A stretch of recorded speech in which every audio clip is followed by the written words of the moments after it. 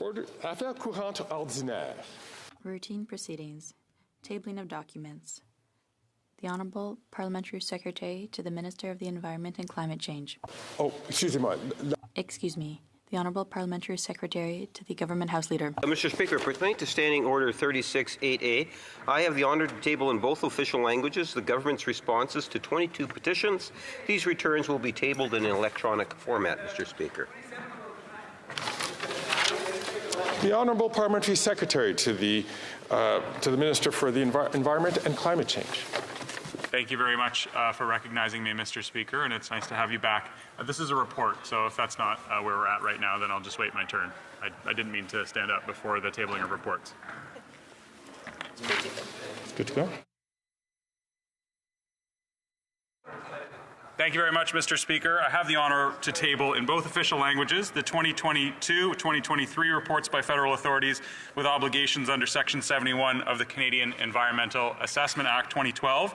Furthermore, as required by Section 14(1.1) of the Canadian Net Zero Emissions Accountability Act, I would also like to table in both official languages the 2023 progress report on the 2030 emissions reductions plan as required by Section 14(1.1) of the Canadian Net Zero Emissions Accountability Act. Mr. Speaker, we're lowering our emissions and we're fighting climate change on this side of the House.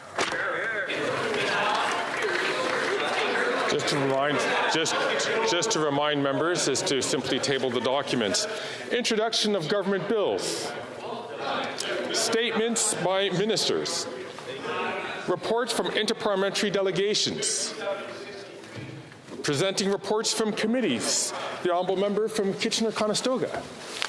Mr. Speaker, I have the honour to present in both official languages the 14th report of the Standing Committee on Agriculture and Agri-Food entitled Supplementary Estimates B 2023-24, votes 1B, 5B, and 10B under the Department of Agriculture and Agri-Food. Thank you.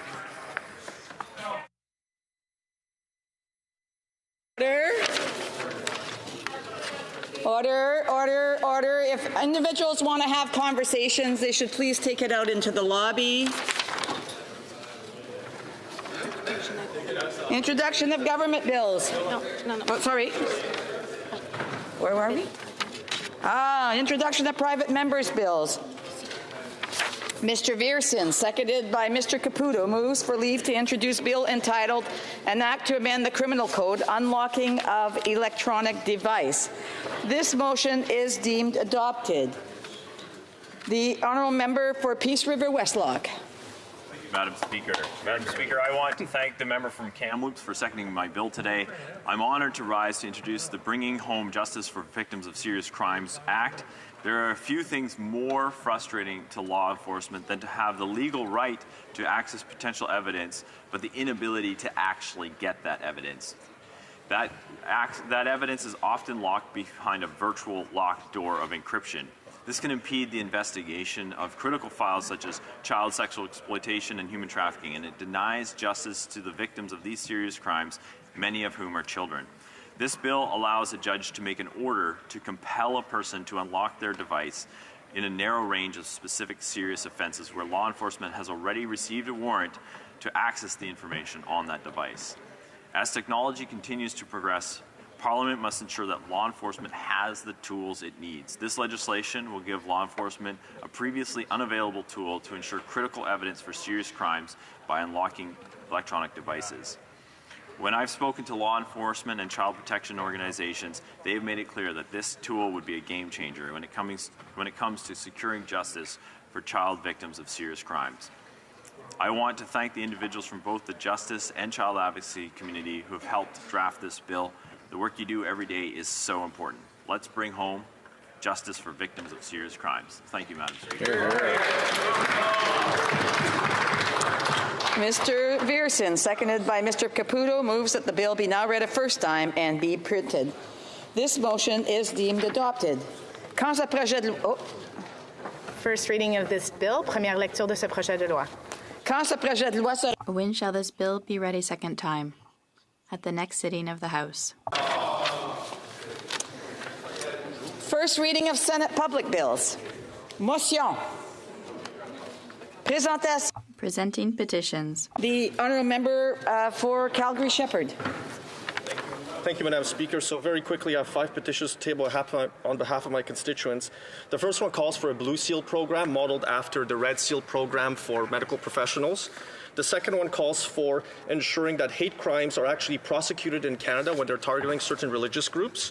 My third petition is calling for an inquiry to be called into People's Republic of China's foreign interference in our elections. The fourth petition from my constituents calls for C-50 to be abandoned. The Unjust Transition Act targets them specifically. And finally, my fifth petition calls for the Government of Canada and the Speaker specifically to give royal recommendation to C-318 so that adoptive parents and intended parents are able to better support their families. Thank you, Madam Speaker. I just want to remind members that are having conversations, so please take it outside, because you may not think that it's loud, but I have my speakers on and I can still hear the conversations happening. Presenting petitions, the Honourable Member of Courtenay Albany. It's a huge honour and privilege to table this petition today on behalf of constituents from my riding. Sorry, I just went to the dentist if I'm sounding odd. Farmers markets are a key tool for COVID-19 recovery as small business incubators, domestic system and food security builders, and local economy community builders. And these coupon programs are a key support for new market development and support for existing markets and their provincial associations. Now, in BC, the Farmers Market Association, with 135 member markets, 4,000 plus vendors, help 16,000 vulnerable families, seniors, and pregnant women to access weekly coupons. Madam Speaker, they're calling for a national matching program that would support all provincial market coupon programs and would match provinces who already have contributing programs. This would help tackle poverty, support local farmers, and, Madam Speaker, help provide a healthy food to the most vulnerable. Thank you. Present petitions, the Honourable for Kingston and the Islands. Thank you, Madam Speaker. I rise today to present a petition on behalf of the community of Enterprise Public School in Kingston. They are calling on the Minister of Finance, the Minister of Families, Children and Social Development, and the Minister of Agriculture and Food, Agri-Food, to prioritize funding for a national school food program through budget 2024 for implementation in schools for fall of 2024. And in the petition, Madam Speaker, they bring to the government's attention the fact that new Statistics Canada data from 2022 indicates that 1 in 4 children in Canada live in a food insecure household. They remind us that Canada is the only G7 country without a national school food program, and that school food programs are recognized around the world as essential to health, well-being and education of students, with over 388 million children in at least 161 countries receiving food or subsidized school meals at their school. Thank you, Madam Speaker. Presenting petitions, the Honourable for Kenora. Madam Speaker, I'm rising today to present a petition recognizing that maternity and parental benefits provide parents with critical financial support and that adoptive and intended parents are currently at a disadvantage under the EI system. Petitioners are calling on the government to support the adoption of a common-sense Conservative Bill 318, which would deliver equitable parental leave for adoptive and intended parents. Madam Speaker, this must be done through a way of royal recommendation. Thank you. Hear, hear. Petitions, the Honourable Member for Winnipeg North. So thank you, Madam Speaker. It's a pleasure for me to table today a petition signed by Manitobans regarding the important issue of health care, and what they're amplifying is the importance of recognizing everything from credentials that immigrants bring to the country dealing with health care to our post-secondary facilities, recognizing, Madam Speaker, that we need to better support our health care providers, which is really the backbone of our healthcare system. Thank you, Madam Speaker. Again, I want to remind members, when others have the floor, if they wish to have conversations while somebody else has the floor, they should take it out. I had just mentioned that, and I think that, you know, we need to afford the same type of respect that we afford our own members to other members. Presenting petitions. Order. There's no chance for debate on this matter. Order. Order. Both on the government side and on the official opposition side, I'm asking that you respect each other and that you respect this House to ensure that we can maintain the decorum in the House and to ensure that the House can function properly. Presenting petitions. Présentation de pétitions. Questions on the order paper. The Honourable Parliamentary Secretary of the Government House Leader. Madam Speaker, I ask that all questions be allowed to stand, please. Don't do it. I say we. Orders of the day. Agreed and so ordered. Orders of the day. Ordre du jour. Government orders, business of supply. The opposition motion standing in the name of Mr. Poiliev, carbon tax on farmers, First Nations, and families. Start. Aujourd'hui étant le dernier. Today being the final supply day in the period ending December 10, 2023, the House will proceed as usual to the bill on supply.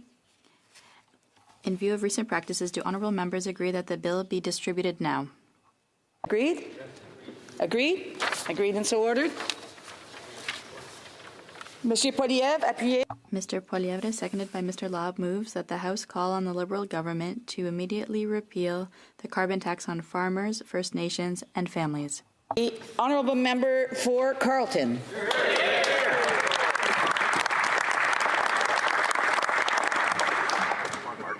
Canadians are hungry for Parliament to pass today's common sense Conservative motion that the House call on the government to immediately repeal the carbon tax on farmers, First Nations, and families.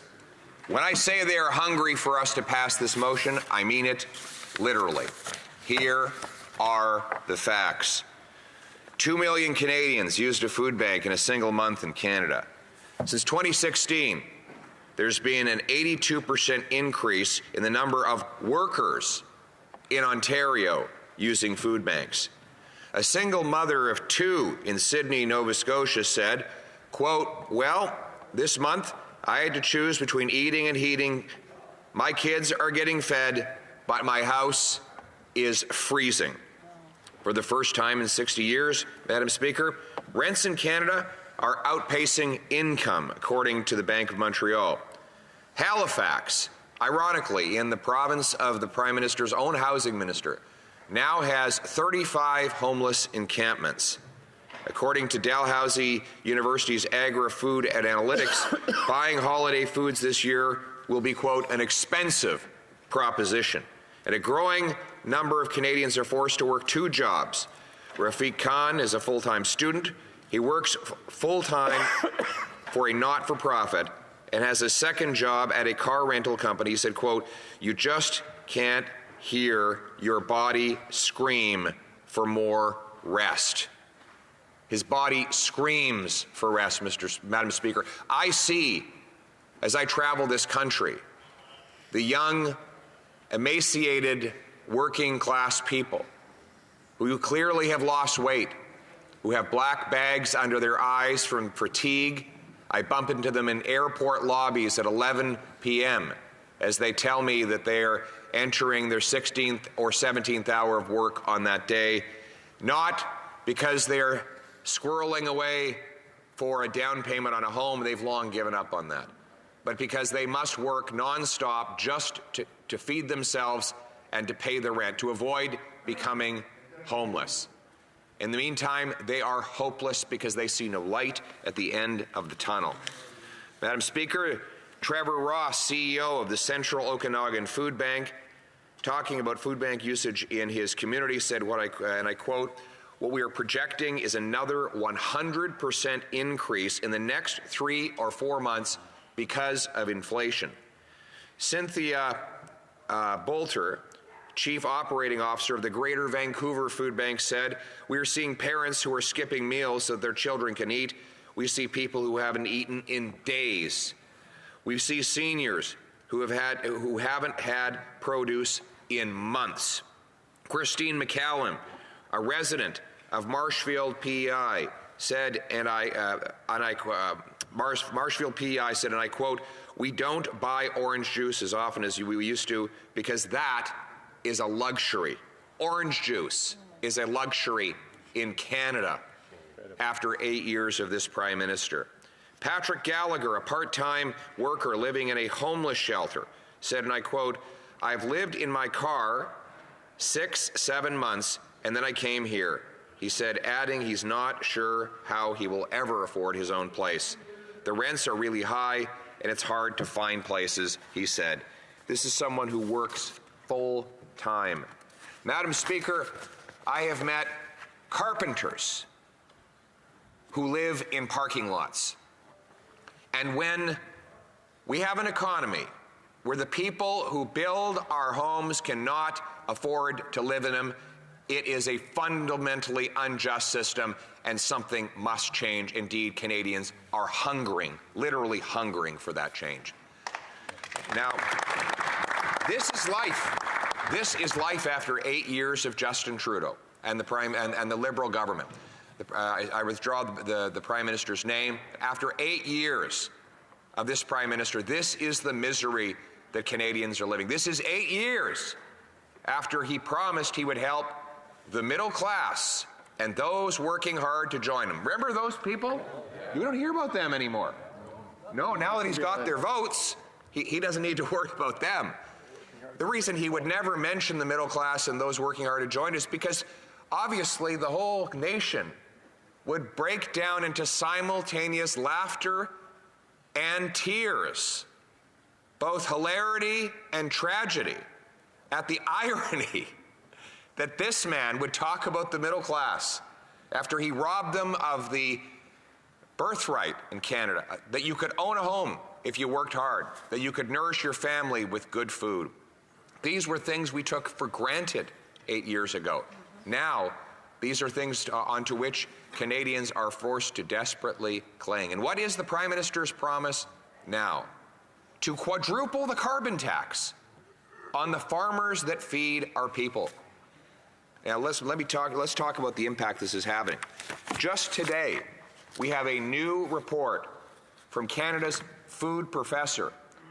Professor Charlebois of Dalhousie University produced a report indicating that next year Canadians will spend $701 more to feed their families. Now, this is on top of the 20% food price inflation we've had just in the last couple of years. Next year, the average family of four will need to spend $16,297 to feed their children and themselves. Projections from this report indicate that for the coming year, food inflation will be between 2.5 and 4.5%, on top of the pre-existing food price increases. Now, Liberals will say, oh, well, inflation is coming down. Prices are going up. The 20% increase in the cost of food is not going away. The 2 to 4% increase that will come this year will be compounded on top of the previous increases. The Prime Minister said, well, he might be quadrupling the carbon tax on farmers and truckers who bring us our food, but don't worry, he's having meetings with CEOs of grocery chains. Well, clearly it hasn't worked, because food prices continue to go up again after the dozens of promises that he would make food more affordable. I'm going to read from this report again. In 2024, it is probable that Canadians will continue to experience the strain of food inflation, compounded by increasing costs of housing, energy, and various other expenditures. Canadians are facing stricter budgets as they contend with higher costs of living, as rents continue to increase, interest rates have risen, and household debt is up. Food and beverage retail data show that between 2022 and 2023, Canadians reduced the amount they spent on food and beverage retail by 3.26%. They're eating less. They're paying more to eat less. So they're having to cut back on their nutritional budgets. They're buying less nutritional food. They're buying smaller portions where the nutrition is literally stripped out of it and replaced with manufactured oils and artificial sweeteners and flavors so that they can trick their palate into thinking that they're nourishing their bodies. A recent report by TransUnion, I'm now quoting from the report from the Agri-Food Analytics group at Dalhousie. A recent report by TransUnion found that the average Canadian has a credit card debt of $4,000 and a 4.2% increase in household debt compared to last year. The problem is getting worse. Madam Speaker, that increase in household debt is on top of the fact that Canada already has the highest household debt in the G7 by a country mile. No one else is even close. We now have approximately $1.80 in debt for every dollar in household income. And all of that debt is rolling over into higher interest rates, which this Prime Minister's deficits have caused. I quote the report further. Food prices are not the only increase in expenses that Canadians are facing, as other commodities are still feeling the effects of inflation. And household expenses like rent and utilities are also increasing year over year. The last 2 months have been the fastest months of increase in the rent. And the Prime Minister's plan, after having caused all this misery throughout 8 years, and I will be sharing my time with the member for Haliburton, Kawartha Lakes, Brock, who comes from a farming community. The Prime Minister proposes to quadruple the carbon tax on the farmers who make the food and the truckers who ship the food.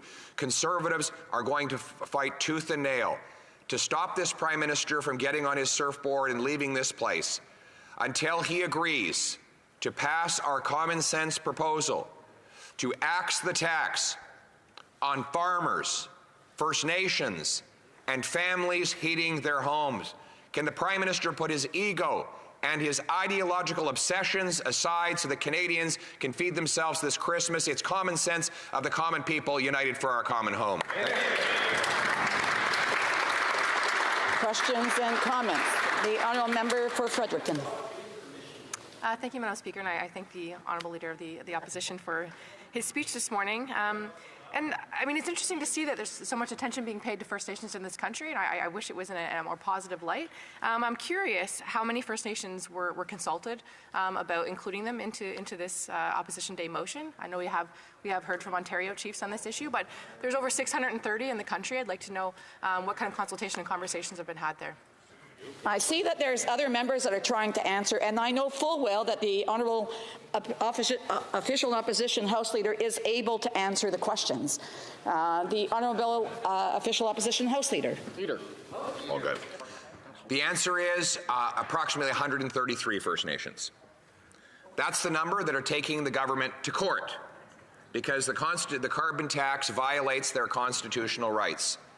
So now First Nations are fighting this Prime Minister in court again. They're forced to spend their limited resources hiring lawyers, not because they want to, but because they know that their people will not be able to heat their homes in their cold and often remote communities, that they won't be able to fill up their pickup trucks to go to work, and they need pickup trucks if they're going to work in rural and remote areas, in logging, in fisheries, in mining, in agriculture.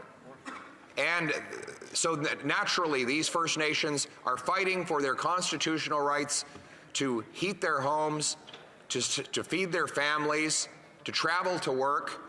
And I would add that I stand also with the First Nations against this Prime Minister's plan to ban hunting rifles. First, he wants to tax the food that First Nations buy, and now he wants to take away their ability to use a hunting rifle to feed themselves. We'll stand with First Nations, their right to hunt, their right to heat, their right to eat. And I do want to apologize. I mentioned House Leader as opposed to Leader, so I do want to apologize for that. Questions et commentaires. L'honorable député de Longueuil. Questions and comments. The Honourable Member for Longueuil, Saint-Hubert. Thank you, Madam Speaker. Madam Speaker, I feel like this morning we're in a parallel universe, listening to the Conservatives talking to us again about the carbon tax. What planet is he living on? What universe? Recently, I have traveled through Quebec. I've met with over 400 housing groups, coordinators. I have met with over 400 organizations which take care of women who are victims of domestic violence, who are building social housing, who take care of homeless people. No one, none of them ever talked to me about the carbon tax. What they do want is for the government to invest. And for example, the National Housing Strategy, it's a failure. They want it to be redone. They want to sign an agreement with Quebec. They want real housing built for Quebecers so Quebecers can live in it. That's what people want. No one ever talks about the carbon tax. So what universe are the Conservatives living in? The Honourable Official Opposition Leader. Well, I'm living on the planet where people need trucks to go to work. That's the truth.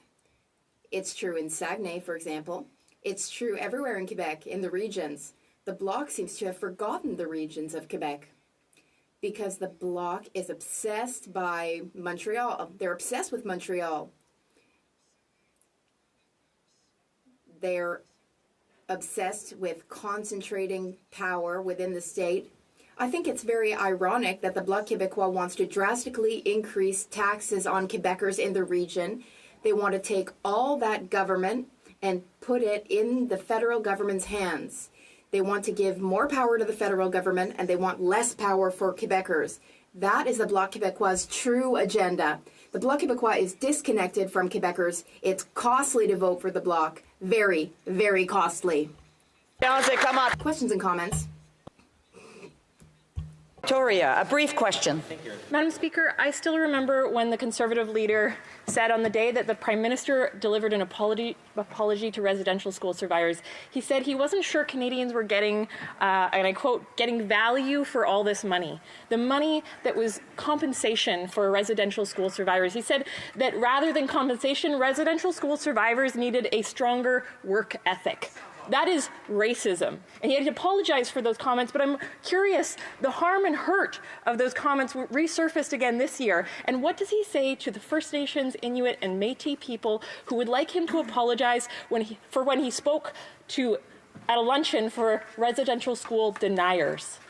The Honourable Leader of the Official Opposition, a brief answer. Madam Speaker, I addressed those remarks 15 years ago. Here and now, Conservatives are the only party that are fighting for First Nations.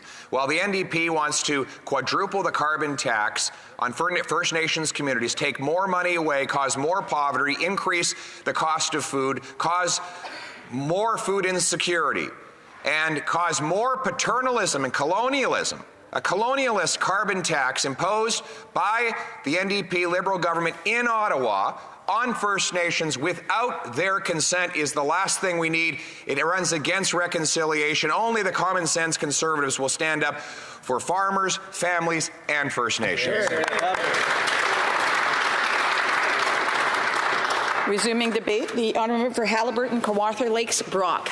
Thank you very much, Speaker, and it's always a privilege to speak in this place and, of course, to follow the Leader of the Official Opposition, the member from Carleton, in his wise words.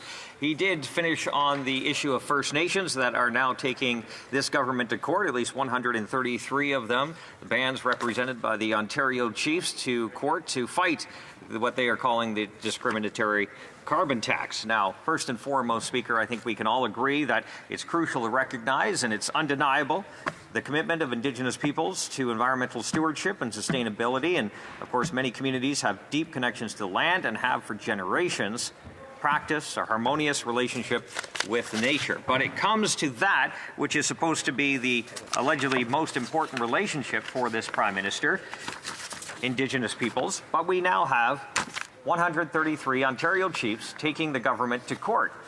Not necessarily something they want to do, something they are forced to do. Headline, APTN. Ontario chiefs are asking for a judicial review of a carbon price regime. Now, I'll read the first paragraph because it highlights exactly what I want to speak to quite perfectly. First Nations leaders in Ontario say Canada needs to fix what they call a discriminatory carbon price system, arguing the federal government failed to address their repeated concerns and back their exemption request only to then issue a carve-out to other parts of Canada. So I think that is quite clear. The next one actually builds on what the Leader of the Official Opposition was just saying about the fact that First Nations leaders are not consulted, despite the repeated comments of this government.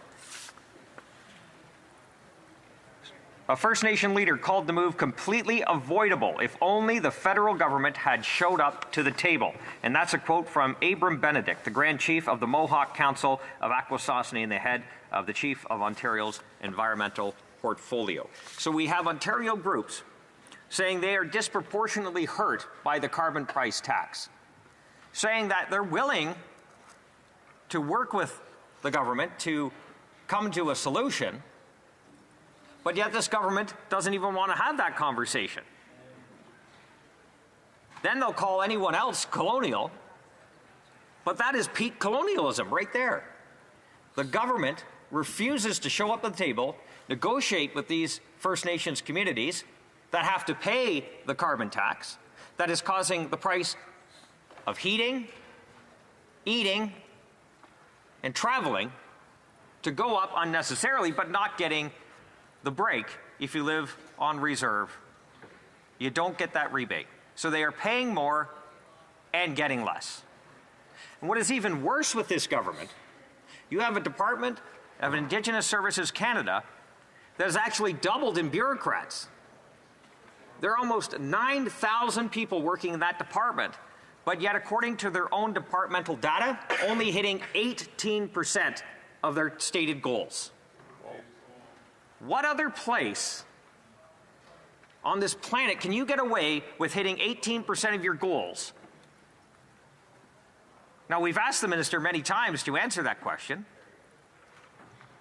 There's no clear answer, but I can tell you what happens. They actually move the targets down the road. So if you don't complete it this year, you just move it to next year and the year after that. So the lives of Indigenous peoples under this government are not getting any better. This move by the Ontario Chiefs proves that. This claim by the government that people are better off with more money in their pockets because the rebates give them more is not true. The Parliamentary Budget Officer confirmed that. This lawsuit proves that example yet again. So this government's plan to continue to increase the carbon tax year after year is not making people better. Emissions are going up. They don't have an environmental plan, Speaker. They have a tax plan. They have a tax plan that is making the lives of Canadians, whether Indigenous, non-Indigenous, miserable. They're spreading the misery around. Now, it's probably easy for this government, if you can't, under their policies, they can't seem to encourage more to start businesses because under this tax system, the more you make, the more they take. So they'll just keep spreading the misery and bringing people down. And those people are the middle class. And those are the people that are hurting the most. The Environment Minister decides to take a nice trip to the UAE to talk about reducing emissions. It's interesting that he can sit there, lecture others about trying to live their lives, and pointing his finger at others who are trying to maybe take a vacation if they work all year round. Feed their families, for crying out loud. Nowadays, food bank usage through the roof, expenses through the roof, rent, mortgage through the roof. And then the minister has the audacity to look at others and say, how dare you get on that plane? But he bemoans the wealth of others for maybe creating a job through a small business or two, creating opportunity in their community, and then tells them they can't see the fruits of their labor. But he'll take all that life has to offer. I bet you that Environment Minister ate at the best restaurants, stayed at the finest hotels. And now we have 133 Ontario chiefs taking the government to court because that government would not sit at the table, negotiate with this government on a way forward. Something that should be common sense to this government. The fact that they have to get to the point where these communities have to use money better spent for providing services for their people. Now they have to use it to take to court only to try and stop the misery this government is inflicting. Now, in April of 2022, the Auditor General, in what can be called by many a scathing report on carbon pricing, found that Indigenous groups were disproportionately burdened by the Liberal carbon tax. In section 5.60, the report states, Indigenous groups and small and medium-sized enterprises were still disproportionately burdened. The Auditor General also found that Environment and Climate Change Canada had not established any criteria for their assessment of provincial and territorial systems in the federal benchmark to consider the potential disproportionate burden of carbon pricing for all jurisdictions. And unfortunately, in February of this year in a press release, and I quote, "The reality in First Nations communities is poverty-stricken conditions, along with substantially higher costs for all goods and services in rural and remote communities." I go on to quote, "The fuel charge program has added a costly burden on First Nations who experience far greater poverty and substandard housing and infrastructure than the average Canadian as a result of colonialism. The fuel charge cost of First Nation citizens amounts to another cash grab for Canada, removing several $1 million a year from those people who are least responsible for the climate crisis." That pretty much says it all, Speaker, and I know my time is running short. It's a shame because I have a lot more to say. But this hurt is real for First Nations communities. There's not more money in their pockets because of this government. The housing crisis has not gone away. We see opportunities left and passed by this government. We had leaders from Germany and Japan come to this government saying, "We would like to buy your energy." And who would benefit from that energy in a lot of cases? First Nations communities, through jobs, through opportunity, investment, equity stake. And this government just fluffed off the Chancellor of Germany, fluffed off the Prime Minister of Japan. "Nope, you can go buy your energy somewhere else." This would have provided some much needed relief for Indigenous communities. But this government, like the carbon tax, they ignore the needs, the wishes, the desires of those First Nations communities. So in our motion, Speaker, we are calling for the carbon tax to be taken off families, for farmers, and for First Nations. Thank you, Speaker. Questions and comments? Questions et commentaires. The Honourable Parliamentary Secretary of the Government House Leader. Yes, thank you, Madam Speaker. You know, it's one of the things the Conservatives is very consistent. Consistent in the sense that they do not understand nor appreciate the policy issues related to our environment. They are indeed climate deniers. And today we're going to be debating the Conservatives' agenda to get rid of the price on pollution. And there will be a substantial cost to that. My question to the member is, even though that very member on his election platform indicated to his voters that he supported a price on pollution, how does he justify the 180 or the 360-degree flip-flop on that issue? The Honourable Member for Haliburton, Kawartha Lakes, Brock. Thank you, Speaker. This carbon tax regime that the Liberal opposite seems to keep promoting isn't working. The fact that emissions keep going up is the problem. If your stated goal is to impose the carbon tax, but emission keeps going up, and people are suffering as a result, well, maybe it's time to rethink your position, the fact that it's not working. Maybe we should be investing more or opening up the free market to more technology, more innovation, more rapid innovation to get to the world of more clean energy. But you only do that if you have an equal playing field that allows the market to provide. And this is something that government isn't doing. It's taking and redistributing to ideas that only match what the Liberal ideology is. And that's the problem. Questions and comments? The Honourable for Courtenay Alberni. Thank you, Madam Speaker. And my colleague talked about Indigenous people feeding their kids. And I'll tell you what it's like in my riding, Madam Speaker, where the New Chalmouth went to court to actually exercise their constitutionally protected rights to fish, Madam Speaker, so they could feed their kids. What did the Conservatives do in power? They fought them. They spent millions of dollars fighting them in court. When the New Chalmouth won in court, what did they do? They appealed. Not once, but twice did the court side with the New Chalmouth. All they wanted to do was get back on the water and feed their fish. The MP that sat in this House before me, Madam Speaker, he didn't say New Chalmouth once in 15 years. They felt unheard and invisible in this place, Madam Speaker.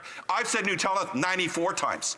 So through you, Madam Speaker, to my colleague, will he stop, will the Conservatives support New Chalmouth? Will he support nations that have won in court to defend their constitutionally protected rights to feed their kids? Or they continue supporting litigation against Indigenous people?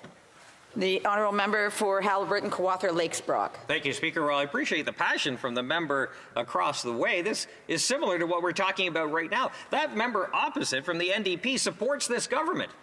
And what we're talking about right now is the 133 Ontario chiefs that are bringing this government to court because the consultations broke down, because the government refused to even talk to them about issuing a carve-out or trying to alleviate their misery.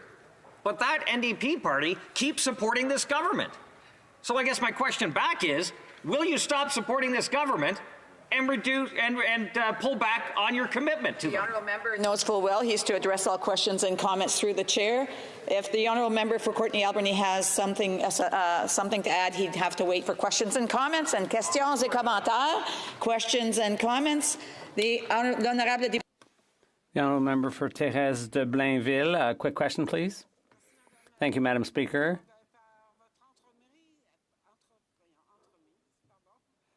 Through you, I'd like to say to the colleague who just spoke that Quebec's agriculture is not governed by carbon tax. Our agriculture does not come under the carbon tax. So if the Conservatives are concerned about farmers, I would ask my colleague, what is their game plan for fighting climate change, which greatly affects agriculture? Brock? Well, I can tell you the people who are at the forefront of developing technology innovation are those working in agriculture. They have always been ahead of the curve on using the best technology and best practices. Why? Because it helps them continue their operation. It helps them become sustainable. And those that are working the land in the agriculture sector, they need to have the best practices in order to keep their operation going. So we want to continue to make it feasible for young people to get into the farming sector. But when the government is making it harder and harder for those growing our food to make a living, we've got a bit of a problem. If it costs this is the whole argument about the price of food. It is getting too expensive. Farmers are having a harder time to make a living. And when you can't make a living, it's tough to get people in agriculture.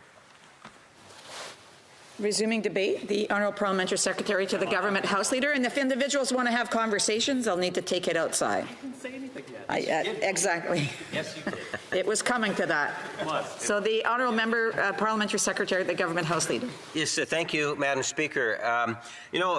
I always appreciate the opportunity to be able to provide some thoughts in regards to Conservative Opposition Day motions. One of the things that I've recognized is the fact that nothing has really changed in the sense that the Conservatives time and time again want to push the issue of what they classify as the tax, cut the tax, that bumper sticker thing that I talked about. In fact, I just looking through some of the social media, and you see these big blue signs and how they've really amplified and tried to simplify the message. I would suggest to you, Madam Speaker, it's a message of deception. It's often the type of thing that I would hear, when I would be listening to Donald Trump, the former president of the United States, talk about messaging and the types of speeches that he would deliver. It's kind of like a flashback. For me, what I see is the Conservative Party catering more and more to the far right, the mega right, if I can put it that way, Madam Speaker. And I've made reference in terms of how that right has virtually taken over the leadership of the Conservative Party today and the office of the leader of the Conservative Party. And I couldn't think, well, maybe the Canada-Ukraine, but it's difficult to imagine many other issues where the Conservative Party is so out of tune and prepared to mislead Canadians on public policy than their slogan of an axe on the tax. For people that are following the debate, I would really encourage them to listen to what it is that the leader of the Conservative Party actually said. You know, when he was trying to appeal to people, he was using examples. He was saying, you know, this particular individual, what about that particular individual and this particular individual? And giving the impression that if you axe the tax or you take away the price on pollution, Madam Speaker, that they would be so much better off. As one member from the Conservative Party affirms exactly what it is I said. Madam Speaker, it is just not true. Yet the leader of the Conservative Party travels the country to spread that kind of information. You know, I thought that style of politics was just south of the border in the United States, where it was amplified by Donald Trump. Now we have the leader of the Conservative Party trying to outdo Donald Trump, Madam Speaker, I would suggest to you. Think about the comments. He says that it's more affordable to people if they get rid of the price on pollution. They axe the tax. I represent roughly 95,000 people, Madam Speaker, in Winnipeg North. I think it may be just starting to grow a little bit more, getting closer to that 100,000 mark. 80% plus of the residents that I represent actually get a net benefit because of the price on pollution, Madam Speaker. Because you know what, Madam Speaker? The leader of the Conservative Party, when he says he's going to get rid of the price on pollution, that also means the environmental rebate, Madam Speaker. He's going to get rid of the rebate portion also. The independent office of the Parliamentary Budget Office, which is independent. They are not partisan, Madam Speaker. They are professional civil servants. They have made it very clear that 80% plus have a net benefit because of the rebates, Madam Speaker. And that is the reality. That's what we're hearing from the independent budget officer of the House of Commons. And I can tell you, Madam Speaker, I would suggest to you that in Winnipeg North, it's even a little greater. So when the member tries to give his examples, and he says, well, what about this person or that person and this person? I would suggest to you most of the people that he's referencing actually get a net benefit because of the rebate. So if you take away the price on pollution, or axe the tax as the Conservatives call it, you're actually taking money out of 80% of the constituents in which I represent. Money out of the pockets and purses of those individuals, Madam Speaker. So he says, well, we're going to make things more affordable so that they have more disposable income by getting rid of the price on pollution.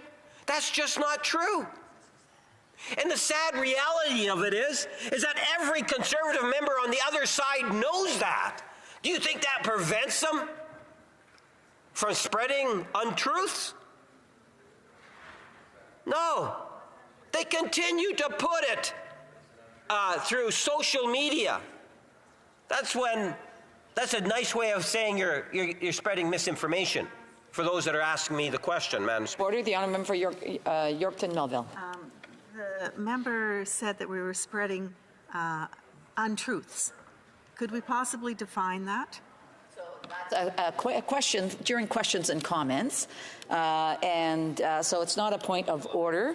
The honourable member for the honourable parliamentary secretary. It's misinformation. Many would say it's misleading. Let me put it to you this way. If you say to a constituent of mine, 80% of them receive more money back than they actually pay into the price on pollution, as has been affirmed by the independent parliamentary budget officer. That means they're getting more money back. But there's Conservatives, including the leader of the Conservative Party, who's leading the Donald Trump charge, saying, it's okay, We're going to get rid of the price on pollution. We're going to put more money in your pockets. Just not true, Madam Speaker. That's not true. So what would you classify that? I can't be bold and blunt in terms of what it is the leader is saying because it would be unparliamentary. But, Madam Speaker, I would suggest to you, if we take a look at the information that the leader is talking about, it is misleading Canadians. And at the end of the day, Madam Speaker, everything that the Conservative Party is doing today seems to be focused on that one issue. They are completely ignoring the environment. We wait to see any form of a climate plan coming from the Conservative Party. The last time they stood up inside the chamber, Madam Speaker, to talk about their their environment plan, the last time was when they were all collectively under Aaron O'Toole saying, well, we now support a price on pollution. That's the last time I can recall where they actually came out with a price on pollution. And as one Conservative member says, well, where is he? Well, you kicked him out. He's no longer around. That's true. You've had a few leaders, but you really like this one. And I would suggest maybe it's because of that far-right element. And most Conservatives, if not all Conservatives, seem to be on side with moving to that far-right, Madam Speaker. And it's at a great cost. Even though, Madam Speaker, as I pointed out in the question, every member that campaigned in the last election just 2 years ago, in their election platform, made it very, very clear that they supported a price on pollution. But that has changed. And that is a fact, Madam Speaker. Madam Speaker. When individuals are in the chamber, they're not free to be yelling. And I would just ask members, if they have questions and comments, to please wait until the appropriate time. The Honourable Parliamentary Secretary. Yes, thank you, Madam Speaker. I want to talk about ways in which you can see the Conservative Party offside, or maybe do a little bit of contrast for them. You know, when I look at the emissions curve and what we have witnessed over the last number of years is a shift where the curve is actually now starting to bend in a direction, Madam Speaker, in which Canadians, I believe, would be very supportive. Had there not been a change in government back in 2015, Madam Speaker, under Stephen Harper's leadership, the curve would have continued, or the graph would, I should say, would have continued to gone up by an estimated 9 points, Madam Speaker. What we have witnessed over the last number of years is the line has gone down by 7 points, Madam Speaker, under this administration. So we have the curve going in the right direction when it comes to greenhouse emissions, which is an important issue to Canadians. In real numbers, I'm told it's like 53 megatons. Now, for my constituents, even like myself, I try to better understand what does that actually mean, Madam Speaker?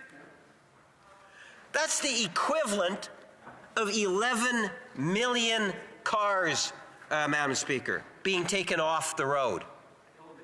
11 million cars. You know, the population of Manitoba is about 1.3 million people. Population of Saskatchewan is, now I'm guesstimating on it, Madam Speaker, is probably somewhere around 1.15 million. And the province of Alberta is well over 3 million, from what I can recall, Madam Speaker. You could take away every vehicle in the prairies. So when you think in terms of over the last number of years, 53 megatons, of GHG, 11 million vehicles. To me, that speaks volumes in terms of what it is as a government that we have been able to achieve in a relatively short time span, Madam Speaker. We are able to achieve that through providing different forms of incentives and programs. One of the programs that I would want to highlight is the fact that Canadians want to be able to participate. We know that, Madam Speaker. I hear that, and I've heard it for many years. I remember being in the Manitoba legislature talking about banning plastic bags.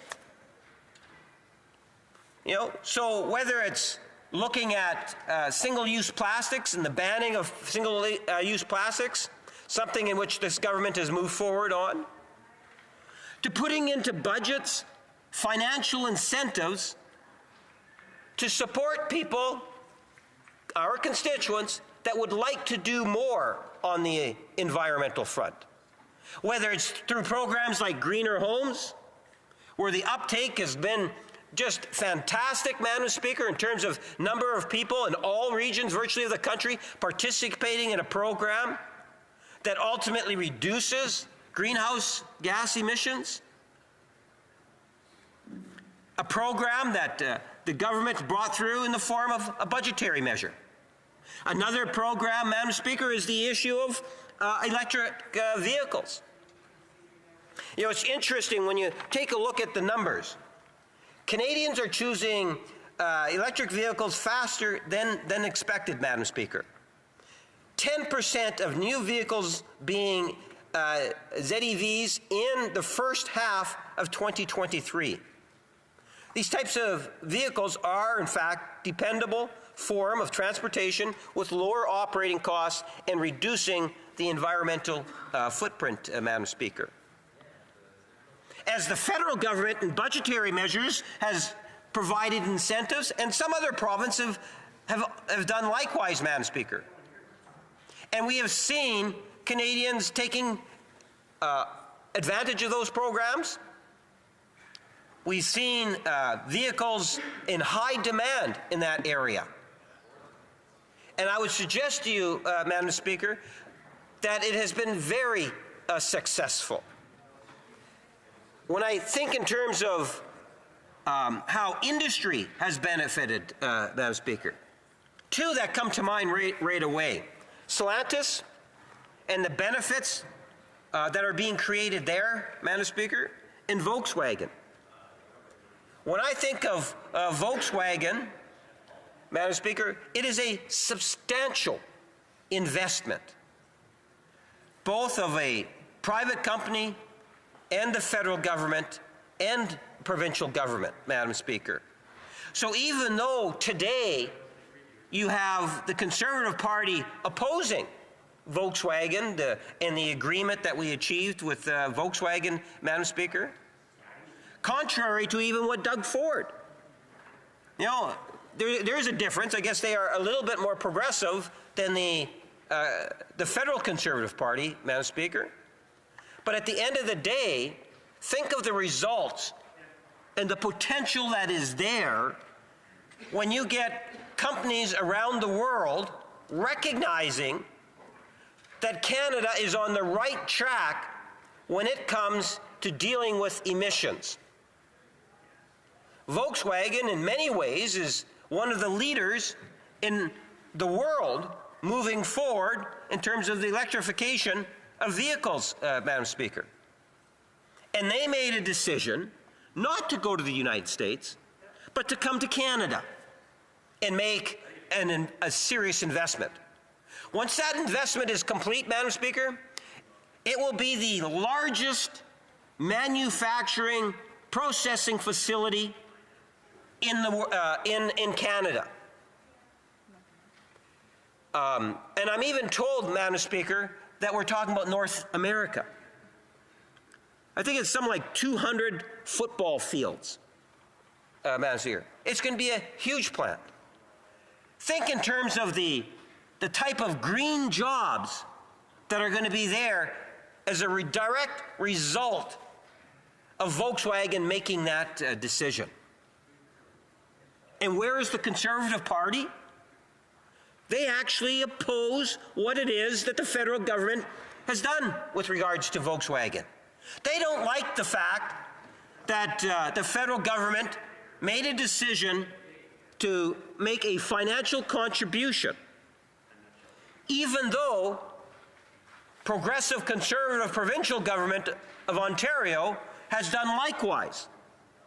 Not to mention the community of St. Thomas itself, Madam Speaker, that has also come to the table because of infrastructure. This brings real life to an industry that has potential to grow. And the Conservatives and the climate deniers are completely offside. And it's just not the province of Ontario that benefits. Think of the minerals involved. Think of the other components, Madam Speaker. It's just not Ontario, St. Thomas community that's going to benefit by this. All of Canada, if not directly, will indirectly benefit by this. And it doesn't stop there. You know, think of Stellantis and how, again, Canada in the industry of electrification of vehicles continues to grow. And those two are not alone. Is there any wonder why today we kind of lead the G7 in terms of foreign investment coming into Canada? Because as a political entity, the government of Canada recognizes that green jobs are golden jobs going forward, Madam Speaker. And we need to see those types of investments. As a government, from day one, we have supported Canada's middle class and those aspiring to be a part of it. We want an economy that's going to work for everyone, Madam Speaker. As the Conservative Party, single focus seems to be on misinformation, spreading misinformation, filibustering, and ultimately playing a destructive force on the floor of the House of Commons. We, in turn, will continue to be solely focused on having the backs of Canadians and providing the jobs that are going to be there for the future, ensuring that life remains affordable, Madam Speaker, and dealing with the issues that we know are important to Canadians. And that means, in good part, dealing with the environment, Madam Speaker, in a very real and tangible way. Thank you. Comments, the Honourable for Provencher. I listened closely to the member from Winnipeg North giving his speech in respect to our opposition day motion to eliminate the carbon tax for farmers and First Nations and families. And he indicated that Stellantis and Volkswagen were getting significant federal contributions, that this Liberal government has made very large financial commitments to Volkswagen Stellantis in the tune of about $40 billion. The question I have for the member is he comfortable going back to his constituents of Winnipeg North and telling them that each and every single one of those families is going to have to contribute $3,000 for those plants in Southern Ontario to function here in Canada? Are you comfortable with telling your constituents? Is he comfortable? Not you, Madam Speaker. The Honourable Parliamentary Secretary. Madam Speaker, the Government of Canada, through procurement process, awarded Boeing a substantial hundreds of millions of dollars in contracts. And that Boeing contract is going to provide hundreds of jobs for people in Winnipeg. Substantial government dollars used to support Boeing and us having military aircraft. I have no problem in the Government of Canada supporting industries that are going to provide good, sound jobs, either directly or indirectly, whether directly they're more focused in the province of Ontario, Quebec, Manitoba, or any other region of the country. It's an issue of fairness, and this government has been fair, and this particular project, whether it's Volkswagen or Stellantis, unlike the Conservative Party, we see these as investments that are going to ultimately build a stronger, healthier industry and provide good, solid, middle-class jobs well into the future. The difference is, Madam Speaker, we think of the future jobs for Canadians. We're not stuck in the past, and we're open to having a healthier environment. Questions and comments, the Honourable Member for Longueuil Saint-Hubert. Thank you, Madam Speaker. I've been listening to the debate since this morning, and as a Quebecer, I feel totally excluded from what's happening. They're talking about the carbon tax that doesn't apply in Quebec, has nothing to do with Quebec. I don't know how the Conservative members from Quebec think about this. They have motions that don't have to do with Quebec. I don't know why they don't fight for their party to have motions that have to do with Quebec. And the Liberals, whenever they talk about climate change, they say everything is great. It's flowers and rainbows. But Canada is one of the worst countries in the fight against climate change. We're the only G7 country where emissions haven't gone down since 1990. According to a study by the IMF, it said in 2022, Canada directly and indirectly had invested $50 billion in the oil industry. $50 billion. I'd like to ask my colleague how many units of social housing we could build with $50 billion. For Secretary. Yes, thank you, Madam Speaker. And in regards to the first aspect of the member's question, and that's the reason why I reinforce at the beginning of my comments that the real objective for the Conservative Party is to be able to have a bumper sticker that has the words "axe" on the tax. That's really what it is that they're hoping to be able to achieve. The facts related in terms of getting rid of the price on pollution is completely irrelevant to the Conservative Party, and at the end of the day, it is unfortunate because there is so much misinformation that is being spread throughout the country with regards to what it is that the Conservative Party is actually doing. Questions and comments, the Honourable Member for Rosemont-La Petite Patrie. Thank you, Madam Speaker. Regarding what the Liberal government is really doing, this morning, after 2 years of waiting, the Liberal government finally unveiled its emissions reduction plan for the oil and gas sector, the infamous CAP. It's worse than what we would have feared.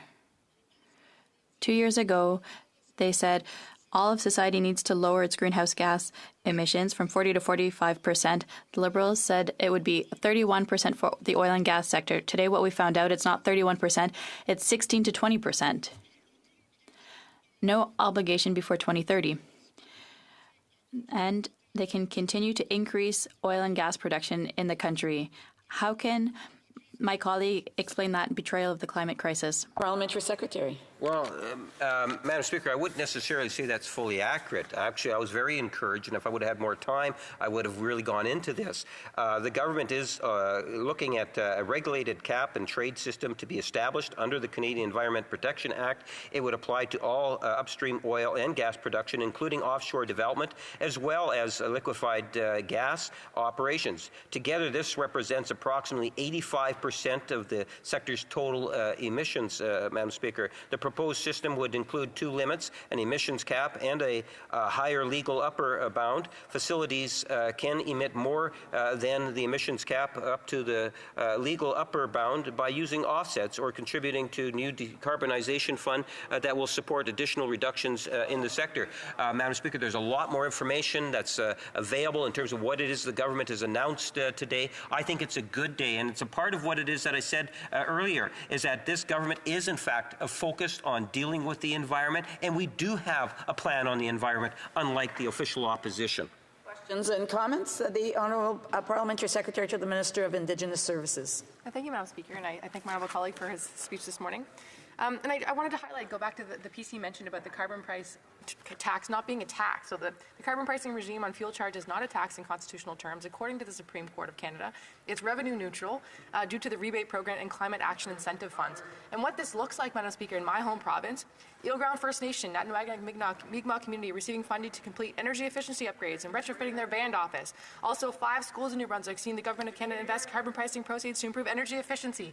This is what's at stake, Madam Speaker, so I'd like to bring facts back to the conversation. Could the honourable colleague comment on that? Mr. Secretary? Well, Madam Speaker, and you know that's if there was a simple message that I would be giving on this, on the whole issue in terms of what it is the Conservative Party is attempting to do, is that people really need to get a better understanding in terms of what it is that the leader of the Conservative Party is actually saying. His behavior is more similar to Donald Trump's behavior on the spreading of misinformation, because that's all this whole campaign is about, misinformation. When they say taking away, they're going to give more money back to Canadians, just not true. It's not true. 80% of the residents of Winnipeg North under the Conservative scheme are going to have money taken out of their pockets. They're going to lose money by this silly, irresponsible approach that the Conservative Party and the leader is taking today. Comments, the member for Selkirk into Lake Eastman. Thank you, Madam Speaker. And the member from Winnipeg North continues to spread his toxic rhetoric, rumors, and innuendo that have no basis in fact. Let's be factual here, Madam Speaker. These Liberals are going to increase the cost of food, as we just learned today that the Canada Food Report just said that the price of groceries are going to go up $700 plus this next year. We already know they're quadrupling the carbon tax on families, on First Nations, on our farmers. This individual does not understand how agriculture works. He's making our farmers less competitive. He's going to make sure that we import more food from the United States, from China, and elsewhere, because we won't be able to grow it cheap enough here in Canada to provide healthy, nutritious food to Canadians. Will this member stand up and recognize the fact that these Liberals are increasing food insecurity in Canada? The Honourable Parliamentary Secretary. Yes, Madam Speaker, you know, let's put it this way. The Conservatives are so focused. The Honourable member had an opportunity to ask a question. Whether he likes the answer or not, he should still be listening. And so, yes, the Honourable Parliamentary Secretary, the Government House Leader. Madam Speaker, the Conservative Party of Canada is so focused on getting rid of the price on pollution that they're actually voting against the Canada-Ukraine trade agreement, and the excuse they're using is because they don't believe there should be a price on pollution in Ukraine. Ukraine's had a price on pollution since 2011, Madam Speaker. That's how ridiculously reckless the leader of the Conservative Party is. He's prepared to vote against, first time ever, a trade agreement with Ukraine and Canada at a time of war in Europe because they have a price on pollution. The price on pollution, Madam Speaker, is something in which the world is moving towards. Only the leader of the Conservative Party cannot conceptualize the negative impact of his reckless policy is having not only here in Canada and now abroad by his irresponsible approach with the Canada-Ukraine trade agreement. Reprise de débat. Resuming debate, the Honourable Member for Jonquière. Thank you very much. Thank you, Madam Speaker. Where to start? I'd like to take a couple of steps back, Madam Speaker, before talking about the motion from my Conservative colleagues, just to give some context of where this motion is arriving. So if we want to give some context, I think we need to talk about what we're experiencing. There's a climate crisis. Either the Conservatives recognize there's a climate crisis and they commit to taking actions to address that crisis, or they don't recognize it. But the major problem we have, Madam Speaker, is that I would say since the arrival of the member for Carleton as leader of the official opposition has been using misinformation as a political tool. So we can't have a conversation with the members of the Conservative Party on the issue of climate change. Because when we address these issues, they act irrationally. And you'll understand why I'm saying that, Madam Speaker. In my former life, I taught political science, and the introduction course on political science in first year, well, there's a pretty simple concept that we teach. What is democracy? And to explain democracy, we tell them that one of the main principles is the use of dialogue instead of force. That's what democracy is, people deliberating together, dialogue that individuals have together to determine what is the collective good. So what we see in American-style politics for a number of years in the United States, well, it's becoming present here in Canada. And what we see is that it's no longer about dialogue over threats. It's no longer dialogue instead of imposing ideas. It's the survival of the fittest using intimidation. We see that in the United States. I don't want to draw a comparison between the leader of the official opposition and Donald Trump. Well, let's set that aside. And I don't want to compare the leader of the official opposition to Marine Le Pen or those other politicians in the Western world who use these types of practices, taking liberties with the truth, to not enter into discussion with counterparts who often don't think the same way. Dialogue is very important. That's why I'm telling you this. Yesterday, we really hit rock bottom. When I was young, my mother told me that sometimes when you hit rock bottom, bad things can happen. So sometimes when you really hit rock bottom, it can't get any worse. And I hope that yesterday was rock bottom. I hope that it can't get any worse. Yesterday, in Natural Resources Committee, we did a clause-by-clause study of Bill C-50. And, Madam Speaker, I follow Quebec politics closely and Canadian politics closely. I've been involved in politics and following politics since 1990. So I follow politics very closely, but never, ever in all that time have I witnessed something as mediocre as what occurred yesterday in committee. Now, members have the right to be heard. That is a basic fundamental principle of democracy. Members are allowed to be heard, to express themselves, and to vote. But even those basics, those fundamentals of democracy, were not upheld yesterday. Conservative members of Parliament last night were literally shouting. They were shouting so that a committee member could vote during clause by clause. And what's worse, Madam Speaker, last night there were some very debatable actions by the member for Brantford-Brant. Yeah, I just wanted to raise a quick point of order because I was at committee all night as well with that member. We were simply we wanted to get the... That is a point of debate, not a point of order. Well, we haven't heard what he said. Yeah, yes, and if the honourable member wants to clarify the record, that's a point of debate. The honourable député de Jonquière. Vous voyez, Madame la Présidente. The honourable member for Jonquière. You see, Madam Speaker, what was occurring last night is occurring here in the House. The Conservative members don't even want to hear what I'm trying to say. They are trying to block me from my right to speak by raising points of order, which are not even points of order. For 2 months now, in the Natural Resources Committee, there have been so many points of orders. Madam Speaker, I'd like to be able to hear myself. Madam Speaker, I'd like to be able to hear myself when I'm speaking, and my honourable colleague should not be interrupting me, please.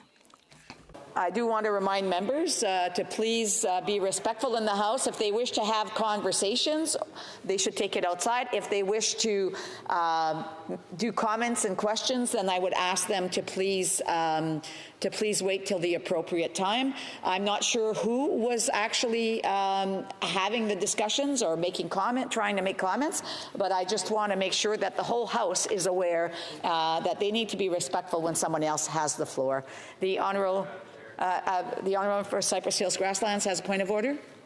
Yes, I was having a very quiet conversation with my colleague sitting right beside me here. I was in no way trying to talk at that member. I was speaking to my colleague right here beside me. I want to remind members, as I said, I don't know which conversations or which comments were from who, and if individuals want to have conversations, they should take it outside.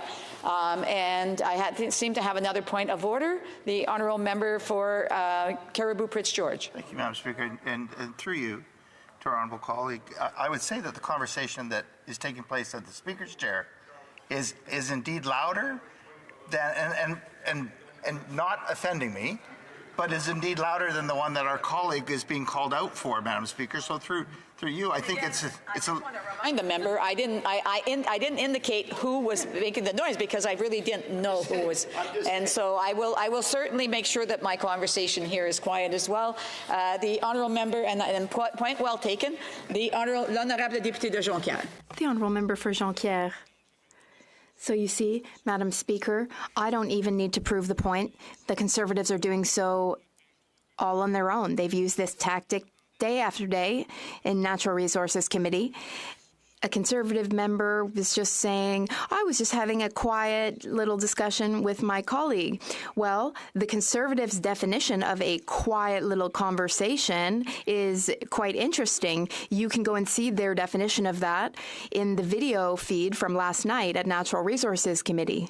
You'll see what they think a quiet conversation is. Before I was interrupted, Madam Speaker, I was saying that the member for Brantford-Brant last night acted in a very debatable ways. The member tried to intimidate the Bloc Québécois whip. The member intimidated members of the Natural Resources Committee so that they could not speak to a bill. That's what we've been experiencing in the Natural Resources Committee for over a month, in fact. And we've been wondering something. We've been, in fact, trying to figure out whose turn it is to speak in committee. And when you put all that together, it's the Carleton method. That's what I call it. This is the method of the leader of the official opposition. There are two strategies to the Carleton method. First, bullying and intimidation. Second, disinformation. As I was saying earlier, today we're at a turning point. The climate crisis makes it such that the action we need to take today will have irreversible impacts on future generations. There are political parties using intimidation, bullying, and disinformation in a context like this, at this turning point, and that is a recipe for disaster. So what I'm trying to do this morning is appeal to the sense of responsibility and duty of all parliamentarians. Parliamentarians should think further than the ends of their own noses. They have to think about their children and future generations. But unfortunately, there are more and more colleagues who are acting as lobbyists for the oil and gas sector. Colleagues who refuse to see science, to hear the science, which is very clear about climate change and its negative impacts on us.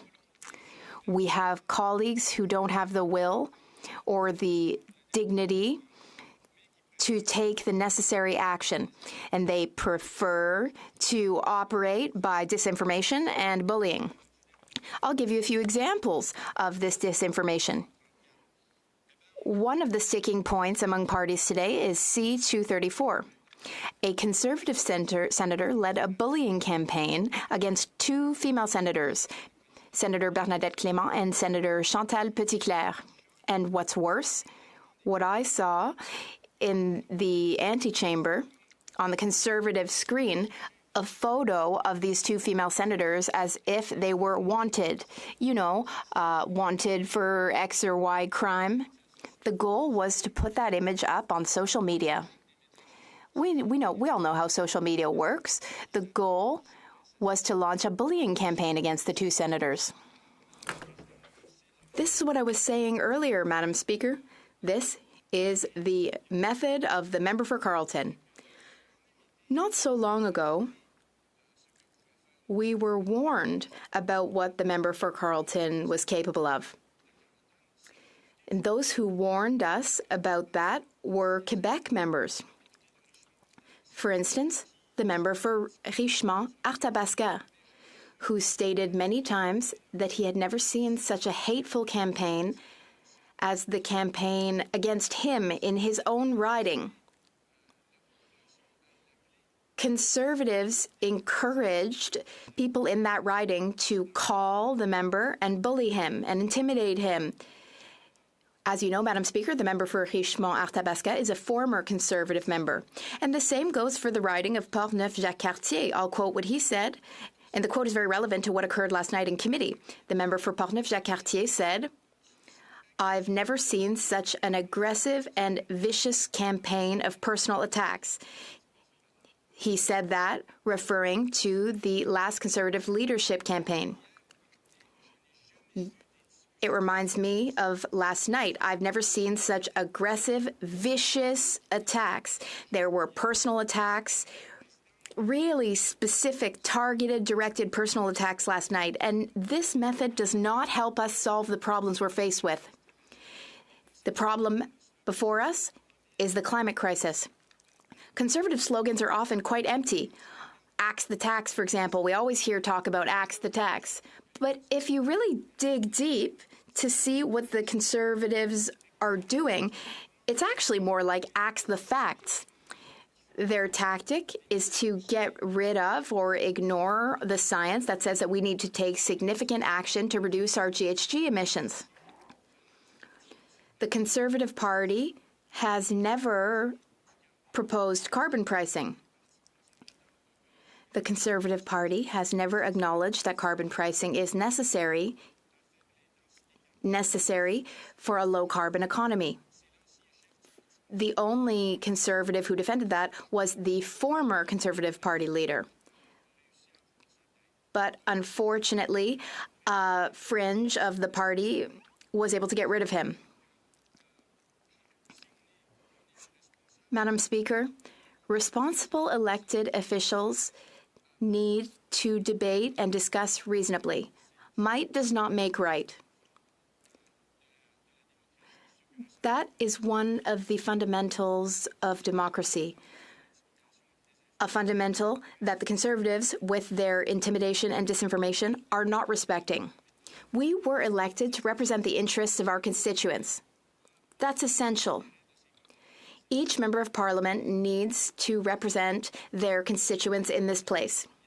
I have a colleague in this place who comes from my region, the member for Chicoutimi-Le who is the Conservative member for a riding in the Saguenay-Lac-Saint-Jean area. And that member rose to ask the government to accelerate the process in the Senate to speed up the passage of C-234. What is C-234 about? It is about decreasing carbon pricing for grain heating and drying. It's related to the carbon tax. And as all members of my party say, and keep insisting, the carbon tax does not apply in Quebec. But in the riding of the member for Chicoutimi-Le there is the Association of Dairy Producers of Quebec, and the president of that association works with the member for Berthier-Masquinongé. They've been working together tirelessly around the clock for 3 years to have a bill passed to end concessions in supply management. We have voted on that bill here. The bill is now before the Senate. And in fact, Conservative senators are delaying the passage of that bill. It's so hard to believe, Madam Speaker, that a member for the Saguenay-Lac-Saint-Jean region who has the Dairy Producers Association of Quebec in his riding, unbelievable that he could thus rise in this House to defend a bill that will have no impact on his constituents or on Quebec politics, but then remain silent when it comes to defending supply management. That is very offensive.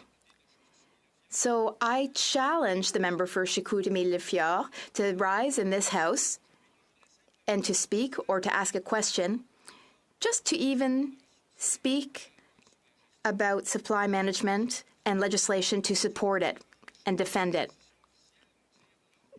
The leader of the official opposition said that during the next election, the ballot box question will be carbon pricing, the carbon tax. Well, the carbon tax, Madam Speaker, this bears repeating, it does not apply in Quebec. And clean fuel pricing already exists in Quebec. It was implemented by the Quebec government provincially.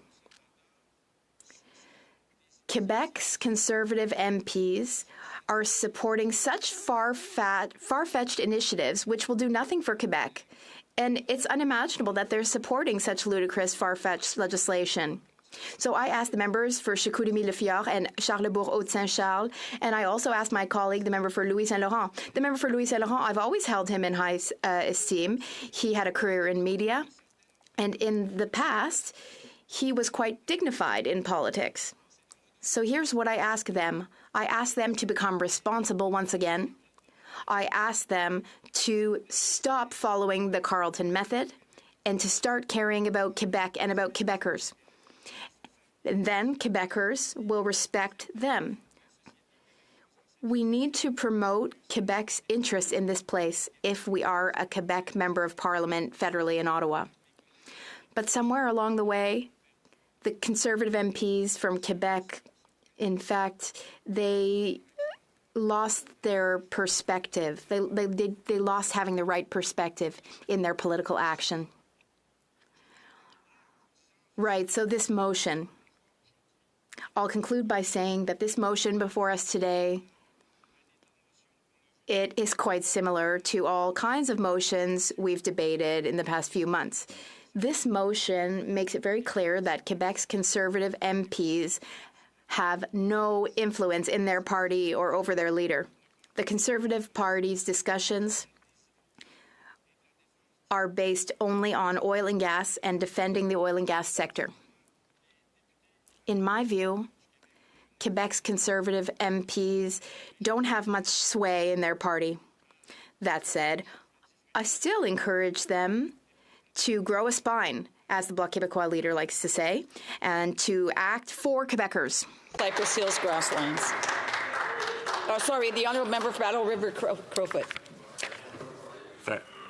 Thank you very much, Madam Speaker. And I find it interesting how the Bloc, of course, which being a party only from Quebec and have never formed government and will never form government, seem to take issue with the fact that Conservatives are calling for answers, very clear and simple answers for why senators, including Senator Petitclerc from Quebec, about why she, among others, voted to shut down debate and voted to gut Common Sense Conservative Bill C-234. And I would ask the same question of Senator Paula Simons from Alberta. She voted to gut and attack Chair of the Ag Committee. Can you imagine that, Madam Chair? Chair of the Ag Committee in the Senate, she votes to punish farmers. And I encourage, Madam Speaker's Canadians to reach out, respectfully, of course, and share their opinions with these lawmakers in our country, because it is essential that they hear from the Canadians that are being affected, whether that is the person that is being forced because of that Liberal Prime Minister's policies to visit a food bank, or Madam Speaker. Order. I've got the honourable member for the Honourable Parliamentary Secretary. Yes, Madam Speaker, as everyone knows, the member was asked to leave the chambers yesterday, and I'm not too sure if there was a requirement of the member to apologize. The honourable member actually was named, and it was just for the day that sitting that the honourable member wasn't allowed to. I would ask the honourable member just to final 2 words or something, because his 1 minute is up, so I can go to the question and go to the response and other questions and comments. Madam Speaker, that's a perfect segue. Lawmakers need to be accountable, whether it's senators in the Senate attacking farmers or MPs in this place needing to be accountable for the words they say, and that includes a Prime Minister that certainly needs to be held accountable. The Honourable Member for Jonquière. Madam Speaker, I never said that the government shouldn't be held accountable. That is, in fact, the responsibility of the opposition to hold the government to account. What we cannot do is bully people. We simply cannot. And I'd like to remind the House that this colleague was kicked out of the House of Commons during question period yesterday for using intimidating language. This way of doing things is becoming really endemic to the Conservative Party. What I saw yesterday was really a lack of dignity. For those tuning in at home, they should really go and watch last night's Natural Resources meeting, and they'll really understand how the Conservatives ask questions of the government, and Canadians can form their own opinions about how the Conservative Party operates. For the Honourable Parliamentary Secretary for the Minister of Environment and Climate Change. Madame la Présidente, merci. Thank you, Madam Speaker. Here's my question for the member for Jonquière. Can he tell us a bit more about what occurred last night in committee and whether last night's committee meeting helped workers in Canada, whether it helped with environmental issues and our fight against climate change? Because what I witnessed yesterday was attacks against committee members. It wasn't a discussion about what our country will do to address these major problems, in fact. Can the member help us understand what occurred last night? The Honourable Member for Jonquière. Thank you, Madam Speaker, and I'd like to thank my colleague for her question. I like working with her. I don't agree with Bill C-50 as it stands currently. What I tried to do last night was move amendments that were proposed by environmentalists and by unions, but unfortunately, we never got to talk about those amendments because the Conservatives shouted us down, and we weren't able to do our work as parliamentarians. That's what happened last night. And to follow up, for those who proposed amendments, the work they did, unfortunately, was in vain. All the hours they spent reading the bill to try to improve it, that was all in vain. We were tossed aside because there were people in the Conservative Party who decided to use this nebulous strategy of theirs, this nefarious strategy of bullying. What we saw at committee was bullying, pure and simple. Questions and comments? The Honourable Member for Rosemont-le-Petit-Patrie. Thank you, Madam Speaker, and I'd like to thank the member for Jonquière for his speech and his very reasonable, calm position.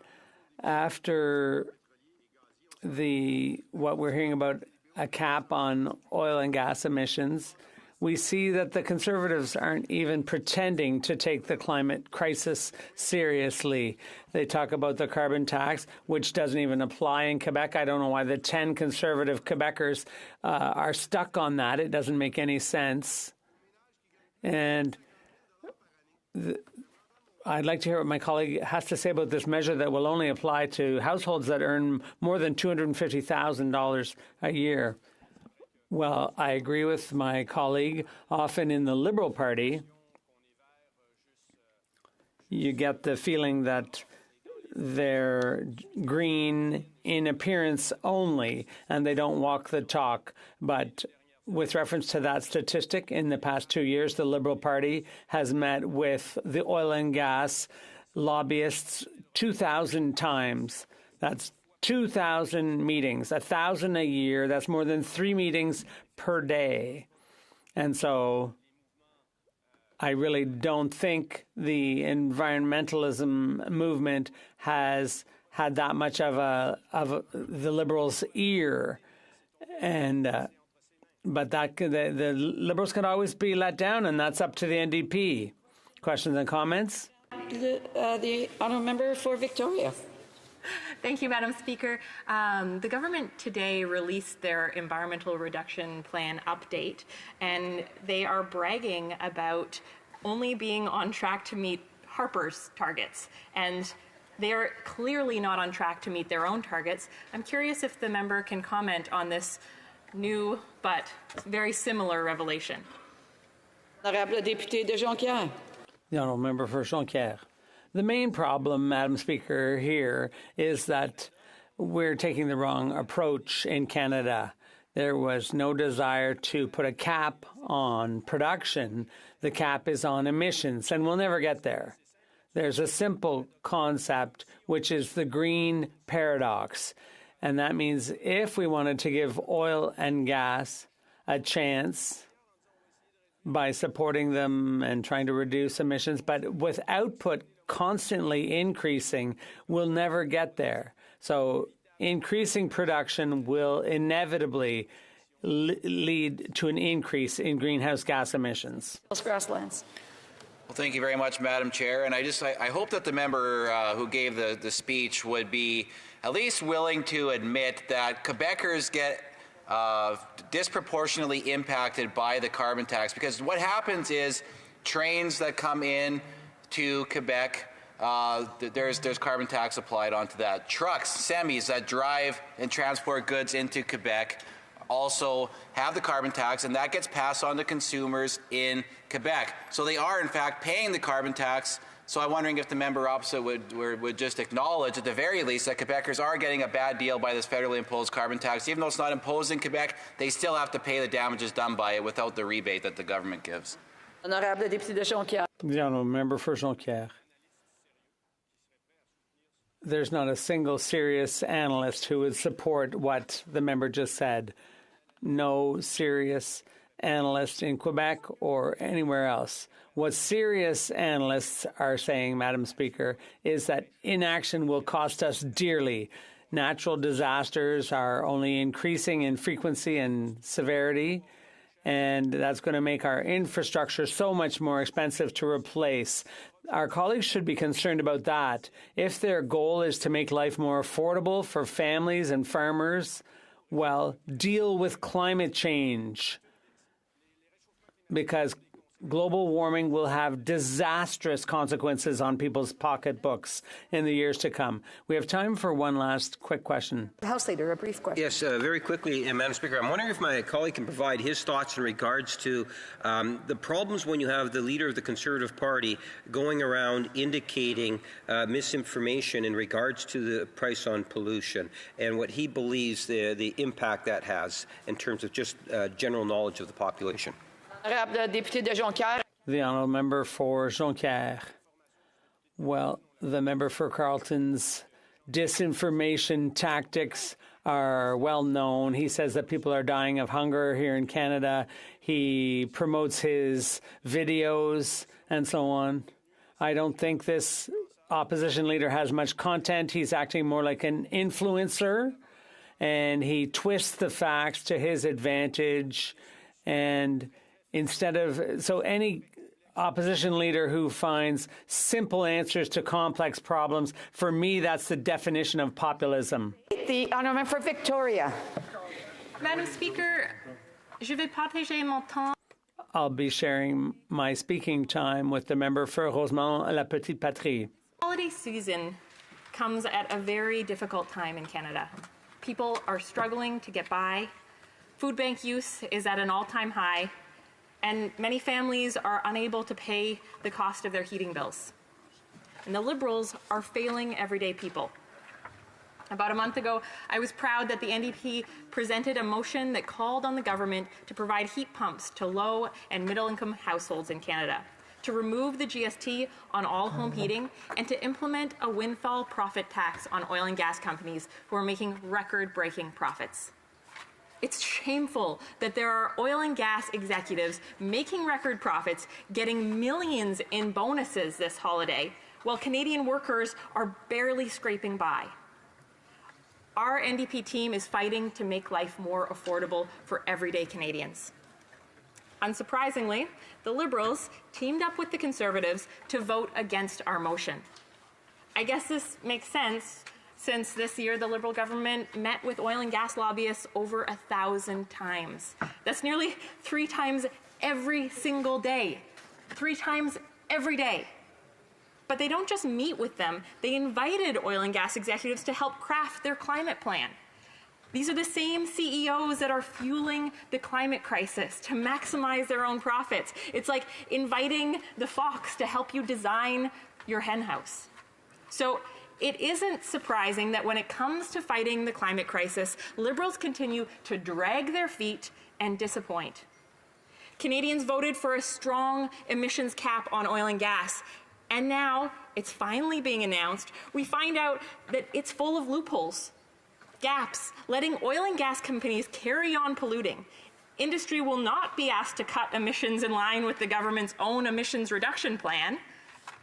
Compliance flexibility. What this actually means is that the Liberals are making everyday Canadians and every other sector of the economy pick up the slack. The Liberals are throwing young people's future under the bus to make life easier for oil and gas CEOs. We are in a climate emergency. After the worst wildfire season in this country's history, forced evacuations across the country, droughts leading to crop failures, the fact that we are already breaking the 2-degree threshold, we can't wait any longer. And farmers are on the front lines of the fight against climate change. Few feel the impact of our changing climate more than they do. And we need to ensure that they have the tools they need to keep doing their jobs. That's why I'm proud to support the work of my colleague from Cowichan Malahat Langford. He's been working on the National Soil Health Strategy Bill. And when we support farmers, the benefits in healthy food and a safer, greener environment are for everyone. It's also important to note that the increasing frequency and severity of climate disasters like floods, droughts, and forest fires disproportionately impact Indigenous communities. In the last 13 years, Indigenous communities have faced over 580 evacuation orders, and extreme weather events and climate-related disasters are only expected to get worse. Madam Speaker, what do the Conservatives propose to deal with these climate-related disasters? How do they plan to support First Nations, Inuit, and Métis communities who are impacted by the climate crisis? The reality is that Conservatives don't have a plan. They can't even agree about whether or not climate change is real, let alone how we fight it. And while Indigenous communities are often on the front lines of the climate crisis, they are also facing the cost of living crisis more intensely than many other communities. The price of groceries in remote communities is through the roof. My colleague from Nunavut has highlighted the housing crisis in her riding as well. Her constituents are not alone. The Indigenous housing crisis is a serious problem across our country.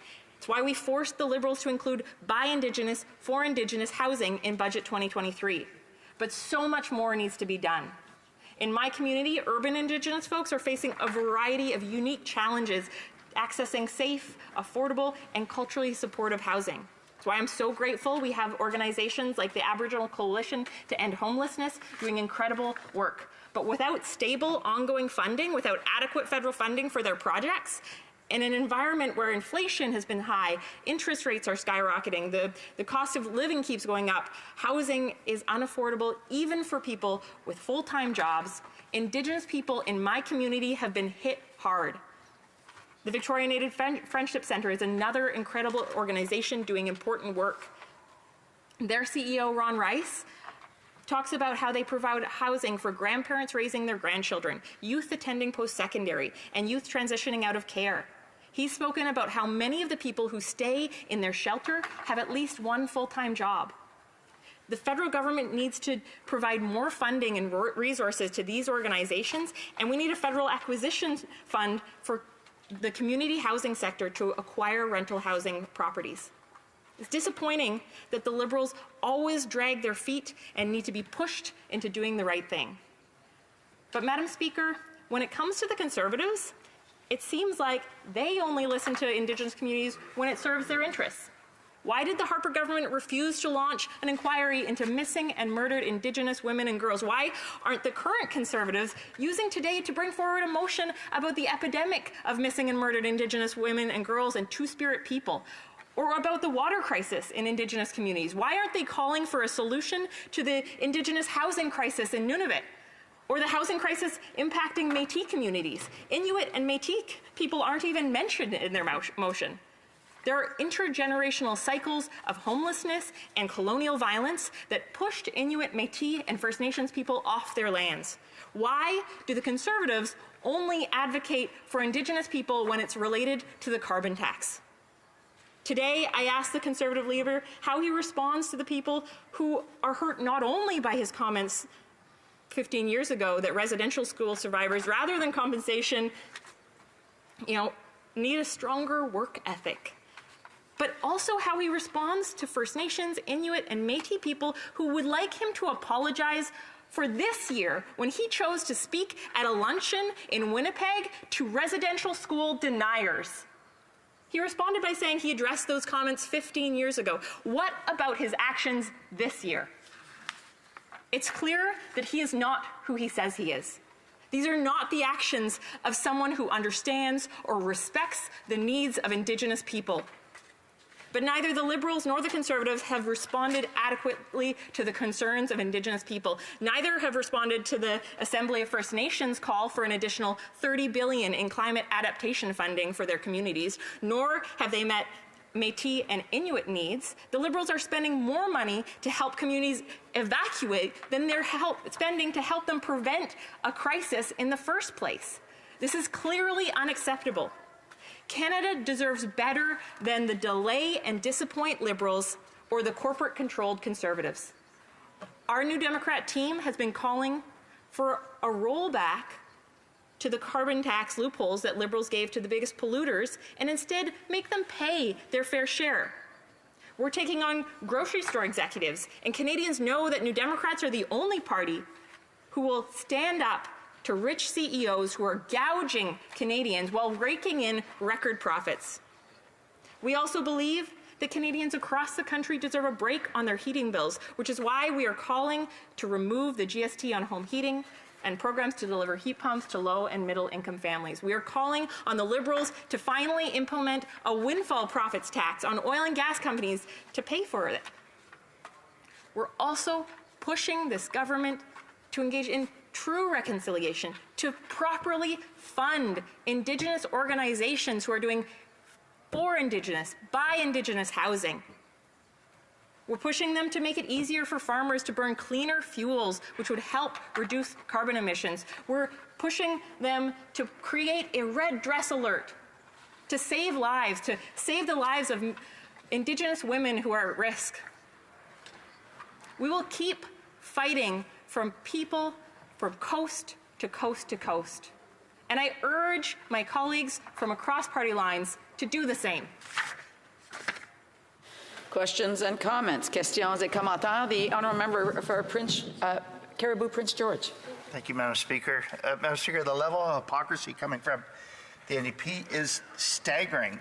At every step of the way, they support this Liberal government. And then when it's convenient for them, they stand up and they go, shame on you, the Liberals. But when it comes down to vote, they toe the line. You can hear the echo of the whip from the Liberals whipping the NDP to toe the line and vote. Madam Speaker, they vote at every step of the way to support the Liberals, whether it's cover-ups, whether it's a carbon tax. The only ones that have been pressuring the Liberals to axe the tax has been our Conservative caucus. Madam Speaker, through you, she talked about the wildfires, the honourable colleague talked about the wildfires and droughts in our province, British Columbia.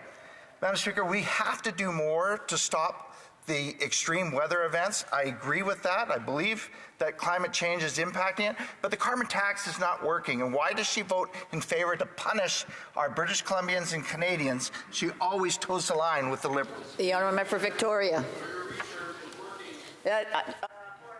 Remind members, if they have anything to contribute, they should wait for the appropriate time. The honourable member for Victoria.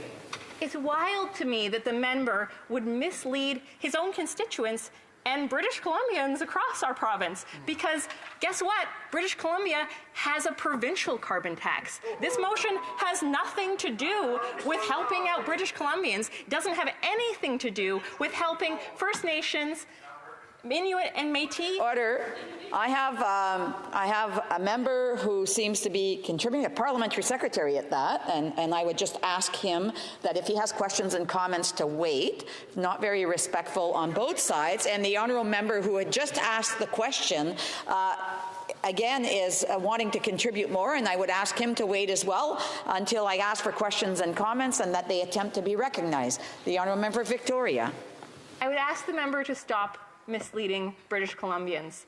This has nothing to do with them, since there is a provincial carbon tax brought in by a conservative provincial premier. And so when I hear him talking about the NDP versus the Conservatives, we are the only party who are actually pushing to get things done, to deliver for Canadians, while the Conservatives obstruct and really listen to the lobbyists who make up about half of their national executive. These are the corporate-controlled Conservatives. Questions and comments. Questions et commentaires. L'honorable, the Honourable Parliamentary Secretary to the Minister of Indigenous Services. Thank you, Madam Speaker, and I thank my honourable colleague for her speech today. And I know that she's deeply passionate about this and knowledgeable. She's a mom as well of young kids, and it's something that deeply concerns myself as well, and what kind of future we're handing over to our children. And I was privileged enough to sit in on a finance committee meeting, and we had the parliamentary budget officer with us, and he actually clarified for I don't know how many, the millionth time I think in this place, that it was 0.15% of food inflation could be attributed to the carbon tax, where 3.5% is attributed to drought, disease, unpredictable growing seasons. So it really is the climate impacts that we need to be addressing in this House, and so I'm glad that she really highlighted that, as well as the tokenizing that's happening of Indigenous peoples. I find it offensive and disturbing, and I really want to also reiterate that Métis and Inuit people were excluded from this Opposition Day motion. But I'll move quickly to the piece about the windfall tax profits. I'd really like to learn more about this, and I'm concerned about, we really can't trust oil and gas companies to do the right thing. So would there be a possibility of passing on those taxes to the consumer and having them actually have increased prices? I've looked for more clarity on that. The honourable member for Victoria. I want to thank the member for her question. I want to thank her also for her passion for the environment, for standing up for Indigenous rights. And, the windfall tax is an important policy piece, and I wish that her government would implement it. I wish they had the courage to take on rich oil and gas executives, wealthy CEOs of grocery store chains, and it's hard for me to imagine being in her position and having to stand behind a government who talks the talk but won't walk the walk, when our future, our children's future, our grandchildren's future are at stake in this climate emergency. Time for a quick interaction, and I've lost complete track. The Honourable Member for Longueuil-Saint-Hubert. Thank you, Mr. Speaker. I'll try to be quick. I thank my colleague. She talked about the housing crisis. Last week, I went with the Canada-France Interparliamentary Committee. I went to France, and I met a socialist senator. We talked about housing, and she was very surprised that Canada gives or loans money to private developers to build housing. Her eyes widened. She thought that was very unusual. I know my colleague talked about an acquisition fund. One of the problems with the national strategy is that too much money is being sent to private developers to build housing that's not affordable at all, $2,000 a month in Montreal. She talked about the acquisition fund, how it would be important for the federal government to lend money to nonprofits to take housing out of the private market. Can she tell us more about that? The Honourable Member for Victoria. Thank the member for his question. It's a very important one. A housing acquisition fund is a key policy piece that can support these housing organizations to actually acquire the land to provide housing. It is wild to me that the government is giving money out to private developers with no strings, no requirements to ensure affordability, no requirements to ensure that the people whose housing are being demolished in order to build new will be able to afford the new units. It is unbelievable.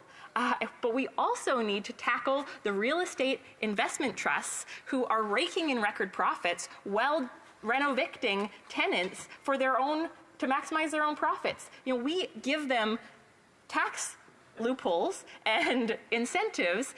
We don't actually make them pay the corporate tax. It is wild.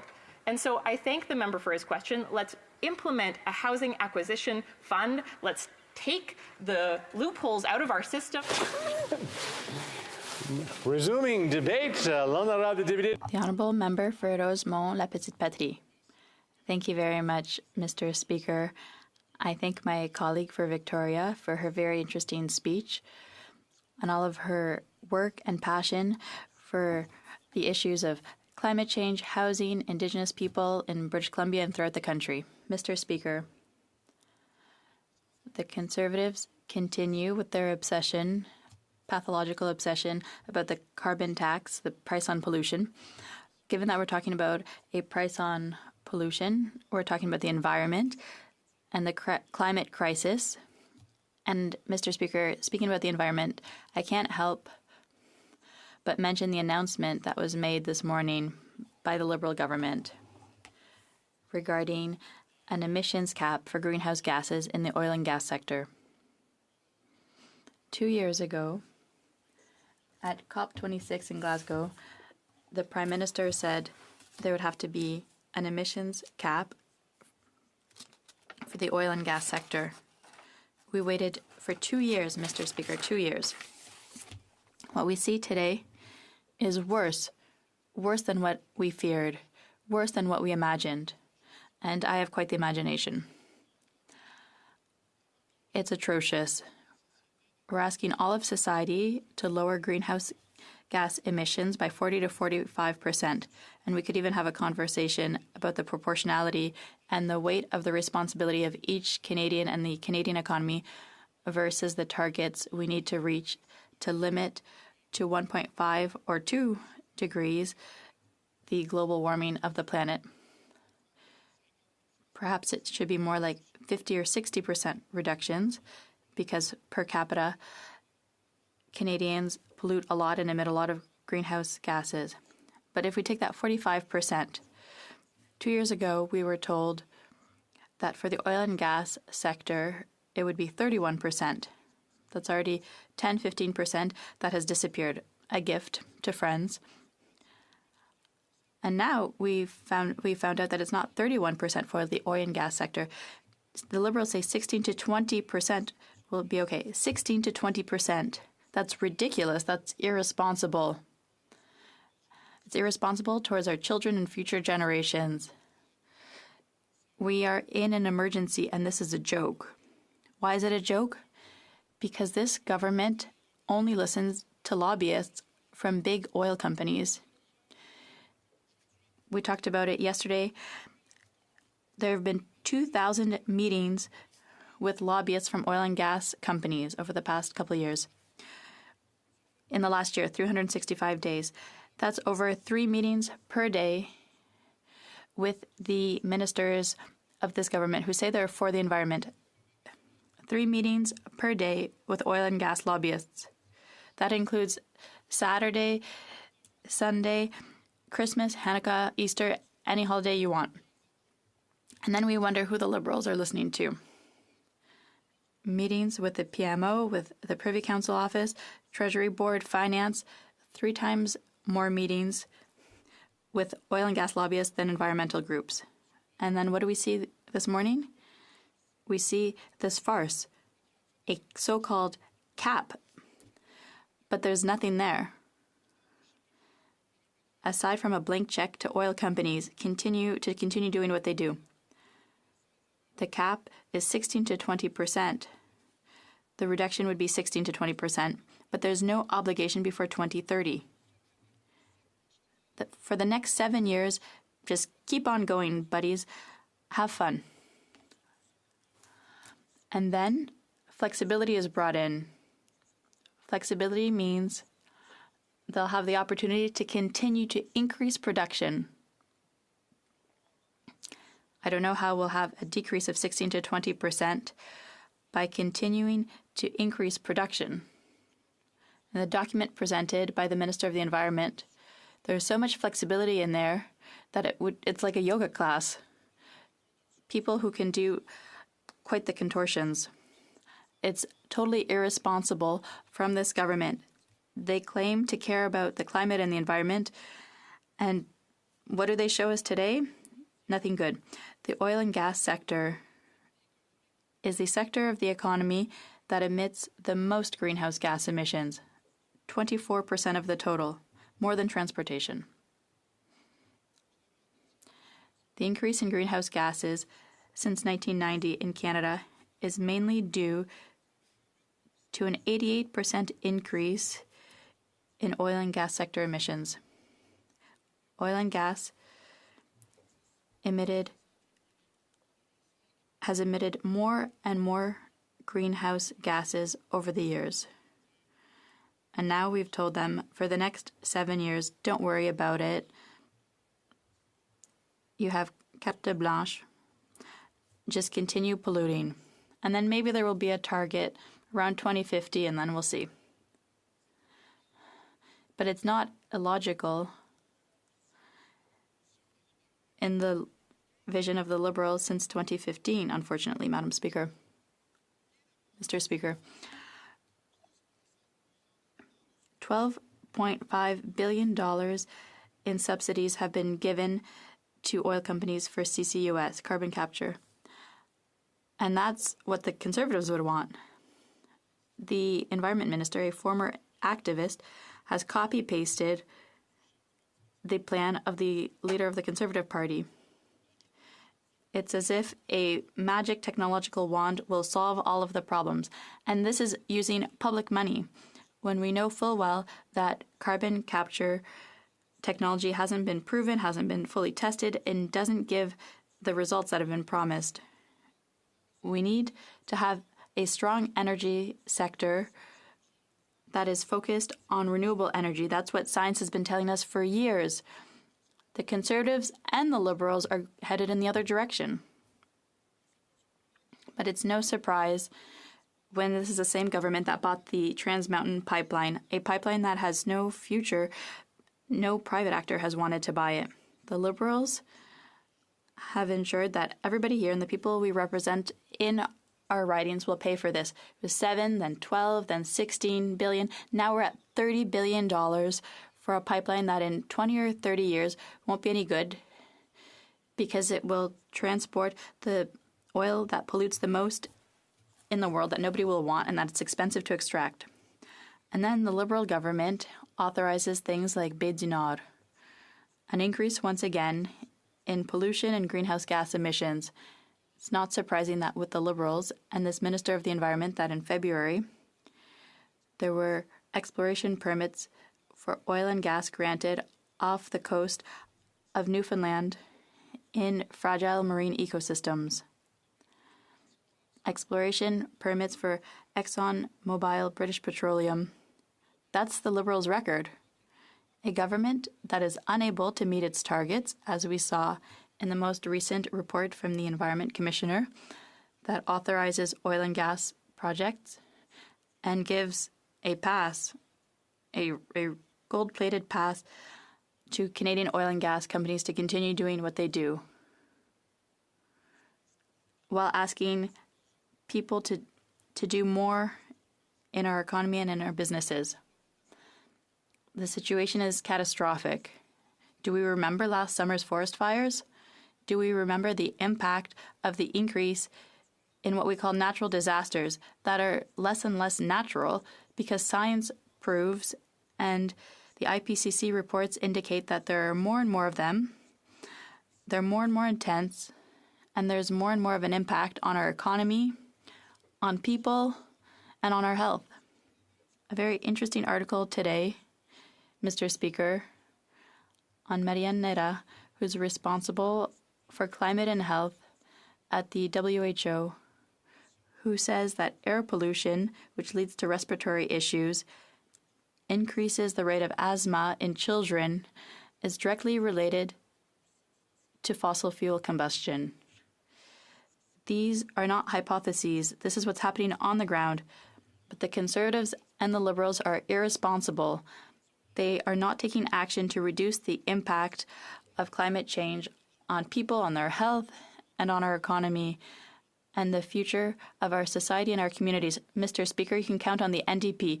We will fight and we will be serious about climate change. Thank you. Question Questions and comments? Comments? The honourable member for Cumberland and Colchester. Merci, Monsieur le Président. Je voudrais... Thank you, Mr. Speaker. I'd like to thank my colleague for his speech. I have questions. I'd like to know how many emails or visits or phone calls has the member received from his neighbors with questions about the cost of living. We know on this side of the House that the cost of living for Canadians is high, and it's a major issue. It's an issue for First Nations. They've put in a judicial review. It cannot be healed at the expense of communities. Qu'est-ce que c'est la réponse de What would the member respond to that question? The Honourable Member for Rosemont-La Petite Patrie. Thank you, Mr. Speaker. I thank my colleague for the question. In Rosemont-La Petite Patrie, people are concerned about the cost of living. I fully agree with him. There are people who write in to talk about the cost of rent, the cost of groceries. But those who in this House are acting the most to lower the cost of groceries, well, that's the NDP. We're the only ones saying that there should be a special tax on windfall profits for big companies. We're the only ones saying there should be a code of conduct for grocery chains so they're more respectful of consumers. It's just the NDP that had wealthy CEOs of these companies come in so we could ask them questions at a parliamentary committee when the Liberals aren't acting. But if we look at climate change, the only difference between the Liberals and the Conservatives is that the Conservatives don't even pretend to take it seriously. Questions and comments. The Honourable Member for Winnipeg South Centre. Thank you, Mr. Speaker.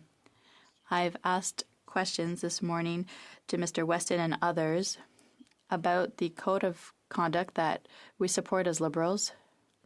So perhaps we do more than my colleague thinks. But I listened to the standing committee, and the Conservative colleagues asked questions to Mr. Weston. He said, yes, the price of carbon is responsible for the increase in the price of groceries, but at the same time, my Conservatives colleague said that they recognize that there are factors that contribute to the increase in cost, and it's for that reason that they want the companies to commit to a code of conduct. My question for my honourable colleague is, does he think, like the Conservatives, that it's just the carbon tax that contributes to increasing the price, or are there other factors? Because both things can't be true. Thank you, Mr. Speaker. The Honourable Member for Rosemont-La Petite Patrie. Thank you, Mr. Speaker. I thank my colleague for his question, which is a good one. But the code of conduct for grocery chains, and it shouldn't be the grocery companies that write it. Nothing that's voluntary or we manage ourselves and we discipline ourselves. There needs to be an independent body. That's what the NDP believes. A price on pollution, on transportation, can have an impact, but on the price of food, it's been 24 months that the increase in the price of food is higher than inflation. So there's some greed there from these companies that are filling their pockets, that have sky-high salaries and record profits. So we shouldn't blame everything on the carbon tax, which doesn't even exist in Quebec or BC, where it has zero impact. Questions and comments. The Honourable Member for Nunavut. And I'd like to thank my colleague for his important intervention. I know that in this motion that supposedly we're to be talking about how to better advocate for First Nations, as the motion states, but I think that we all know that that is not the real intention of this motion. Just recalling when the Conservatives were in government, the enormous number of cuts they made to Indigenous services, including this Liberal government also failing First Nations with the impending cuts that they are planning to make in the next budget. So I wonder if the member can share with us what kind of work the NDP is doing to show that we are actually the party that's fighting for First Nations, Métis, and Inuit. Very quickly, the Honourable Member for Rosemont-La Petite Patrie. I thank my colleague for her important question, and for the NDP, the issues of First Nations, Inuit, and Métis people are at the heart of our work for social justice and true reconciliation, and I congratulate my colleague for Nunavut for all of the work she does, especially for Indigenous housing, to have a program by and for Indigenous people for housing, which is a major issue in the North in general.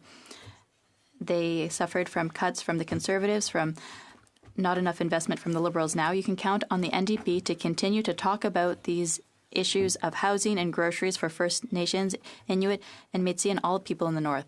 Resuming debate. The Honourable Member for Cumberland, Colchester. Thank you very much, Mr. Speaker. I'm going to split my time with the member from Saskatoon University. Monsieur le Président, c'est très simple. Mr. Speaker, it's very simple. Axing the carbon tax for farmers, First Nations, and families. We know that mortgages have doubled, rent has doubled, and it's nearly impossible to buy food for a family. Unfortunately, there's a new report that illustrates that it will cost another $700 for groceries next year for each family. I would like this NDP Liberal government to be sincere with Canadians. The carbon tax is increasing the cost of living. The carbon tax is increasing prices for farmers, for truckers, and the cost of living increases for all Canadians. I like pickles, but I don't like the Liberals putting us in a pickle. After 8 years, we know the Canadians are in the greatest financial difficulty, perhaps since the Great Depression. As the leader of His Majesty's loyal opposition has taken to saying many times, if the lines outside a food bank were in black and white, the pictures were in black and white, everybody would believe that we were back in the so-called dirty 30s. This NDP Liberal government has shattered the dreams of many Canadians. And it was interesting to hear the I'll say response from my honourable colleague when I asked the question just a minute ago with respect to the emails and phone calls and visits that every member of this House absolutely receives in their office every day. And I can't understand, Mr. Speaker, why they choose to ignore those folks who put them there. And we know very clearly, Mr. Speaker, because everybody wants to look at a poll now and again, that it's at their own peril. And I would suggest, Mr. Speaker, that Canadians, as I said in French, are not foolish, that they recognize very clearly the peril that their financial situation is in. We know that Canadians, many of them, are $200 away from being broke at the end of the month. And of course, that is a situation which nobody wants to be in. We know many Canadians, of course, are way beyond that. Visits to food bank, 2 million Canadians visiting food banks. That's 5% of the population. You know, I had the opportunity to visit the food bank in my hometown of Truro, Nova Scotia. And sadly, Mr. Speaker, what we know is that their client roster has ballooned to 1,800 folks in a small town of around 12,000 people. 1,800 clients. And we know from an incredible study done from my alma mater at Dalhousie University that the groceries will cost a family of four an extra $700 next year. This is an incredibly sad state of affairs, Mr. Speaker. And in that report, there's an interesting quote that talks about food bank use. It says this is the highest level of food bank use in Canada on record. And another quote that in 2024, it's probable Canadians will continue to experience the strain of food inflation compounded by increasing costs of housing, energy, and various other expenses. And as I said in French, we all know that when you tax the farmer that grows the food, you tax the driver, the truck driver who ships the food, then ultimately the person at the end of the line paying for the food is going to have to pay more. We know that that when you tax businesses more, they pass that cost on to consumers, and that is a simple fact of business. It's not one that we like. Mr. Speaker, I do wish to highlight a couple of interesting stories. They're incredibly heart-wrenching from my own riding, and not that far in the recent past. I had an opportunity to speak to a couple who would have been very close to retirement, who told me, and this is hard to believe, Speaker, that they had been married for, in the 25-year range. And sadly, they had to sell their house.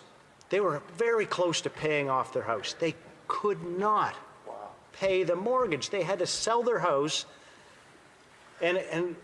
But for the grace of God and the support of their family, and this is nothing that any parent would want to do. I'm the parent of 3 kids and 2 grandkids, and you would not want to do this. But you know what they did, Mr. Speaker, is they took that money that they gained as a profit from selling their house, as meager as it was, and they're going to pay it to their daughter because they're going to live in her basement. It's absolutely mind-blowing. These are stories that in generations have never been heard. It's incredibly gut-wrenchingly sad. When you look at a story like that, another story from an older lady who lives on her own, she would go around, she made up a new term. I was going to say this in French, but I didn't know how to say it, and there's really no word in English. It's called ungrocery. So she would do her grocery shopping, going around with her cart, as we all do, and put things in and say, wow, I'd like to have that. That'd be great if I could have that. And then at the end of her tour around the grocery store, she would add up the cost of those items, and then she knew she couldn't afford it. And what did she do? She went back around the grocery store, taking things out of her cart, doing the math in her head, and then realizing what meager number of groceries that she was actually able to afford. That is what ungrocery is. And it would be exceedingly sad, of course, if that made it into common language in Canada. Mr. Speaker, we also know that this carbon tax needs to be removed, not just from families, but needs to be removed from farmers and from First Nations. We know that First Nations have filed a judicial review over the federal carbon tax, noting very clearly that the climate cannot be healed at the expense of communities. Speaker, we know very clearly that that burden is being placed on the backs of Canadians every single day, that the debt that this government, this Liberal NDP government, has inflated over its 8 years of ridiculousness, has looked at debt service charges now that would be equal to the Canada Health transfer. It's incredible the burden of payments that are going to be required by the generations to come. And the great thing is, Mr. Speaker, is that Canadians are paying attention. They are understanding this message. They know that the fiscal irresponsibility of the NDP Liberal coalition is something that has to change.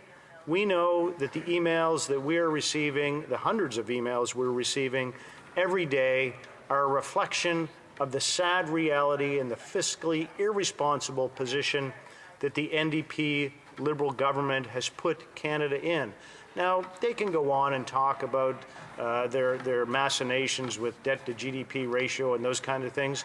But what Canadians know, Mr. Speaker, is that they cannot afford to heat their homes, to put food on their tables every single day, if they were fortunate enough to have a place to live. That is what we know, Mr. Speaker, and that message is resonating with Canadians to know that this NDP Liberal government has to go.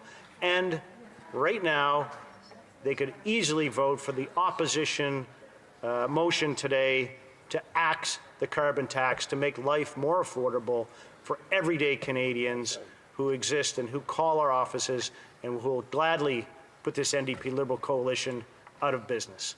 Thank you, Mr. Speaker. Questions and comments? Questions et commentaires. L'honorable député de Thérèse de Blainville. The Honourable Member for Thérèse de Blainville. Sorry, the Honourable Member for Nunavut. There have been consultations, and I believe that if you seek it, you will find consent for the following motion. That a take note debate on Indigenous services be held on Monday, December 11, 2023, pursuant to Standing Order 53.1, and that notwithstanding any standing order or usual practice of the House, that A, members rising to speak during the debate may indicate to the chair that they will be dividing their time with another member. B, the time provided for the debate be extended beyond 4 hours as needed to include a minimum of 12 periods of 20 minutes each. And C, no quorum calls, dilatory motions, or requests for unanimous consent shall be received by the chair. All those opposed to the Honourable Member moving the motion will please say nay. Agreed. The House has heard the terms of the motion. All those opposed to the motion, please say nay. The motion is carried.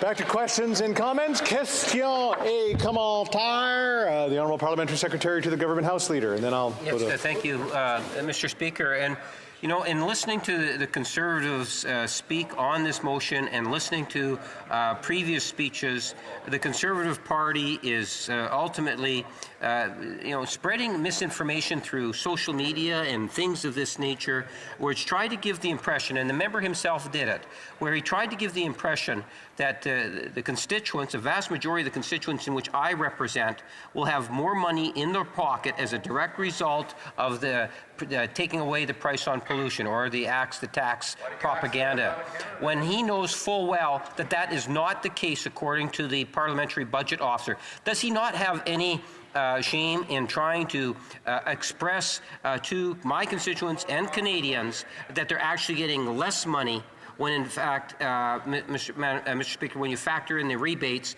they're getting more money in their pockets to allow them to buy more? Member for Cumberland Colchester. Well, you know what, Mr. Speaker, I guess I would suggest to the mathematically challenged NDP Liberals that they, and perhaps they're challenged in reading either of Canada's official languages, but the Parliamentary Budget Officer report that all of us on this side of the House read would say that Canadians are worse off. And I guess the fact of the matter is, the Speaker, is if the member is so excited about the great and rosy financial picture of Canadians, then it would only make sense that axing the tax would be very simple. Because what that would mean, of course, Speaker, is that there would be even more money in the pockets of Canadians with such a great and rosy financial picture.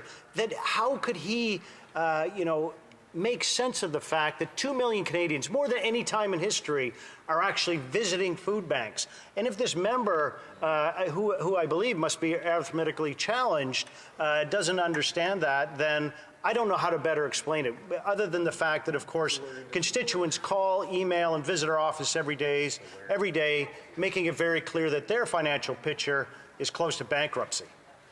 Question et commentaire. L'honorable député de Thérèse de Blainville. Questions and comments. The Honourable Member for Thérèse de Blainville. Thank you, Mr. Speaker. Mr. Speaker, as bus drivers say, we're moving, but backwards. That's the impression I get in this debate today. What about people dealing with the rising cost of living? What about the housing crisis, which has a huge impact on all Canadians? With all these issues, yet the Conservative motion contains nothing to fix those problems. There's one thing we must do, Mr. Speaker. So here's my question to my colleague. In Canada, we're in an oil and gas state. Meanwhile, climate change has an impact on everything: the breadbasket, agriculture. Climate change is also related to housing and food. So here's the question, through you, Mr. Speaker. Do the Conservatives intend to table a serious plan to counter climate change? The Honourable Member for Cumberland Colchester. Mr. Speaker, thank you to my colleague for that question. I think very clearly there's two parts to that answer. One is that we need to make it more affordable for Canadians to live first and foremost. There will not be a country if people cannot afford to eat, heat, and house themselves. We know that those are the three main requirements to have a life, to live. So that's very important. I think the second point that's incredibly important is we know clearly on this side of the House that when Conservatives continue to put forward great ideas, for example, the leader of His Majesty's honourable opposition, loyal opposition, when he put forward a 15-minute video releasing his housing documentary, that the Liberals, of course, don't even have the decency to watch it. Because we know if they did watch it, we know exactly what would happen, Speaker, is that they will abscond with those ideas, which they took advantage of the credit of the great bill C-323 that was released, which happened to be my bill. And what they did do, Speaker, they included it in their mini budget because they are out of ideas. And of course, Mr. Speaker, we all know they're out of time. Speaking of out of time, I'm just going to make the reminder again. I haven't done it in a while, so I'm pretty happy that I get to do it, is that the shorter the questions, the shorter the answers, the more people get to participate in the debate that we're having today. But we're out of time, so we're moving on to the next speaker. Resuming debate, the honourable member for Saskatoon University. Thank you, Deputy Speaker, and it's an honor to take part in this very important and timely debate. I am very concerned about our country, and I hope all of us, all 338 of us, take some time and talk to Canadians over Christmas. Go knock 100 doors. Go find out straight from who we work for what life has now become after 8 long years of Liberal government, and the policies that it has enacted and the living hell that Canadians are living through because of these Liberal policies. And today we're going to talk about the carbon tax. There's many terrible policies that they've put forward, but just on the carbon tax and what it has done to Canada. Deputy Speaker, it is with heavy heart reading the statistics of what Canadians are facing. They're facing 30-year high inflation challenges just to live. And what does that mean? It means that Canadians are not keeping up with inflation. At the end of the month, there's more days left than money in that bank account. That means Canadians are skipping meals. We are the breadbasket of the world. I come from a province that grows things, that we sell and feed the world. And we're put into this task by God, that we're God-given this land that is able to produce some wonderful crops to feed the world, to feed Canadians. We grow so much that we can't, as Canadians, eat all that we grow. So we trade. We're a trading nation. And that's a good thing, Deputy Speaker. It is what actually sustains families on the other side of the world. And the policies of this government means that there are families starving, not just in far-flung places around the world, but right here in Canada. 11 million Canadians needed food stamps, or the equivalent of food stamps, last year from this government. They could not provide enough for their family to eat. The government had to help 1 in 4 Canadians. This isn't right. This is very, very tough times for Canadians, and it's going to get tougher. And that's more to do with the interest rate hikes and what is going to cause mortgage renewals to do. And they're going to skyrocket. So right now we're holding on by our fingertips. Families are holding on by fingertips. And the tipping point is going to come in the number of months and years as those mortgages get renewed. It also occurs on rental properties, so you know rents are going to go up. We know that it has doubled already, the price of rent in Canada. And what happens when those owners of those buildings have to renew those mortgages? Rents are going to continue to go up. And what we're debating today is a terrible tax. It's a tax on movement. It's a tax on things that we used to do very well in this country. We do things. We're known as a country that grows more canola, more wheat than anywhere else in the world. We build things. We rip out of the ground. We refine. We value add different God-given gifts to our country, and we sell because we can't utilize as much as we can produce in this country, and that's a good thing. That's how for over 150 years we've been so prosperous as a nation.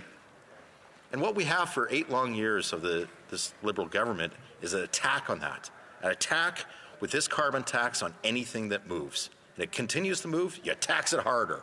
We know they're going to quadruple this tax. What is that going to mean? Well, in the academia and the theory of the carbon tax is if you keep increasing the price, people will stop using that item, and it's faulty. All we have to do is look into other parts of the world that isn't as gifted as we are with natural resources. And the price per liter of gasoline, so you look at Europe, it's roughly around, probably equivalent to around $5 to $6 Canadian a liter. They're still driving. They have to drive. In Canada, we have to drive in order to get to work, to supply for our family. We need to utilize oil and gas to produce the crops that feed the world. And the one incentive or disincentive that this government has decided is that they're going to attack anything that moves, and that's what the carbon tax does. It's a tax on being productive. And you just have to look at what they've done in Atlantic Canada. And in Atlantic Canada, they've carved out a special deal that exempts it from home heating oil. And they've destroyed their argument on why we need the carbon tax. So the government, supported by the NDP, has proposed that if home heating oil is to be exempted in Atlantic Canada, they said it was because it was a cost of living. Well, wait a minute. Didn't they just say that Canadians receive more money back than what they pay? And the rationale for Atlantic Canada is that they're in a cost of living crisis, which they are, and to make things better for that region of country, not all over Canada, but just in that region of Canada, they remove the tax. So wait a minute. Their argument that you receive more back is just been blown to pieces. Because if it is true, then they actually made the cost of living crisis worse than Atlantic Canada. So that's not to be believed to be true. So another argument they said is, well, we're going to make the dirtiest forms of energy for emitting of emissions more expensive. Well, the worst for emissions is home heating oil. So they actually made it cheaper. The one source of energy that they should, if they believed in their logic, should have been costing more. So their arguments is blown out of the water. Now I'll get back to my conclusion of why this all wraps up into this motion, is that if we look at the troubles we're facing in Canada, we know that it's tough out there. Anything that the Canadian government can do to make life more affordable, we should act on today. We have a long list of things that the government should have been doing for the last 8 years, but they have decided to ignore those suggestions. But just on this motion today, we can remove the carbon tax off of farmers, First Nations, and families heating their homes. And it is 3 groups that are hurting, Mr. Deputy Speaker, that we can affect today. Take off that tax. Instantaneously, food drops because of this tax that is baked into all of the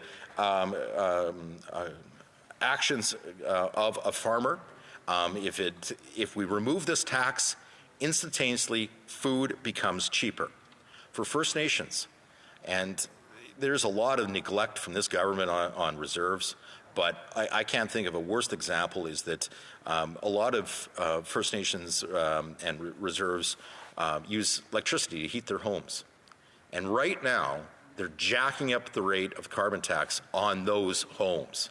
These are individuals that are barely holding on with the cost of living crisis that is taking place, and now they're going to quadruple the carbon tax. And the third group is families. And we know they're going to have to pay $700 more next year alone just on groceries because of the carbon tax. That's $700 in sports fees that you're not going to have. Layer it on top of the troubles with interest rates increasing, we know this is a recipe for disaster. There will be Canadians, there will be families that are just struggling now that are going to be starving. And I don't put blame on anyone, but this is a Liberal policy. And the Liberal members of Parliament, it's not their families that are going to be suffering. It's going to be the other families throughout Canada that has a severe challenge with the cost of living, and we can make that all better today. It's not all going to be reduced, the increase in cost because of the policies of this government, but this is one area that if we act as Parliament, we can act before Christmas to make food cheaper, to make life more affordable, to make Canada that much better, Mr. Speaker. And I, for long, if I'm true to the people I represent and the stories I hear, I can't think of another group or any group that has been so challenged under the Liberal policies that we need to provide relief. And this is what this motion does. Thank you, Deputy Speaker. Questions and comments? Question commentaire. And since people didn't get to ask questions in the last round, the Honourable Member Courtney Alberni.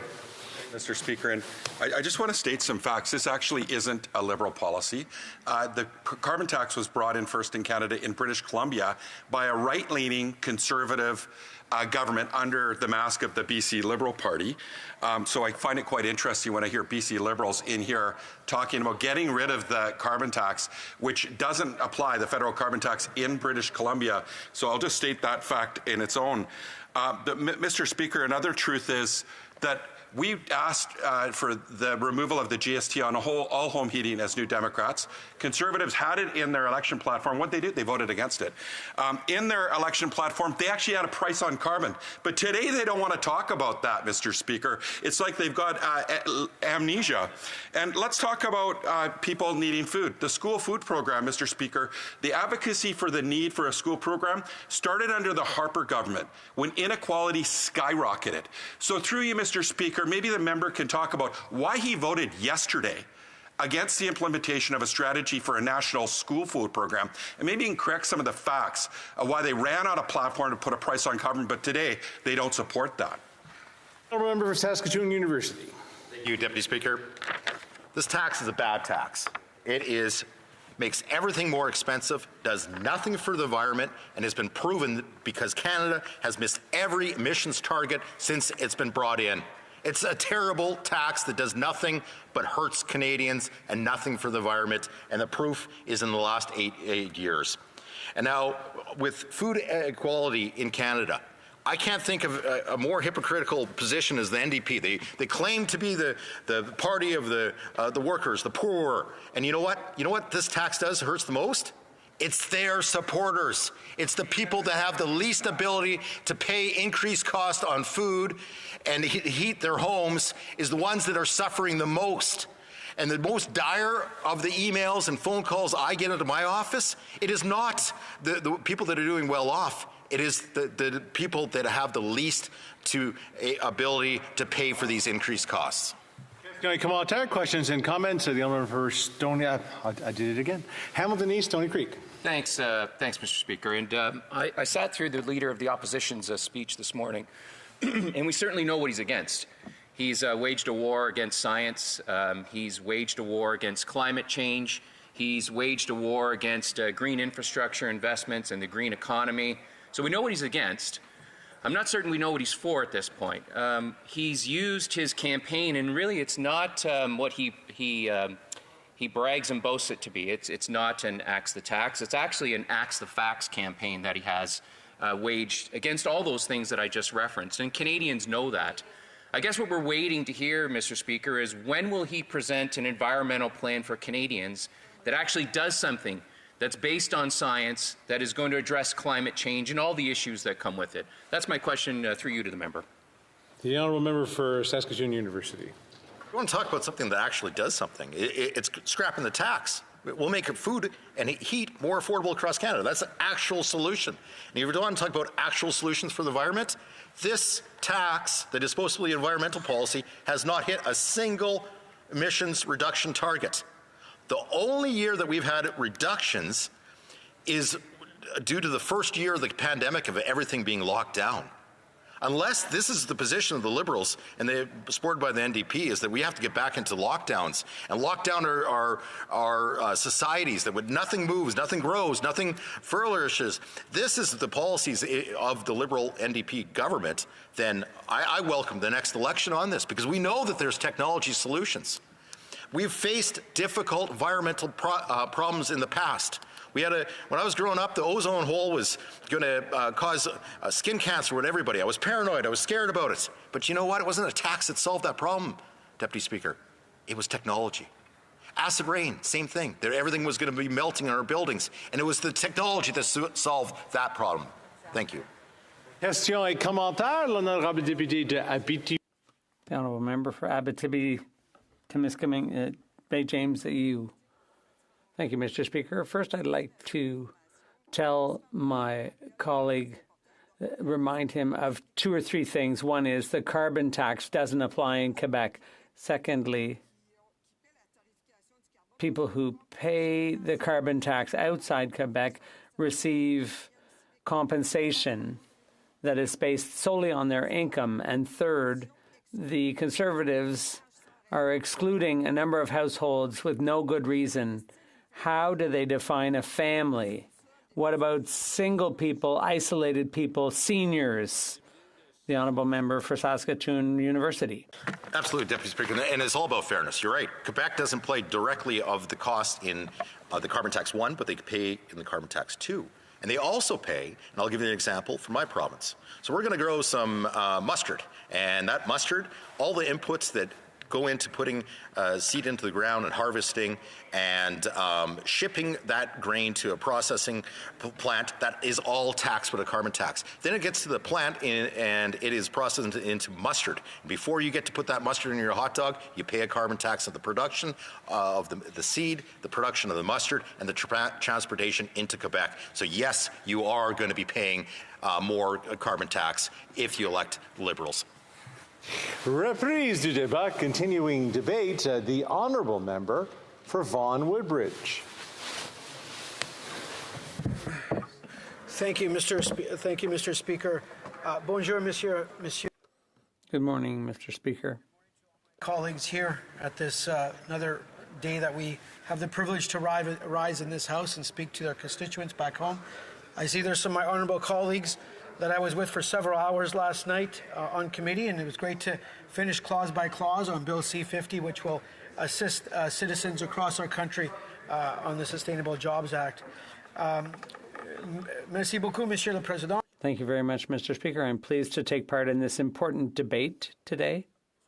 I figure I was going to just try to keep the conversation going here, and just if there's some little conversations going on, I just take them to the lobbies and they can continue, so we can continue with the debate here on the floor. The honourable member for Vaughan Woodbridge. I want to say good morning to the member from Saskatoon University, who I sat with for a good chunk of time last night and chatted with during our session at Natural Resources. So good morning to him and his honourable colleagues. J'aimerais rappeler. I'd like to remind my honourable colleagues that since 2015, our government has been working hard to make life more affordable for Canadians from coast to coast to coast. Indeed, we've lifted hundreds of thousands of children out of poverty, and thanks to the GIS and the enhanced CPP, we're providing unprecedented support to our seniors. In fact, 2.3 million fewer Canadians live in poverty now than before 2015. From $10 a day childcare to a new Canadian dental plan, our government has made historic improvements to the country's social safety net. The reality is, Mr. Speaker, that our economic plan is fiscally responsible and delivering results for Canadians. We have strengthened Canada's social safety net while ensuring that the country maintains the lowest deficit and net debt to GDP ratios in the G7. And I must say, our government has implemented a number of measures over the past year to support Canadians. For example, last summer, some 11 million low and modest income individuals and families across the country received the grocery rebate. Canadians from coast to coast to coast deal with global inflation. We have their backs, and we will continue to have their backs as we go forward and as the economy turns and inflation continues to decline. Il s'agit d'un versement unique qui les aide. This one-time payment, the grocery rebate, helped Canadians cope with the rising cost of living and to put food on the table. Colleague, the parliamentary secretary from the wonderful riding of St. Catharines. Par exemple, l'été dernier. For example,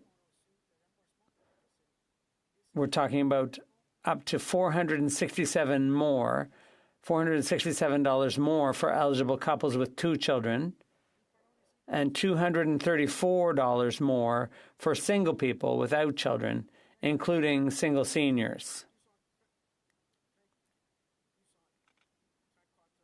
This was to help people cope with the rising cost of living and of groceries. I've talked to people in my riding about this, and I can confirm that this is something that has been greatly appreciated.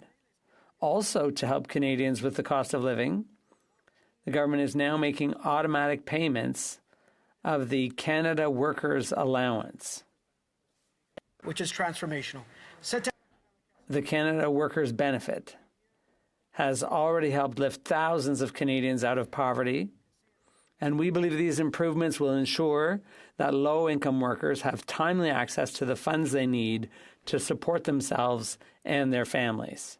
De leur famille. Depuis juillet dernier, Since July, eligible single workers have received up to $714, and families up to $1,231, divided into 3 advance payments. Speaker, and the Canada Workers' Benefit, it's a great thing to lift low-income workers, hardworking Canadians out of poverty, give them extra money at the end of the year and during the year to pay for necessities. Nous avons aussi annoncé. We also announced in the 2023 Fall Economic Statement that we will be amending the Competition Act to further modernize merger reviews, including giving the Competition Bureau the means to better detect and deal with anti-competitive acquisitions and other anti-competitive mergers. Our government is well aware that better competition means lower prices, more choice, and more innovative products and services for Canadians. Our goal is clear. Among other things, we want Canadians to have access to more affordable groceries. However, our government understands that many Canadians are still struggling to pay their bills right now and are under a great deal of financial pressure. Obviously, it's important for us to help them. That's why we've decided to temporarily suspend the fuel levy on heating oil for 3 years. This temporary suspension will save households that heat their homes with oil an average of $250 per year at the current rate. Meanwhile, the federal government is working with the provinces to encourage the installation of heat pumps and to phase out oil heating over the longer term. To support rural Canadians, Mr. Speaker, we're doubling the supplement for rural communities through pollution pricing rebates from 10 to 20% of the base amount starting in April 2024. Our government understands that people in rural communities face unique realities, and this measure will put even more money back into the pockets of families who face higher energy costs because they live outside a major city. Thank you, Mr. Speaker. However, as I was saying a few seconds ago, we want to go even further in our action against climate change by helping Canadians install more energy-efficient heating systems. An initial payment of $250 will be offered to low and middle-income households that heat their homes with oil and who register to have a heat pump installed under a provincial federal program. We're also working with the provinces and territories to strengthen the affordable oil to heat pump conversion program. The amount of federal funding that eligible homeowners can receive for the installation of a heat pump will rise from $10,000 to $15,000. That means up to an additional $5,000 in grants will be available to match contributions made by provinces and territories under joint implementation programs.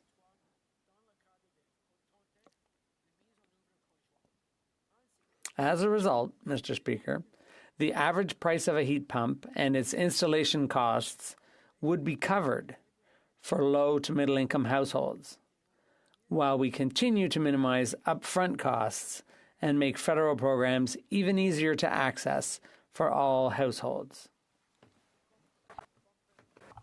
You will understand, Mr. Speaker, that this is a very important measure to help households in the long term. Indeed, homeowners who switch from oil to a cold weather heat pump to heat and cool their homes will save an average of up to $2,500 a year on their energy bills. Mr. Speaker, il s'agit d'économies. These are substantial savings for Canadian families, Mr. Speaker. In conclusion, Mr. Speaker, since 2015, we have done a lot to support Canadians in need. Dealing with global inflation, Mr. Speaker, dealing with COVID, our government has always had the backs of Canadians and will always continue to do so. And we continue to do so while remaining prudent in our management of public funds. Responsible fashion, Mr. Speaker, maintaining our AAA credit rating, maintaining the lowest deficit to GDP, bringing it down, continue to lower, always being below 1%. Le remboursement pour l'épicerie. The grocery rebate, the advance payment of the Canada Workers' Benefit, and our support for the purchase and installation of heat pumps are excellent examples of measures taken in the past year to help people. Thank you, Mr. Speaker. Mr. Speaker. Questions and comments? Question commentaire. The honourable member for Cypress Hills Grasslands. Well, thank you very much, Mr. Speaker. Now, there's a PBO report that actually shows that Ontario families this year alone will be having a net loss of $478 this year because of the carbon tax. In 2030, once their measures are fully implemented, the net loss for Ontario families will be $2,316. Just wondering how the member opposite sells that to the people in his riding. The honourable member for Vaughan Woodbridge. Through you, Mr. Speaker, je voudrais remercier. I thank my colleague for his question. I think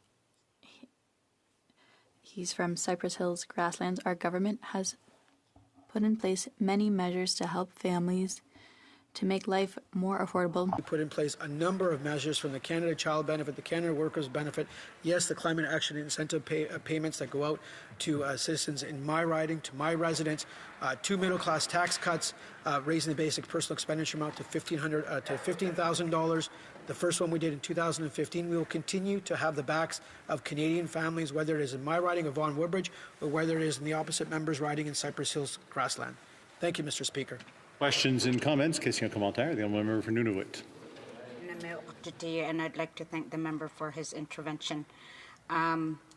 it's been clear that this Liberal government hasn't been investing enough in First Nations, Métis, and Inuit. The Auditor General published a report earlier this year about the lack of investments to First Nations regarding emergency preparedness. And I wonder if the member can respond to what all the stories are, what has been validated as the lack of investments to First Nations, and what this party will do to make sure that they are making these changes so that it's First Nations, Métis, and Inuit who can be engaged in such things as emergency preparedness as well as combating climate change. The honourable member for Vaughan Woodbridge. I thank the honourable member from Nunavut for their intervention. And obviously, the honourable member comes from an area in this country and where it is greatly affected by climate change. And secondly, I would say to the honourable member that myself and we on this side of the aisle will always work with the member opposite to improve the lives of people living in Nunavut and all Indigenous peoples and First Nations, and to ensure they have the resources to succeed and continue the nation-to-nation relationship and the collaboration which has been done since day one in 2015, Mr. Speaker. Thank you very much. Questions and comments? Question commentaire. The honourable member for Toronto Danforth. Thank you, Mr. Speaker. And I was wondering what my colleague might say in response to a recent study by an economist from the University of Calgary that found that if the carbon pricing was cancelled today, the people who would actually stand to lose the most would be people with lower incomes, and that high-income households actually stood the most to gain if the tax were axed tomorrow. In fact, that this report found that 94% of people who earn $50,000 or less get more through the rebate than they would ever pay in carbon pricing. I wonder what the member might have to say about that. The honourable member for Vaughan Woodbridge. I thank you, Mr. Speaker, and to the Honourable the Parliamentary Secretary from the wonderful riding of Toronto Danforth. I thank them for that. Thank them for that question. I will say, as the measure, the climate action incentive payments, much like the measures we've put in place, whether it's the Canada Child Benefit, whether it's a Canada Workers Benefit, whether it's any of those benefits that we've put in place, they are meant to make life more affordable for our residents, improve their quality of life, pull people out of poverty, and yes, at the same time, be a win for the environment in reducing emissions as well. And that we will continue on that path of making sure we have the backs of Canadians, particularly in this time that we've had global inflation with us, and where thankfully inflation is dissipating, but still the cost of living is very high. And the climate action incentive payments are just another measure to help Canadians and Canadian families, particularly those low-income Canadians. Thank you, Mr. Speaker. Reprise du débat. Resuming debate. Parliamentary Secretary to the Minister of Housing, Infrastructure and Communities. Thank you very much, Mr. Speaker. And I was reflecting, as I believe this is the 18th time we're debating a motion similar to this. I was in this Parliament. I was reflecting back to the last election. And I said in our debates that it was refreshing that all of the main parties at that time, in 2021, were running on a price on pollution, including all the members of the Conservative Party who sit here right now. That we were actually talking about how we fight climate change. But unfortunately, Mr. Speaker, we're back to a time where one of the parties in this House is debating whether we should fight climate change at all. And they can see it with their own eyes. They represent ridings that have had severe drought, flooding, fires, hurricanes, and their silence is deafening. And we see the only plank of their environmental plan come through, as this is the 18th time we're debating this. The only plank is recycling slogans. And there's no facts behind anything that they are coming forward with. They say the price on pollution doesn't work. That's false, Mr. Speaker. 30% of our reductions can be attributed to the price on pollution. 30% of our reductions, Mr. Speaker. It is working. And they're heckling me saying it's not true. They will not stand up at any point, Mr. Speaker, and show any facts. They'll yell, they'll slam their desk, they'll heckle. They'll heckle, Mr. Speaker. I've just provided the member from Manitoba who's heckling, whose province has suffered from the effects of climate change, significant drought, and he's laughing. He thinks this is funny, Mr. Speaker. He thinks that his province going through severe drought is funny enough to laugh in the House of Commons, Mr. Speaker. He'll get up and talk about the price of food, but laugh when there's drought conditions on the prairies. What's driving that price, Mr. Speaker? They're going to talk about the price on pollution, but the impact of food increases is happening the same in the United States. It does not have a price on pollution, and they can't explain that. They won't bring forward any facts on that issue. They won't talk about the rebate that Canadians get. They won't talk about how 8 out of 10 families get more money back. They won't talk about the report out of the University of Calgary that 94% of individuals and families that make less than $50,000 a year end up with more. But what they would want to do is get rid of the price on pollution. And what does that going to do? That is going to go straight back to their friends who are oil companies. Straight back to companies that I believe last year made $120 billion in profit. And they claim that that is going to come back to us someday, somehow. This trickle-down approach. What it's going to mean is more stock buybacks, no spending on climate progress. It is not going to have any benefit to us, Canadians across the board. Canadians who count on their climate action incentive will look to any government that cancels that and say, where is that money coming in? They don't mention the rebate because they don't want to mention they're going to cut that rebate. That helps so many families across the board. They are taking Canada out of, they want to take Canada out of international discussions. According to the World Bank, there are 73 carbon pricing initiatives currently in place or scheduled to be in place across the globe.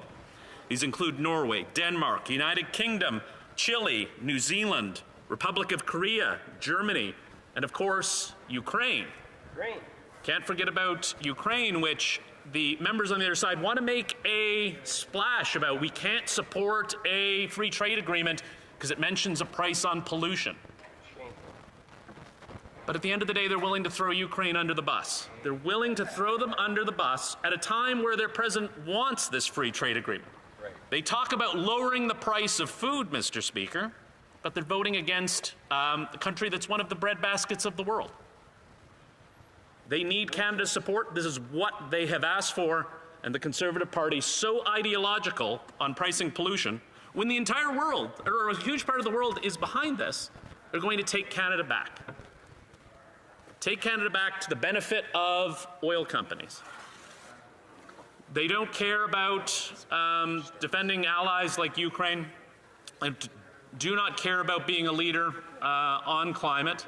And again, I know the honourable member for Manitoba laughs that his province is under drought, but what about the farmers in his community whose yields are down significantly? Not because of a government policy, but because of the impacts of climate change. And we don't hear that from any of the speeches. And it's interesting to me that the Conservatives who don't want a price on pollution and claim that they believe that reducing pollution should be borne by industry should be getting behind the government's latest announcement, which is an emissions reduction plan, which will put a cap-and-trade system in place on the oil and gas sector to reduce emissions, 30% of emissions.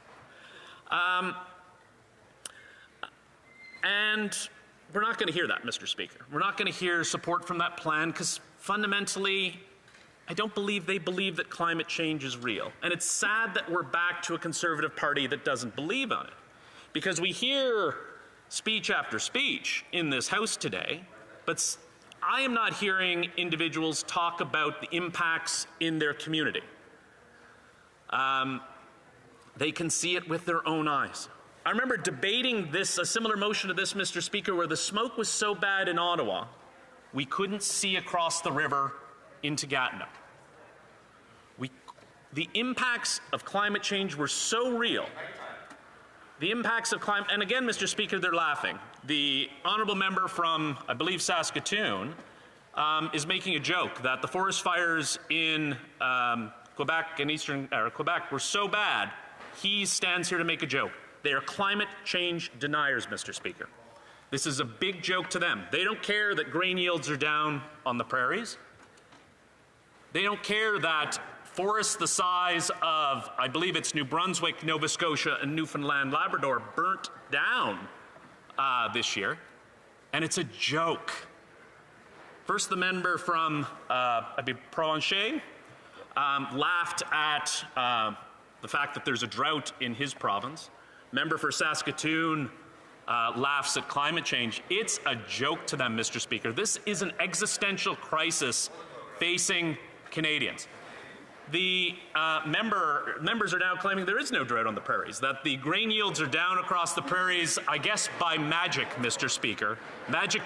I believe we have a point of order from the honourable member for Brandon Souris. It's a correction, Mr. Speaker, but we said there was no drought in Manitoba. There was small areas, but no drought in Manitoba. Okay, we are getting debate. Maybe what I'll do is I'll get the honourable member who can ask a question of the parliamentary secretary as soon as the speech is done in about 2 minutes. The honourable member for St. Catharines.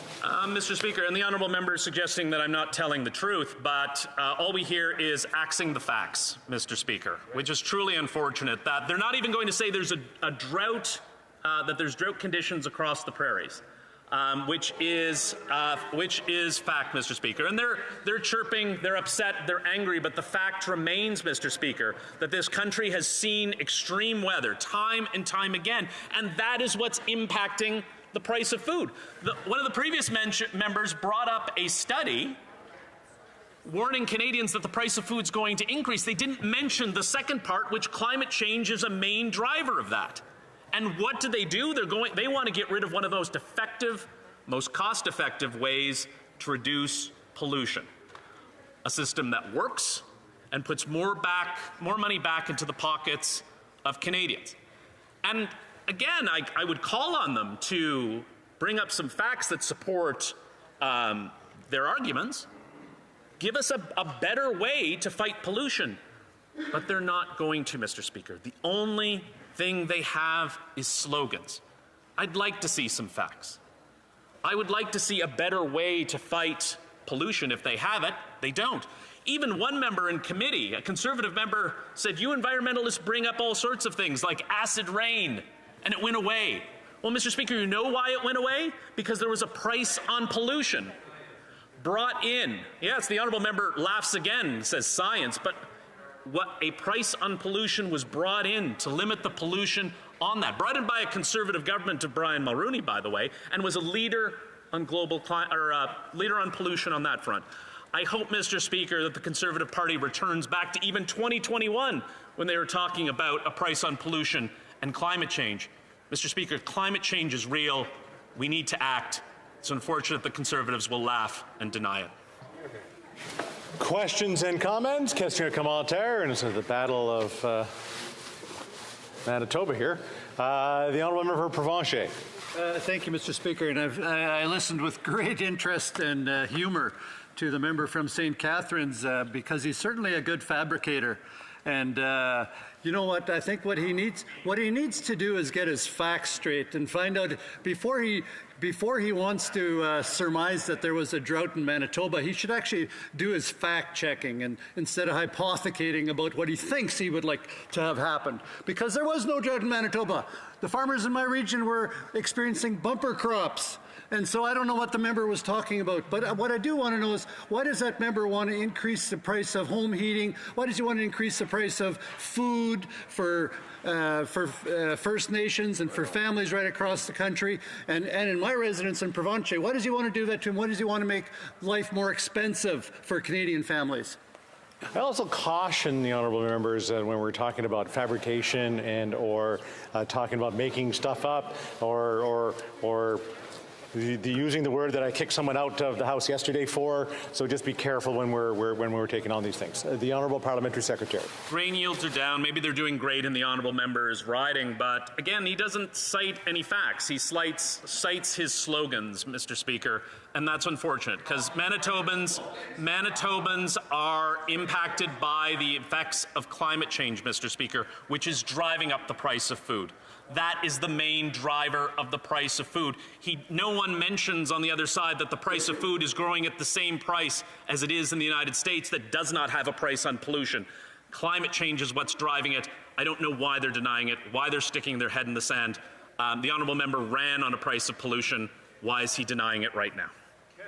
Commentaire, questions and comments. The honourable member for Courtney Alberni. Governor of Bank of Canada cited that the carbon tax is causing about 0.515% impact on inflation. This was confirmed by the PBO. That's 15 cents on a bag of groceries that's $100. Mr. Speaker, the reason the Conservatives are getting away with this runaway train on this disinformation campaign that the carbon tax is actually the major factor when it comes to grocery store prices, when we know it's actually corporate greed, because the big grocery stores are recording record profits. But the reason they're able to get away with this and convincing Canadians to buy into their campaign is because this government's failed to actually go after the big CEOs and the big grocery stores. So there's no difference, Mr. Speaker, really, when it comes to Liberals and Conservatives being gatekeepers for the rich and the well-connected. What we're looking for, Mr. Speaker, is will the Liberals finally go after the big grocery store chains, like actually take real meaningful action so that it actually shows up at the till when people are trying to buy their groceries? The Honourable Parliamentary Secretary.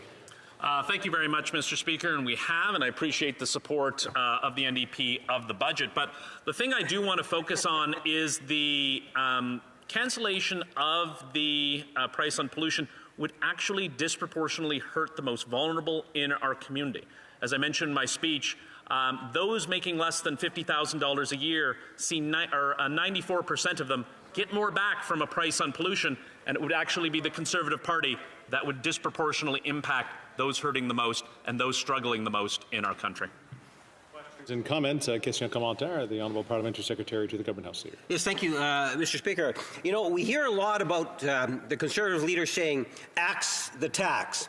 And I think there's a comeback slogan to that. It's called axe the facts. So before he preempts his speeches into the future, I'm wondering if we should emphasize the fact that when it comes to the leader of the Conservative Party of Canada, they axe the facts, and then they get into the baffle-gab of the axe the tax or price on pollution and so forth, just to get his comments on axe the facts. The Honourable Parliamentary Secretary to the Minister of Housing. Absolutely, Mr. Speaker, and I agree with the honourable member wholeheartedly. The only thing this party has on the other side is slogans. They have no experts that back them up. They have no respected economists, environmentalists that will stand up and say this is a reasonable plan or have reasonable ideas.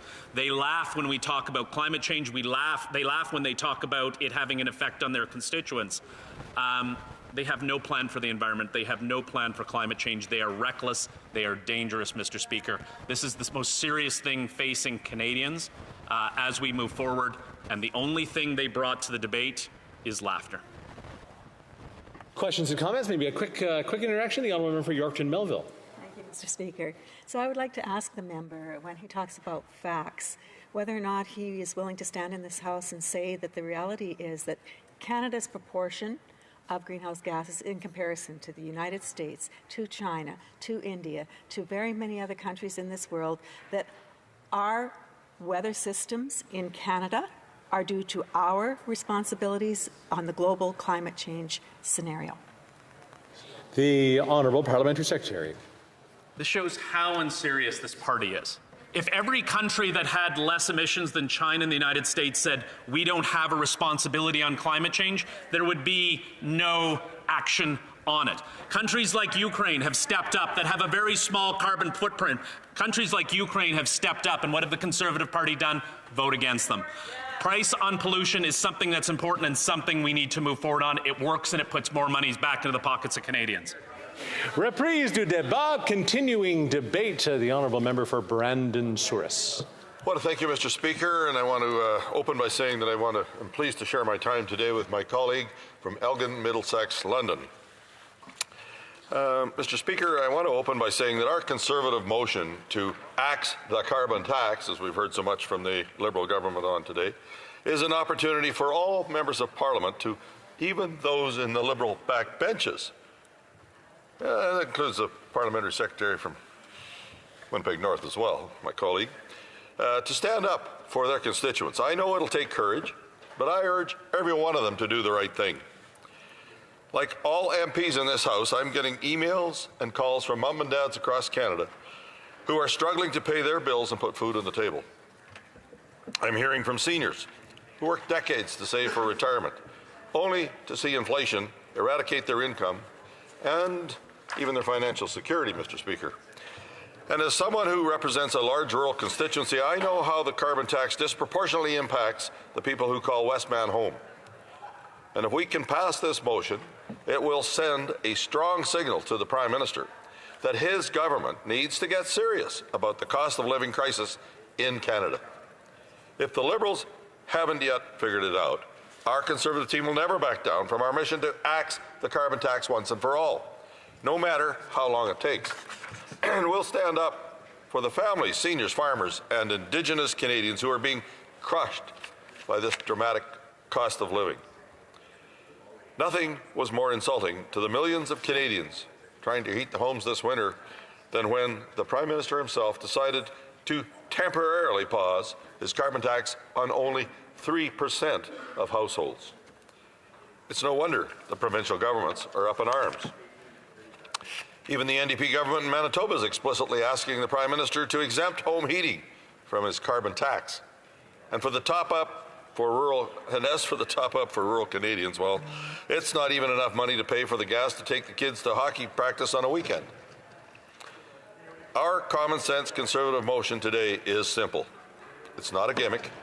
There's no temporary measures. It's time to axe the inflationary carbon tax for goods and bring home lower prices. Every single member of Parliament knows their constituents are hurting, Mr. Speaker.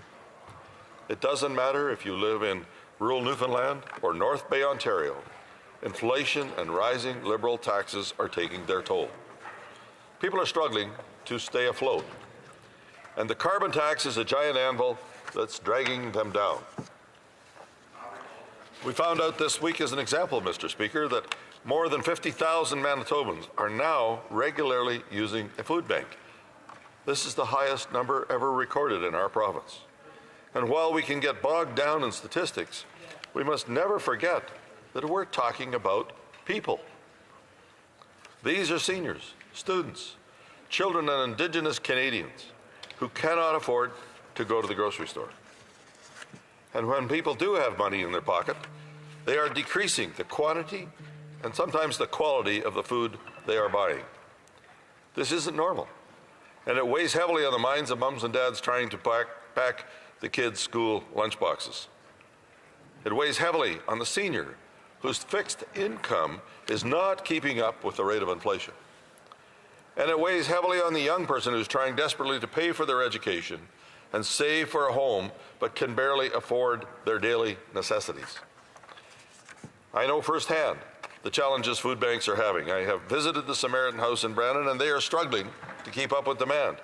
I cannot say enough about the good work that Barbara McNish, and all of the volunteers do for those in need. But we, as policymakers, cannot just turn a blind eye to these startling numbers. And another example, Mr. Speaker, I also know that the food bank in Killarney, Manitoba is facing challenges. They recently contacted my office as they now need to hire a manager to run the operation as the demand on volunteers is too great. Under this Liberal government, small rural communities need to hire a manager to run a food bank. In all my years of living in Westmount, I never thought in a million years that a community like Killarney, very progressive, would ever need to hire staff to run their food bank. It's a testament to the struggles that many are facing, and it is undeniably heartbreaking. If this isn't a warning, a sign of how bad things have gotten out there, I don't know what is, Mr. Speaker. What will it finally take to wake up this Prime Minister and get him to change direction? The rising costs of food cannot be divorced from this Liberal government's tax and spend policies. The carbon tax is driving up the cost of everything. It is contributing to the costs of growing our food.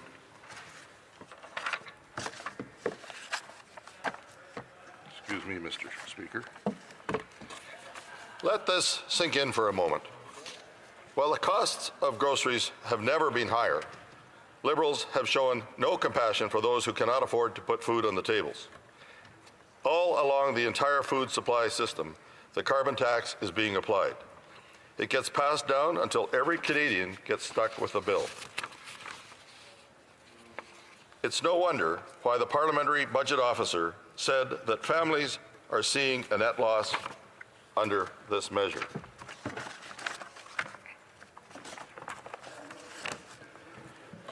Families and seniors are getting crushed, and it's time for action. They are tired of the Liberal gaslighting about how much better they are under their carbon tax rebate scheme. The good people of Westman aren't falling for their talking points because they don't have more money in their wallets at the end of the day. Just this morning, Canada's Food Price Report stated that the average family of four is expected to spend $16,297.20 on food in 2024, Mr. Speaker. And as we've heard my colleagues say in this House before, that is $700 and some more than what they had to spend last year. I want to finish my talk today, Mr. Speaker, by just saying that this is an outlandish tax that the government is trying to place on everyone in Canada in their cost of living today. And I want to end by saying that this government could have passed Bill C-234. Bill C-234 was a bill to take the carbon tax off of heating barns in Canada, and greenhouses included in that, Mr. Speaker, and drying grain. Now, the cost of food is directly proportional to the cost of the inputs that it takes to grow these products. And we're talking about greenhouse produce that is extremely healthy and exported all over the world, particularly to our neighbors in the United States to the south of us. And, Mr. Speaker, it's also at a time when, maybe some of my colleagues aren't as aware of what really happens when you're drying grain. It's not just a luxury, Mr. Speaker. It's an absolute necessity to be able to dry grain, because farmers need to be able to store that crop when they take it off. And if they don't, Mr. Speaker, that grain could spoil, costing them millions and millions of dollars, Mr. Speaker, across the country. Would be billions. So this is something that is very much a necessity to be done. Rising on a point of order, the Honourable Member for Longueuil-Saint-Hubert. Well, the interpreter has signaled for the third time that there is a cell phone vibrating beside the microphone and that is a problem. Phone is not vibrating near the... No phone there anywhere? There you go. Merci beaucoup pour l'intervention. The Honourable Member for Brandon. Thank you. 1 minute, 35. Yeah, so I'm saying that the cost of this grain drying that the government is saying that isn't, they're basically saying that we'll take the risk of forcing farmers to, in some cases, not be able to afford to store their grain properly, which will lead to great devastation in regards to our ability to be the reliable nation, I guess I could use that word, in our export markets, as well as putting some of the best food in the world on the table, Mr. Speaker. Thank you. Questions et commentaires, questions and comments. L'honorable député de Longueuil-Saint-Hubert. The Honourable Member for Longueuil-Saint-Hubert. Thank you, Mr. Speaker. I thank my colleague for the speech. Now, I have to ask a question of him that I asked the Leader of the Official Opposition earlier. There were food drives all over the place this past weekend. In my riding, I met with people who are very involved, for example, food banks, which help families. I met with people who are very involved in housing and building social housing, and they were telling me what they wanted. They want major investments to build social housing for families, for victims of domestic violence, for single-parent families. That's what they were talking to me about. No one talked to me about the carbon tax. No one is talking about the carbon tax. No one's talking about the carbon tax. The carbon tax doesn't even apply in Quebec. Come on, Conservatives, come on. Are you going to understand one day that it does not apply in Quebec? What we need is investment in social housing. The Honourable Member for Brandon Souris.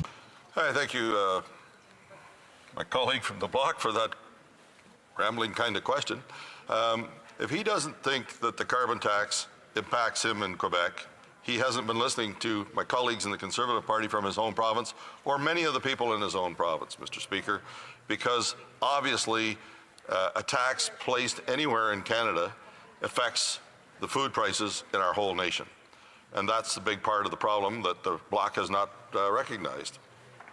Questions and comments? Question commentaire. The Honourable Parliamentary Secretary to the Minister of Natural Resources. Affordability is clearly a key concern, and so keeping that in mind and having heard what the member opposite had to say, I'm wondering how he can fix everything that he has said and square that with the fact that a University of Calgary economist said that if the carbon tax was axed tomorrow, the people who would actually benefit the most are people who earn $250,000 or more. And more to the point, the people who earn $50,000 or less, 94% of them receive more through carbon pricing rebates than they pay in carbon pricing. So perhaps, how is it that the Conservative Party is supporting giving a rebate and a benefit to people who earn $250,000 or more? Are they the ones who are having the greatest affordability challenges? Wow, good question. The Honourable Member for Brandon Souris. Thank you, Mr. Speaker. I thank my colleague for her question, and I really hear the enthusiasm of her colleague from Halifax sitting behind her, who just had his carbon tax cut starting in the new year by the Prime Minister. The member's question is relevant, Mr. Speaker, but it's interesting to see how the Liberals have changed their tune on the regards to the fact that everybody used to be getting more back than they paid. Then it went to 80%. Let's face it, they wouldn't be getting anything back if it wasn't for the pressure the Conservatives put on them to have a rebate in the first place on the carbon tax. Mr. Speaker, the difficulty with this whole process is it's not true, number one. There is, the parliamentary budget officer himself said that it costs the average family more than $1,000 more than they're getting back in the rebate. And even the issues that were, some of the points that came out this morning in the food report show that in Ontario alone, that there's a $2,600 cost, and $800 doesn't square that, Mr. Speaker. Questions and comments? Question commentaire. The Honourable Member Courtney Alberni. Well, Mr. Speaker, let's talk about who's changing their tune. This member ran on a price on carbon, putting a price on carbon. And today here he is saying let's get rid of the carbon tax. They ran on a platform to remove the GST on all home heating, something the NDP just brought forward. What they do? They voted against it. Madam Speaker, my colleague before me just talked about the fact is that 8 out of 10 families will get a rebate larger than what they'll pay in terms of the carbon tax. And in fact, if you earn $250,000 or more, then you won't. Mr. Speaker, you'll pay more. But the bottom line is, Mr. Speaker, this is a diversion today, and they keep bringing this motion back. This is the 11th opposition day we spent on this. It's a diversion from the fact that we know the Conservatives are really fighting for those that earn over $250,000 and more. That's who they're really fighting for, Mr. Speaker. They're not fighting for the 8 and 10 families that are going to come out ahead. That's the truth. So, Mr. Speaker, maybe my colleague can answer why he ran on a platform to put a price on carbon, why he ran on a platform to remove the GST on home heating, but he keeps voting against it. The Honourable Member for Brandon Souris. Speaker, the only ones running here are the New Democrats on Vancouver Island that are running for their seats. Mr. Speaker, I just explained to the member from the island, my honourable colleague, why about the parliamentary budget officer's findings. There's $1,000 more cost. If you only count the price of gasoline and heating fuels in your diagnosis of this whole process, then you're leaving out all of the costs of the redistribution of products across Canada. Reprise du débat, continuing debate. The Honourable Member for Elgin, Middlesex, London. Thank you very much, Mr. Speaker, and I'm honored to speak on our Opposition Day motion. I want to start off with some basic facts, so I want to read into the record this very important piece of information, because this is the type of stuff that we're actually discussing today. Between April 1st of 2022 and March 31st of 2023, over 800,000 people in Ontario alone accessed a food bank. In total, there were 5.9 million visits to a food bank in this period. Feed Ontario reported that if the 800,822 people who visited Ontario's food banks between April 1st of 2022 and March 31st of 2023 became their own municipality, it would be the third largest city in the province ahead of Mississauga. You know, I think right there tells you we've got a problem. Yet we're back to this debate, and as the member from the NDP stated, for the 11th time, Conservatives are bringing up this motion because we are trying to bring some common sense to why we can understand that over 800,000 people in Ontario alone are using a food bank. And just this week, we've heard forecasted in the HUMA committee that a food bank in Kelowna, BC is expecting their growth by 100% in the next year. So over the last time, we have seen an 82% increase from 2016 to 17, a 37% increase over the previous year, and now we're forecasting for 2024, a 100% increase in the use of food banks. Why is this happening? Well, very, very simple, Mr. Speaker. The cost of living is skyrocketing. Canadian mortgages have doubled. The cost of rents are increasing faster than the cost of wages, or the increase in wages. And affordability is just absolutely out of control, and we are in a broken economy right now. We can try to paint a flowery picture, as we've heard many parties here, specifically coming from the government side. We can paint a pretty picture about all they have done. They can talk all they want about the Canada Child Tax Benefit, refunds for the carbon tax, and the $10 a day childcare. But to date, none of these policies are working. And Mr. Speaker, that is why I'm bringing this forward. We can talk about the Canada Child Tax Benefit that was reformed in 2016. But I think we have to take into consideration that what people got back in 2016, 17, and 18, yes, I recognize it escalated and there was an escalator to that. But the cost of living has continued to increase with that. So at the end of the day, Canadians are actually finding less money in their pockets because of the cost of living. The more you spend, the more that they're bringing in taxes. That's the bottom line. And that's why it is so important that we axe the tax for our farmers, for our families, and for First Nations. It is desperately needed. I'm from the incredible riding of Elgin, Middlesex, London, where some of our key industry is farming and agribusiness.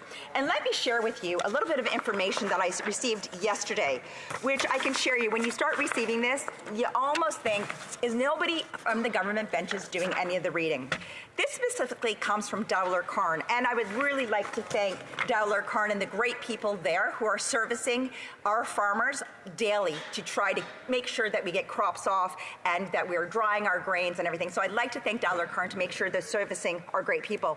But Dowler Carn has 7 locations from Windsor to Kitchener, and services industry, agricultural producers, trucking companies, and some residential home heating. This does not service gas stations of the mandatory residential home heating.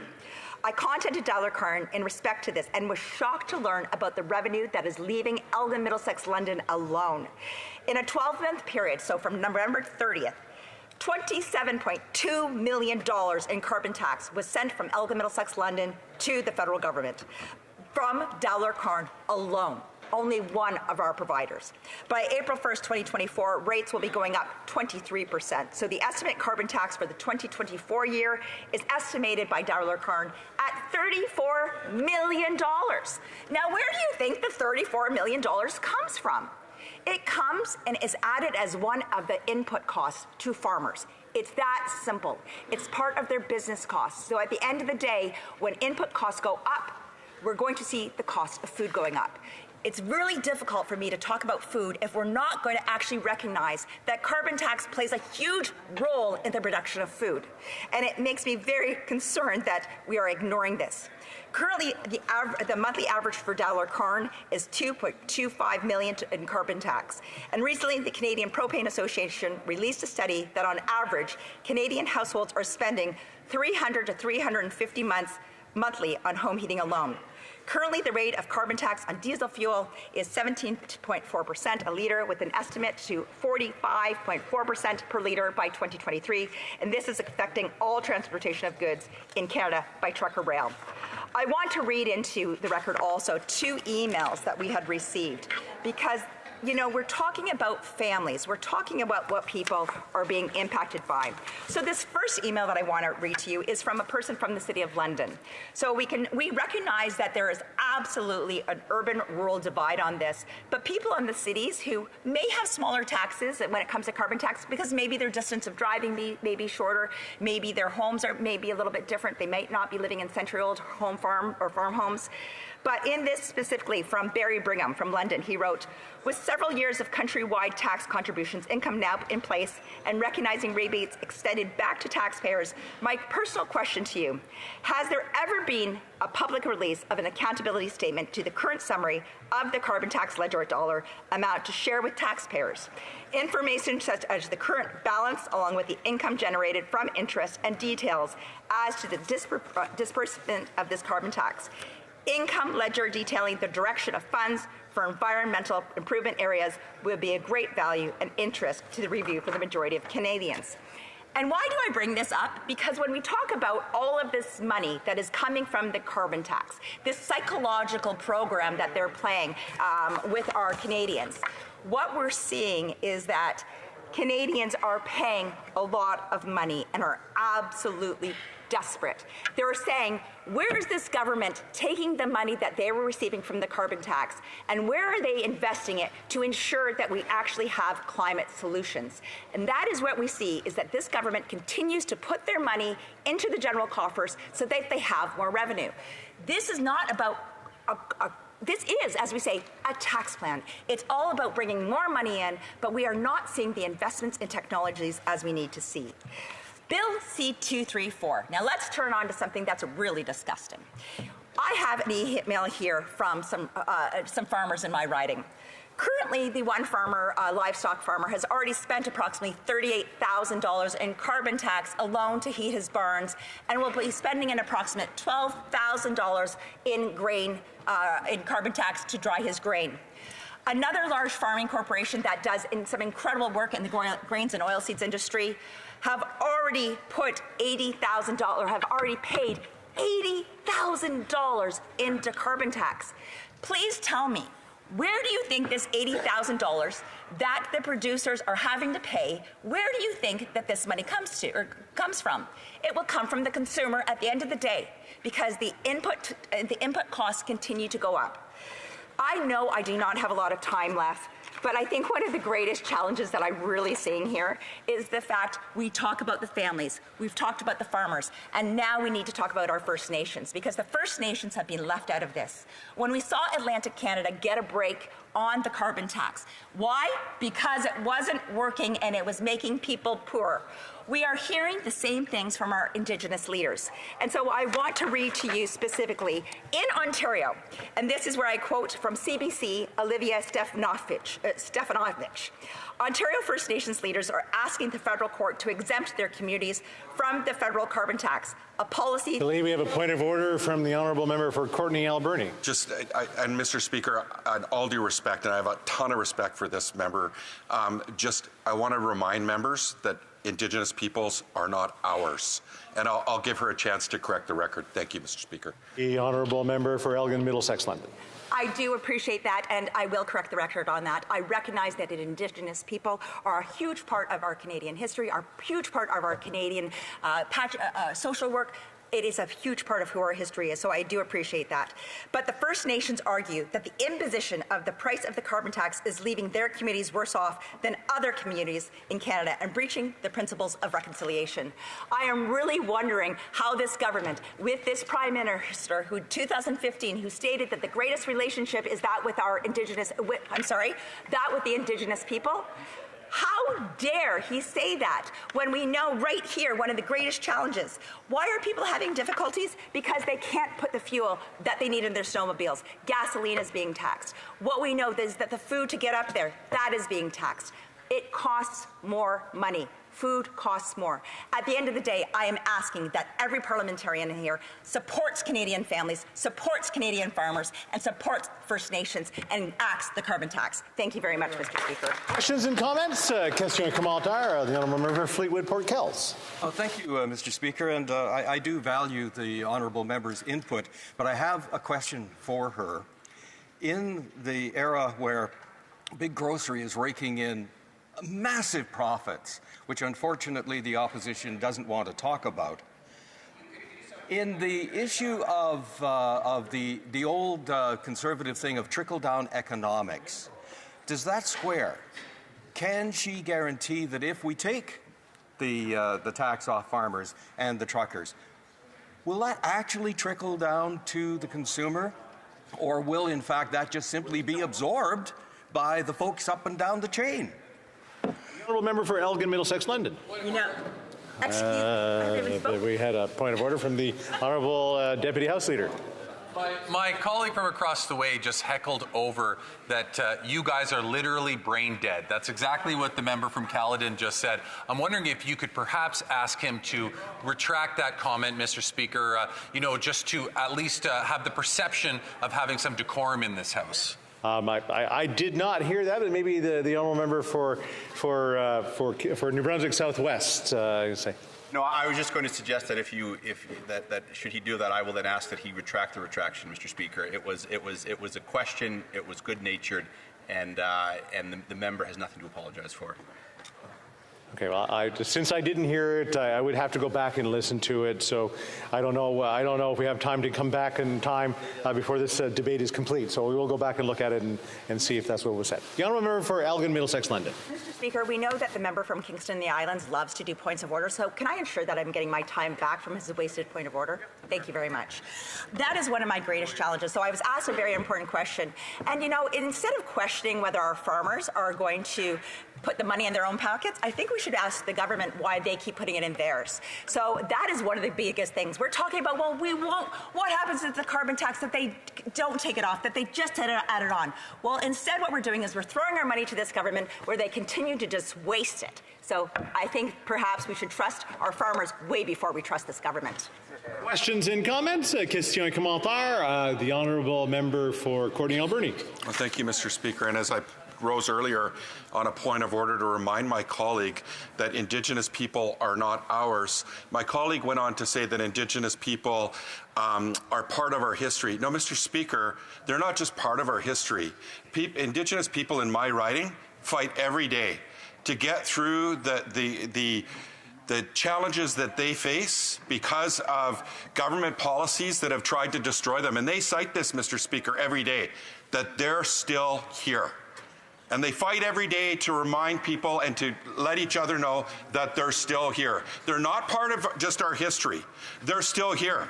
And they need to be a predominant part of the conversation moving forward. Now, to the question of my good friend, the 2021 elected Price on Carbon platform running Conservative, why did she run on a platform to put a price on carbon, but today she's running so hard against it?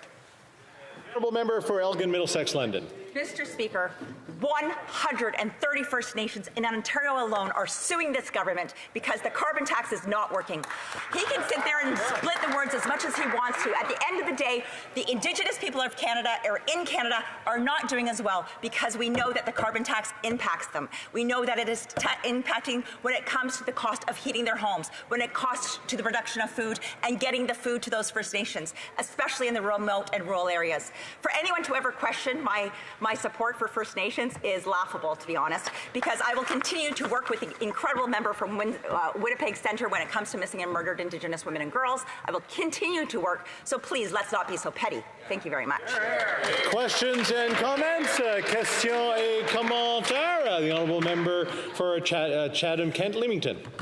This morning, two of Canada's largest grocery retailer CEOs testified that the carbon tax applied to the farmer, to the trucker, to the food maker, and to themselves will get passed on to the consumer, contrary to one of the questions from a colleague across the way to my honourable colleague from Elgin, Middlesex, London, that the grocery retailers are putting the carbon tax in their pocket. It's being passed on to the consumer. Would my colleague agree?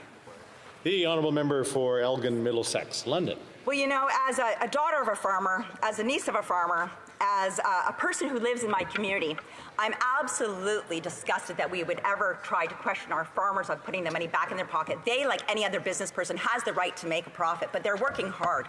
They're working hard to make sure that there is food on the table. I very much question when we start questioning our farmers. We have a program that is not working. At the end of the day, we need to axe the tax. It is on the entire cost of the food for the production, from the input to the consumer. We know that that entire trail goes along the entire way. So thank you very much for that question.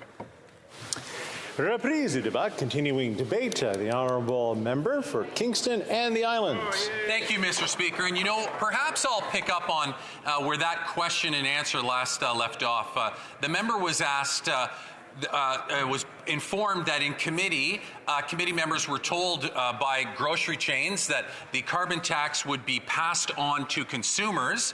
That's what they were told. But I would inform those members that that's why we give the rebate to the consumers, so that the consumers end up benefiting from it. And I guess this is where I'll focus my comments on today, Mr. Speaker. I'm getting pretty tired of debate after debate on the same issue. Conservatives coming forward as though they're somehow here to look out for the little guy. They're somehow here to look out for the people that are struggling. They are nowhere near doing any of that, Mr. Speaker.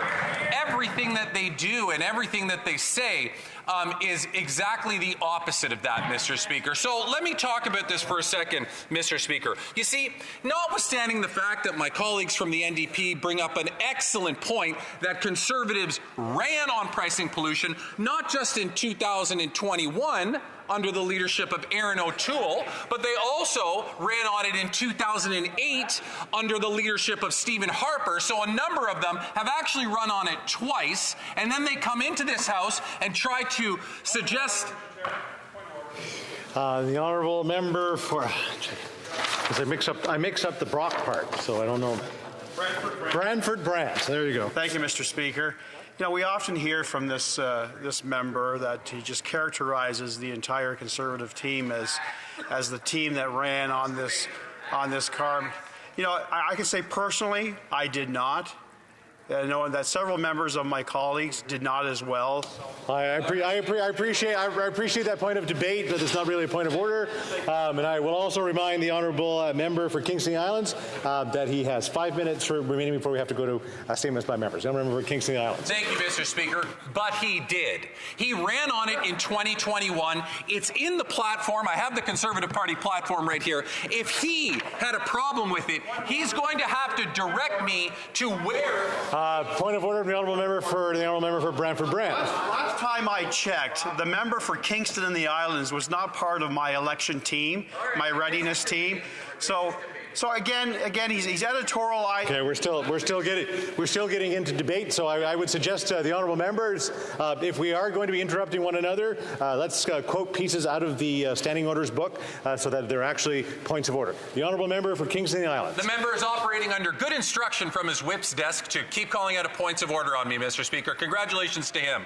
But in the document, the True North Strong and Free, Stephen Harper's plan for Canadians, there's actually reference to pricing pollution in here through the cap and trade model that Ontario, Quebec, and a number of states in the United States adopted. That member ran in 2021 on Aaron O'Toole's plan to price pollution, Mr. Speaker. Point of order from the honourable member for Selkirk, Interlake, Eastman. Understanding Order 18, the member cannot stand in this place and talk disparagingly about other members in this place. I ask that he monitors his language very, very carefully. Rather than being a disruptive individual in this House and using bully tactics, he should actually be more parliamentarian in his address to us in the House of Commons. Okay, I appreciate the help. I appreciate the help, and I would also remind people to be very judicious in the words that they are using and how they are characterizing other parties in this House of Commons. The honourable member for Kingston and the Islands. All of them ran on the platform. Now, if some of them decided sometime during that election campaign that they chose...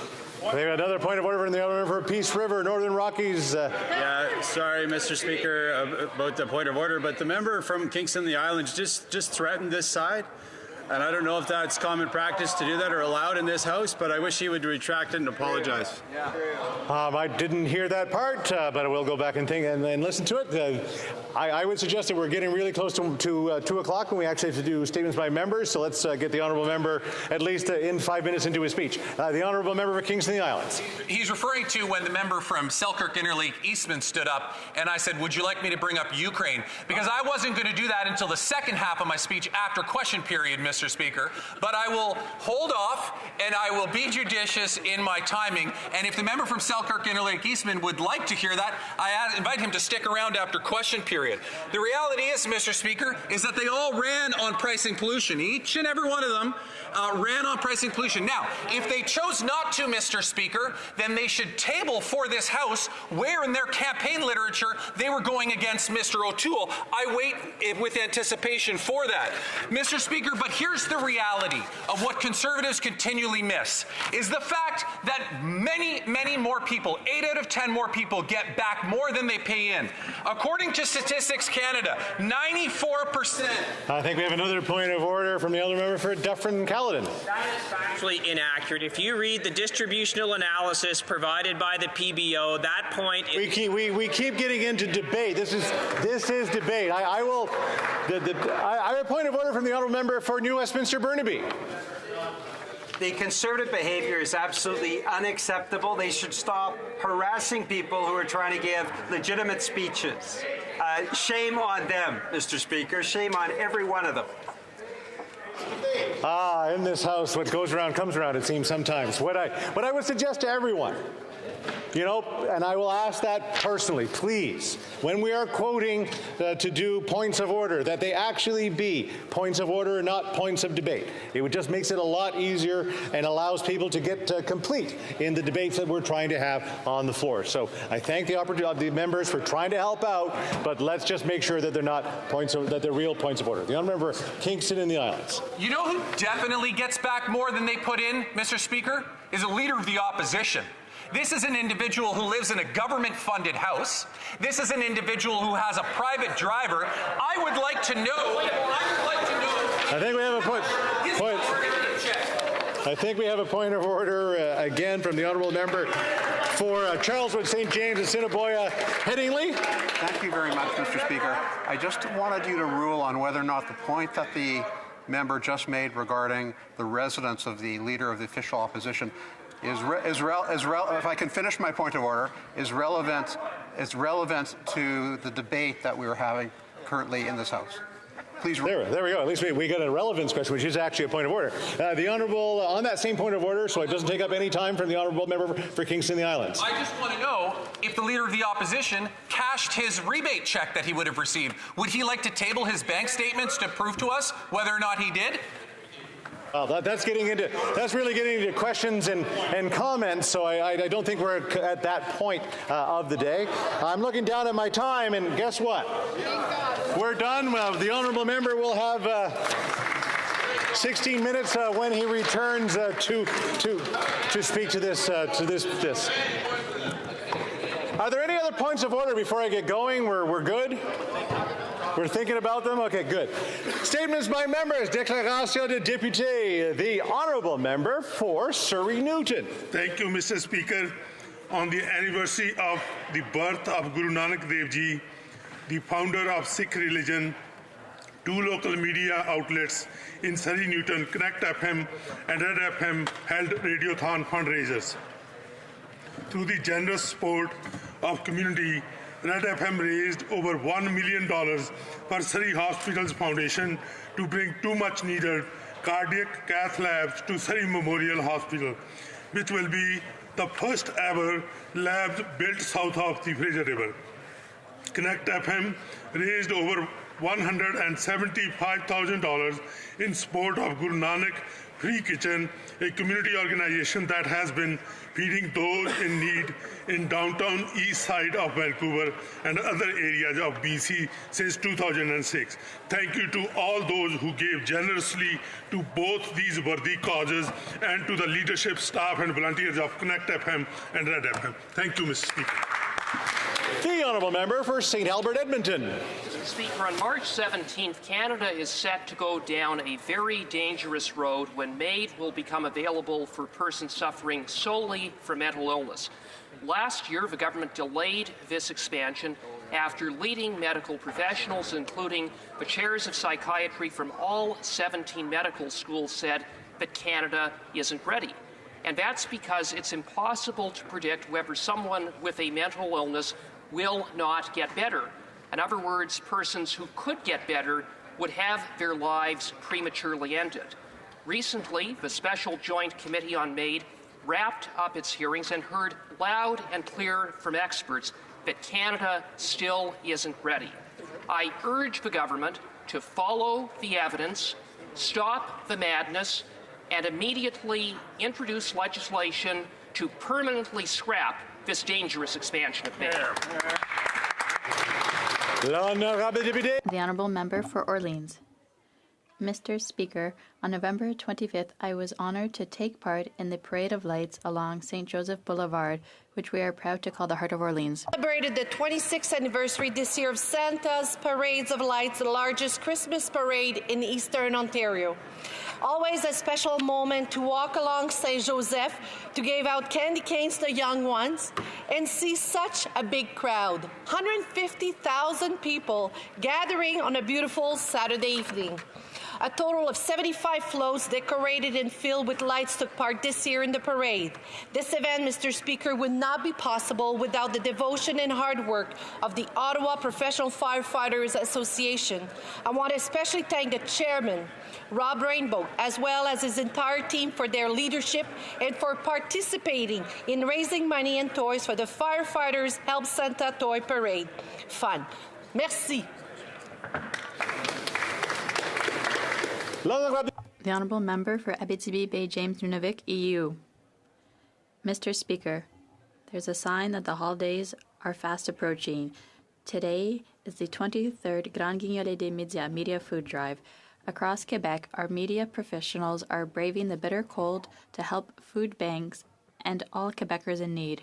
On behalf of the Bloc Québécois, I invite those who can afford it in these difficult times to give generously. Don't forget that the campaign continues until December 31st and that it's also possible to donate online if you don't have the opportunity today to fill the kettles of our courageous fundraisers. In closing, if the Liberals want to participate in the Guignolé des Médias, the food drive, we remind them that during the election they promised $1 billion for school food aid. What a great opportunity to keep their election promise. Thank you to everyone who's participating, and happy Media Guignolé to all. Let's be generous. The Honourable Member for Nickel Belt. People in Nickel Belt to support their local food banks. More than 17,000 people visit the Greater Sudbury Food Bank per month, and countless others depend on the food bank sites in Onaping Falls, Sturgeon Falls, Coniston, Garrison Valley, French River. And these food banks locations, along with its incredible team of volunteers, have spearheaded countless fundraising efforts to ensure the most vulnerable don't go hungry. Right now, the annual Edgar Burton Food Drive in Sudbury is taking place until December 15th. As the holidays approach, there's no better time to give money, donate food, or to volunteer at a local food bank. Food banks are reporting higher use while facing donation shortages. Fight hunger and ensure that quality foods are available for seniors, families, children, and all individuals who are in need. Thank you. The Honourable Member for King Vaughan. Mr. Speaker, King Township is horse country. Our very own Christolop Boylan jumped onto the world stage in 1964 when at the age of 17 she became the youngest Olympian dressage competitor. Throughout her illustrious career, she has won 7 medals at the Pan Am Games and competed in 6 Olympics. Currently, she spends her time coaching 26-year-old Beatrice Boucher, who landed her spot in the 2024 Olympic Games. Nice. Described as a beacon of positive energy, Boylan is Canada's most decorated dressage rider in Canadian history and highly effective and inspirational coach. As one of the coaches for the Canadian team, her goal is to bring home our best in the athletes. Here, here. King City will be cheering her on the 2024 Olympic Games. Let's bring it home, Canada! Bring it home! The honourable member for Cape Breton-Canso. Mr. Speaker, despite some travel disruptions, I was delighted to make it back home last weekend for Glace Bay's annual Christmas parade. It was a wonderful experience to see my constituents spreading holiday cheer as we indulge in the Christmas spirit all across my riding of Cape Breton-Canso.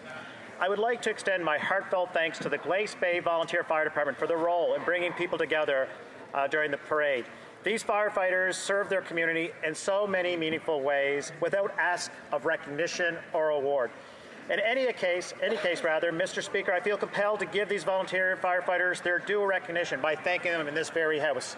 Community initiatives such as these bring people together at a time of year when we need to do just that. So, Mr. Speaker, I want to wish my constituents in Cape Breton-Canso and everyone in this House a very Merry Christmas, Happy Holidays, and let's be kind to each other. Hear, hear.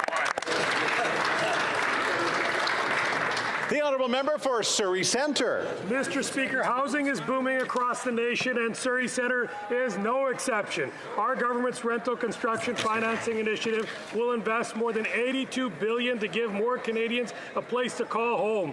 My home city of Surrey hosts the fastest growing economy and fastest growing population in British Columbia, and our housing strategies reflect Surrey's thriving community. With a total of $320 million over 3 projects, residents living in Surrey Centre can expect to move into these 843 new purpose-built rental homes by early 2025. These investments include $146 million for 392 units at Coma King George, $145 million for 373 units at Brightside Tower, and $28 million for 78 units at Parker Living. And these are on top of the already 94 homes built in Surrey Centre under the Rapid Housing Initiative for a total of 932 homes in Surrey Centre alone. Yeah. For the record, that's 10 times more in Surrey Centre that Conservatives built in all of Canada in 10 years. Mr. Speaker, don't believe a word that the Leader of the Opposition says. He talks a lot, but his resume is rather small, even if we increase... The honourable member for Charleswood, St. James, Assiniboia, Headingley. Over the next 8 days, Jewish families will gather around to celebrate the story of Hanukkah. Judah and a small group of Maccabean rebels represent a triumph of light over darkness. Each night, with each new candle, the menorah gets just a little bit brighter. This year, the hope of Hanukkah is needed more than ever, as Jews are once again forced to suffer at the hands of the monsters who are trying to destroy them.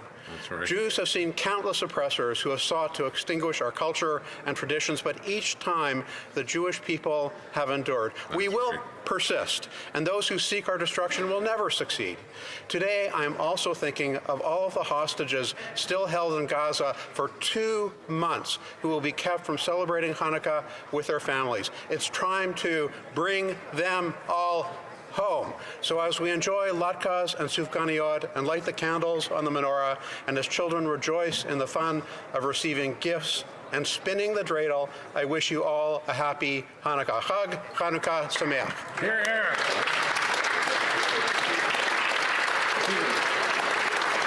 Honourable member from Humber River Blackheath. Thank you very much, Mr. Speaker. Today I would like to acknowledge Mr. Jimmy Lai, a 75-year-old UK citizen imprisoned in Hong Kong. Mr. Lai has been a leading pro-democracy campaigner in Hong Kong since 1989. He is a well-known and high-profile advocate for democracy, and he's been an outspoken critic of human rights violations by the government of China. For this work, Mr. Lai has been subjected to a barrage of criminal prosecutions and currently faces life in prison. Mr. Lai was first arrested in August 2020 and has now been in prison continuously for 3 years. On December the 18th, he will face trial under the controversial China's Law on Safeguarding National Security in Hong Kong Special Administrative Region. No person should be prosecuted for standing up in defense of universal human rights, freedoms, and democracy and media freedom. I stand in solidarity with Mr. Jimmy Lai and call for his immediate and unconditional release. Thank you very much. The Honourable Member for Beauce. Mr. Speaker, Canadians are using food banks at record levels, but the Bloc Liberal Coalition is doing nothing to reduce food prices. We introduced a common-sense bill, C-234, to reduce production costs directly at the farm gate, but the Prime Minister instructed his Liberal senators to vote against the bill in the Senate. This morning, an annual report confirms that by 2024, the average family's food bill will rise by more than $700. Canadians are cutting back on groceries and reducing the quantity and quality of the food they buy, replacing it with less nutritious alternatives. Children and seniors, who are the most vulnerable, deserve to eat healthy, nutritious food, but the government maintains its carbon tax that is making Canadians poorer. After 8 years, food prices aren't the only increase Canadians are facing. The cost of housing is skyrocketing. Conservatives will continue to fight the Bloc Liberal Coalition in order to lower prices for all Canadians so they can enjoy the holiday season, unlike the coalition that wants to ruin Christmas for everyone. The Honourable Member from Red Deer Mountain View. Colleagues, it's a pleasure to rise in the House and speak about some very pressing matters. Times are hard for Canadians. A new food report out today shows Canadians will be paying an extra $700 to feed their families. The Senate amendment of Bill C-234 that would have provided farm families with a much-needed break from the carbon tax now has its passage in limbo after the Prime Minister lobbied his appointed senators in order to protect his minister. The Prime Minister could care less about how his policies have created two classes of Canadians, those who pay the carbon tax and those that don't. First Nations are taking the government to court, arguing that the carbon pricing regime of this Prime Minister unjustly and disproportionately impacts their communities and that they will be worse off. It's time to take the carbon tax off farmers, First Nations, and families. After 8 years of this Prime Minister, it's time for common sense Conservative government. This Prime Minister is just not worth the cost. The Honourable Member from Sault Ste. Marie. Great news, Speaker. Our government has launched the union-led advisory table. Chaired by the President of the Canadian Labour Congress, Guy Brust, this table includes additional labour leaders from across Canada and across industry sectors. It will play an essential role in providing advice on emerging challenges and opportunities in the labour market, including on matters of automation, energy transition, housing needs, and worker shortages. Specifically, this panel will advise on how to identify the needs of workers in transitioning sectors, help skilled workers in changing industries access training for in-demand jobs, and promote continuous skill development for workers and ensure that these programs are accessible to a diverse and inclusive workplace, Mr. Speaker.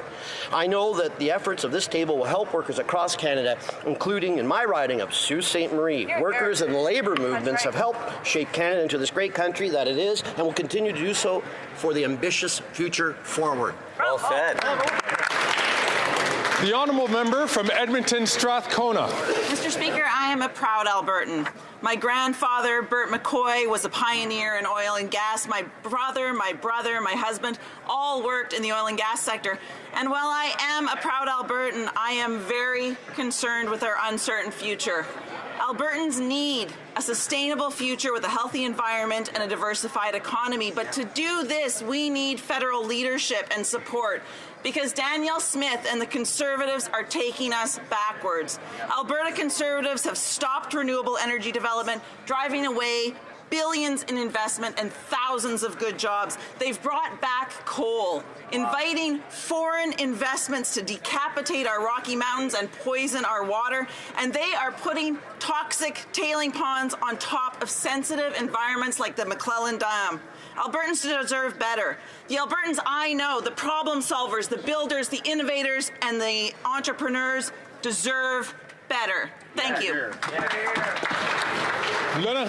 The Honourable Member for Repentigny. We are losing the fight of our lives. We are experiencing climate collapse in real time. We are on the highway to climate hell with our foot still on the gas pedal. These are strong statements from UN Secretary General Antonio Guterres. Is this a lack of diplomacy? Rather, I think he has the courage to speak the truth, which is especially important on December 8th, World Climate Day. Describing countries that increase fossil fuel production as dangerous, throwing oil on the fire, I would add that in Canada, they do so disguised as firefighters. Whether it's the interests of the COP28 president or those of Canada's multi-billion-dollar oil companies, they continue to feed the climate change beast, capturing regulatory powers with their lobbying, helping themselves to public funds, and hypnotizing decision-makers with their greenwashing. 2030 is 6 years away. The Secretary General says we can avoid the crash and burn of the planet if we act now. Yes, but now ends soon. The honourable member from Souris Mountain. Mr. Speaker, newsflash. While Canadians across the country struggle to make ends meet right before Christmas, the Liberals are making it worse as food and home heating costs continue to rise. The Prime Minister's inflationary spending has caused cost-of-living crises, forcing millions of hardworking Canadians to visit food banks so they can feed their families.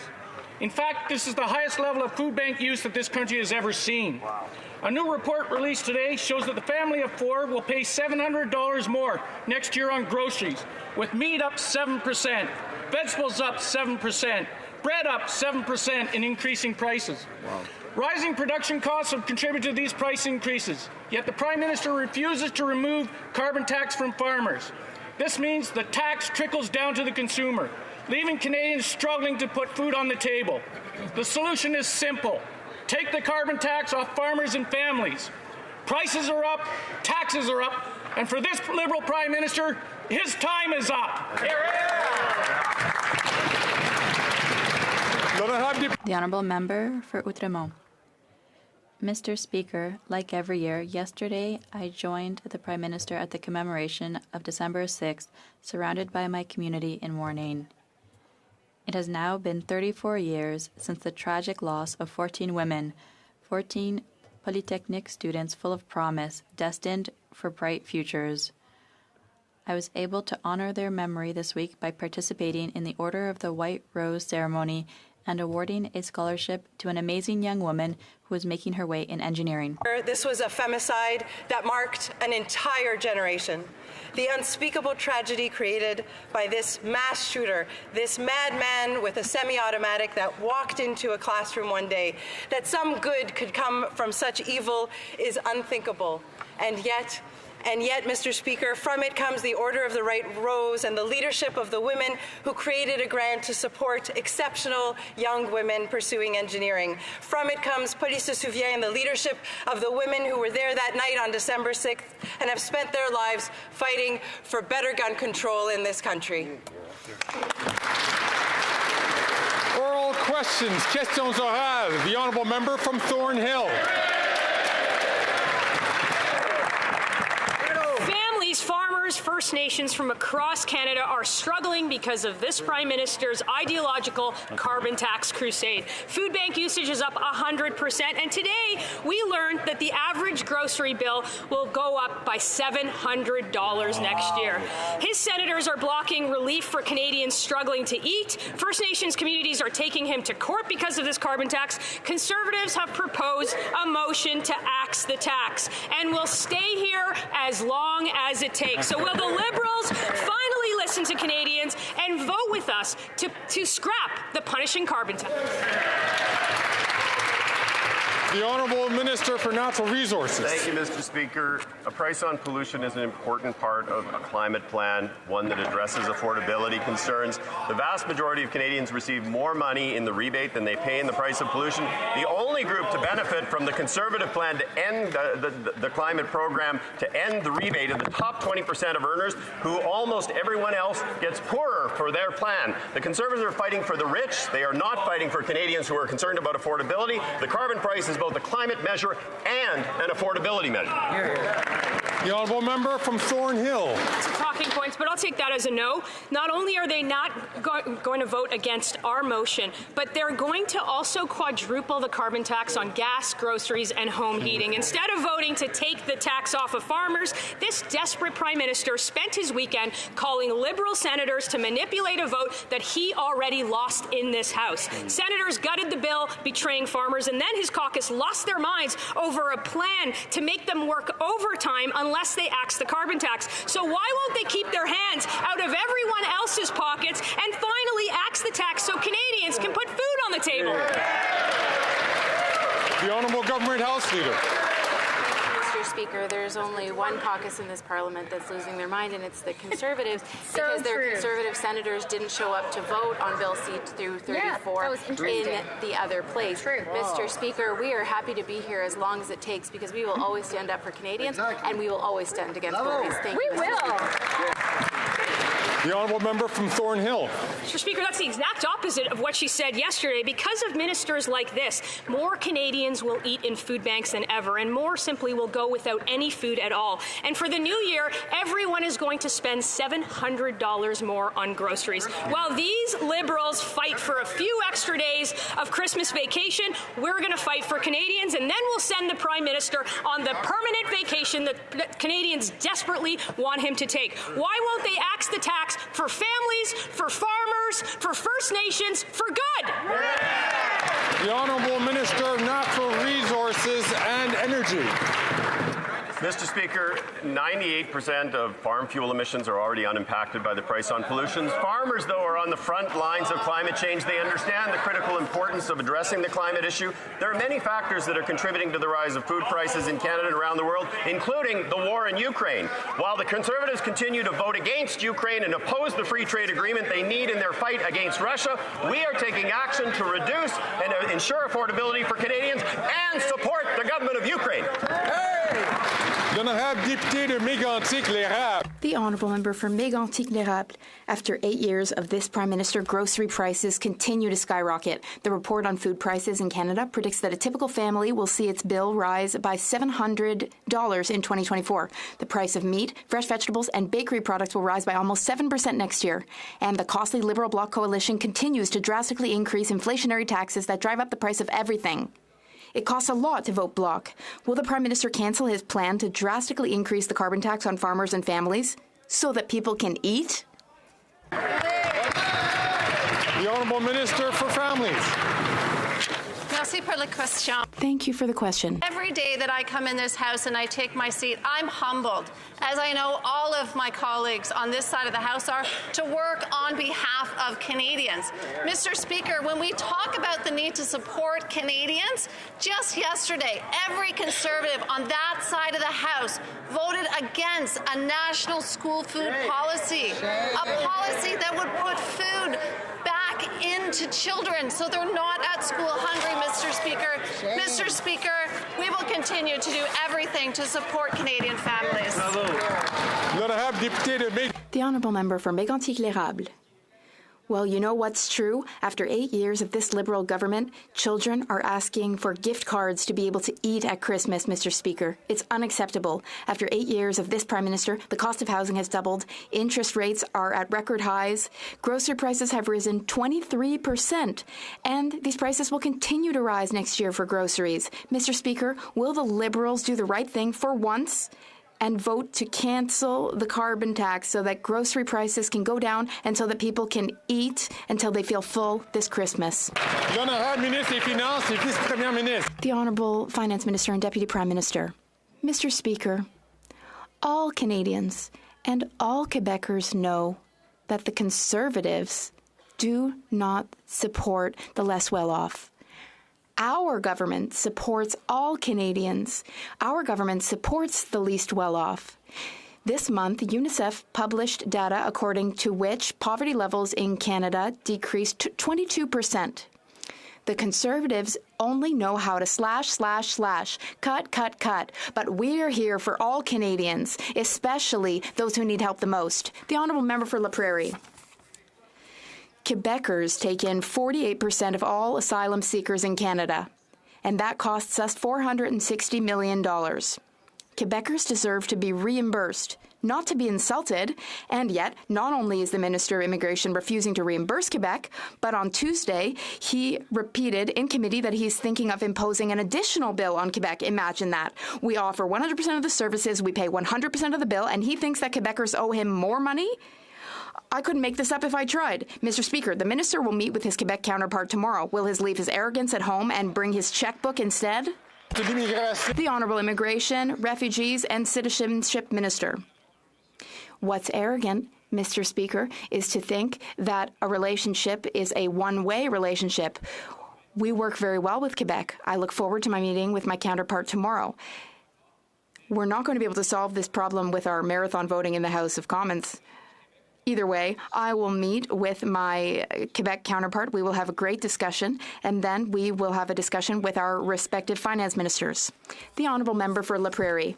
Sure, let's talk about collaboration then. What is the federal government doing for asylum seekers? Asylum seekers are under federal jurisdiction, but the federal government provides 0% of social services and pays 0% of the bill. And the icing on the cake is that Ottawa's delays in issuing work permits and in reviewing applications adds to the bill that Quebecers pay. So, in short, Quebecers pay for 100% of services, provide 100% of services, pay the whole bill, and they're paying too much thanks to the federal government, which is asleep at the switch. So we don't need to take any lessons. Tomorrow, will the minister reimburse Quebecers? The Honourable Immigration, Refugees and Citizenship Minister. Mr. Speaker, the Bloc Québécois feels that $700 million a year and a lot more in social and health transfers doesn't count for anything. The honourable member for Burnaby South. 7 million Canadians are struggling now because they have to use food banks. The price of food is going to go up by $700 next year just to put food on the table. In committee this morning, Walmart CEO said he's not supporting a stronger competition bureau. Maybe that's why the leader of the opposition did everything he could to block the legislation. Galen Weston, as we all know, earns 431 times what his average employee makes and thinks his $12 million bonus was reasonable. What is the Prime Minister going to do to bring down grocery prices and end the free ride for these CEOs? L'honorable ministre. The honourable minister. Merci. Merci, monsieur. Thank you. Thank you, Mr. Speaker.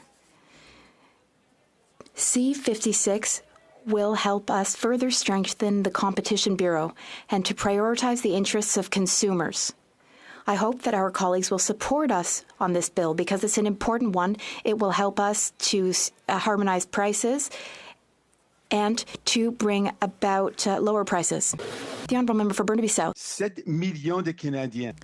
7 million Canadians, including more and more workers, are visiting food banks because they cannot pay for groceries. Today, we have learned that groceries will rise by $700 in 2024. Gail Weston, though, he said in committee that his $12 million bonus was very reasonable. What will the Prime Minister do to bring down prices and make these CEOs contribute? The Honourable Minister. Thank you, Mr. Speaker. Mr. Speaker, we are keeping an eye on the measures taken by grocery prices, including harmonizing prices, price freezes, and sales. We are also looking into long-term measures to bring down grocery costs. C-56 will allow the Competition Bureau to hold big grocers to account and to ensure that they prioritize the best interest of consumers. And we will follow up with CEOs. 8 years, Canadians are learning the hard way that the Prime Minister is simply not worth the cost. And the latest food price report shows that Canadians are bracing for another devastating blow next year, with families being forced to pay over $700 more for groceries. And that's on top of all the price increases the Prime Minister's carbon tax and inflationary deficits have already caused. Instead of making food more expensive with planned tax hikes, why don't the Liberals support our common sense plan to take the carbon tax off of families, First Nations, and farmers?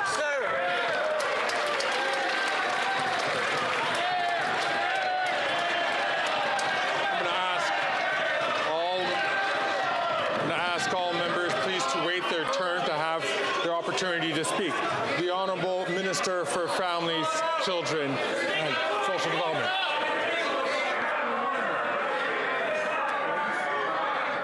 Order. Order. The Honourable Minister for Families, Children and Social Development.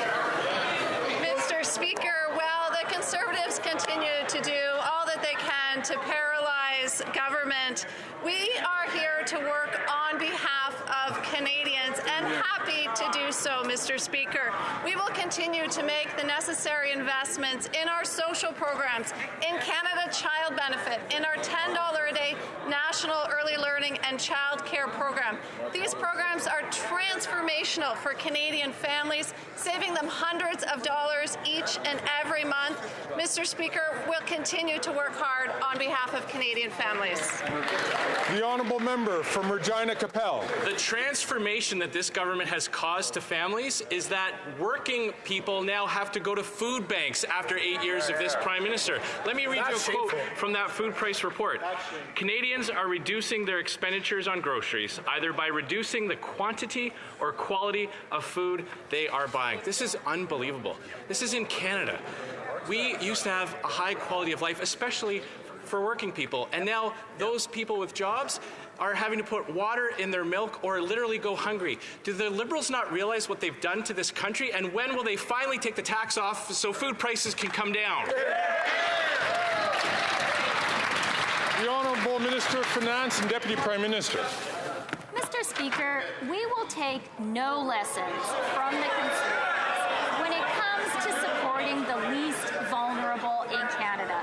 Let's review the facts, Mr. Speaker. UNICEF came out with a report just this month where they showed that child poverty in Canada has decreased by 22% compared to where they left Canadians under our government. 2.3 million more Canadians have been lifted out of poverty under our government. They know how to cut. They don't know how to support Canadians.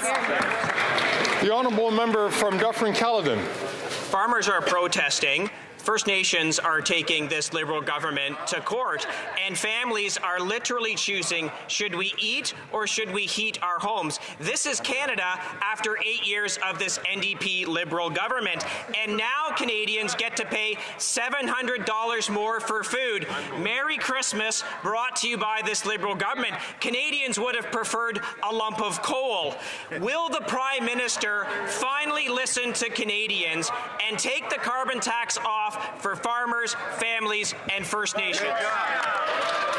The Honourable Deputy Prime Minister and Minister of Finance. Mr. Speaker, Canada today has 1.1 million jobs than before COVID. The jobs recovery has been 6 months faster than after the 2008 recession, when the Conservatives were in office. Canada's GDP is more than 104% higher than it was before COVID. The GDP recovery was 4 months faster than after the 2008 recession, which was much more mild. The Conservatives don't know how to support the most vulnerable among us, and they don't know how to have an economic plan for jobs. We do. The honourable member from Dufferin-Caledon. Mr. Speaker, the Finance Minister wants to talk numbers. That's great. Let's talk about the 2 million Canadians that visited a food bank in one single month as a result of this NDP Liberal government. 800,000 Ontarians went to the food bank. It would be the third largest city in Ontario dependent on a food bank for food. This Finance Minister says she won't take lessons. Even a third grader could figure out they have destroyed Canadians and driving them to food banks. And they could fix it if they cared, Mr. Speaker. All they have to do, take the carbon tax off for families, First Nations, and farmers. The Honourable Deputy Prime Minister and Minister of Finance for Canada. Mr. Speaker, for once we heard something true from the Conservatives. Yes, the Finance Minister does believe in talking about numbers. So let's talk about some numbers. 1.1 million more jobs in Canada than before COVID. 8 out of 10 Canadians have more money in their pockets thanks to the carbon price. And you know what? Last week I was in Edmonton, one of the largest investments in Canadian history, more than $11 billion from Dow. You know why? Because of our price on pollution. That's what the Dow CEO told us was underpinning of his investment. The honourable member from l'honorable député de Portneuf-Jacques-Cartier. The honourable member for Portneuf-Jacques-Cartier. Well, with Christmas around the corner, it seems that it would have been common sense to give a little help to Canadian families. Our motion today calls on the government to leave more money in the pockets of Canadian workers. With the help of the Bloc Québécois, the Liberals want to drastically tax even more with their carbon tax. Will the Prime Minister cancel his plan to increase the carbon tax on the backs of our farmers and our Canadian families? The Honourable Minister. Thank you, Mr. Speaker. Mr. Speaker,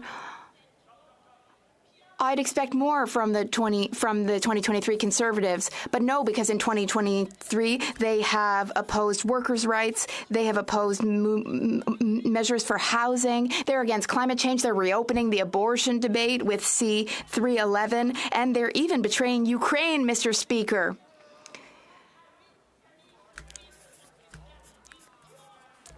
Mr. Speaker, he is turning his back on future generations by not fighting climate change. It's shameful, Mr. Speaker. The Honourable Member for Portneuf-Jacques-Cartier. Well, I encourage the minister to step off of the Magdalen Islands and walk the streets of Montreal. Today is the Grande Guignolée des Médias food drive in Quebec. People who are on the streets asking for help because food banks are overflowing. Will this government finally understand? Order. Order, please. Order, please. The Honourable Member for Portneuf-Jacques-Cartier, from the beginning, please. Mr. Speaker, I was suggesting that the minister leave the Magdalen Islands and walk the streets of Montreal because today is the Grande Guignolée des Médias food drive in Quebec. People are on the streets asking for help because food banks are overflowing. Will this government finally understand people's desperation and listen to reason?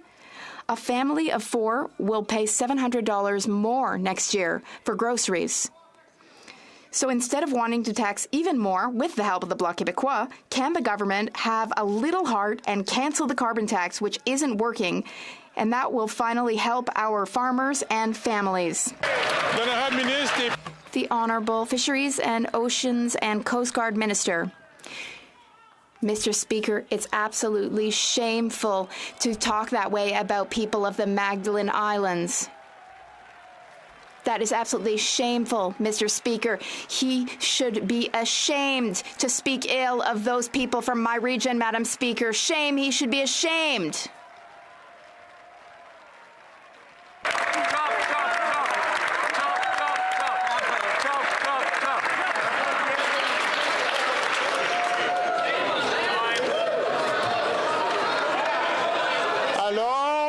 Order.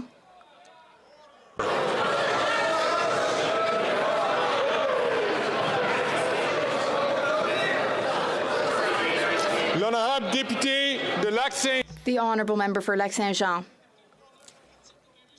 The member for Portneuf-Jacques-Cartier should take some vacation on the Magdalen Islands soon. Now, Mr. Speaker, there are human trafficking networks at Canada's borders, criminal networks run by Mexican cartels. These are bandits who exploit vulnerable people to smuggle them across borders, which have, by the way, become veritable civs. Just imagine, we heard from Radio-Canada that the RCMP will be cutting its border staff. So on the one hand, the Minister of Public Safety is promising to increase the number of officers. On the other hand, the RCMP is potentially going to cut up to 25% of its staff. So imagine... You can't imagine a more ham-fisted decision. The Honourable Minister.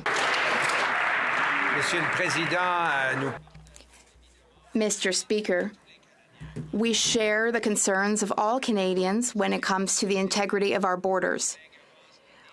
My colleague says that we will reduce RCMP staff in Division C in Quebec. That's not true. We are fighting crime and securing our borders.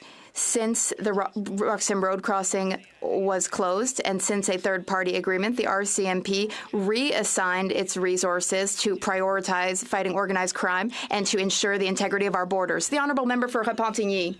We have been waiting for 2 years for the Liberals' plan to cap emissions from the fossil fuel sector, but the wait is not over yet. The government has just announced a regulatory framework without regulations. It's guaranteed also that it won't be adopted before 2025. Worse still, the emissions cap will not come into force until 2030. And not only does this plan not require any reduction in oil production, the plan explicitly offers flexibility to oil companies to increase their production. It's literally a license to pollute until it's too late. Who wrote this plan? The oil companies?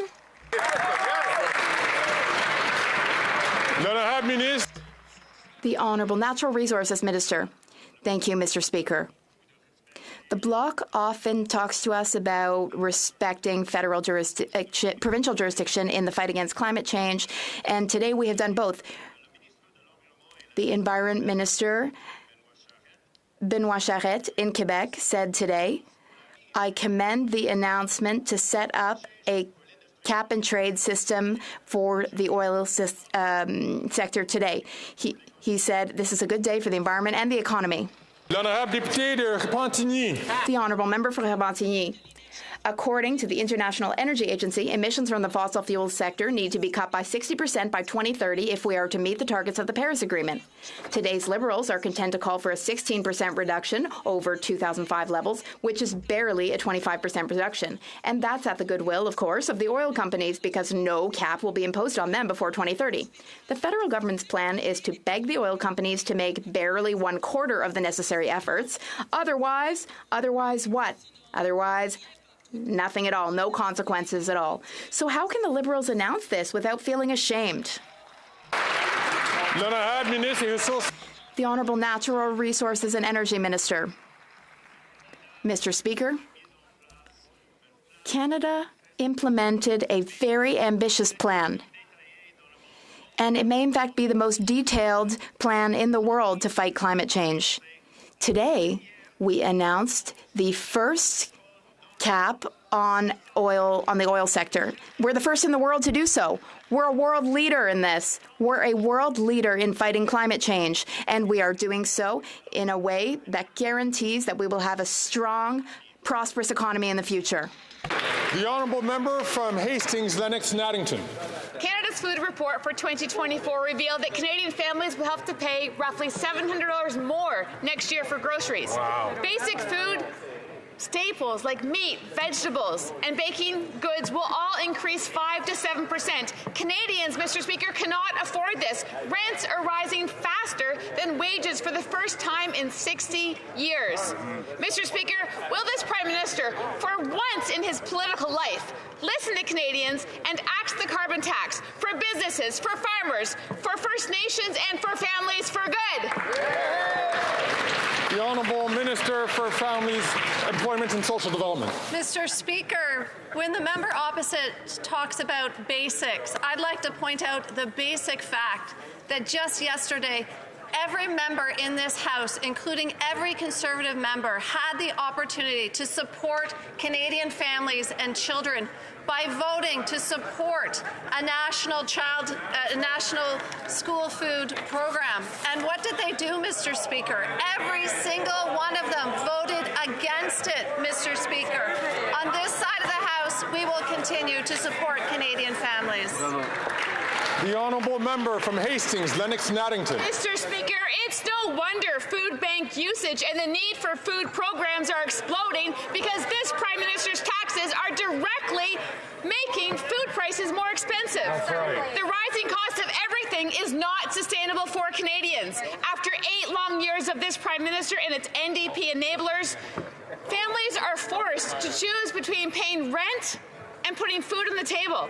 Mr. Speaker, when will this tired, Liberal NDP government share some Christmas joy, axe the tax, and deliver some relief for Canadians?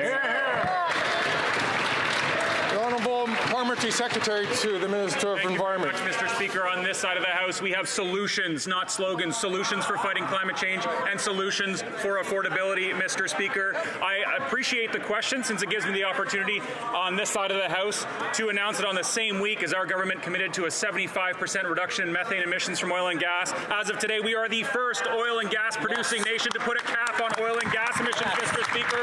On this side of the House, we have solutions. Solutions for climate change. Solutions for affordability. When will the Conservatives admit that the only facts that they've got are those of wealthy oil executives? The honourable member from Dauphin Swan River. After 8 years, Canadians can't afford to eat because of this Prime Minister's carbon tax. A new report shows that a family of 4 pays $700 more next year on groceries. The Prime Minister had a chance to lower grocery bills by removing the carbon tax on farmers. But once again, he proved he is not worth the cost. The Prime Minister spent the weekend working to gut Bill C-234 to keep the carbon tax on. Will the Prime Minister finally listen to Canadians and take the carbon tax off of farmers, First Nations, and families? The Honourable Deputy Prime Minister and Minister of Finance. Mr. Speaker, a UNICEF report released this month shows the truth that child poverty in Canada is down 22% under our government. But you know who is driving up prices? Vladimir Putin. He's driving up the price of fuel and of food. And you know what? The member opposite has the privilege of representing a rural Manitoba constituency. It was Ukrainian Canadians who settled Canada's prairies, and we owe it to the people of Ukraine to support them today and not betray Ukraine as the Conservatives have done. The Honourable Member from Victoria. Mr. Speaker, the Liberals are patting themselves on the back for their botched emissions cap. After 2 years of delays, they've announced a watered-down oil and gas cap that won't even cut emissions enough to meet the Liberals' own target, only the Conservatives' old target. The same Conservatives who don't even believe this is a crisis. The Liberals are throwing young people's futures under the bus to make life easier for oil and gas companies. Will the minister get serious and fix the emissions cap? Yes. The Honourable Minister for Natural Resources and Energy. Thank you, Mr. Speaker. Today was an important day. Canada became the first oil and gas producer in the world to put a cap on oil and gas emissions on a trajectory to reduce to net zero by 2050. It is important in our fight against climate change. It is important in ensuring the long-term competitiveness of the oil and gas sector as we decarbonize and ensure the products that we are producing are ultra-low carbon. I would say Pembina today said Canada is showing leadership by getting the economy ready for a net zero future. Clean Energy Canada said Canada should be commended for putting in place the world's first national oil and gas emissions cap by a major fossil fuel producing country. The Honourable Member from Timmins James Bay.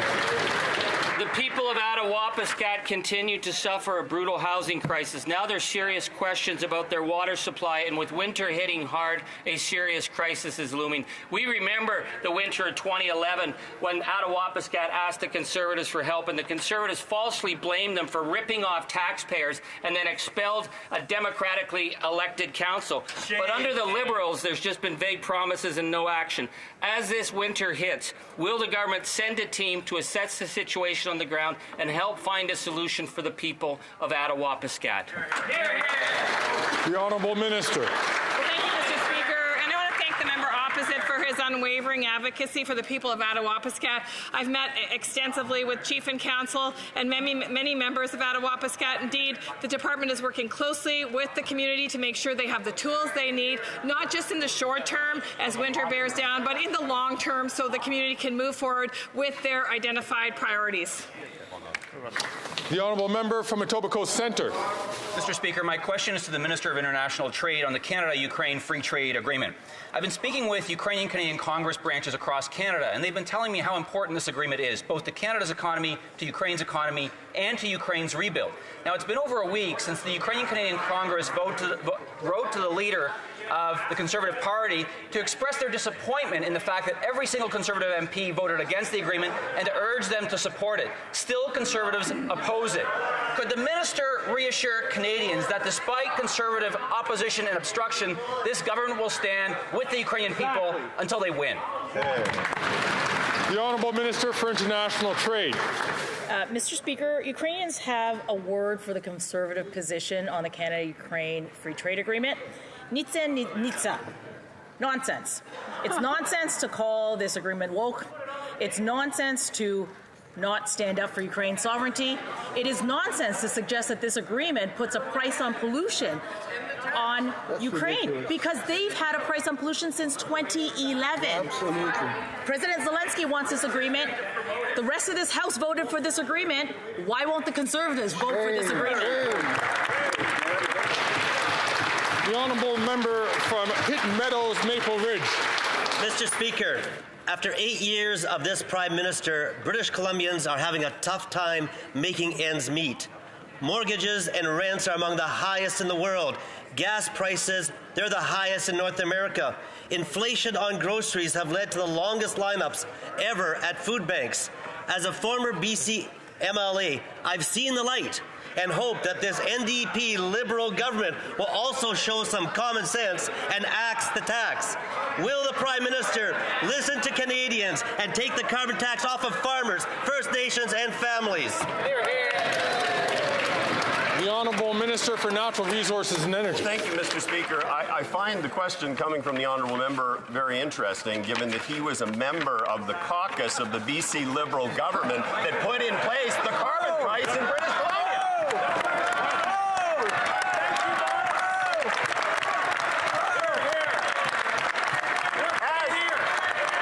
As his leader, the former Premier Gordon Campbell, said at the time, putting a price on carbon pollution is a way to reduce emissions, incent innovation, and drive an economy going forward. And he voted for that.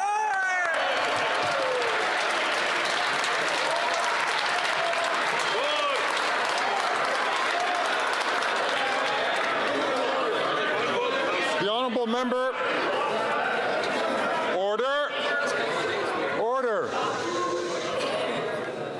The Honourable Member from Prince George Peace River, Northern Rockies.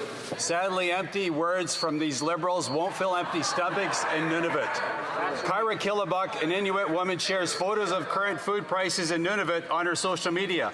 A can of Campbell's potato soup is $11. Wow. A medium box of Cheerios is $17. A small package of ham is $18. Wow. After 8 years, Nunavut knows that this Prime Minister is not worth the cost. Right. When will this Prime Minister scrap the carbon tax, finally listen to Canadians, and scrap the carbon tax on farmers, First Nations, and families? The Honourable Minister for Natural Resources and Energy. Thank you, Mr. Speaker. As my honourable colleague knows, 8 out of 10 Canadian families actually get more money back. If he would take the time to actually read the study that was published by the University of Calgary recently, the people who are most vulnerable get far more money back than they actually pay. Instead of presenting a plan for the economy or for the environment, the Leader of the Opposition spends his time musing about pulling us out of the Paris Agreement, joining Nicaragua and Syria. This will do nothing to address the economic future of Canada, nothing for the future of our children in fighting climate change. This climate-denying Conservative Party is not worth the risk. Hey!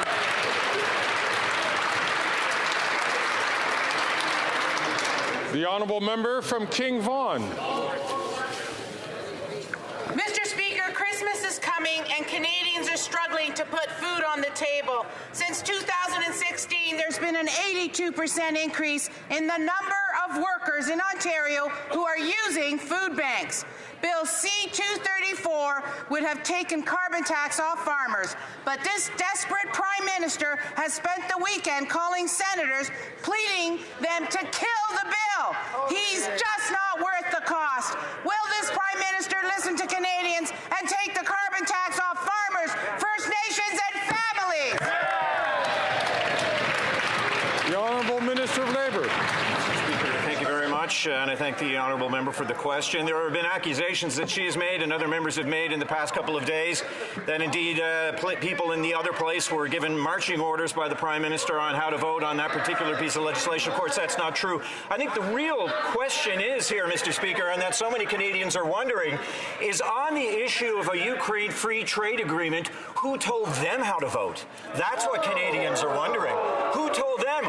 Or did they each arrive at this independently? What a shameful exercise to vote against a beacon of democracy in this world, Mr. Speaker. The Honourable Member. Order. The Honourable Member from North Okanagan, Shuswap. Mr. Speaker, according to the Canada Food Price Report just released by Dell Housing, food will cost a family of 4 an additional $700 next year, totaling $16,297. After 8 years of this NDP Liberal government, Canadians are being forced into the highest level of food bank use in history. proving this Prime Minister is not worth the cost as he plans to quadruple his penalizing carbon tax. Will the Prime Minister listen to Canadians and finally take the carbon tax off of farmers, First Nations, and families trying to heat their homes? Right. The Honourable Parliamentary Secretary to the Minister for the Environment and Climate Change. Thank you very much, Mr. Speaker. It's clear that the member opposite doesn't believe in climate change, but I'm wondering if he believes in math, because a Calgary-based economist did a study on our carbon pricing program, and I'll give him two quotes. One, a clear majority of Canadian households do receive rebates that are larger than the pollution price costs. And second, Mr. Speaker, if we got rid of the carbon tax and rebate, this would harm lower and middle income households. Mr. Speaker, when will the Conservatives admit that their risky and irresponsible, reckless approach will plunge Canadians back into Harper-era poverty? The honourable member for Drummond.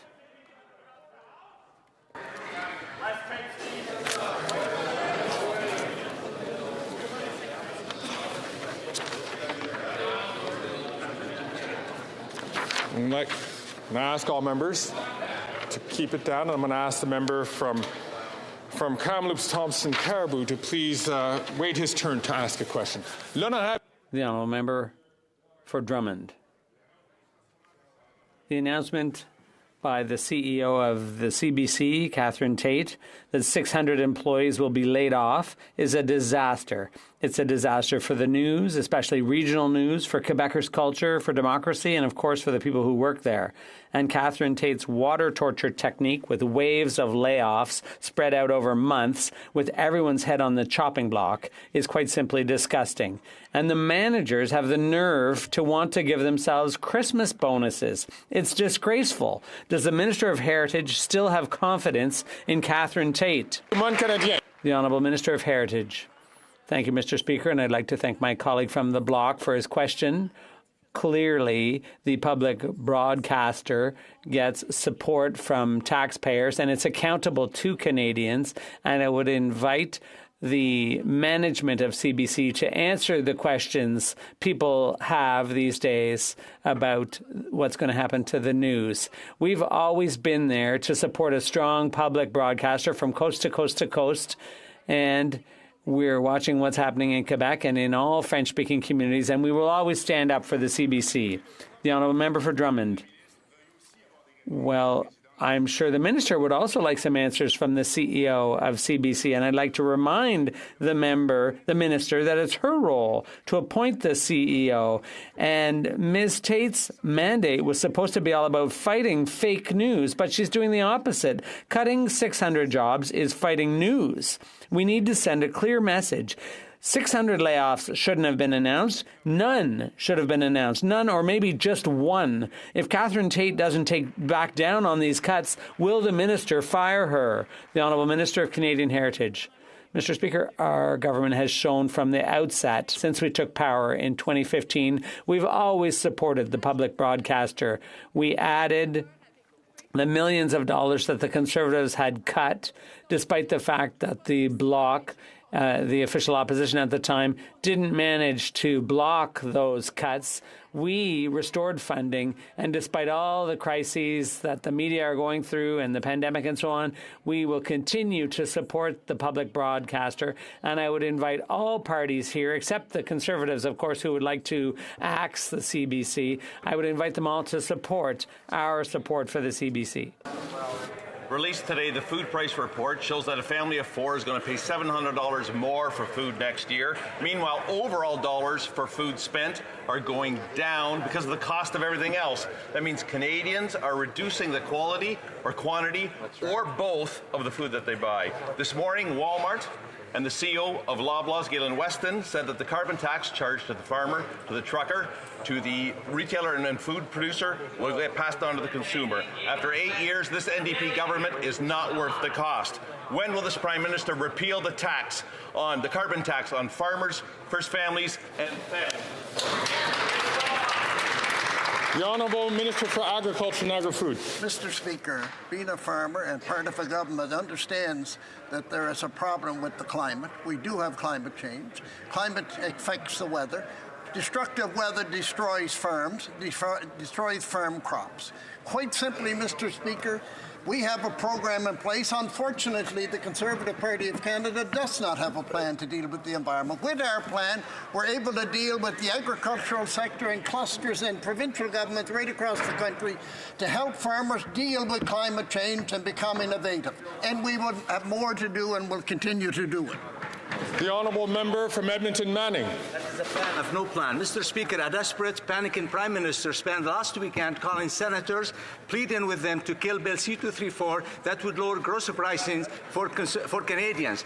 On Tuesday, those supposedly independent senators voted to gut Bill C-234, betraying farmers and keeping food prices high. After 8 years of rising prices and lower paychecks, Canadians know that this Prime Minister is not worth the cost.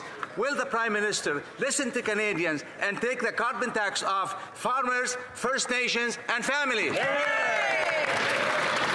The Honourable Parliamentary Secretary to the Minister of the Environment and Climate Change. Thank you very much, Mr. Speaker. It's clear that that member doesn't agree with climate action, but I wonder if his children would agree with climate action. It's something that's going to impact next generations more than it affects us. But when the Conservatives show Canadians who they're advocating for, they take notice. So, Mr. Speaker, I'd pose the question back to the Leader of the Opposition. As a family of four, the Leader of the Conservatives would have received $976 in climate action incentive payments. Now, he lives in a taxpayer-funded mansion and gets driven around, so doesn't buy very much gas himself. Did he cash the check? The honourable member from Fort Saskatchewan, Sherwood Park, Fort Saskatchewan. Last night, under the cover of darkness, the NDP Liberal government rammed through their anti-energy, unjust transition, job-killing agenda at the Natural Resources Committee. They broke every rule of parliamentary procedure. They broke the rules and denied MPs the chance to be heard as they rammed through their anti-energy agenda. On the agenda of the committee and for the chair of the Natural Resources Committee, when will the committee consider this matter again, and how does the chair justify another gross betrayal of Canadian workers?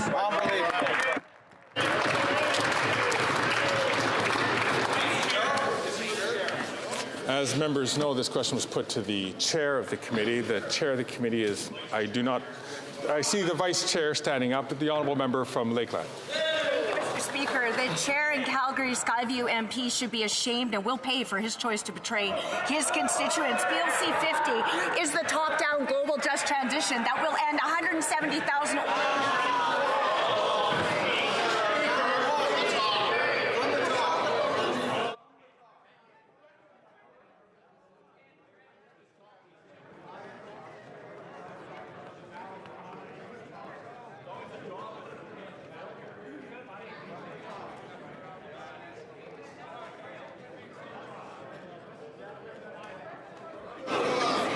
I'd like to invite the honourable member from Lakelands, I'm certain, to make sure that there was no misinterpretation of her answer. To start her answer again from the top, please, but I'd ask her to be careful in the language that she uses. The honourable member from Lakeland. The constituents of Calgary Skyview will hold the MP to account for his betrayal of their constituents, and he'll pay at the ballot box. Bill C-50 is the top-down just transition that will end oil and gas in Canada in favour of dictator and U.S. oil. The NDP Liberals know it will kill 170,000 oil and gas jobs immediately and hurt 2.7 million Canadians working in transportation, construction, agriculture, manufacturing on top of it. It will make power and fuel prices skyrocket. The NDP Liberals also know it will hurt Indigenous and visible minority Canadians the worst. It's never been more clear that Canadians cannot afford the colluding, costly cover-up coalition.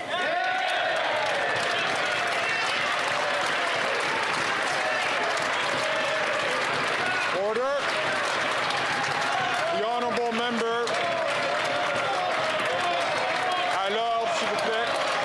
Order, please. Order.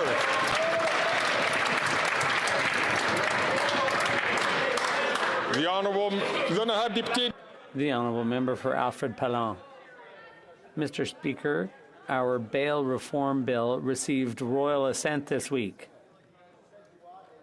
The legislation is the result of consultations and close cooperation among our government, all provinces and territories, and Canada's major police associations. Canadians need to have confidence in our justice system, and they need to know it will protect them from harm. My question is for the Minister of Justice and Attorney General. How will this bill improve Canadians' safety? The Honourable Minister of Justice and Attorney General of Canada. I'd like to thank the member for Alfred Pellant for his question and for his advocacy. As a representative in this House, as a father, and as a Canadian, community safety is one of my top priorities. Bill C-48 has now received royal assent. This bail reform bill will keep violent repeat offenders off our streets. Liberals will continue to fight crime and its root causes to keep our communities safe. All provincial and territorial premiers have called for action, and police associations as well, and the municipality. The Honourable Member for Mégantic-l'Érable. Mr. Speaker, the RCMP plans to cut staffing at the Quebec border. We know that Quebec cartels, however, are more active, and people could get through the cracks. More and more people are dying of drug overdoses, and gangsters are not stupid.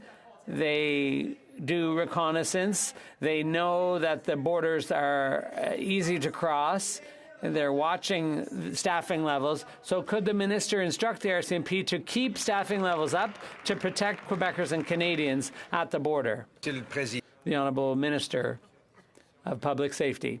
Mr. Speaker, I've had a lot of discussions with senior members of the RCMP about strengthening our presence on the border and protecting the integrity of our borders. This is an issue that this government takes very seriously. I've also discussed this with Secretary Mayorkas, my U.S. counterpart, and I can assure the member that the number of officers at the border dealing with organized crime and border safety will not go down. From South Shore St. Margaret's. China's economic Cold War of taking over strategic Canadian industries has claimed another victim. After 8 years, this NDP Liberal government has turned a blind eye. I'm going to ask all members to please only call out when they have their time to speak. The honourable member from South Shore St. Margaret's from the top, please. China's economic Cold War of taking over strategic industries in Canada has claimed another victim. After 8 years, this NDP Liberal government has turned a blind eye to this national security threat. First, China got the Prime Minister to fast-track their acquisition of Neo-Lithium and 3 other lithium companies. Now China is trying to buy Canada's only rare earth mining company, Vital Metals. That's right. China will take all the product to China, leaving Canadian firms without a supply. Yep. Will the Prime Minister invoke the Investment Canada Act now, review this deal, and protect Canadian resources? The Honourable Parliamentary Secretary to the Minister of Innovation. Mr. Speaker, our government will always stand up for Canadian workers and Canadian industries. Our government has been clear from day one we'll always welcome foreign investment and trade that encourages economic growth, innovation, and employment opportunities in Canada. We know that economic security is national security. This bill will implement the ICA, brings forward improvements so our government can act more quickly when required. Thank you very much. The honourable member from Cypress Hills Grasslands. Well, after 8 years of this NDP Liberal government, Canadians are out of money and the Prime Minister is out of touch. Right. At a time when energy security is crucial, this makes life harder for Canadians and our allies. An emissions cap will destroy hundreds of thousands of jobs, billions of exports, and make life more unaffordable for Canadians. Instead of supporting powerful paychecks for our people, the Prime Minister supports dollars for dictators. So when will the Liberals' costly coalition stop supporting dirty dictator oil and let Canada export the resources that the world so desperately needs? The Honourable Minister for Natural Resources and Energy. Mr. Speaker, I would start by noting that actually the importation of oil is half the level now than it was under Stephen Harper, so maybe he wants to check some of his facts. The cap on oil and gas production is about reducing emissions in line with what science tells us that we must, but doing so in a manner that will enhance the economic competitiveness of the sector, ensuring that we actually are decarbonizing the industry such that the barrels of oil and the natural gas that Canada will sell to the world will be the lowest carbon content of barrels of gas. I would point to successes recently of an $11.5 billion Dow facility, a net zero petrochemical facility in Alberta, and many. The honourable member from Vaughan Woodbridge. Thank you, Mr. Speaker. Canadian workers built this country, and it's Canadian workers who will meet the challenges of our time. We believe that workers don't just need a seat at the table where decisions are made, they should lead it. This is the idea behind the Sustainable Jobs Act. It's why we tabled C-58 to ban replacement workers, and it's why we launched the union-led advisory table this week. Of course, the Conservatives continue to oppose every effort to bring workers to the table because they're scared of workers. Can the Minister of Labour share how our government continues to bring workers to the table to find solutions to the challenges of our time despite Conservative obstruction? Thank you, Mr. Speaker. The Honourable Minister for Labour. You know what? Thank you, Mr. Speaker. Yeah, yesterday we brought together Labour leaders from all across the country at our new union-led advisory table, which will advise the government on some major macroeconomic issues that have real kitchen table consequences on a lot of workers in this country, namely the energy transition, climate change, the housing crisis. We will do that at this table in the same way that we will with C-50, an 11-page bill that the opposition has found 20,000 reasons to oppose to prevent workers from having a say at the table. 20,000 reasons. What are they so afraid of? Why are they so afraid of workers, Mr. Speaker? Hear, hear. The Honourable Member from Esquimalt Saanich Souk. Anti-2S LGBTQI plus crimes, hate crimes in Canada are up 80%. So what my community needs right now is action to help keep people safe, especially the most marginalized. Thousands of Canadians have already called on the government to implement the recommendations in the white paper on the status of trans and gender diverse people. But trans and gender diverse organizations need resources now. Will the Minister of Women and Gender Equality commit to stable funding for trans and gender diverse-led organizations to make sure that they can push back against hate and violence? Hear it, hear it. The Honourable Minister for Women and Gender Equality.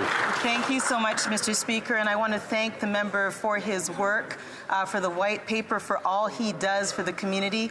And the answer is yes, Mr. Speaker. We will always support trans communities. We will always support queer communities across this country.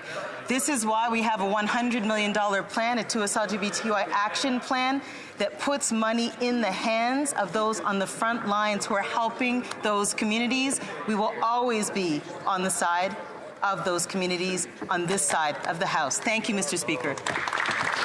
The Honourable Member from Kitchener Centre. Mr. Speaker, in the 2 years since the PM promised an oil and gas cap, today we learned what Big Oil's 2,000 meetings with this government got them. It got them a so-called cap that's going to allow oil and gas production to go up. It's going to allow carve-outs for Big Oil to buy their way into compliance using the excess profits they've gouged from Canadians. And it's going to allow for a weaker oil and gas target than even the insufficient one that this government had previously set for them. When will this government put our children's future ahead of Big Oil's greed? Hear, hear. The Honourable Minister for Natural Resources and Energy. Today was an important day for the environment and the economy. Canada became the first country to put a cap on oil and gas emissions with a trajectory to reduce net zero by 2050. But I would also say we released the Emissions Reduction Progress Report today. What that showed is we are well beyond the initial target we had when we were elected, which is 30% reduction. We will achieve the 2026, more than achieve the 2026 interim milestone, and we are on track to achieve our 40% reduction by 2030. Although this brings to the end of question period, I'd wish to draw the attention of members to the presence in the gallery of the Honourable Jeremy Harper, Speaker of the Yukon Legislative Assembly.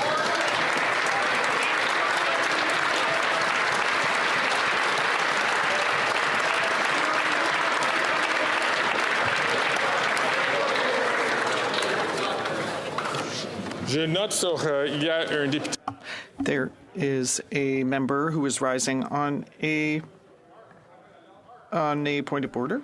The Honourable Member for Drummond. Thank you, Mr. Speaker. I hope that you will find unanimous consent for the following. That the House say that the shares for Radio-Canada. J'ai déjà entendu des noms ici dans la salle. I've already heard no's here in the room, so there is no unanimous consent. Madame Idlaut, Ms. Idlaut. Rising on a point of order. I am indeed raising on a point of order. The member for Prince George, Peace River, and Northern Rockies seems to have shown the continual conservative pattern of ignorance when it comes to Indigenous peoples. There has been decades of work, years of work to make sure that Canada... If the Honourable... I'm rising on a point for the Honourable Member from Nunavut, and I would ask her if she could quickly come to the point and raise the issue of the point of order that she is raising so that the Chair can understand what she is raising. The Honourable Member from Nunavut, can she quote the point of order that she's raising?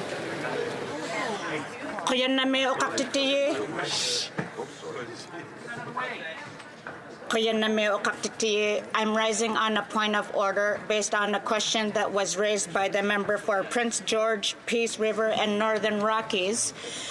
The level of ignorance by the Conservative parties about Indigenous peoples, First Nations. So I'm just going to ask the member, please, to get straight to the point so that the Chair would like to recognize her. For the final time, could the Honourable Member from Nunavut please raise the point of order that she wants to raise? I would like to raise on a point of order by the member for Prince George, Peace River, and Northern Rockies, who was misleading this House about the existence of First Nations in Nunavut. I would like to see that this party realizes that there are three Indigenous... The Honourable Member, this is veering into debate. And I've been shown great patience with the Honourable Member. We are going to now move to the Honourable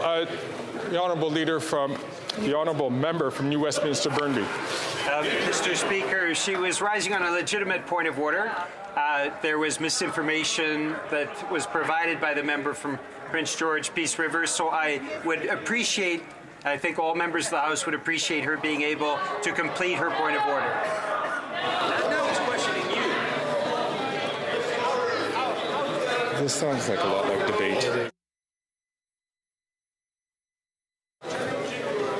So I'd like to thank the Honourable Member from New Westminster Burnaby, but this is really very clearly into debate.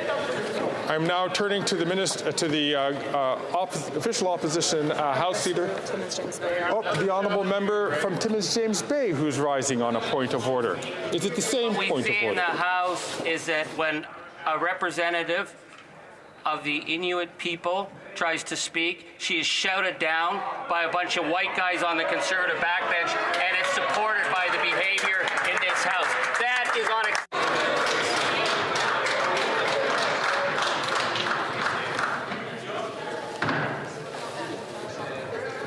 All honourable members, this is moving well into debate. I thank members for raising the issue.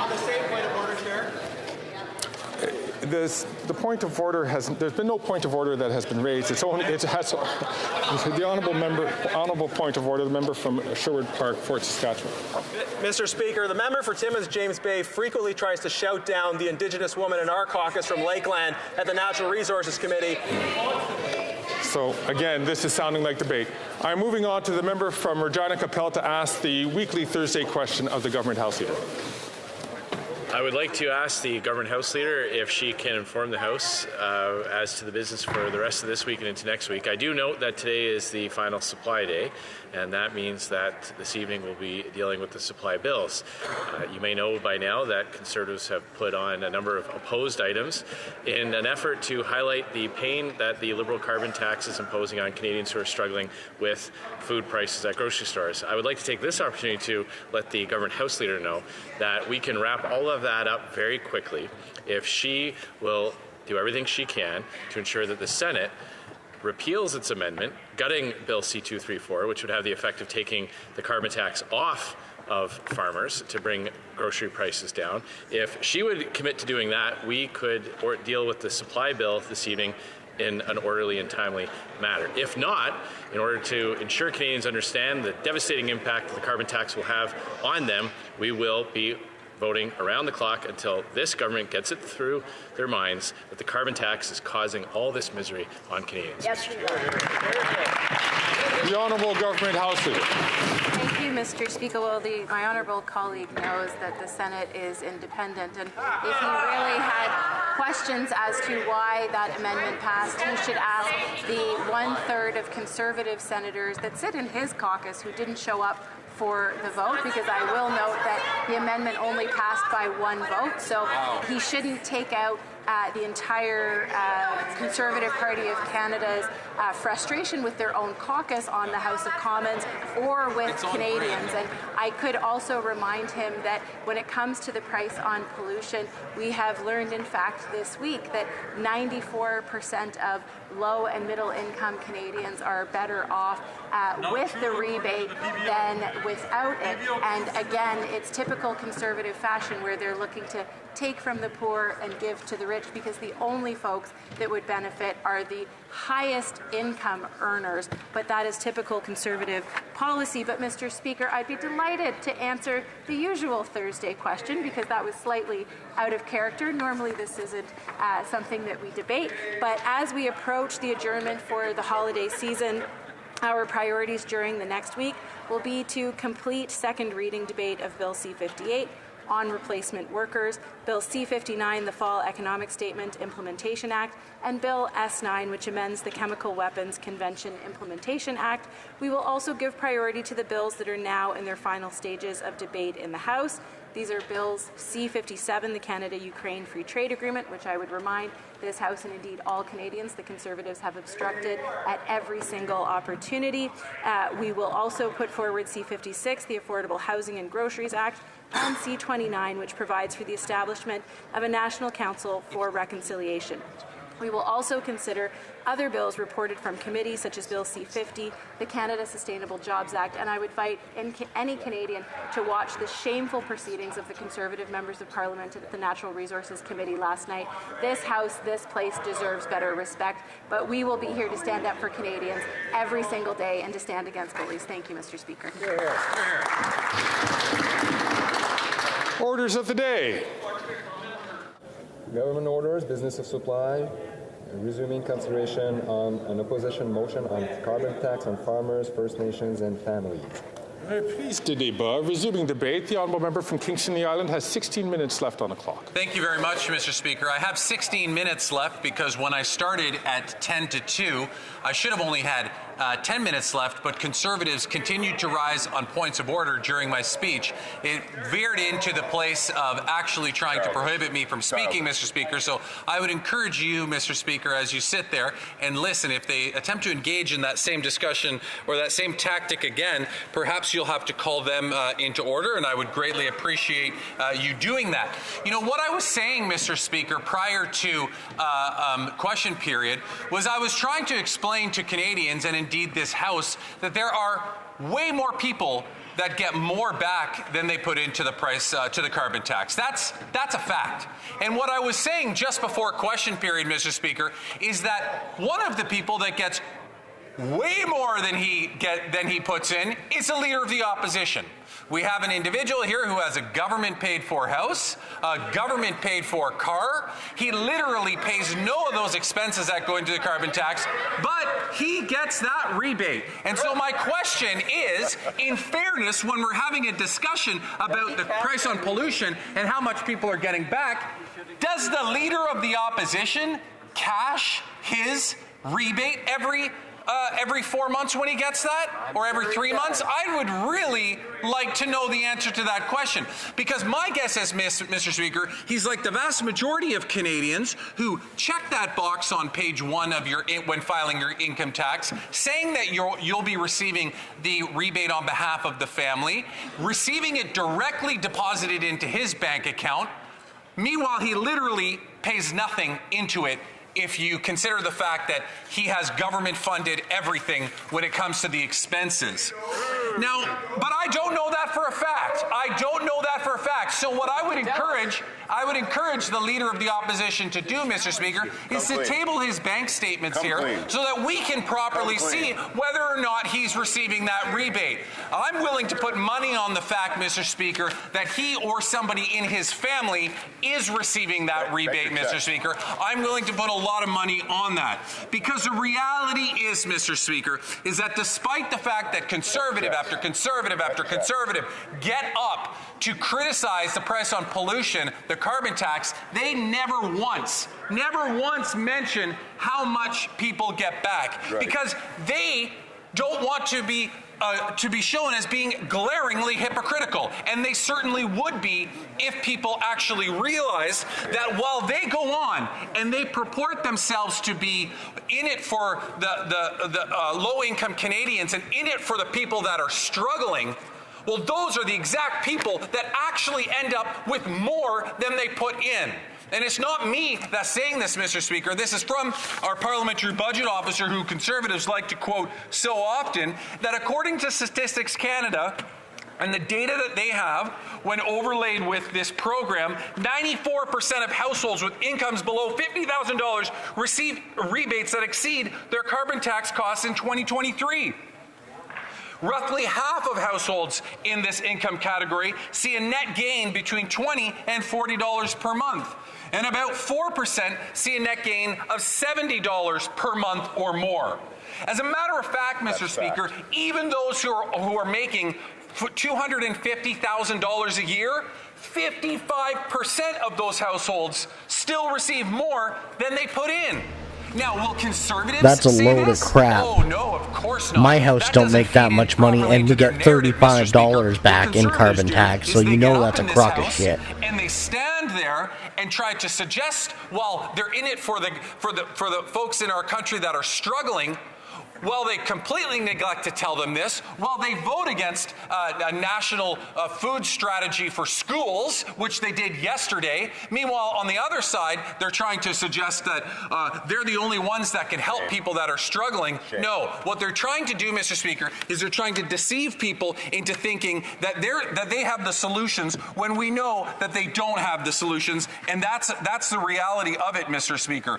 So I get really concerned, Mr. Speaker, when I hear, Conservative after Conservative come in here and talk about the price on pollution and how it's impacting people. They talk about farmers as well, Mr. Speaker. 97% of farmers aren't paying the carbon tax, or effectively it nets out to them not paying the carbon tax.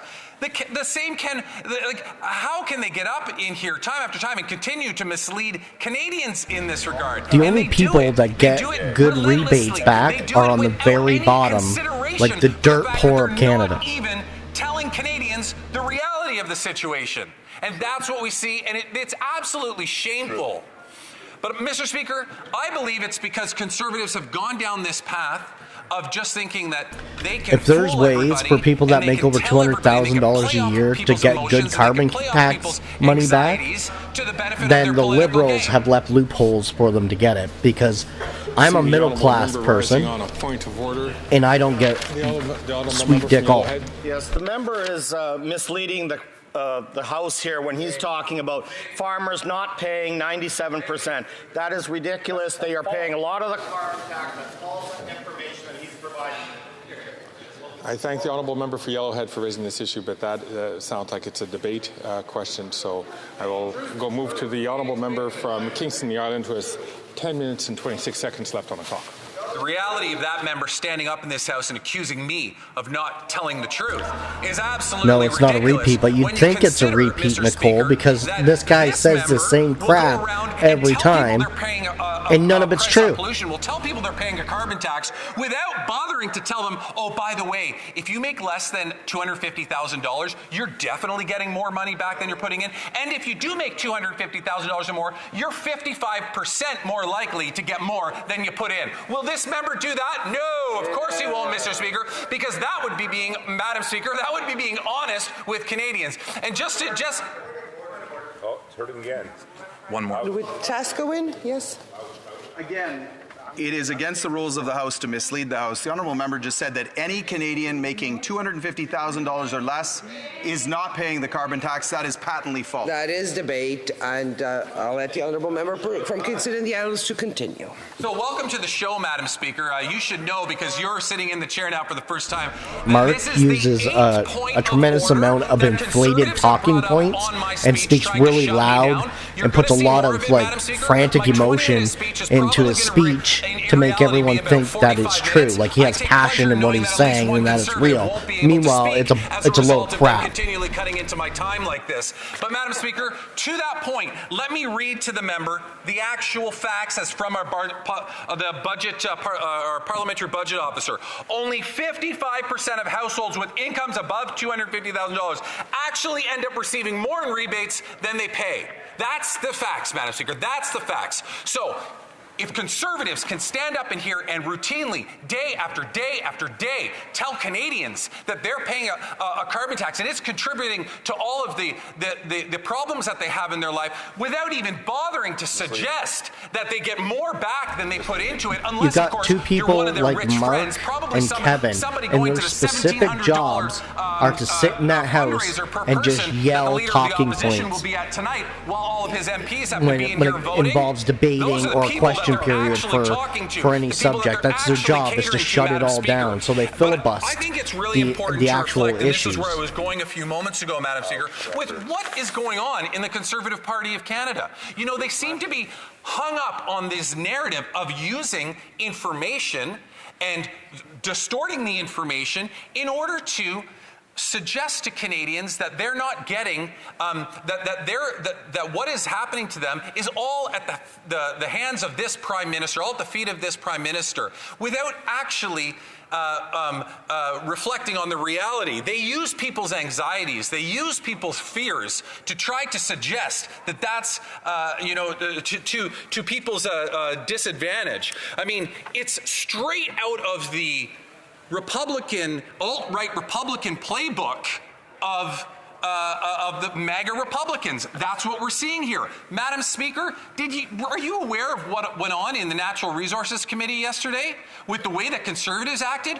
You would have thought, Madam Speaker, that it was Matt Gaetz that was the conductor of that ludicrous show of Conservative filibustering and Conservative antics that was ongoing and ongoing. At one point, multiple the hypocrisy MPs started coming into the with room, the Liberal Party is unbelievable. Like, it's so thick you can cut it with a knife. Intimidate in an attempt to yell and heckle and scream in a committee meeting. This is literally the kind of material that happens in the U.S. Congress that we're seeing coming out of there, led by people like Matt Gaetz and Marjorie Taylor Greene and others on the right flank of the Republican Party. That's what we're seeing coming from the other side of the House, Madam Speaker. We're seeing the MAGA politics, the politics of Donald Trump, the politics of division, the politics of misinformation, the politics of profiting off of anxieties and fear.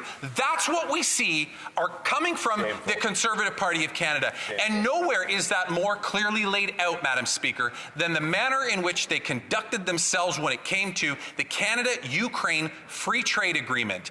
In that regard, Madam Speaker, he's got to bring that up again. They can't let that down. They're hoping that people at home are going to be like, why aren't the Conservatives for the Ukraine deal? Why aren't they for it? That's what they're hoping for. That's the goal, is to try to make you think that, there's no reason why the Conservatives shouldn't be going for it. But if there is a mention of the carbon tax, it would make hypocrites of the Conservative Party of Canada. So I understand why they voted against it. Opposition Day motion. They linked it to a price on pollution, to a carbon tax, as if to say, well, we can never support this Ukraine free trade deal, even though the president of Ukraine wants it, even though the Ukrainian Canadian Congress wants it. They say they can never support it because it has a reference to a carbon tax in it, notwithstanding the fact that the agreement says you cannot impose environmental policy in the other jurisdiction. Don't even worry about that. What about the fact that Ukraine has had a price on pollution since 2011? They've had a price on pollution. They've had a carbon tax since 2011. Ukraine is more progressive than the Conservative Party of Canada. And so, Madam Speaker, I take, you know, a great, I am very concerned when I continually hear the narrative and the misinformation that's coming from the other side of the House that's led with an objective of dividing Canadians based on misinformation, based on information that is factually not true, and they will do it routinely time after time after time. We see it with Conservatives on just about every issue. Yesterday, we had a very important private member's bill before this House to establish a national food policy in schools across Canada, to develop the framework for it so that we could work with provinces to implement this. We're the only G7 You know, it's funny that he's bringing up that food plan for kids in schools. Well, that would be a tremendous amount of debt the country would have to take on in order to do that program. And that's the same with the NDP wanting to implement the pharmacare program. The country doesn't have that kind of money. You got to understand is that inflation is already high, so if you're putting that much money into the economy, flooding it again, it's just going to raise inflation, and everyone's going to struggle even more. Actually do something for people. They have more interest in trying to put a division through this government, to put a division through Canadians' minds, to try to influence them, to give them power. And I think it's absolutely disgraceful that we've seen this time and time again. So, Madam Speaker, we have another Opposition Day motion, another motion that is once again before this House. I think this is the 18th or 19th since the last election, when the Conservatives ran on Thank you, Christine, for the support. Election, and now here they are for the 17th, 18th, 19th time, I can't even keep track anymore, of bringing in a motion against it. I think it is ridiculous when all of them ran on pricing pollution under Aaron O'Toole's scheme in the last election, when some of them were even around in 2008 to run under Stephen Harper's banner on implementing a price on pollution through a cap and trade model that other provinces and U.S. states had adopted. I think it is crazy that they are still coming at it from this perspective. And I think that at the end of the day, Madam Speaker, Canadians will hold them to this. Canadians will agree that it is not. Yeah, I get tired of listening to Mark and Kevin. I think they do it, and it's the same people every time, and they'll just talk crap the entire time, is to draw Canadians away. So you don't want to sit here and watch what's happening in the House. It deters you, so then it buys them time to actually start implementing things that you don't actually want. Will bring into the future. That's our responsibility. That's something that we need to take seriously, and I certainly hope that all members of this House will reject this motion for the 18th or 19th time, so that we can finally put to bed this issue of a price on pollution. We've already been through 3 elections where we've run on this platform and committed to this policy, and I don't think that I don't think that we need any more discussion on this. I think Canadians have made it very clear where they stand on pricing pollution, especially when you consider that the vast majority of people get back more than they put in. You have to be fairly The majority wealthy. of Canada does not support your carbon tax. Luxurious goods, a large house, multiple fancy vehicles, and be buying a lot of gas and a lot of fossil fuels in order to put yourself in a position where you are actually paying more than you are putting in. And it's time for Conservatives to start being honest about that and to start telling Canadians the truth about what the real impact on the price of pollution is to them. Thank you, Madam Speaker. Questions and comments? The Honourable Member for Bow River. Thank you, Madam Speaker. And to my colleague across the way, I'm in a constituency where I have thousands of them, and because I've got irrigation. When you question that, come to my riding, and I will introduce them to you, and they will see that. So I have constituents that I represent. They are growing 4% of the arable land, 28% of the GDP ag in this province of Alberta.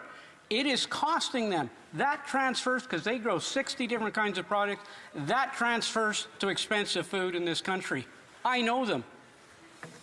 Member for Kingston and the Adams. And we heard another one of his colleagues earlier today, Madam Speaker, he said, I asked the grocery store retailers who would end up paying the carbon tax that farmers pay and that the grocery stores pay. Who ends up paying that?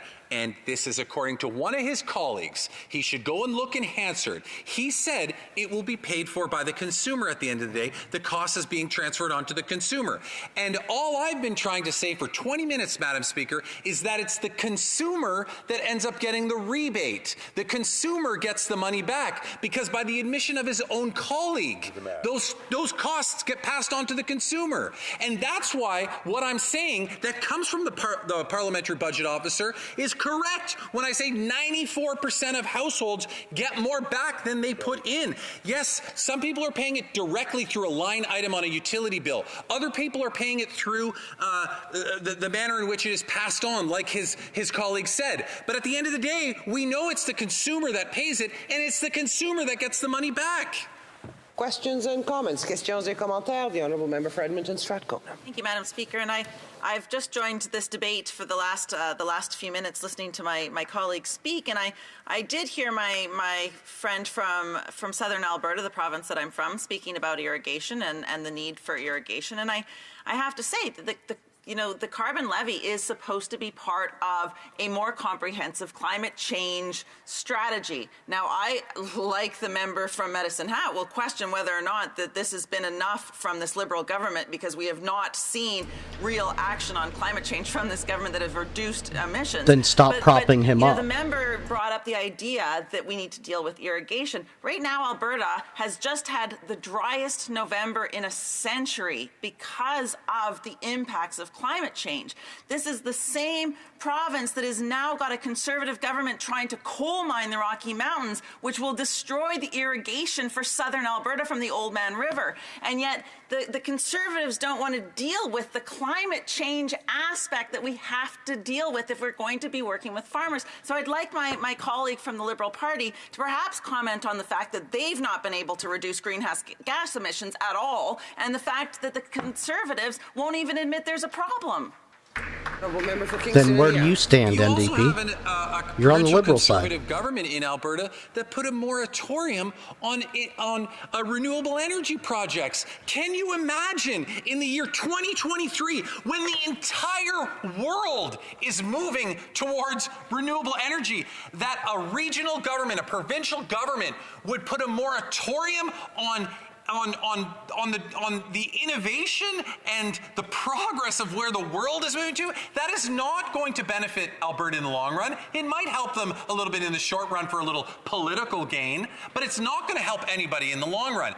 To her question about meeting targets, listen, I would much rather have very ambitious targets and can not quite achieve them than have some lofty goals that are not realistic or that are overly easy to achieve. I think that it's extremely important that when we do set these goals, we put them in a way that allows us to actually strive for something. I recognize the fact that we're on target to meet our 2026 goals. We're certainly on target to meet those 2030 goals. You're not on target to meet any goals. You have not met a goal since you started the carbon tax. What goals are you meeting? You accomplish overnight. We're talking about societal, cultural, changes in the way that people behave in terms of their everyday. And it's funny because they have not hit a single target yet. But he'll sit there and say we almost are at our goal. Who is actively doing the other thing, telling people no, the goal of money laundering is totally fine. Keep doing this because don't worry, we'll get rid of this if we get elected. Questions and comments. The Honourable Parliamentary Secretary to the Minister of Crown Relations. The Honourable Parliamentary Secretary. Sorry? Transport. Oh, okay. Sorry. Thank you, Madam Speaker. Madam Speaker, as global market forces and inflation continues to hit Canadians, too many families are feeling the pressure of their monthly bills. Already, the Government of Canada has taken action on affordable childcare, home retrofits, grocery prices, and more. And now we are taking an ambitious next step with a new energy affordability package. Can the Speaker speak about energy affordability measures and what they include as we move forward with this package? Honourable Member for Kingston and the Islands. Well, we certainly are aware of the fact that certainly while we go through this transition, energy is going to be a struggle for Canadians. And that's why we're trying to work with Canadians, Madam Speaker, to give them the resources, to give them the tools that they need to be able to transition away, particular from these very expensive fossil fuel-based energy, fossil fuel-based fuels that consume, that create a lot of carbon tax is what I was looking for, or create a lot of carbon emissions. A lot of carbon tax, yeah. We know you scandalous fuck. To move towards heat pumps, for example, by giving rebates, by giving incentives to do that. And we'll continue to invest in programs like those, Madam Speaker. The Honourable Member for Repentigny. Thank you, Madam Speaker. My colleague talked a lot about what was good, perhaps in the carbon tax, but however, the government itself underlined its own politic, undermined it by policies taken recently for measures in the Atlantic provinces. Is the government surprised that the Conservatives today are asking to extend this to other things? Because personally, I'm not surprised at all. The Honourable Member for Kingston and the Islands. Well, the premise of the question is wrong, Madam Speaker. The member is suggesting that it was just for Atlantic provinces. It's not. The carve-out for home heating that is with oil is across the entire country. In my province of Ontario, there's twice as many people that use oil that do in Atlantic Canada. I will say, though, that I believe that that is not the case in Quebec, because Quebec actually has a very ambitious program to get off of fossil fuels. You're not even allowed to build a new house now, or I believe it's even at the end of this year, not even to renovate and replace your heating system with a fossil fuel-based appliance. I mean, those So what they'll do is we'll all get stuck with electric kind of heating, and then they'll raise hydro prices or energy prices through the roof. That's all they'll do. So then we'll be at square one all over again, trying to survive while paying for our heating. I'm concerned about the partisanship of my colleague's speech. The reason this is being brought forward, Madam Speaker, is Canadians right now they're suffering. They're in a lot of pain, and my colleague just admitted that Canadians will struggle when they have to use another form of energy. His colleague, my neighbor from Whitby, last year admitted that they knew that going to net zero is going to cause a lot of pain, and now we're going to get a quadrupling of the carbon tax. Could the member please let us know if there are further policies that are in the pipe that are going to cause more pain and difficulty that Canadians won't be able to pay for a roof over their heads and food to feed their children? Member for Kingston and the Islands. Did you hear that, Madam Speaker? The member did literally what I complained about in my entire speech. He did it again. He said the price on pollution is going to quadruple. But what did he forget to include? The rebate is going to quadruple. What rebate? Half of us don't even get one. Back more than they put in. The member refuses to say that. He won't stand up and say that. Why not, Madam Speaker? It's the reality. Even if you make $250,000 a year, 55% of Canadian households that make $250,000 a year still get more back than they put in. Why won't he say that when he stands up? Because it doesn't feed his ultra-partisan talking point the member from Carleton gave him. Resuming debate, the Honourable Member for Souris Moose Mountain. Thank you, Madam Speaker, and I will be sharing my time with the member from Medicine Hat, Carson Warner. Madam Speaker, I'm very grateful to have an opportunity to speak on today's Opposition Day motion because it is an issue that has been affecting my constituents in Souris Moose Mountain significantly since this Liberal government came into power. The Prime Minister has made it clear time and time again that he does not support Canadian agriculture producers or care about their livelihoods. And nothing has made this more obvious than his refusal to remove the carbon tax from farmers. Since the Liberals don't seem to have an understanding whatsoever of the importance of agriculture to not just Saskatchewan but all of Canada, I would like to paint a little picture for them. Saskatchewan farms account for the biggest share of Canada's total farm area, 39.2% to be precise.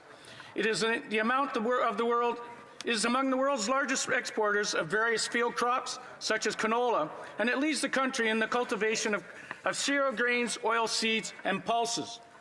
This means that in many instances, when you put food on the table for you and your family, you can thank a farmer from Saskatchewan for producing it. In fact, I was speaking to the French ambassador to Canada just on Tuesday, and he told me that France, which happens to be a world leader in mustard, is extremely dependent on Saskatchewan's mustard seed crop, and especially when we have droughts and the crop is poor. With 66.9% of Saskatchewan's total farm area being made up of cropland, more than 2/5 of Canada's total cropland, it is commonly called the breadbasket of Canada. Even the Statistics Canada website uses this phrase. So the federal government must be aware of what our farmers do to feed Canada and the world, and the benefits they bring to our country's economy. Why they choose to punish the very same farmers who work tirelessly day in and day out to bring the highest quality produce from the farm to the table, I personally cannot understand. Farming is not an easy lifestyle, Madam Speaker. The days are long, with farmers getting up before sunrise and finishing their workday in the dark. They're at the mercy of nature, and as we all know in this House, the weather in Canada does not always cooperate for our wants and needs. Still, our farmers persevere because they are dedicated to their work, and they're willing to make sacrifices in order to get the job done. The least that we can do is support them, yet the Liberals choose instead to tax them at every turn and make their lives harder by quadrupling the carbon tax on their input costs, which will only increase the cost of food for Canadians. Madam Speaker, food security is a real issue in Canada right now, and it's something that I've been concerned about for a number of years under the mismanagement of this Liberal government. According to Food Banks Canada, there were nearly 2 million visits to food banks in 1 month back in March 2023, an increase of 79% from 2019. This is an alarming statistic, especially when you factor in the Liberals' inability to control inflation and the cost of living crisis that so many Canadians are currently facing. From 2021 to 2022, the number of families who were food insecure increased by more than 12%, yet the Liberals are still forcing these very same families to pay a carbon tax on just about everything they buy. In fact, a new report that came out today shows that a family of 4 will pay $700 more next year on groceries, and that is on top of the $1,065 extra that they are paying this year.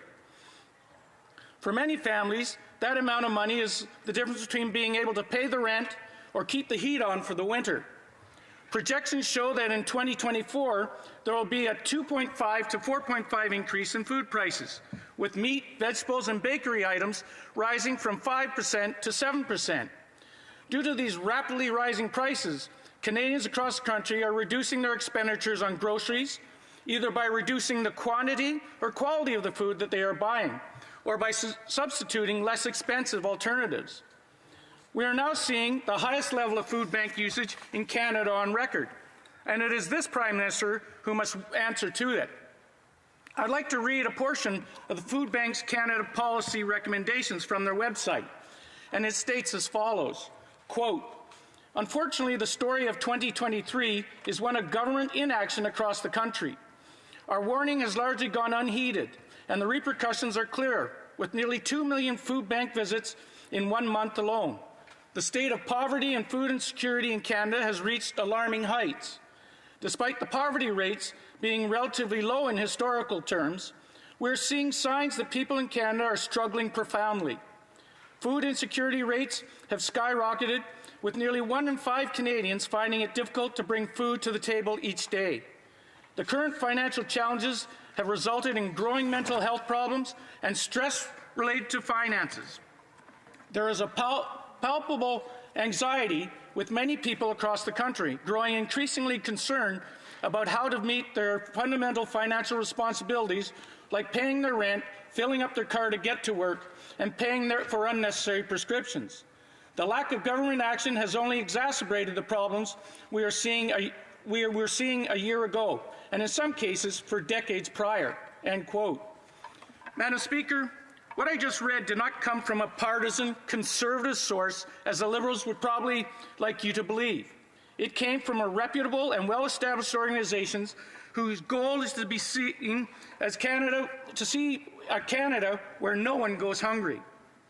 What is a simple and straightforward way of doing this? Stop taxing the very farmers who produce the food so that the costs do not get passed on to the consumer. If you tax the farmer that grows the food and you tax the truckers who ships the food, it is ultimately the consumer who pays that tax. The Liberals either don't understand this or they don't care, and it is hardworking average Canadians who are paying the price for their apathy. Since the inception of the Liberal carbon tax, my office has been inundated with emails and letters from constituents who call on the government to axe the tax so that they can make ends meet. People are so upset and frustrated that they are actually sending me copies of their power bills, something that has never happened before in my 8 years as an MP. They want me to see just how much this Prime Minister is hurting them, especially those who live on a fixed income like seniors. I'm going to share a few quotes from these letters in the hopes that they resonate with members across the floor the same way they did with me. One email that was sent to the Liberal House Leader and copied to my office says, quote, "You can't be serious with your comment that the carbon tax is minimal in your review with CTV. The prices of everything we are paying for has been affected. We as Canadians are suffering directly from the carbon tax. I'm asking you to please stop with the carbon tax if you really care about the citizens of Canada," end quote. Another email, one that was accompanied by a copy of their power bill, reads, quote, "I'd like to bring to the attention of the Prime Minister what it is like to live in rural Canada. We are so tired of hearing how easy it should be to use public transportation and not rely on natural gas. All those things that are available to large city dwellers. We do live in a town of 1,500 people. My husband needed cancer surgery in July, and we had to drive 3 hours one way to the hospital. In rural areas, there is no public transportation like taxis and buses that would take us to these appointments, let alone directly from our home to the hospital door. Our vehicle gas bill is quite hefty.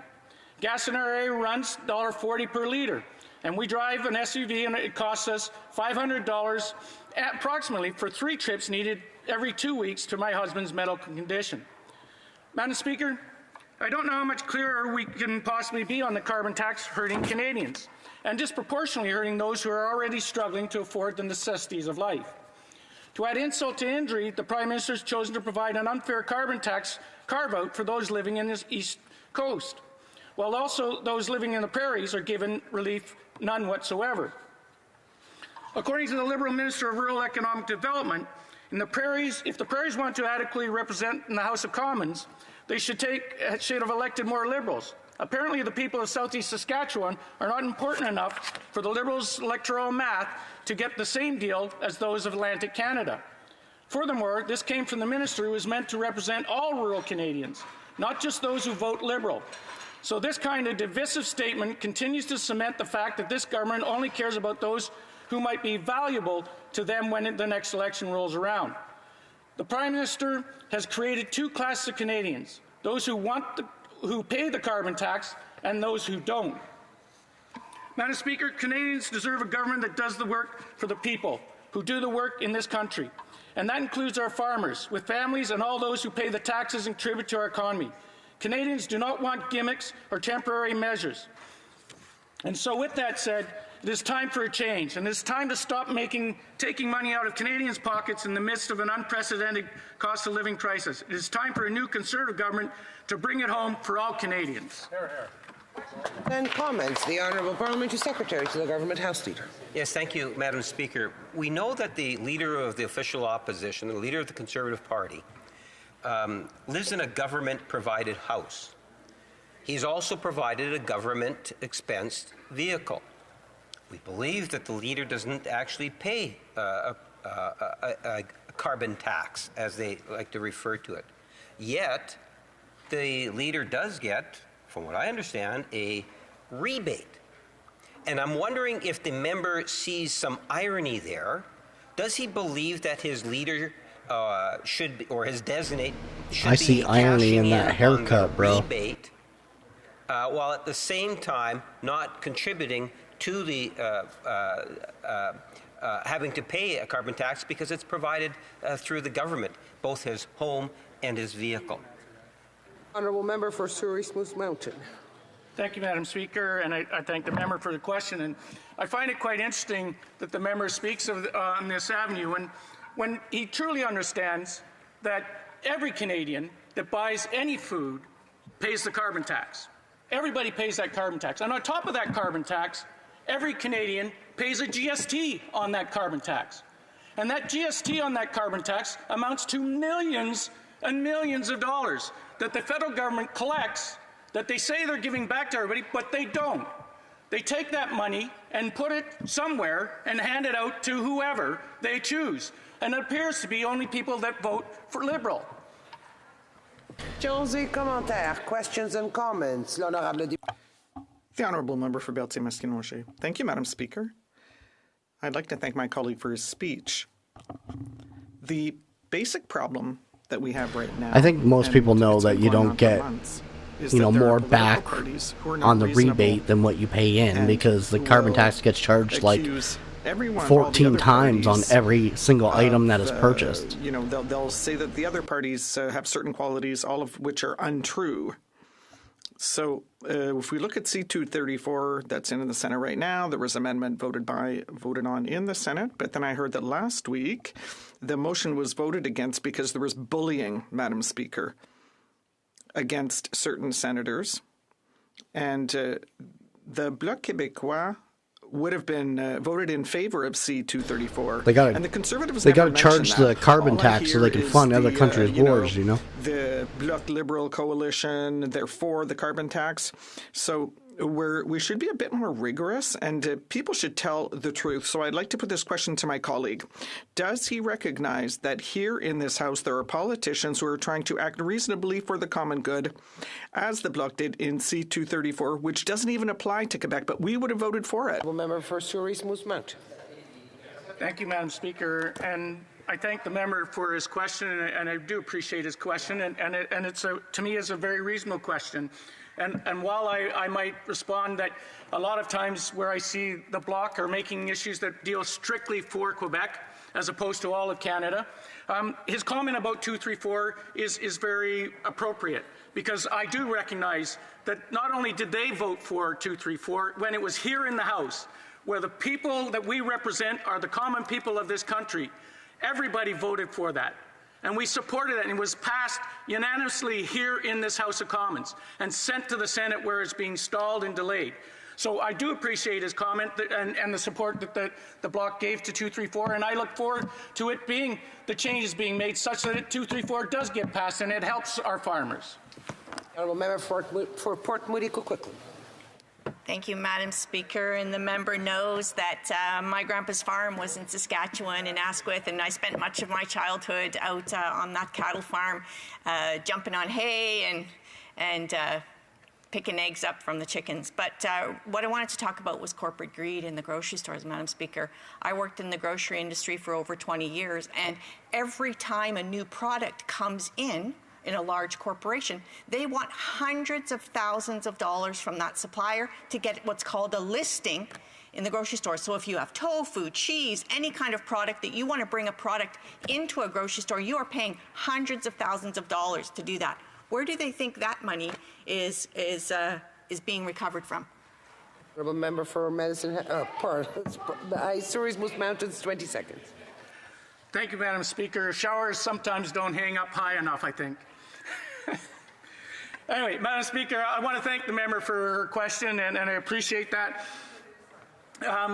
Ultimately, we've talked in the past about her past and being from a farm in Saskatchewan, and it is great news to see that. Ultimately, I guess the question is, this government said they called in the producers to and the business to come, and look what's happened. I am sorry, but we are way over time. Resuming debate, the honourable member for Medicine Hat, Cardston Warner. Thank you very much, Madam Speaker.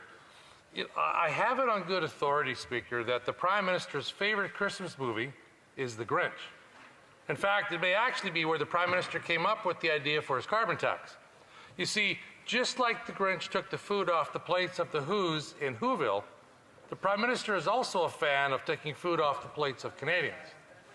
The Grinch took more of a hands-on approach, however, to ruining Christmas by personally going into their homes and stealing the food. Now, that may have seemed like too much real work for our ivory tower PM. He simply used the CRA to collect his carbon tax, but the effect is still the same. He has removed the presents from out from under the Christmas trees of Canadians and left the pantries of these Canadian families empty. Now, here's a twist, Mr. Speaker. Even the Grinch, or Madam Speaker, even the Grinch came to realize that what he had done was wrong, and he remedied his ways. That's what we're doing here today. We're giving the Prime Minister and the NDP Liberal coalition the opportunity to prove to Canadians before Christmas that their hearts are not two sizes too small, to remedy their ways, so to speak. You see, Mr. Speaker, we all know that the next election will be a carbon tax election. Given this Grinch of a Prime Minister, he even knows that most Canadians will no longer vote for him and are rejecting the inflationary carbon tax, which really does nothing for the environment. But maybe, just maybe, the Prime Minister, in the Christmas spirit and all, will allow Canadian farmers, First Nations and families to afford to eat and heat their homes this Christmas and provide some relief from his killing tax. Madam Speaker, maybe he doesn't understand. We know that he refuses to listen to common sense, but maybe one of his ministers would be able to relay this message. And here's the message. Get your pen ready. A tax on farmers is a tax on food. Period. It's pretty simple. But look, it's worse than that. It's a tax on healthy, locally grown food. It's annoyingly costing the consumers more to buy food, but that generally seems to sum up the Liberal approach. The carbon tax on healthy food is actually where this tax even becomes more nonsensical, but also not unlike the Liberals. Take, for example, the produce grown at Big Marble Farms, a very large greenhouse. It's an operation just outside of the city of Medicine Hat. Madam Speaker, did you know that carbon dioxide is used to feed greenhouse horticultural crops? Big Marble and all greenhouses use CO2 generated from heating and operating their facilities to feed their crops. Just think about how nonsensical the carbon tax really is, when you consider that. The Liberals tax the very CO2 that enrich greenhouse crops, that utilize the CO2 to fully photosynthesize their potential. This environmentally friendly process of using the CO2 generated from greenhouse operations using natural gas helps grow their plants. And yet, the Liberals claim that for environmental reasons, they need to tax the carbon tax that produces fresh vegetables. And just to illustrate further, Madam Speaker, Big Marble Farms will pay over $500,000 in carbon taxes this year alone. $500,000 for feeding their crops, the produce that they actually grow in the greenhouses. Our agricultural producers across my riding will each spend tens of thousands of dollars annually on the carbon tax. Now, in order to remain in business of supplying Canadians with fresh produce, with grains, with meat, and with other food, in most cases, these costs are passed on to the consumer. Madam Speaker, it's a tax that disproportionately affects those in my riding trying to grow the food and those wanting to eat healthy and local food.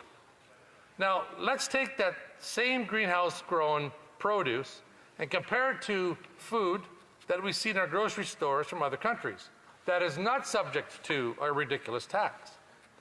They grow it there, they ship it thousands of kilometers to Canada, and they sell it in our grocery stores cheaper. Why? Because they're not subject to the carbon tax on production or transportation. It makes absolutely no sense, Madam Speaker, none whatsoever. In fact, Canadians are actually reducing their expenditures on groceries by either reducing the quantity or the quality of food they are buying, or by substituting less expensive alternatives. Now, what does this lead to, Madam Speaker? For starters, Projections for 2024 show at least a 2.5% to 4.5% increase in food. Notably, meat is suggested to rise another 5 to 7%. Vegetables will be up another 5 to 7%. Bakery items will be up another 5 to 7%. And why are the food prices rising? Rising production costs contributing to these price increases, all because of the carbon tax. It hurts Canadian farmers. It hurts Canadian families. And it hurts our First Nations. In fact, a new food price report shows that a family of four will now pay $700 more on their groceries in the coming year. And that is on top of the price increases we have already experienced in 2023 and 2022 and so forth. Madam Speaker, do you want to know why we should care at all about this? Well, let's start with the fact that we are experiencing the highest level of food bank use in Canadian history. In Medicine Hat, the Root Cellar Food and Wellness Hub is our food bank. They are currently feeding 4% of Medicine Hat and area, which has a population of well over 75,000 constituents. It's heartwarming. It is a heartwarming level of generosity by the Root Cellar team and the community that contributes. But it's an agonizing statistic when you let that soak in. The decisions that were made in this chamber by this NDP Liberal coalition government have led to hungry families in my riding and across this great country. Madam Speaker, I hope that if there are any members in this House, or in the Senate for that matter, which lack the self-awareness required to vote against farmers, First Nations and families, that those members be reminded by their own families, by their own neighbors, and by their own constituents while they celebrate this Christmas. Madam Speaker, at a time when Food Bank Canada's hunger count revealed that there were nearly 2 million visits to a food bank in a single month, a 78% increase over March of 2019. Unbelievable. With that many community members relying on the food banks to eat, these NDP Liberal members must know that some of these visits were made by their own constituents, by their own neighbors. And Madam Speaker, they're going to have to face these people. And I don't know how they're going to do that and be able to justify their decisions in those moments that they meet them. I'm just thankful that the Conservative leader put forward a motion to help them. And I have the ability to speak to that motion today, thankfully, and will vote in favor of helping those in my community and across this country. Madam Speaker, how could the Liberal NDP coalition government and this Prime Minister ever vote against farmers, First Nations and families from growing our food and heating their homes and eating? To try and understand how they could even consider voting this way, I might have to look back at Dr. Seuss's book, The Grinch, for the answer. And I quote, "No one quite knows the reason. It could be his head wasn't screwed on just right. It could be perhaps the shoes were too tight. But I think that most likely reason of all may have been that his heart was 2 sizes too small." Thank you, Madam Speaker. Comments, the honourable member for Kings Heads. Oh, Madam Speaker, when Kings Heads. Oh, sorry to the member from Winnipeg. I think it's North. He's often up on his feet here, but I'll take a quick stab at this one. The honourable member across the way raised a number of very interesting points of debate. I wish I had more time. He talked about carbon pricing and the fact that maybe some other jurisdictions in the world don't have it. There are 77 jurisdictions that do have a form of carbon pricing. So I was tempted to ask whether or not it's carbon pricing itself, or that the fact that we have to get more countries on board and have that built into a carbon border adjustment mechanism like we're seeing in Europe. But then I actually thought, you know what, he mentioned the fact that carbon pricing is forming the higher input costs, and he didn't talk about anything else. No other factors, nothing about climate change, nothing about supply chain, never talked about the war in Ukraine. And there are a lot of Ukrainians that are in Red Deer, large proportion of them. We had a bill before this House, Madam Speaker, that talked about supporting Ukraine through a free trade agreement. They already have a carbon price in Ukraine. We have a carbon price here in Canada, but yet that member voted against a simple, straightforward bill that would have supported economic efficiency in that country and perhaps can help Ukraine win the war and get food prices down. Can the member explain his vote? Member for Medicine Hat, Garston Warner. Thank you very much, Madam Speaker. While I am a Ukraine supporter, I know that what they really are asking for are munitions, are for things that can help them win the war. But I want to focus back on my riding. I want to focus back on Canadians. And what really is driving their costs up is the high cost of production. Exactly. And the carbon tax is exactly part of that. And you know, the reality is, when you have a greenhouse who produces huge amounts of food, and they have to pay $500,000 in a carbon tax, and they always talk about getting money back, this is what their net cost is for carbon tax. It is impossible for them to not pass that on to the consumer without remaining, and still remain in business. So maybe what we should do is we should focus on this carbon tax and what it's doing to Canadians right here in our own country. The Honourable Member. Thank you, Madam Speaker, and I'd like to thank my colleague for his speech. And to follow up to what my Liberal colleague said, let's talk about climate change. What is going to be expensive for our fellow citizens is happening in agriculture, and that's not covered by the carbon tax. So, for example, a lack of water, that's going to be more expensive. All the pests that attack crops, that's going to be expensive because crops will fail. What about heat? Rising temperatures have an impact on productivity, on breeding. There's less snow, and snow protects the earth. So all of that means that yes, it's going to be more expensive because climate change exists, and it is here to stay if we don't do anything very soon to counter it and to reduce our greenhouse gas emissions. What does my colleague think? Warner. Thank you, Madam Speaker. What I do know is, growing up on a large farm ranch in my youth, that farmers, ranchers, are the most amazing stewards of our land. I've seen that, witnessed it firsthand. I see it now as I travel my riding, and I see the thousands of people who make their living off the farm. They know that if you don't take care of the land, it won't take care of you. And so I think the complaints that I'm getting from people are not that they're concerned that of some of the things that my honourable colleague mentioned. What they're concerned about is their costs are so exorbitant they can no longer afford to stay in business, and it's directly related to the carbon tax. The Honourable Member for Hamilton Centre. Hamilton Centre. Thank you very much, Madam Speaker. And it's always a pleasure to hear my good friend and honourable member from Coutts, Alberta. So my questions to him are twofold. First, I heard the honourable member reference carbon dioxide in his remarks in what could only be considered a rather dubious way. So given the context, I have to ask, does the honourable member not agree with the overwhelming science that man-made greenhouse gas effects are a major cause of catastrophic climate change? And two, if he was so serious about reducing the costs for consumers, how does he justify voting against our NDP Opposition Day motion to take GST off of home heating? Member for Medicine Hat, Cardston Warner. Thank you very much, Madam Speaker. And it's always great to interact with my NDP friend. I'll tell you this, the plants in the greenhouse require carbon dioxide to grow. And if they don't have it, they don't grow to the extent that they need.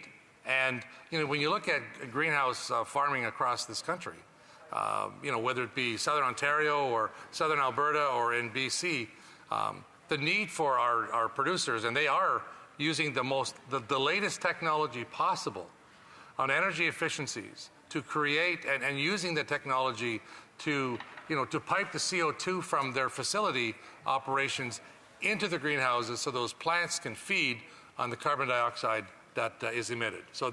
And we have to resume debate. The Honourable Member for King's Heads. Merci, Madame la Présidente. Thank you, Madam Speaker.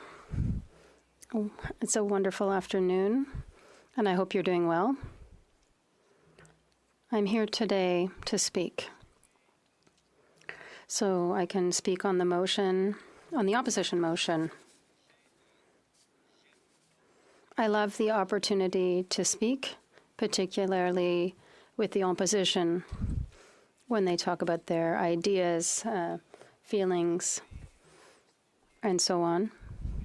So I will be sharing my time with my honorable colleague for West Vancouver, Sunshine's Coast, This Cody Sea guy's to a joke. Sky country. My colleague from British Columbia. Madam Speaker, I think first it's necessary to talk about and explain the motion before us. And the reality is that the House call on the Liberal government to immediately repeal the carbon tax on farmers, First Nations, and families.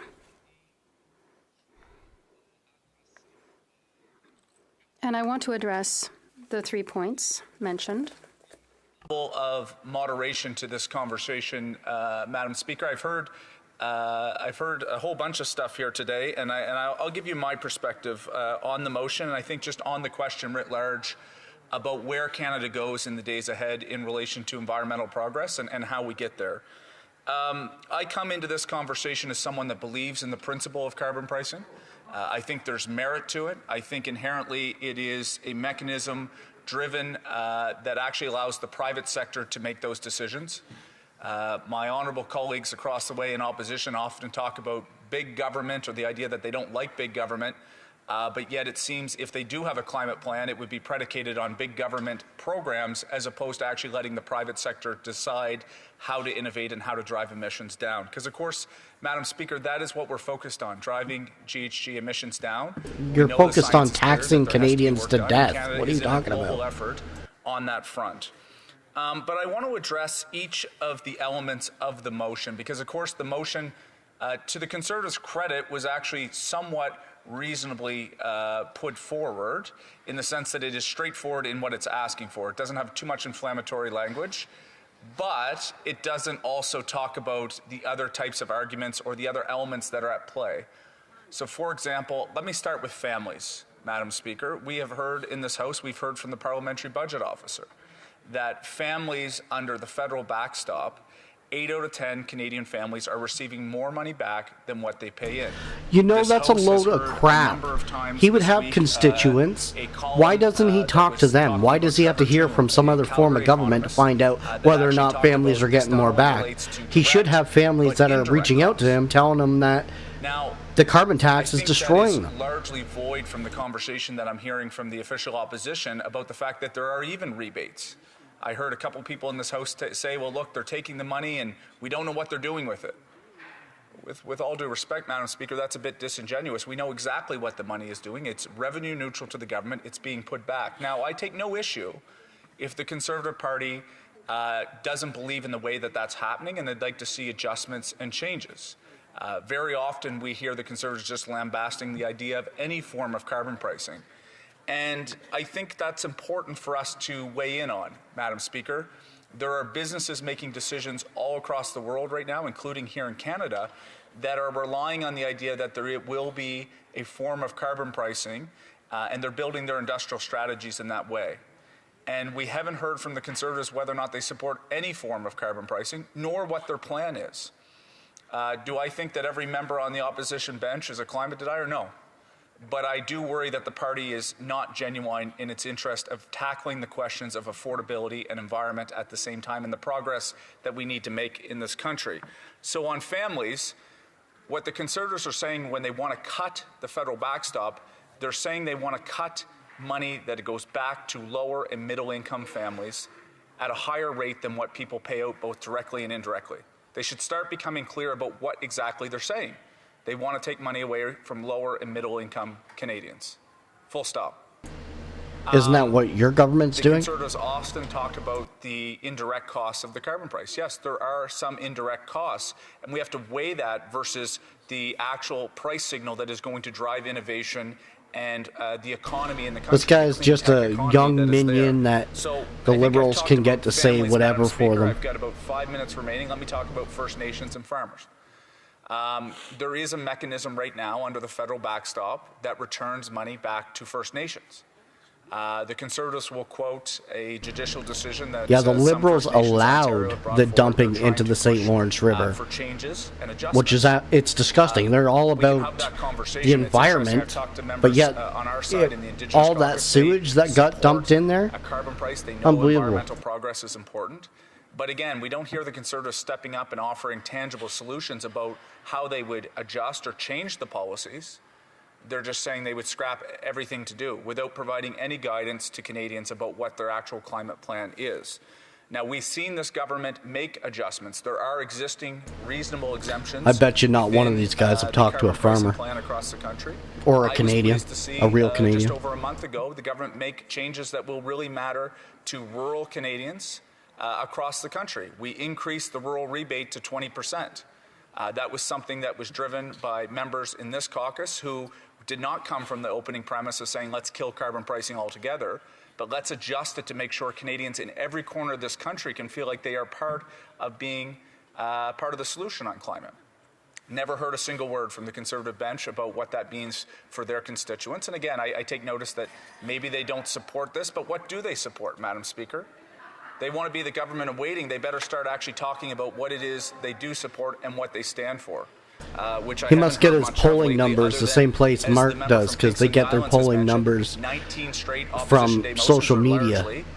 So maybe that's how they figure that the carbon tax is doing good. Madam Speaker, we'll see. But this seems to be a favorite one. Now, on farmers itself, what the Opposition Day motion does not mention is that there is existing exemptions for on-farm fuels for gasoline and diesel already. They have referenced often Bill C-234. Madam Speaker, that was a bill I supported at second reading. That was a bill I supported at third reading and saw it off to the Senate. I do believe that the work that the Agriculture Committee did at this House level to examine the question and to have a sunset clause that reasonably allows some period of time, particularly on the question of grain drying and vegetable drying, as to be a reasonable one, an extension of existing exemption that actually makes sense. Now, some in this House would not agree with me on that principle, and that's fine. But, you know, we've heard consistently, question after question in the House, somehow lambasting the government that they blocked this in the Senate. Well, I mean, senators would know the government position on it. The government position was to support farmers in different ways, to be able to put different mechanisms back and still keep the price signal. But you know what, Madam Speaker, what is not being talked about, or not very often, the Senate record shows at least 5 of the 15 Conservative senators were not in the chamber on the day that that amendment was put forward and ultimately voted on by 40 to 39. So the Leader of the Official Opposition stood in this House for weeks talking about this bill. I'm sure the Conservative fundraising emails that will go out will not mention that a third of his Senate caucus did not even bother to show up on the day on their I'm assuming you're a legislation Liberal that supporter, matters. Arthur?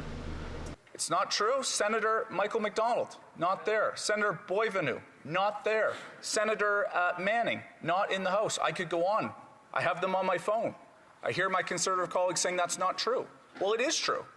So if the Leader of the Official Opposition, who is the only party in the House of Commons that still actually is the leader for certain senators in the Senate, cannot get his members to show up on their legislation to get it through, maybe they have to be looking a little bit in the mirror. And Madam Speaker, remember, I do support this legislation. When it comes back in the House, I will be supporting it, unamended. The government's not helping anything, Arthur. They're not implementing any houses. They're implementing ideas, but there's nothing actually going on. You know what? My town got $1 million from the acceleration fund. $1 million. That's not even enough to repair the existing housing in this town. That is the style of politics, Madam It's an Speaker, absolute that joke. does not belong in Canada. We have a tradition of having a better decorum and respect. And at the end of the day, Madam Speaker, that has to be called out in the same way that, frankly, there's an issue before PROC right now. I think we should maybe move a motion, Madam Speaker, to bring the member from Regina Capel in his actions before PROC. Because in my way, they are equally as concerning to What you this should House. be asking is how is the government going to get the money to keep funding other countries, and that's through things like the carbon tax. An opportunity to continue to build on my thoughts. Thank you, Madam Speaker.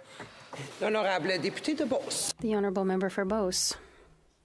Thank you, Madam Speaker. I want to thank my honourable colleague. Okay, so you're an for his NDP, so speech. technically you're And he further concluded left than the Liberal Party. About C234. I get some of the ideas of the NDP, but at the same time, they backing First, he talked about the Liberals. The fact that there was obstruction at the Senate, but on the amendment that was made at the Senate, I'd like to have his opinion, because that amendment completely changed the purpose, because I share with my colleague, I sit on a committee with my colleague, so I'd like to have his opinion on the amendment. It was completely changed. Well, Madam Speaker, look, Premièrement, merci beaucoup. First of all, thank you very much for the question. I will respond in English because the question is quite specific. My honourable colleague, the best response I can. At the end of the day, I would have encouraged the Senate, as I did in letters that I wrote publicly, including with the Vice Chair of the Agriculture failed Committee when they were in government, when it came to housing?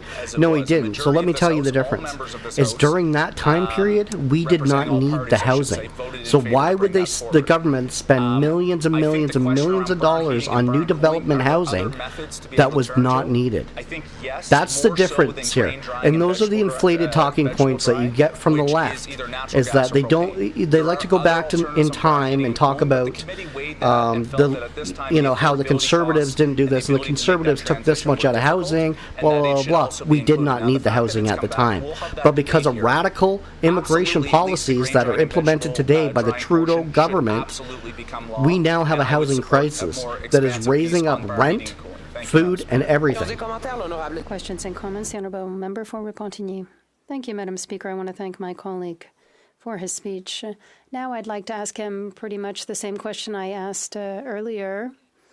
So recently, the government suspended the application of the federal pricing on heating oil and pollution. So the government has undermined its own policy that Canada adopted to reduce greenhouse gas emissions. Is he surprised that the Conservatives now want to extend this to everyone? The Honourable Member for Kings Hants. Not surprised that the Conservatives want to kill carbon pricing. They've wanted to kill it ever since the moment that this government introduced it back in 2019. I want to explain something to my honourable colleague. What the government did, keeping a price signal on heating oil, would have been strictly for politics and not for public policy. And let me explain, Madam Speaker. People that use heating oil in this country, there's 1.1 million households, including almost 400,000 in Quebec. They are paying the highest cost to heat their home in the country, and it is, of course, the worst from an environmental perspective. So if you ask yourself, why are you paying the highest cost to heat your home?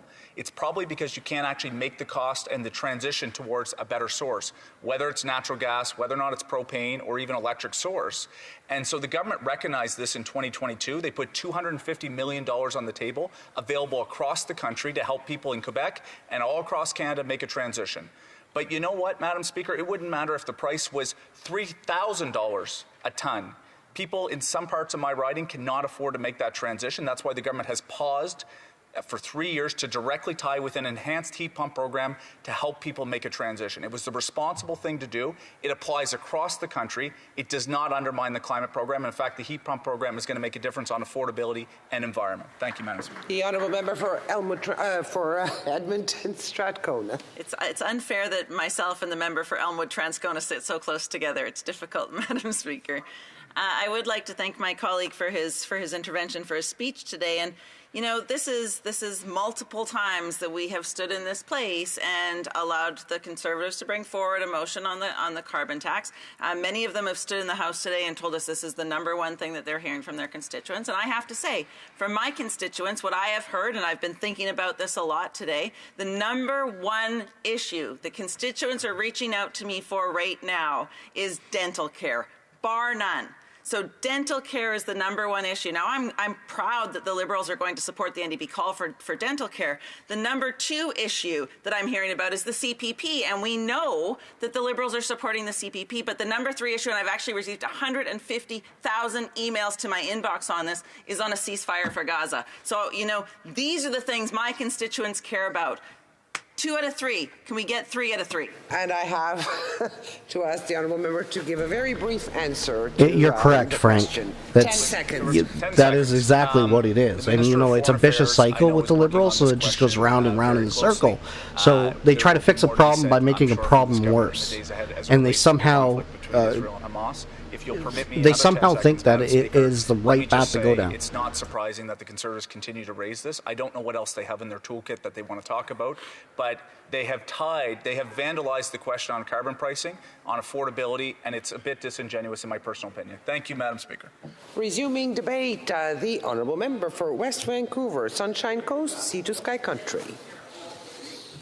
Thank you, Madam Speaker. It's an honor again to join the debate in the House on the price on pollution. And by my count, this is 13 times that the Conservatives have brought forward some sort of motion on eliminating carbon pricing since the MP for Carleton became the leader, but it could very well be more than that. And I've heard today this is actually the 19th time that some permutation of this motion has been brought forward.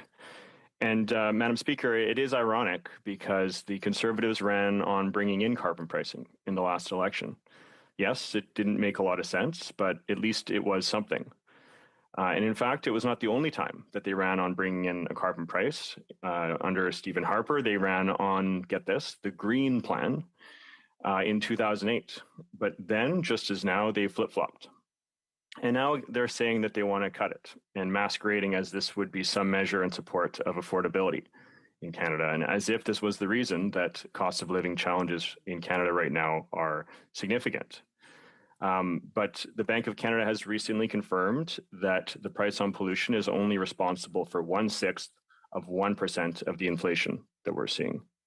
And contrary to the rhetoric that we hear from Conservatives, when we look at the facts, economists have shown that the price on pollution is responsible for less than 1% of the increase we're seeing in food prices. Not only that, when the Conservatives talk about the carbon price, they refuse to mention the rebates that are returned to individuals through the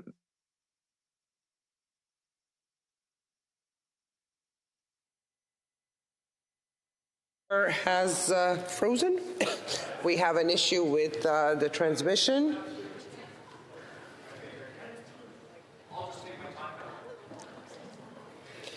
We have an issue. We definitely have an issue. Okay. Is the honourable member back online? The honourable member? Yes, Madam Speaker, I'm online. Can you hear me? Now we can hear you, yes. The honourable member's connection just broke at some point. The honourable member for West Vancouver, Sunshine Coast, Sea to Sky Country. Thank you, Madam Speaker. And further than that, a recent study, as has been brought up today in the debate by well-respected University of Calgary economist Trevor Tombe, utilizing Statistics Canada data, has shown that when considering both the direct and indirect costs of the price on pollution, that 94% of households with incomes below $50,000 receive rebates that exceed the carbon tax costs, with most of them seeing a net benefit of $20 to $40 per month, while 4% of them actually see a net gain of $70 per month. And even 55% of households with incomes above $250,000 a year receive more in rebates than they pay in the price on pollution. So rather, the price on pollution or getting rid of the price on pollution would disproportionately benefit the ultra-rich. And so eliminating it would not only undermine a policy that's responsible for, according to the Commissioner of Environment and Sustainable Development, responsible for a third of our carbon emissions reductions, it would be a true reverse Robin Hood, where it would steal from the poor to give to the rich. And that, Madam Speaker, is not in the Christmas spirit. So what is actually boosting the price of fossil fuels in Canada? It's important to look at the facts. Since 2020, the carbon price on heating oil has only increased by 12 cents a litre, while the average price for heating oil is now 75 cents higher. So what's driving up that other 63 cents a litre, or what is 5 times more responsible for the increase in costs? Canadians are overwhelmingly feeling the impacts of geopolitics and fossil fuel inflation that's caused by a rise in the global price of oil and gas. This includes the illegal and unjustified Russian war of aggression in Ukraine and the global disruption that that's caused to the energy market. And what is sad, Madam Speaker, is that the leader of the Conservatives says nothing about this. He is quiet on support for Ukraine and has in fact abandoned them in their time of need by voting against updating a free trade agreement with Ukraine that President Zelensky specifically asked for. And relatedly, because Ukraine is one of the world's breadbaskets, we need to do everything we can to support them to win the war, to prevent the disruption that it has had on global food prices. So what else is causing fossil fuel prices to increase? It's the measure that OPEC is taking to squeeze the supply of oil. While the Conservatives will rail against the so-called dictator oil as a reason why we should massively increase emissions in Canada, Canada imported double the amount of foreign oil when the Conservatives were last in power. So what happens when the global price of oil and gas rises? Of course, the oil and gas industry benefits. The oil and gas industry in Canada is making record profits by gobbling up that extra 63 cents a litre at the expense of Canadians. Since 2022, the oil and gas sector in Canada has had a $30 billion increase in profits, or 1,000% increase since 2019. And where are these profits going? $29 billion has been returned to shareholders through dividends and share buybacks. And where are these shareholders? Overwhelmingly, these shareholders are not even in Canada. So do we hear the Conservatives ever talk about this? Of course not. They would rather peddle an alternative facts that would make even Donald Trump blush with their factory discourse on the price on pollution.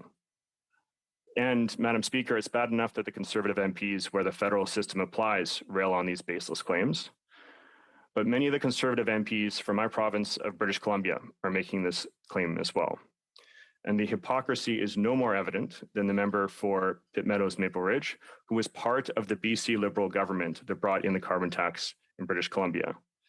In 2017, he said in the BC legislature that, quote, "Our government made the decision to implement a tax on carbon. Our carbon tax appears to be working. Independent studies have found that between 2008 and 2012, fuel use in BC has dropped by 16% per capita. In 2015, a review of 7 independent studies suggested that BC's carbon tax has reduced emissions in the province by up to 15%. We view this tax as a tool to change behavior and reduce greenhouse gas emissions." End quote. Of course, what the member for Pitt Meadows Maple Ridge said in 2017 is the truth. The price on pollution is a third of the reason why that Canada has reduced emissions by more than any other G7 country since 2019.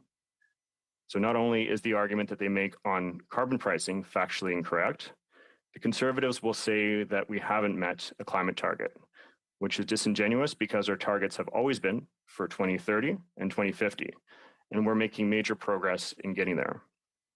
Today's update of our emissions reduction plan shows that we're on track to meet our emissions objective for 2026, and also on track to meet our 2030 targets to reduce emissions by at least 40%. And just this week, we built on our progress to date by announcing 2 new measures, draft regulations that will reduce methane emissions from oil and gas by 75% by 2030, as well as just today announcing a groundbreaking framework that will cap and reduce emissions from the oil and gas sector and have it steadily reduce over time to ensure we meet our emissions reductions goals. But you know what they say, Madam Speaker? If you repeat a falsehood enough times, even you will eventually believe it. And if you can convince yourself so much that you internalize it, you can confidently spread those mistruths to Canadians. And in these challenging times that the world is going through, people are looking for simple solutions. So enter the Conservatives that will throw the complexity and the facts to the side and just want to talk about common sense. And we saw what this jettisoning of the fats has done under the Conservatives before. During the Harper era, they completely gutted science in Canada, specifically anything related to the environment and with respect to climate change. They also eliminated the long-form census because they don't actually believe in making policy based on evidence. And we can't go back to that. They don't actually want people to have lower heating bills. They want them to be stuck and strapped in on the roller coaster of global fossil fuel prices. Because if they truly believed in saving Canadians money on energy, they would support our policies.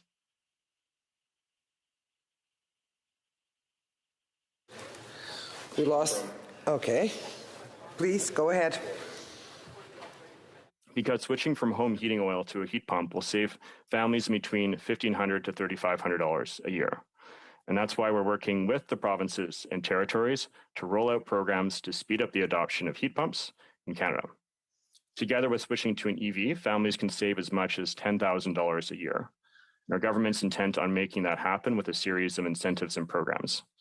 And Madam Speaker, it is working. As I mentioned, emissions are going down. Over 18% of Hey new everybody, vehicle sales, help support the channel were by electric giving a like, last year. subscribe, or 26% of new vehicle sales hitting the in super BC chat. in the last quarter were zero emissions.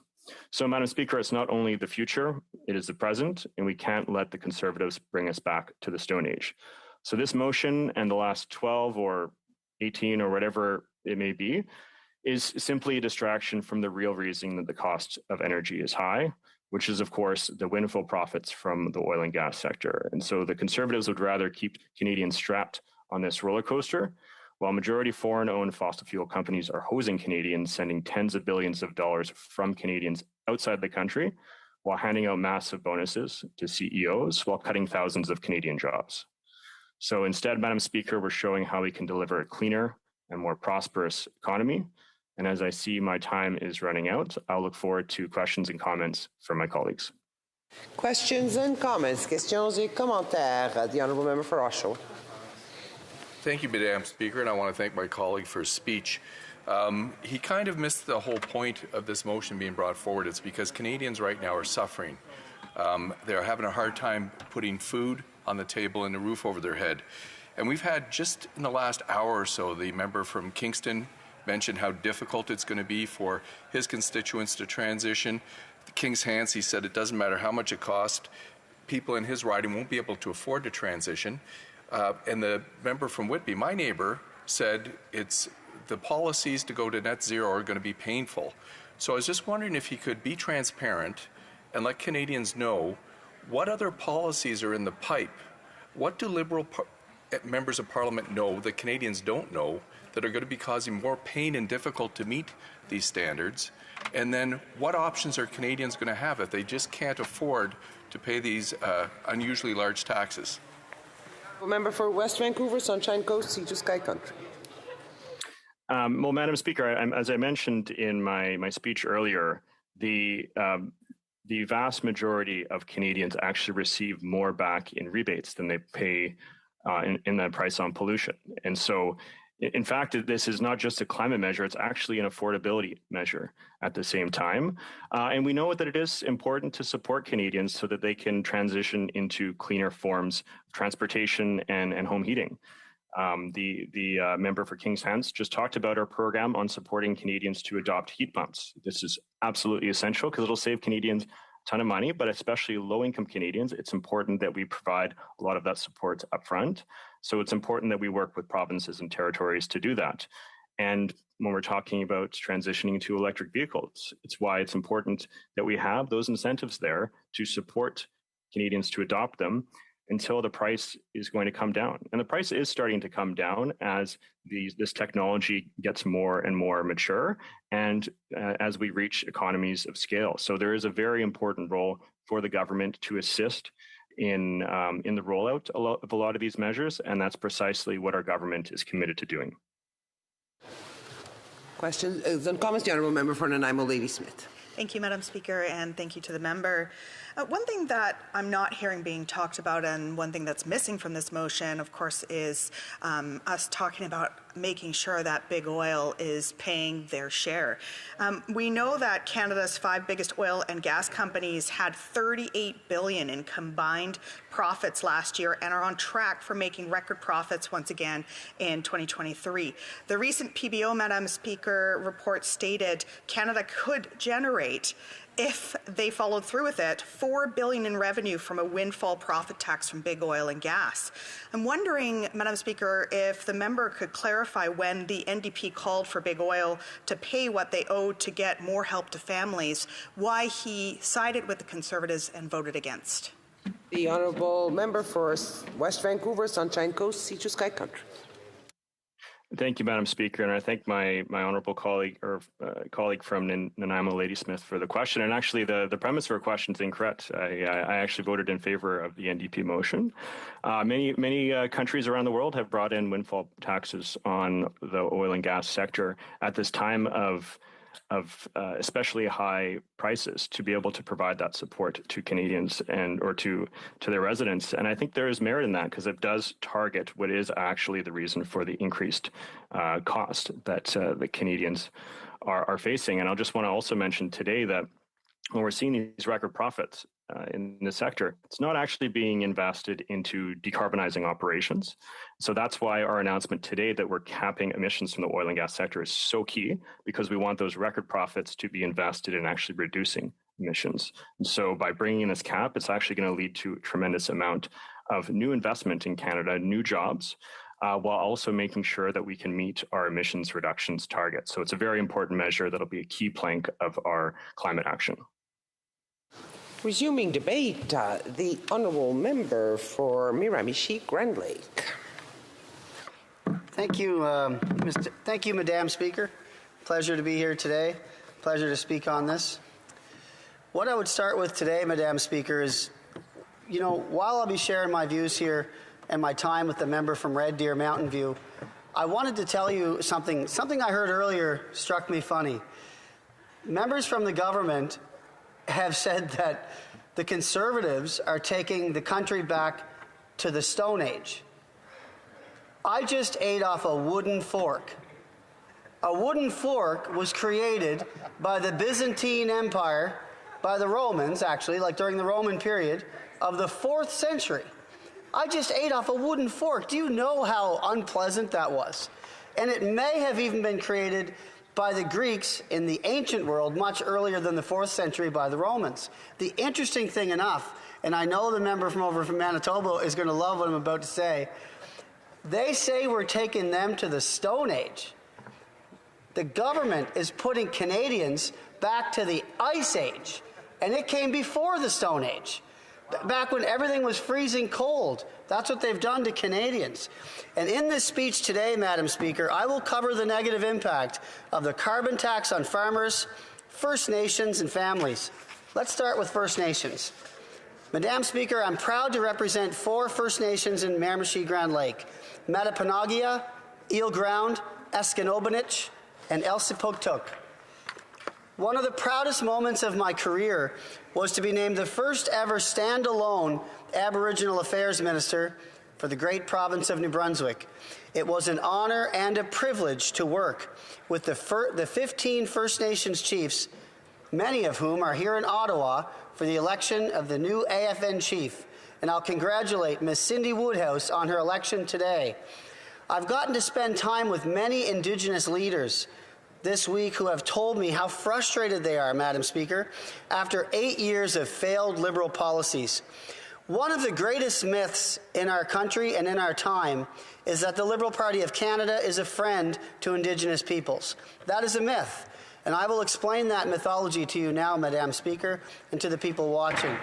If you can't get Indigenous peoples adequate drinking water, then don't call them your friends, because that's a necessity of life, and they've failed at that endeavor at every single element of that endeavor. And as another example, Madam Speaker, the Ontario First Nations and the Attawabascat First Nation are taking the Liberal government to court over the unfair carbon tax. They argue that the Liberal government's failed policy unjustly and disproportionately burdens their communities that already face hardships because of a lack of basic infrastructure and severe poverty. Once again, I'm sharing my time with the minister from Red Deer, the Earl of Red Deer.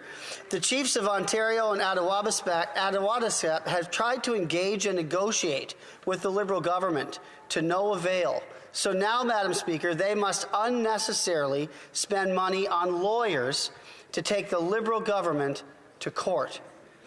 These residents do not have the money to install retrofits, such as heat pumps.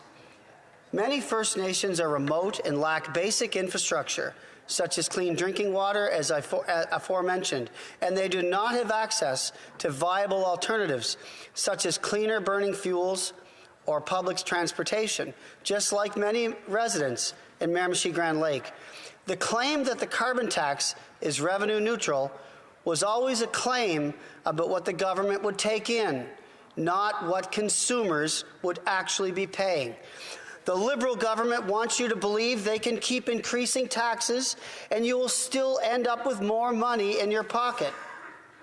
But not the farmers, not First Nations, or the families who are heating their homes in this country.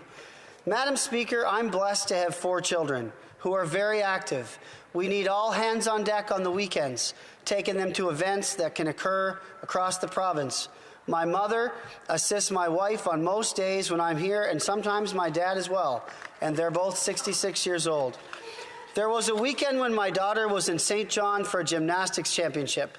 That's a 6-hour round trip from Blackville, where I reside. One of my son's high school hockey teams won a provincial tournament, played in St. Leonard, New Brunswick, the home of my good friend Senator Percy Mockler. It was an exciting final game, but an 8-hour round-trip drive.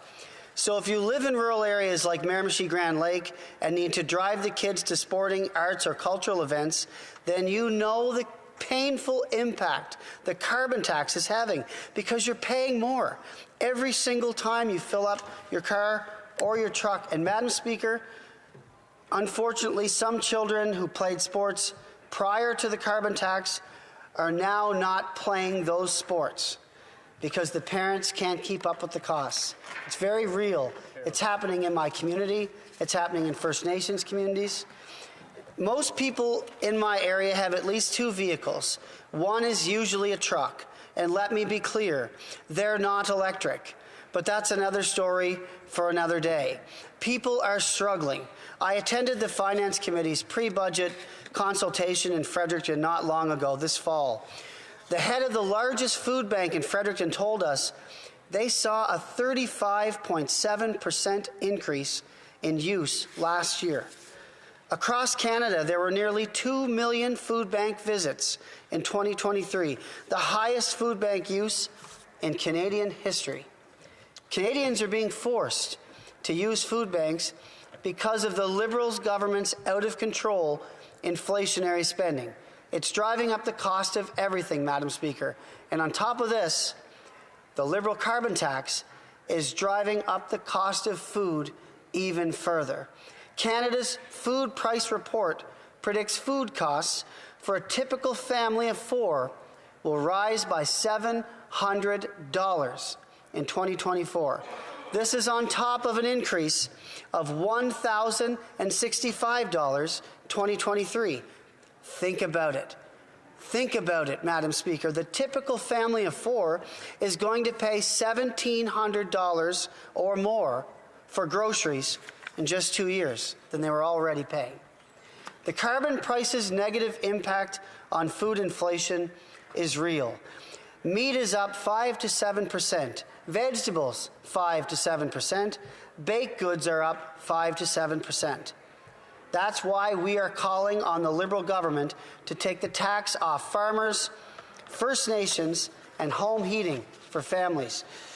Farmers are being left out in the cold, Madam Speaker, by the NDP Liberal coalition, who are desperate to prevent farmers from getting a carbon tax carve-out for grain drying, barn heating, and other farm operations. The Liberal carbon tax will continue to go up every year, increasing the pain felt by farmers, First Nations, and families. For my Miramichi-Grand Lake constituents, the upcoming choice will be clear. A choice between the costly coalition of the NDP and Liberals who take your money, tax your food, punish your work, and double your housing costs. A common consent Conservative government that will axe the tax is the only choice for Canadians. It's the only choice for farmers, it's the only choice for families, and it's the only choice for First Nations.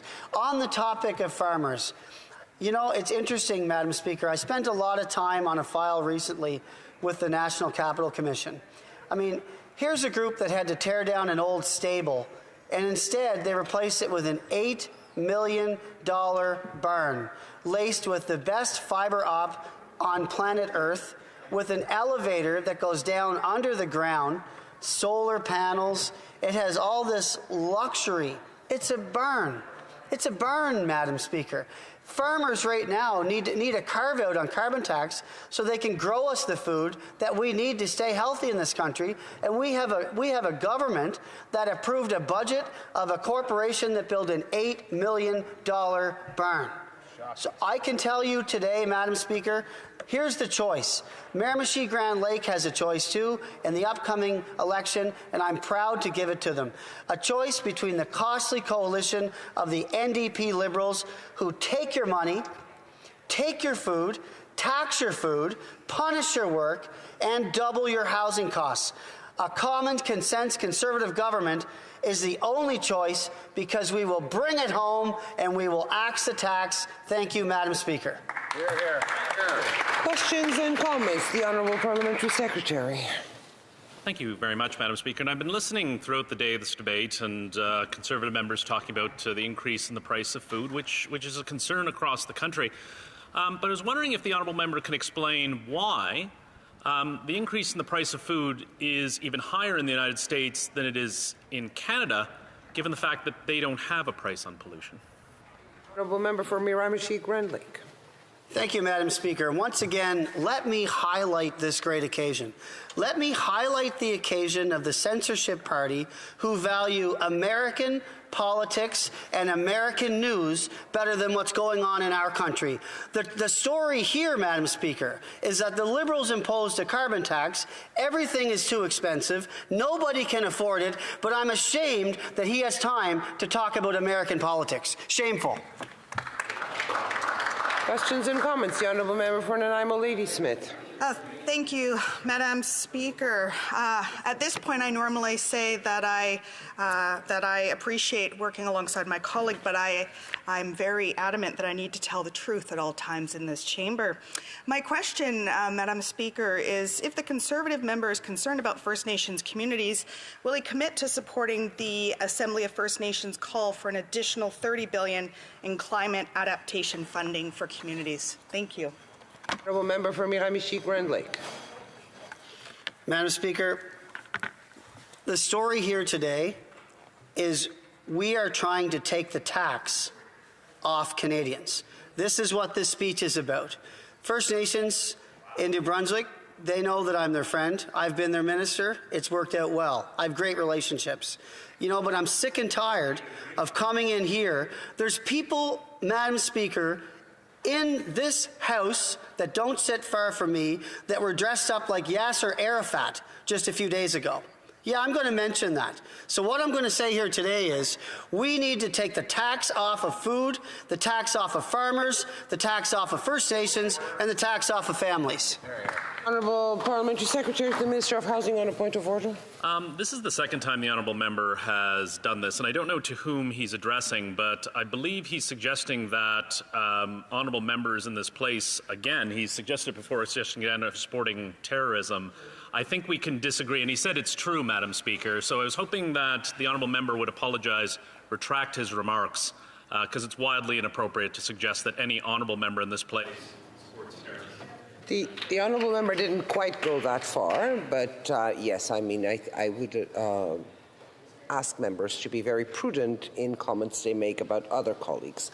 The Honourable Member for Miramichi-Grand Lake to finish his answer, so I can go to the Honourable Member for Kitchener Centre. I was just saying, Madam Speaker, that what we're doing here today is the Conservative Party is the only clear choice for Canadians that will take the tax off of the farmers, First Nations, and the families that heat their homes, and that's what we're doing here today. It's shameful that the NDP and the Liberals are against that. Shameful. The Honourable Member for Kitchener Centre. Thank you, Madam Speaker. I understand that the member for Miramichi-Grand Lake is concerned about the carbon tax going up for folks in his community.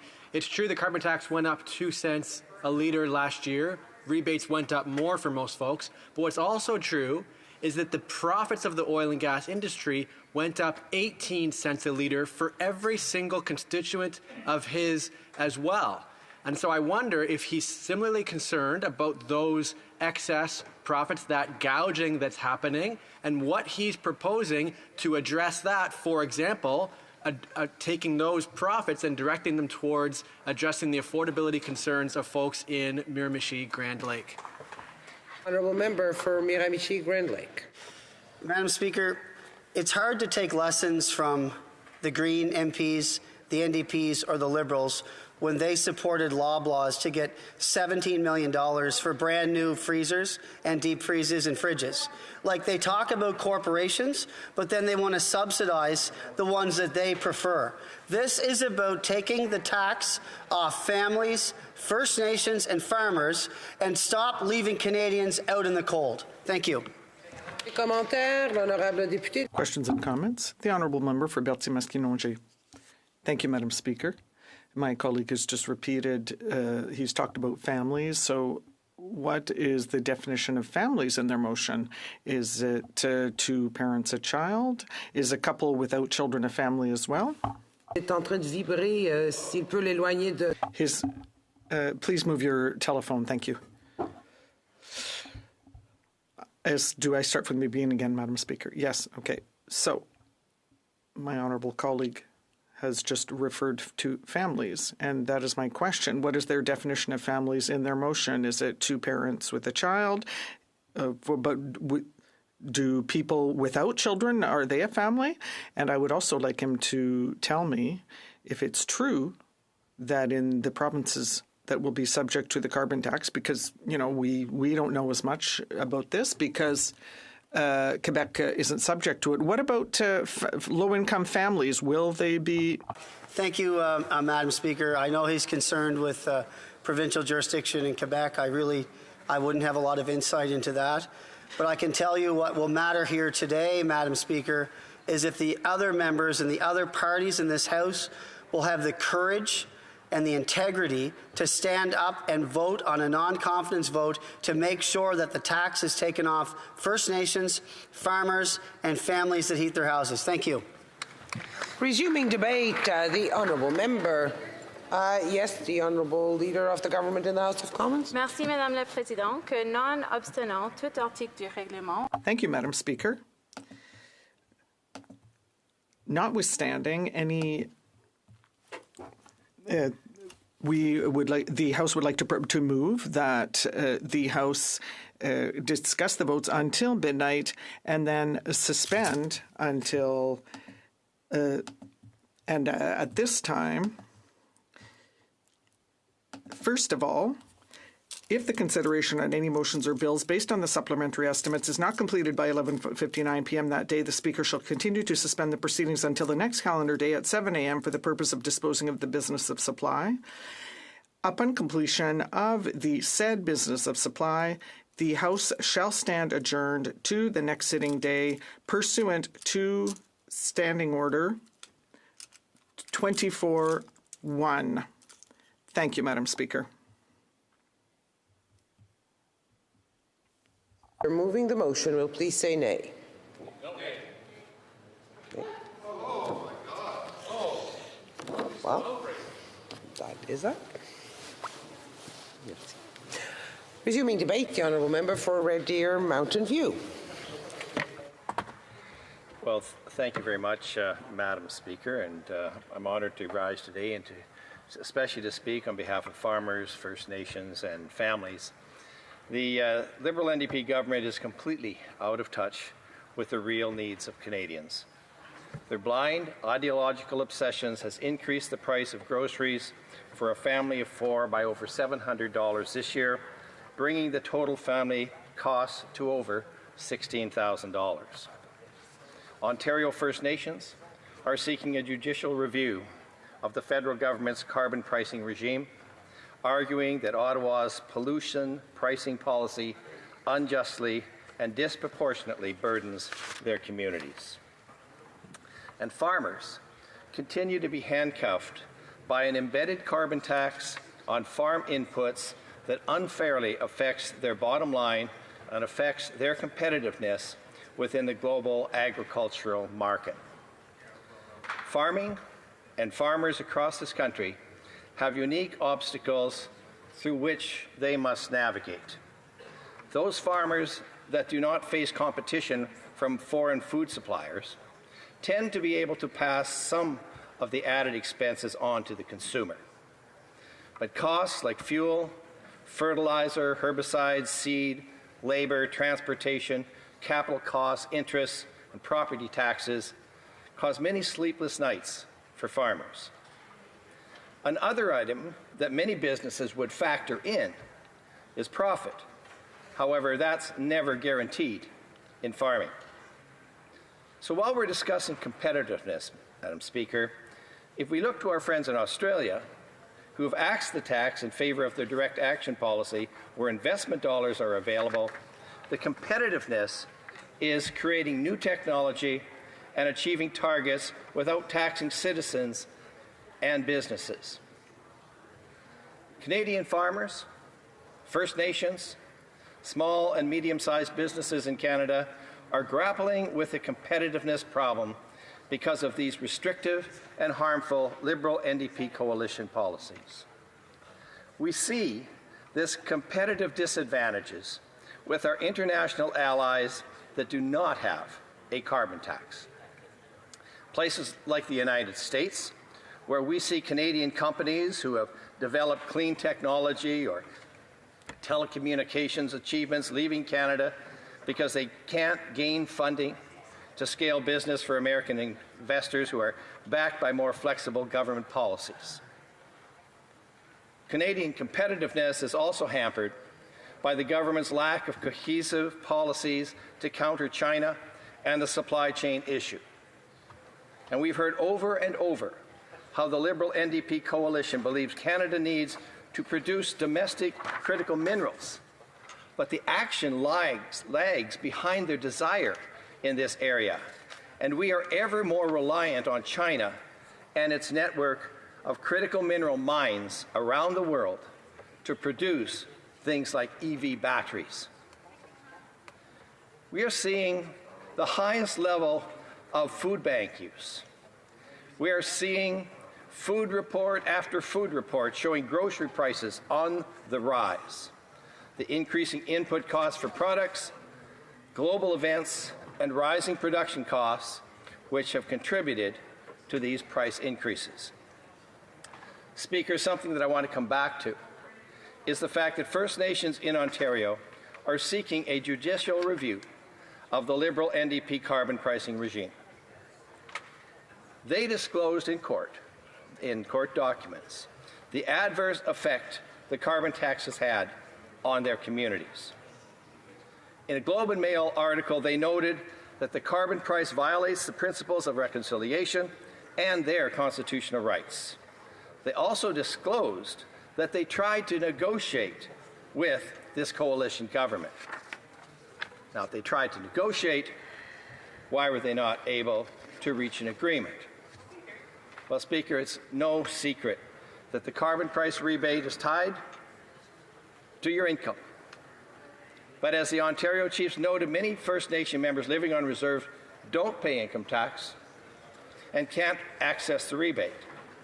This is another example of this coalition government's developing policy that is restrictive and built in a box instead of something that is adaptive, that would consider the challenges First Nations face on reserve. There's a pan-Canadian ripple effect of the carbon pricing regime that the Liberal NDP coalition is pushing. The cost is downloaded onto consumers, products and services, but now they want Canadians to dig a little deeper and really give them their last red cent. These destructive policies are having profound impact on Canadians' ability to balance their budget, make their ends meet, and to put food on their table. Coming back to the food price report released today, it paints a bleak picture of struggling Canadians. Food costs will rise anywhere from 2.5% to 4.5% this year. The average family of four is expected to spend $16,297 on groceries in 2024. Canadians are reducing the amount that they're spending on groceries. Between 2022 and 2023, Canadians reduced the amount they spent on food and beverage retails by 3.26%. The reason is they have a lot of other bills they have to pay. Canadians are being forced to supplement or totally use food banks and this government fails to realize that their destructive policies directly impact the struggles of Canadians, First Farmers, First Nations, and farmers. Now, speaking of farmers, as you might know, I am a farmer. I have a lot of experience in this regard. I'm very concerned about what happened in the Senate, as we know that farmers feed communities, provide the commodities we need to advance our food security at times when they're needed. So I thank you very much, Madam Speaker. 5:15. It is my duty, pursuant to Standing Order 38, to inform the House that the questions to be raised tonight at the time of adjournment are as follows. The Honourable Member for Saskatoon Grasswood Finance, the Honourable Member for Kitchener Centre Canadian Heritage. So it being 5:15, and this being the final supply day in the period ending December 10, 2023, it is my duty to interrupt the proceedings and put forthwith every question necessary to dispose of the business of supply. La question. The question is as follows. Mr. Poilievre, seconded by Mr. Lobb, moved that the House call on the Liberal government to immediately repeal the carbon tax on farmers, First Nations, and families. Participating in person wishes that the motion be carried or carried on division, or if a member of a recognized party participating in person wishes to request a recorded division, I would invite them to rise and indicate it to the chair. The Honourable Member for Perth Wellington. Thank you, Madam Speaker. We request a recorded division. Yay. Call in the members. Here we go.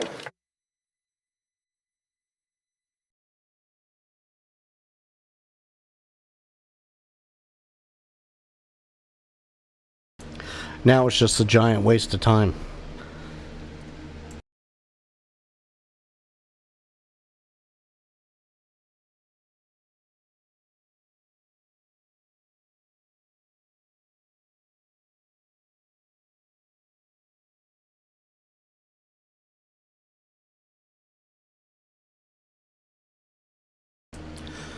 Half the people from the chat are gone now.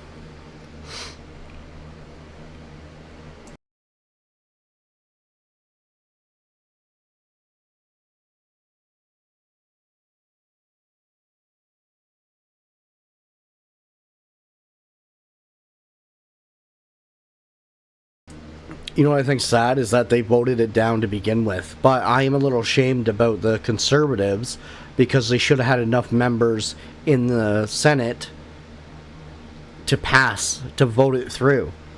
So if it was only one vote and 13 didn't show up, well, that's...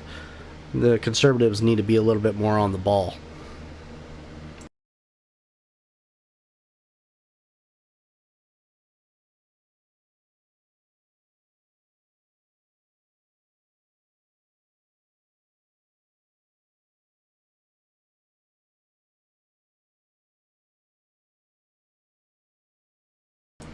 Fix what?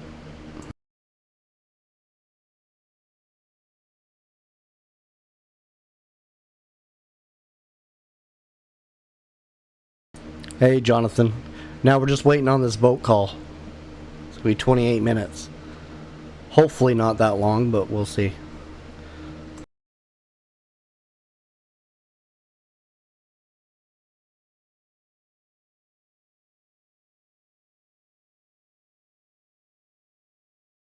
See, the thing is that I would allow the music to play, but I'll get hit with a copyright.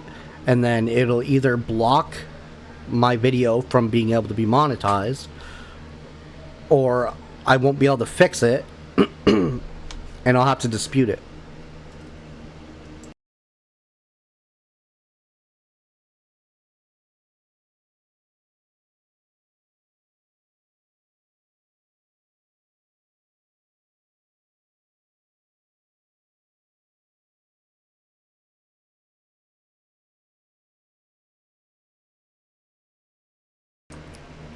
Jonathan, are you at work?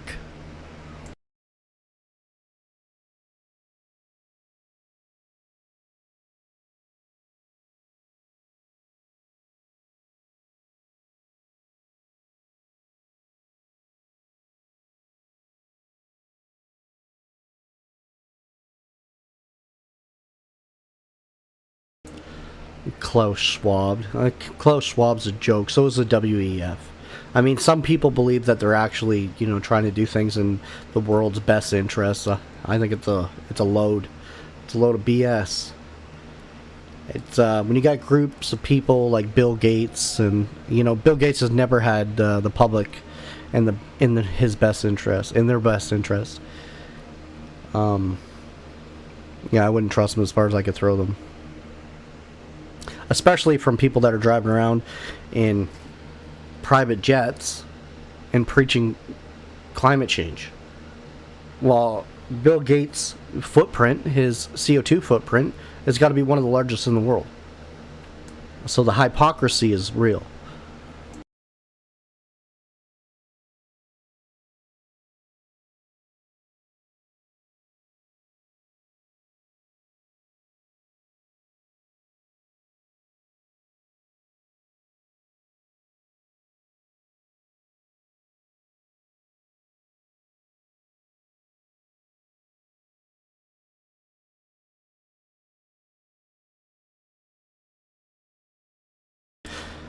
I encourage everyone to like and subscribe. I go live every day.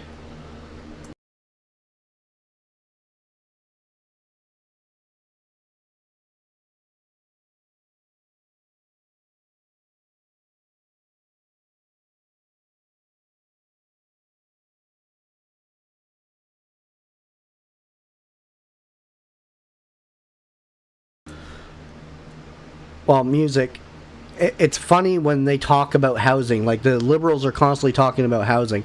Like, I got a ton I can say about that. I mean, back in 1996, Jean Chrétien, when he was the Prime Minister, he canceled all future development for social housing. One of the most dire things today in this country is the lack of social housing. I mean, there's a 10-year wait to get into geared to income housing. Most of those people are living on the streets, living with family, or their families are split up into different homes. But the social housing plan that was implemented years ago, which was actually first introduced by a Conservative Party in 1935? Well, that was they had the same problem that we have now back in 1935, where there was not enough housing. So they did a huge boom, like social housing went through the roof, and then they had more houses than what we actually needed.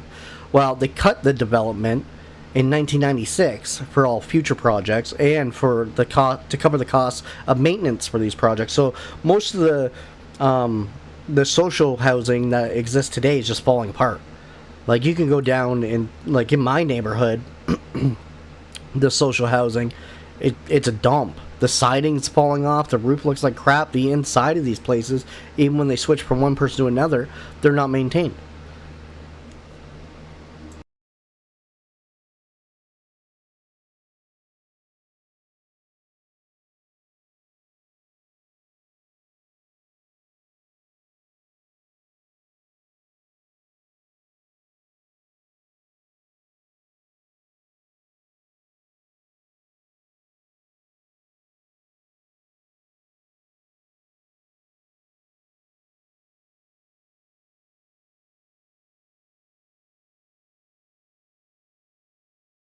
My heart definitely goes out to the people that are on the streets right now.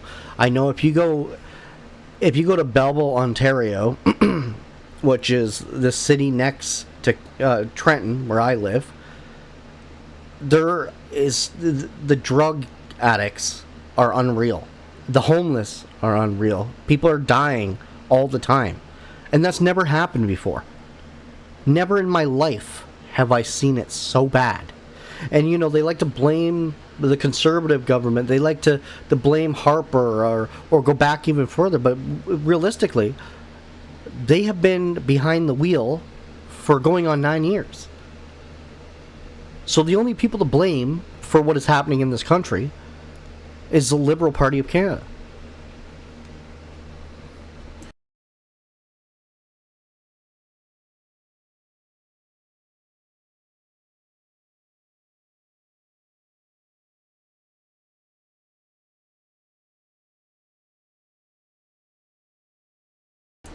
Yeah, it's bad all over the place. Like, it doesn't matter what town or city you drive through, there's a tent city. There's drug addicts everywhere. And it's only getting worse. And that's the sad reality that we all live in now. And it breaks my heart when I see all these homeless people,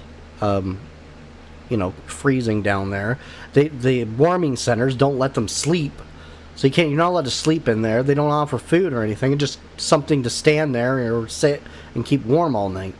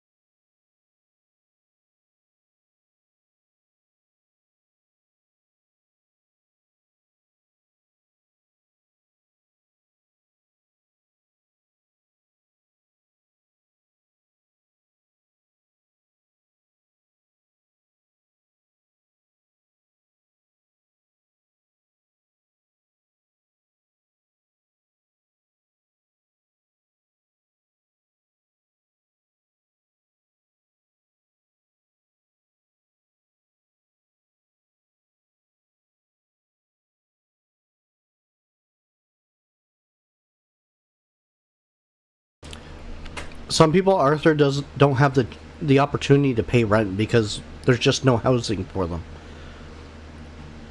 Like, I've seen people living on the streets that are working, and it's only because there's no place for them to live.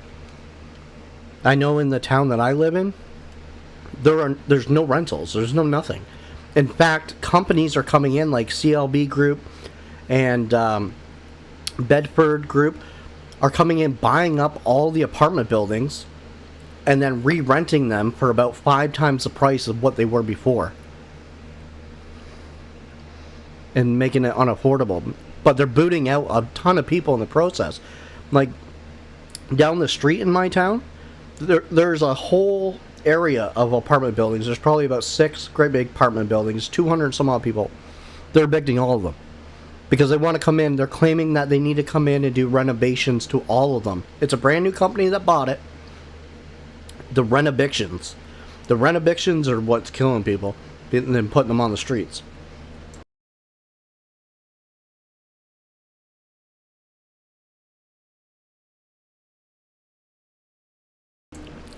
Yeah, I get what you're saying. Like, I mean, some people just decide to choose drugs and, they end up on the streets doing drugs for a long period of time before they ever get any help or die doing it. I get that, but not everybody is in that situation.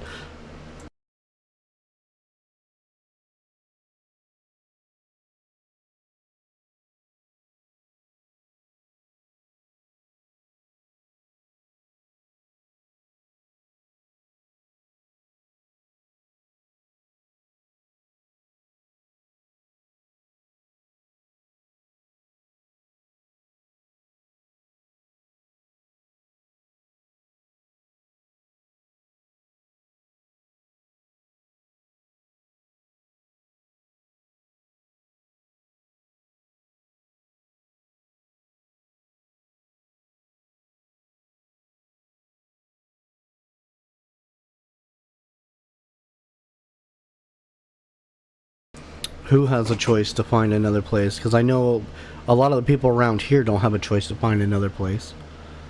They're like the people that are being evicted on Sydney Street and Bay Street here in my town. They don't have another choice. They're getting evicted so the landlord can come in and renovate and then jack up the price, because a lot of these people are they've been there forever and they're paying rent that is anywhere between $800 and $900 a month. Yeah, I have been to Brockville.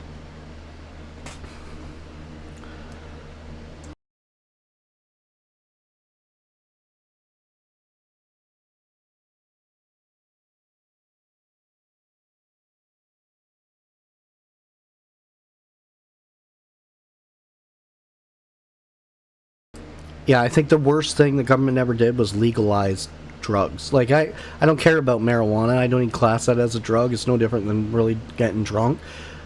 But there are heavy drugs that they've legalized that is causing this,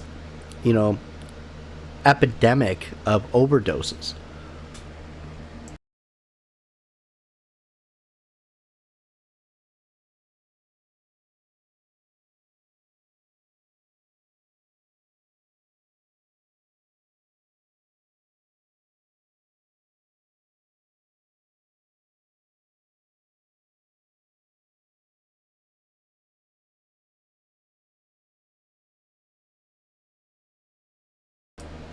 Yes, Victor. They're in session right now. They normally run till about 7.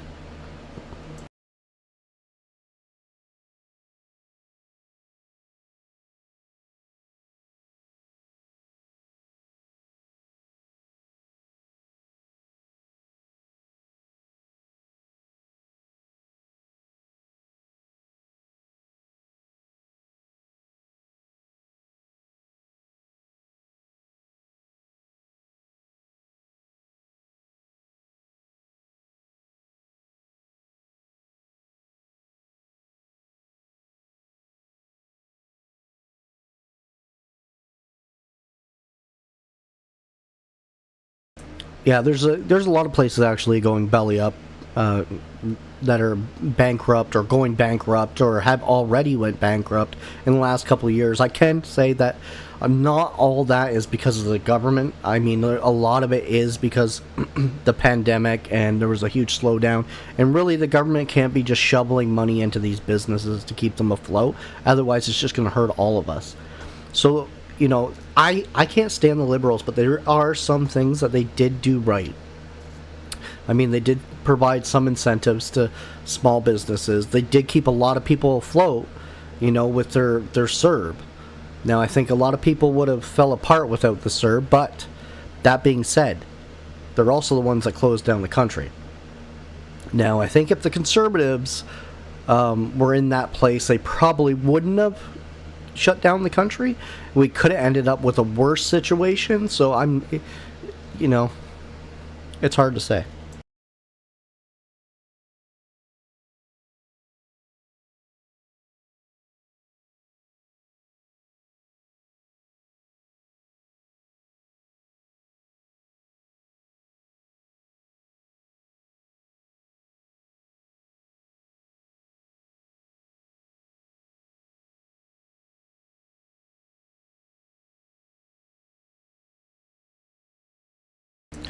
Yeah, we need to have some rehab facilities where it's you're forced to take it.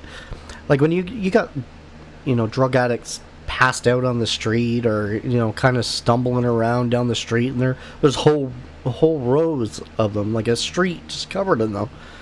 I mean, these guys need to be all swiped up and then forced into a facility.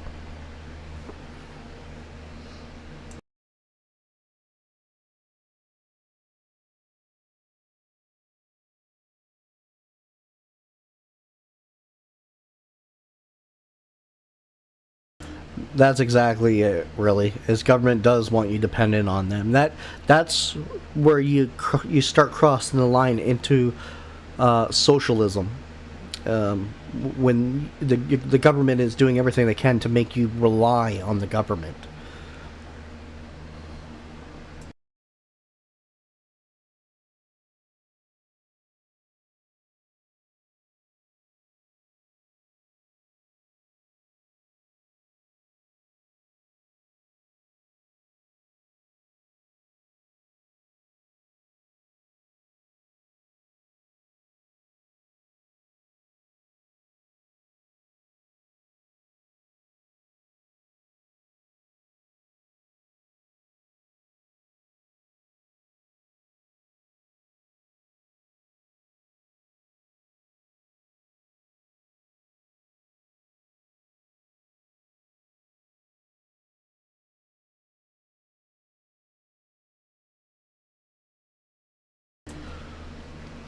the WEF plan, they got a lot of plans.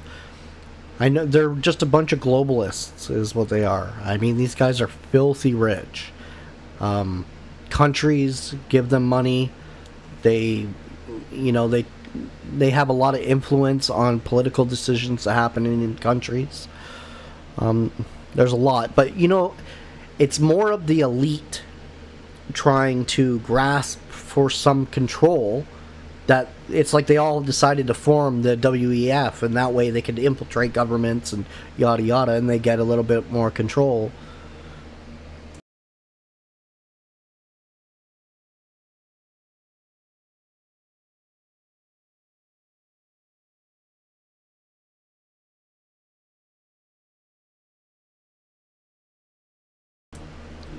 Well, Arthur, you force them the same way you would take someone to jail.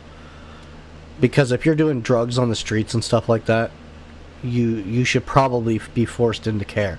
If you commit a crime, you're forced into jail. It's the same thing. I believe that the people out on the streets, they can't make decisions for themselves anymore, so they get forced into care. Whether they have to be forced by, being physical or not, that's a decision for the people that have to deal with it.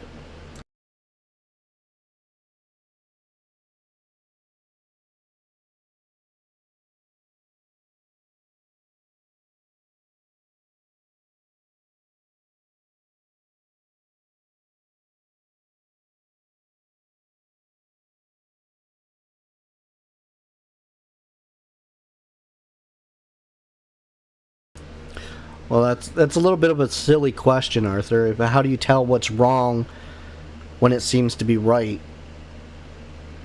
What do you mean by that?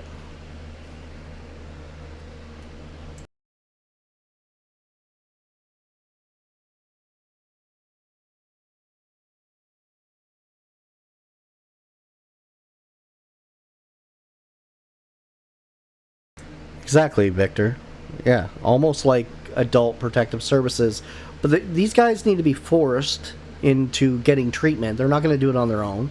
And I mean, families, they struggle trying to get loved ones to get any treatment. And this goes on for years. It normally destroys the family or has some sort of mental impact on them that is devastating. What needs to happen is they just need to all be scooped up and forced into a facility where they have no choice but to get clean, and then not let back out until they're clean, and they're not going to jump back into it.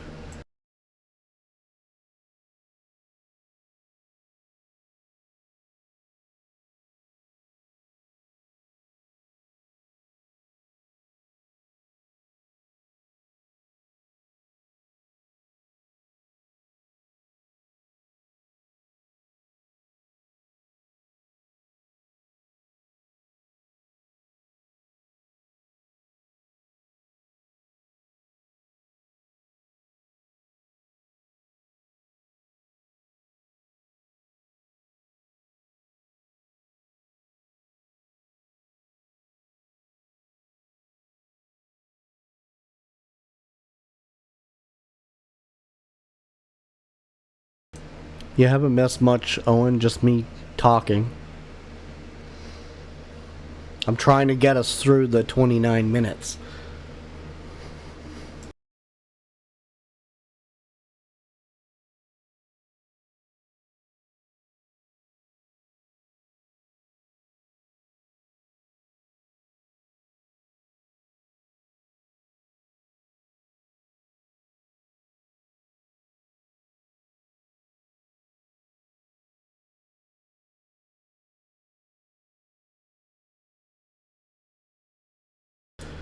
Music, that's something that I actually can't comment on or anything surrounding that because it's within the policies that YouTubers can't.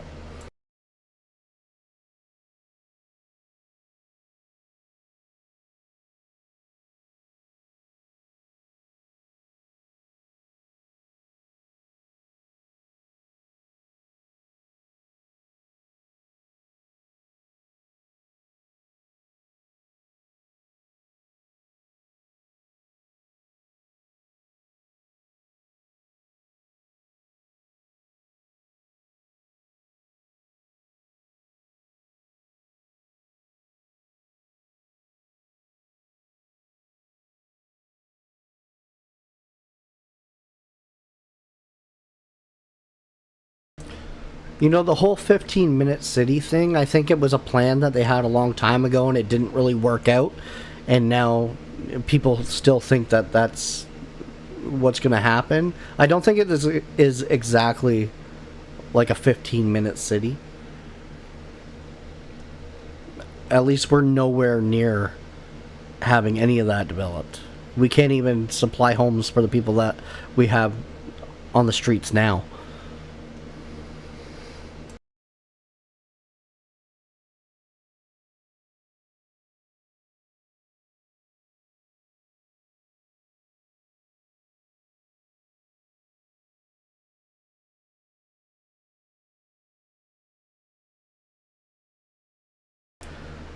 Owen, it's my best kept secret.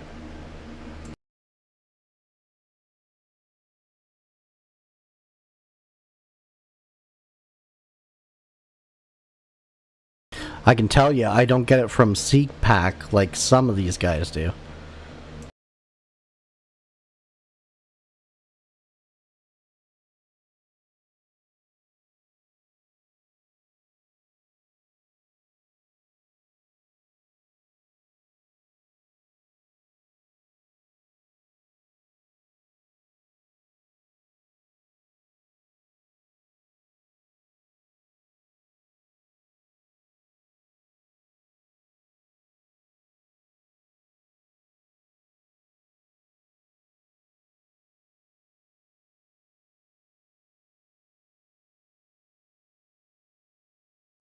My live stream comes directly from the source, directly from the House of Commons itself.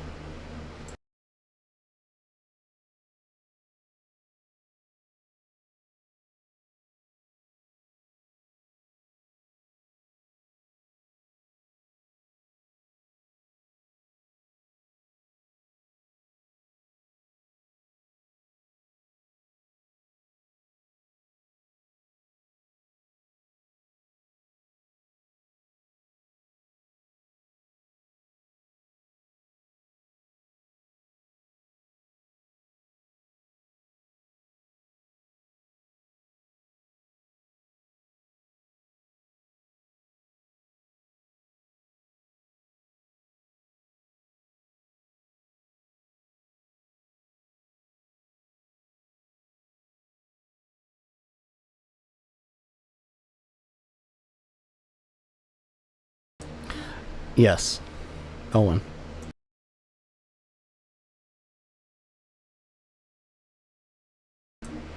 A lot of people want to start up live streaming by themselves. I don't think anyone knows how much actual work goes into doing this and how good of a PC, like your computer systems have to be really good.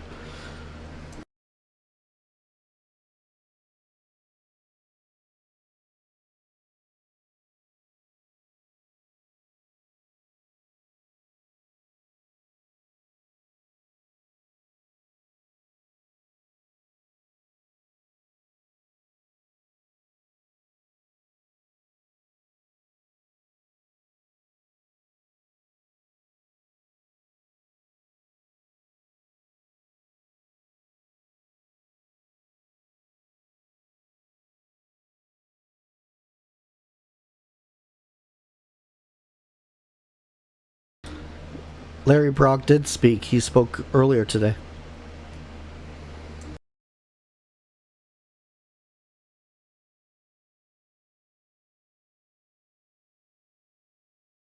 Alright everybody, like and subscribe to help support the channel, or you can head down to the super chats and make a donation.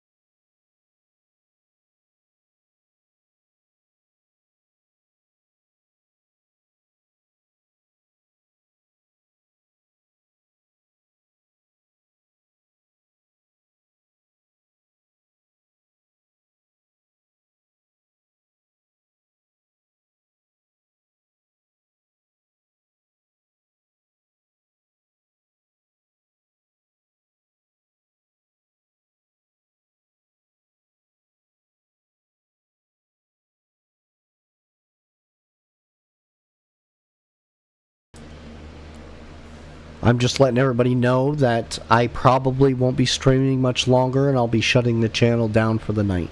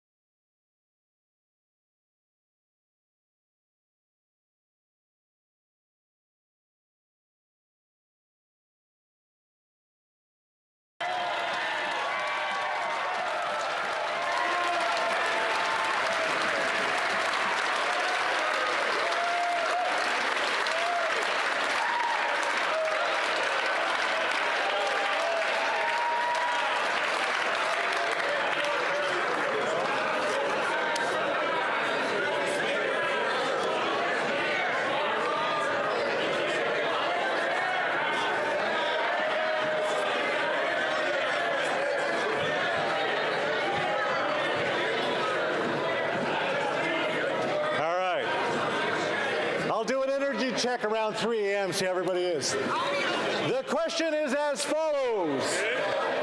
Monsieur Poliev, seconded by Mr. Lobb, move that the House call on the Liberal government to immediately repeal the carbon tax on farmers, First Nations, and families. The 10-minute period for members voting electronically is started in the House and now proceed to the vote for members participating in person. All those in favor of the motion will please rise. Mr. Schmale. Mr. Schmale. Mr. Ellis. Mr. Ellis. Mr. Kimmich. Mr. Kimmich. Mr. Perkins. Mr. Perkins. Mr. Halland. Mr. Halland. Ms. Lewis Haldeman Norfolk. Ms. Lewis Haldeman Norfolk. Mrs. Gray. Mrs. Gray. Mr. Moore. Mr. Moore. Mr. Kelly. Mr. Kelly. Mr. Baldinelli. Mr. Baldinelli. Mr. Cooper. Mr. Cooper. Mr. Lewis Essex. Mr. Lewis Essex. Mr. Jennis. Mr. Jennis. Mr. Small. Mr. Small. Mr. Bazan. Mr. Bazan. Mr. Richards. Mr. Richards. Mr. Duncan Stormadunda, South Glengarry. Mr. Duncan Stormadunda, South Glengarry. Mr. Berthold. Mr. Berthold. Mr. Workington. Mr. Workington. Ms. Finley. Ms. Finley. Mr. Chong. Mr. Chong. Mr. Abouteyev. Mr. Abouteyev. Mrs. Kuzi. Mrs. Kuzi. Mr. Seaback. Mr. Seaback. Mr. Stewart. Mr. Stewart. Mr. Davidson. Mr. Davidson. Mr. Viss. Mr. Viss. Mr. Macaulay Edmonton West. Mr. Macaulay Edmonton West. Mr. Lloyd. Mr. Lloyd. Mr. Aitchison. Mr. Aitchison. Mr. Brassard. Mr. Brassard. Mr. Brock. Mr. Brock. Mr. Lawrence. Mr. Lawrence. Mr. Godin. Mr. Godin. Mrs. Roberts. Mrs. Roberts. Mr. Malillo. Mr. Malillo. Mr. Tucker. Mr. Tucker. Mr. Chambers. Mr. Chambers. Mrs. Cramp Nyman. Mrs. Cramp Nyman. Mr. Zimmer. Mr. Zimmer. Mr. Patzer. Mr. Patzer. Mr. Law. Mr. Law. Mr. Muse. Mr. Muse. Mr. Redikoff. Mr. Redikoff. Mr. Van Popta. Mr. Van Popta. Mr. Waugh. Mr. Waugh. Mr. Calkin. Mr. Calkin. Monsieur Lehoux. Monsieur Lehoux. Monsieur Généreux. Monsieur Généreux. Mr. Genereux. Mr. Genereux. Mr. Morantz. Mr. Morantz. Mr. Mazier. Mr. Mazier. Mr. Martel. Monsieur Martel. Mr. Gould. Mr. Gould. Mr. Couric. Mr. Couric. Mrs. Gallant. Mrs. Gallant. Mr. Caputo. Mr. Caputo. Mr. Dreeshen. Mr. Dreeshen. Mr. Cram. Mr. Cram. Mr. Tolmie. Mr. Tolmie. Mrs. Wagenthal. Mrs. Wagenthal. Mr. Dalton. Mr. Dalton. Mr. Nader. Mr. Nader. Mr. Soroka. Mr. Soroka. Mr. McLean. Mr. McLean. Mr. Shipley. Mr. Shipley. Mr. McGuire. Mr. McGuire. Mr. Shields. Mr. Shields. Mr. Falk Provencher. Mr. Falk Provencher. Mr. Mott. Mr. Mott. Mr. Williamson. Mr. Williamson. Mr. Arnold. Mr. Arnold. Mr. Morrison. Mr. Morrison. Mr. Dowdle. Mr. Dowdle. Mr. Carey. Mr. Carey. Mr. Weber. Mr. Weber. Mr. Lake. Mr. Lake. Mr. Fast. Mr. Fast. Mr. Kana. Mr. Kana. Mr. Leslie. Mr. Leslie.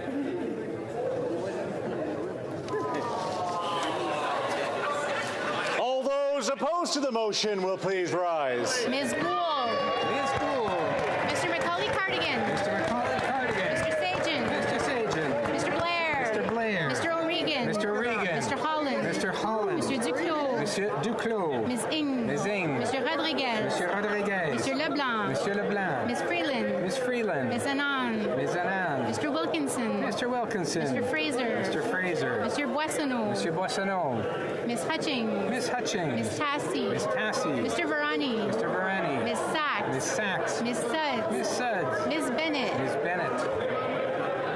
Ms. Chager. Miss Jager.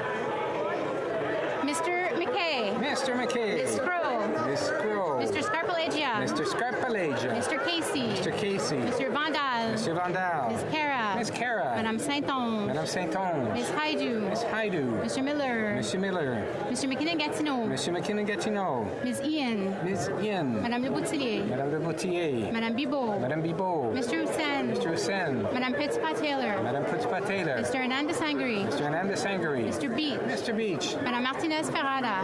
Madame Martinez Ferrada. Mrs. Valdez. Mrs. Valdez. Ms. Jacek. Miss Jacek. Madame Fortier. Madame Fortier. Mr. Dollywall. Mr. Dollywall. Mr. Arsenault. Mr. Arsenault. Madame Lalonde. Madame Lalonde. Mrs. Romanato. Mrs. Romanato. Mr. Sheehan. Mr. Sheehan. Ms. O'Connell. Ms. O'Connell. Mr. Oliphant. Mr. Oliphant. Mr. Gerritsen. Mr. Gerritsen. Mr. Lamuter. Mr. Lamour. Madame Bendayan. Madame Bendayan. Mr. Fragascatos. Mr. Fragascatos. Mr. Biddle. Mr. Biddle. Ms. DeBrusen. Ms. DeBrusen. Mr. Vancouverden. Mr. Vancouverden. Mr. Baptiste. Mr. Baptiste. Mr. Lozon. Mr. Lozon. Mr. Kuzmerchak. Mr. Kuzmerchak. Mr. Aria. Mr. Aria. Ms. Dillon. Ms. Dillon. Ms. Zerowitz. Ms. Zerowitz.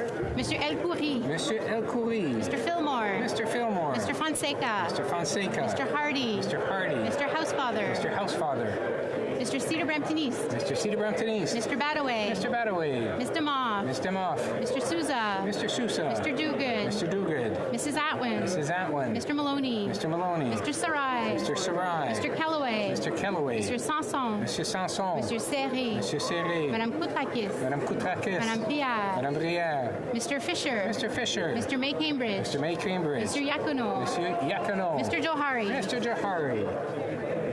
Mr. Lightbound. Monsieur Lightbound. Mr. Long. Mr. Long. Mr. Longfield. Mr. Longfield. Mr. McKinnon, Coquitlam, Port Coquitlam. Mr. McKinnon, Coquitlam, Port Coquitlam. Mr. McLeod. Mr. McLeod. Mr. Morrissey. Mr. Morrissey. Mr. Shifke. Monsieur Shifke. Mr. Zuberi. Monsieur Zuberi. Ms. Hefner. Miss Hefner. Mr. Turnbull. Mr. Turnbull. Mr. Noor Mohammed. Mr. Noor Mohammed. Mr. Chang. Mr. Chang. Madame Shanahan. Madame Shanahan. Ms. Cedar Brampton South. Miss Cedar Brampton South. Mrs. Aid. Mrs. Said. Mr. Rogers. Mr. Rogers. Ms. Yip. Ms. Yip. Mr. Alday. Mr. Alday. Mr. Baker. Mr. Baker. Mr. Blois. Mr. Blois. Ms. Latanzio. Ms. Latanzio. Madame Mendez. Madame Mendez. Mr. Louis Kitchener-Conestoga. Mr. Louis Kitchener-Conestoga. Mr. Pulowski. Mr. Pulowski. Mr. Van Bynen. Mr. Van Bynen. Mr. Ali. Mr. Ali. Mr. Baines. Mr. Baines. Ms. Bradford. Ms. Bradford. Mr. Tahal. Mr. Chahal. Madame Chatel. Madame Chatel. Mr. Koto. Mr. Koto. Madame Diab. Madame Diab. Mr. Gahir. Mr. Gahir. Mr. Hanley. Mr. Hanley. Ms. Kayabaga. Ms. Kayabaga. Madame Lapointe. Madame Lapointe. Mr. Meow. Mr. Meow. Mr. Nakpi. Mr. Nakfi. Ms. Taylor Roy. Ms. Taylor Roy. Ms. Thompson. Ms. Thompson. Mr. Carr. Mr. Carr. Ms. Gainey. Ms. Gainey.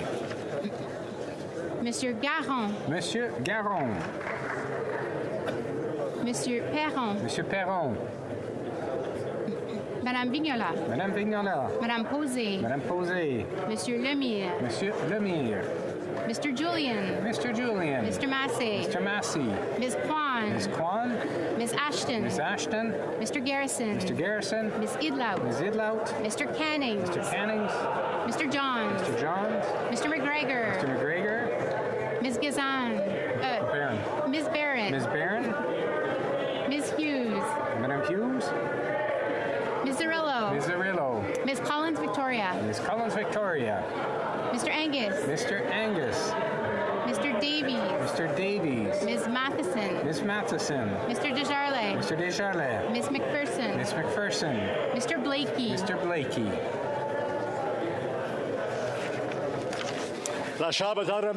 The House will now wait for the end of the electronic voting period before resuming its proceedings.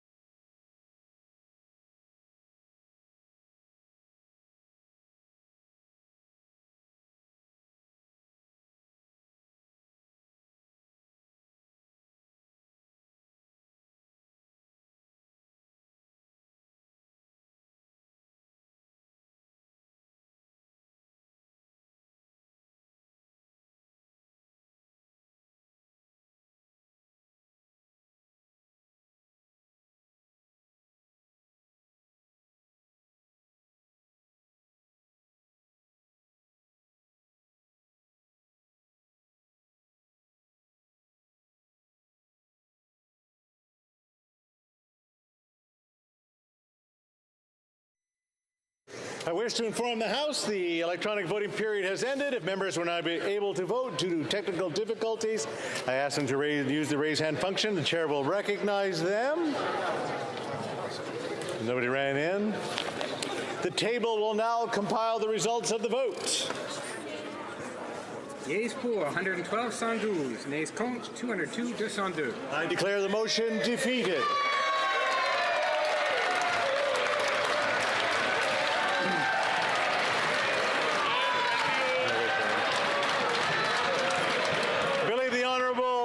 Leader for the opposition is standing on a point of order. Yes, Mr. Speaker. I was just wondering if I know you're not supposed to reflect on votes that were just happening. The House generally doesn't take the same question twice. But if the government does want to avoid a marathon voting session, all they have to do is take the carbon tax off of farmers, families, and First Nations.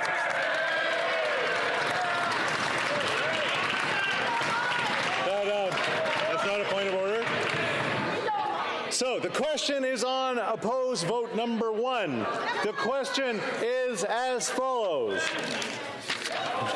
Do you think I can dispense the first one? I mean, this is an on, seconded by Ms. Kira, moves that vote 1B in the amount of $253,645 under the Atlantic Canada Opportunities Agency operating expenditures in the Supplementary Estimates B for the fiscal year ending March 31st, 2024 be concurred in. If a member participating in person wishes that the motion be carried or carried on division, or if a member recognized party participating in person wishes to request a recorded division, I'd invite them to rise and indicate to the chair. The honourable member for Regina Capel. I hereby request a recorded division, Mr. Speaker. La parole est de 10 minutes pour les députés votant par voie électronique.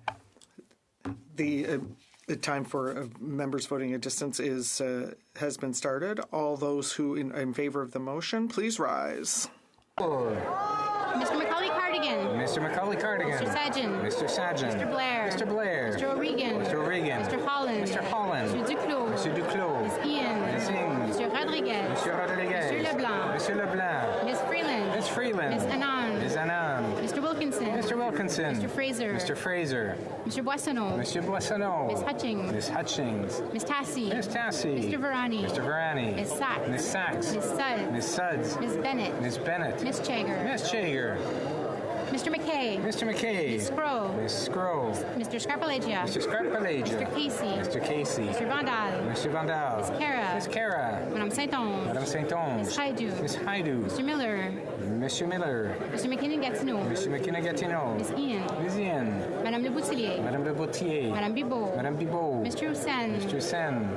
Madame Petitpas-Taylor. Madame Petitpas-Taylor. Mr. Hernandez Sangri. Mr. Hernandez Sangri. Mr. Beach. Mr. Beach. Madame Martinez-Ferrada. Madame Martinez-Ferrada. Ms. Valdez. Mrs. Valdez. Ms. Jacek. Ms. Jacek. Madame Fortier. Madame Fortier. Mr. Dhaliwal. Mr. Dhaliwal. Mr. Arsenault. Mr. Arsenault. Madame Lalonde. Madame Lalonde. Mrs. Romanado. Mrs. Romanado. Mr. Sheehan. Mr. Sheehan. Ms. O'Connell. Ms. O'Connell. Mr. Oliphant. Mr. Oliphant. Mr. Gerritsen. Mr. Gerritsen. Mr. Lamoureux. Mr. Lamoureux. Madame Bendayan. Madame Bendayan. Mr. Fragascatos. Mr. Fragascatos. Mr. Biddle. Mr. Biddle. Ms. DeBrusen. Mr. Brusen. Mr. Vancouverden. Mr. Vancouverden. Mr. Baptiste. Monsieur Baptiste. Mr. Lauzon. Monsieur Lauzon. Mr. Kuzmarchuk. Mr. Kuzmarchuk. Mr. Aria. Mr. Aria. Ms. Dillon. Ms. Dillon. Ms. Derowitz. Ms. Derowitz. Mr. El Khoury. Monsieur El Khoury. Mr. Fillmore. Mr. Fillmore. Mr. Fonseca. Mr. Fonseca. Mr. Housefather. Mr. Housefather. Mr. Cedar Brampton East. Mr. Cedar Brampton East. Mr. Badaway. Mr. Badaway. Ms. DeMoff. Ms. DeMoff. Mr. Souza. Mr. Souza. Mr. Duguid. Mr. Duguid. Mrs. Atwin. Mrs. Atwin. Mr. Maloney. Mr. Maloney. Mr. Sarai. Mr. Sarai. Mr. Kellaway. Mr. Kellaway. Mr. Sanson. Monsieur Sanson. Mr. Serré. Monsieur Serré. Madame Koutrakis. Madame Koutrakis. Madame Brière. Madame Brière. Mr. Fisher. Mr. Fisher. Mr. May Cambridge. Mr. May Cambridge. Mr. Yacono. Mr. Yacono. Mr. Johari. Mr. Johari. Mr. Lightbound. Mr. Lightbound. Mr. Long. Mr. Long. Mr. Longfield. Mr. Longfield. Mr. McKinnon Coquitlam Coquitlam. Mr. McKinnon Coquitlam. Mr. McLeod. Mr. McLeod. Mr. Morrissey. Mr. Morrissey. Mr. Shifke. Monsieur Shifke. Mr. Zuberi. Mr. Zuberi. Ms. Hefner. Ms. Hefner. Mr. Turnbull. Mr. Turnbull. Mr. Nur Mohammed. Mr. Nur Mohammed. Mr. Chang. Mr. Chang. Madame Shanahan. Madame Shanahan. Ms. Cedar Brampton South. Ms. Cedar Brampton South. Mrs. Zaid. Mrs. Said. Mr. Rogers. Mr. Rogers. Ms. Yip. Ms. Yip. Mr. Alday. Mr. Alday. Mr. Baker. Mr. Baker. Mr. Blois. Mr. Blois. Ms. Latanzio. Ms. Latanzio. Madame Mendez. Madame Mendez. Mr. Lewis Kitchener-Conestoga. Mr. Lewis Kitchener-Conestoga. Mr. Pulowski. Mr. Pulowski. Mr. Van Bynen. Mr. Van Bynen. Mr. Ali. Mr. Ali. Mr. Baines. Mr. Baines. Ms. Bradford. Ms. Bradford. Mr. Chahal. Mr. Chahal. Madame Chatel. Madame Chatel. Mr. Collins Hamilton East Stony Creek. Mr. Collins Hamilton East Stony Creek. Mr. Cotto. Monsieur Cotto. Madame Diaz. Madame Diaz. Mr. Gahir. Mr. Gahir. Mr. Hanley. Mr. Hanley. Ms. Kayabaga. Ms. Kayabaga. Madame Lapointe. Madame Lapointe. Mr. Meow. Mr. Meow. Mr. Nakfi. Mr. Nakfi. Ms. Taylor Roy. Ms. Taylor Roy. Ms. Thompson. Ms. Thompson. Mr. Carr. Mr. Carr. Ms. Gainey. Ms. Gainey. Monsieur Perron. Monsieur Perron. Madame Vignola. Madame Vignola. Madame Posé. Madame Posé. Monsieur Lemire. Monsieur Lemire. Mr. Julian. Mr. Julian. Mr. Massey. Mr. Massey. Ms. Kwan. Ms. Kwan. Ms. Ashton. Ms. Ashton. Mr. Garrison. Mr. Garrison. Mr. Canning. Mr. Canning. Mr. John. Mr. John. Mr. McGregor. Mr. McGregor. Ms. Barron. Ms. Barron. Madame Hughes. Madame Hughes. Ms. Cirillo. Ms. Cirillo. Ms. Collins Victoria. Ms. Collins Victoria. Mr. Angus. Mr. Angus. Mr. Davies. Mr. Davies. Ms. Matheson. Ms. Matheson. Mr. Desjardins. Mr. Desjardins. Ms. McPherson. Ms. McPherson. Mr. Blakey. Mr. Blakey. Mr. Morris. Mr. Morris. All those opposed to the motion will please rise. Mr. Scheer. Mr. Scheer. Mr. Schmale. Mr. Schmale. Mr. Ellis. Mr. Ellis. Mr. Kimmich. Mr. Kimmich. Mr. Perkins. Mr. Perkins. Mrs. Stubbs. Order. Order. Order.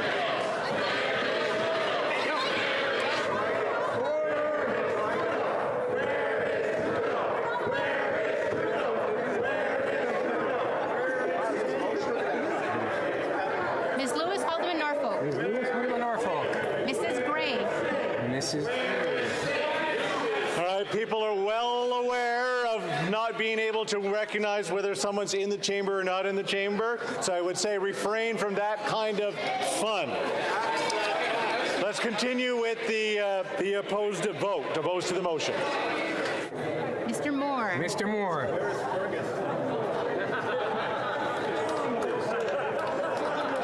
Mr. Kelly. Mr. Kelly. Mr. Baldinelli. Mr. Baldinelli. Mr. Cooper. Mr. Cooper. Mr. Lewis Essex. Mr. Lewis Essex. Mr. Jennis. Mr. Jennis. Mr. Small. Mr. Small. Mr. Bazan. Mr. Bazan. Mr. Richards. Mr. Richards. Mr. Duncan Stormadanta Salkingary. Mr. Duncan, Stormadunda South-Gungary. Mr. Berthold. Mr. Berthold. Mr. Workington. Mr. Workington. Ms. Finley. Miss Finley. Mr. Chong. Mr. Chong. Mr. Abuteyev. Mr. Abuteyev. Mrs. Kuzi. Mrs. Kuzi. Mr. Seaback. Mr. Seaback.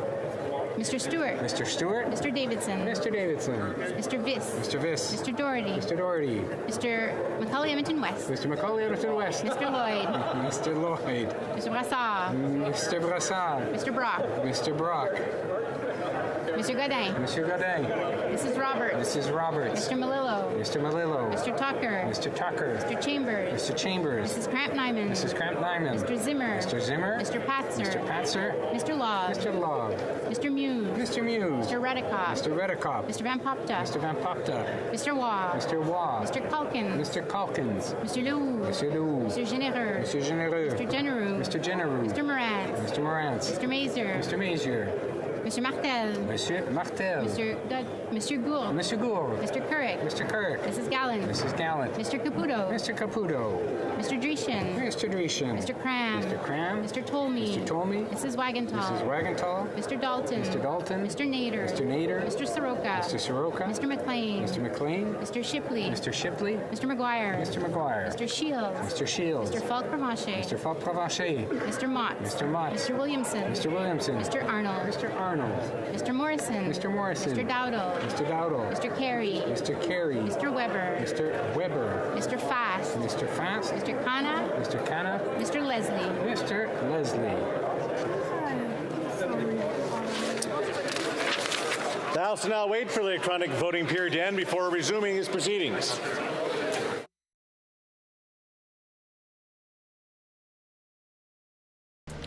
Now the waiting game again. Just advising everybody that this day will probably be going all night. I will be finishing streaming here really soon, actually, because I've been streaming for 8 hours and 10 minutes straight.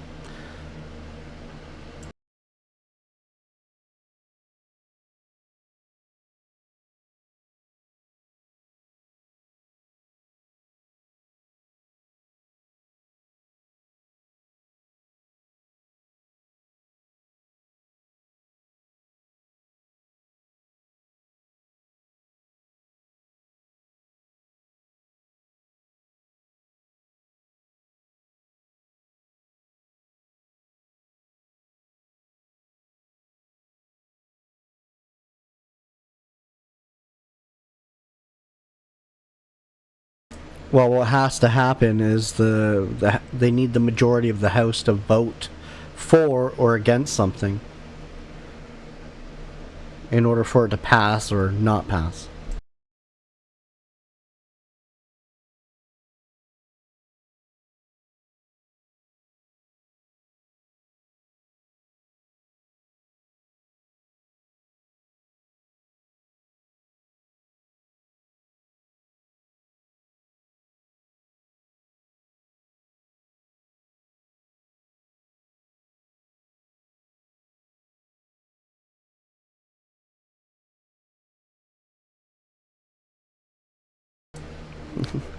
Yeah, you're right, really.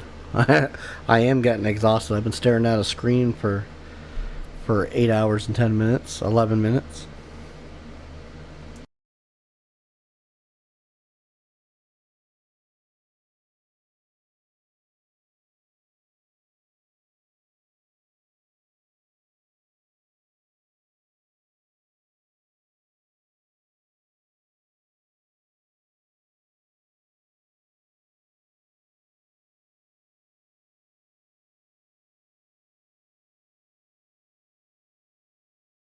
I would leave the stream on, Mitt, but the thing is that when they go into voting, if I don't mute it, the music starts, and then I get dinged with a copyright. So then my video becomes unmonetized. So I can't do that.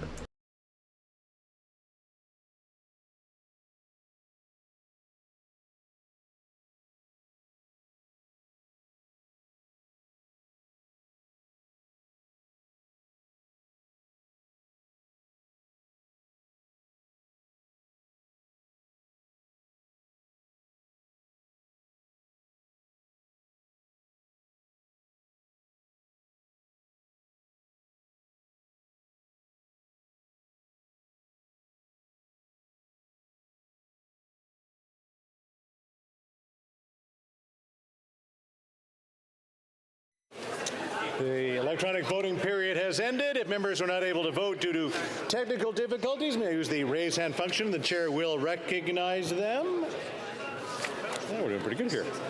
The table will now compile the results of the vote. Yeas pour 200, 200. Nays contre 111, 111. I declare the motion carried. The next question is on opposed vote number 2. I feel like the count later on. Ha ha ha. Ms. Anand, seconded by Ms. Kara, moves that vote 5B in the amount of $28,503,550 under the Atlantic Canada Opportunities Agency grants and contributions in the Supplementary Estimates B for the fiscal year ending March 31st, 2024. Be concurred in. If a member participating in person wishes that the motion be carried or carried on division, or if a member of a recognized party participating in person wishes to request a recorded division, I'd invite them to rise and indicate it to the chair. The Honourable Member for Mégantic-Lérable. Thank you, Mr. Speaker. I think it is very important that this be a recorded division. The time for members participating is distance has started, and of the motion will please rise. Ms. Gould. Ms. Gould. Mr. Macaulay Cardigan. Mr. Macaulay Cardigan. Sargent. Mr. Sargent. Mr. Blair. Mr. Blair. Mr. O'Regan. Mr. O'Regan. Mr. Holland. Mr. Holland. Mr. Duclos. Mr. Duclos. Ms. Ing. Ms. Ing. Mr. Rodriguez. Monsieur Rodriguez. Mr. Leblanc. Monsieur Leblanc. Ms. Freeland. Ms. Freeland. Ms. Anand. Ms. Anand. Mr. Wilkinson. Mr. Wilkinson. Mr. Fraser. Mr. Fraser. Mr. Boissonneau. Monsieur Boissonneau. Ms. Hutchings. Ms. Hutchings. Ms. Cassie. Ms. Cassie. Mr. Varani. Mr. Varani. Ms. Sachs. Ms. Sachs. Ms. Chager. Ms. Chager. Mr. McKay. Mr. McKay. Ms. Crow. Ms. Crow. Mr. Scarpaleggia. Mr. Scarpaleggia. Mr. Casey. Mr. Casey. Mr. Vandal. Mr. Vandal. Ms. Kara. Ms. Kara. Ms. Haidu. Ms. Haidu. Mr. Miller. Mr. Miller. Mr. McKinnon-Gatineau. Mr. McKinnon-Gatineau. Ms. Ian. Ms. Ian. Madame Leboutillier. Madame Le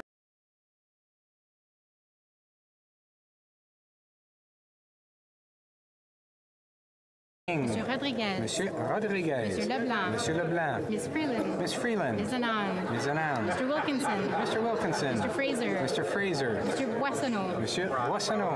Ms. Hutchings. Ms. Hutchings. Ms. Cassie. Ms. Cassie. Mr. Varani. Mr. Varani. Ms. Sachs. Ms. Sachs. Ms. Chager. Ms. Chager.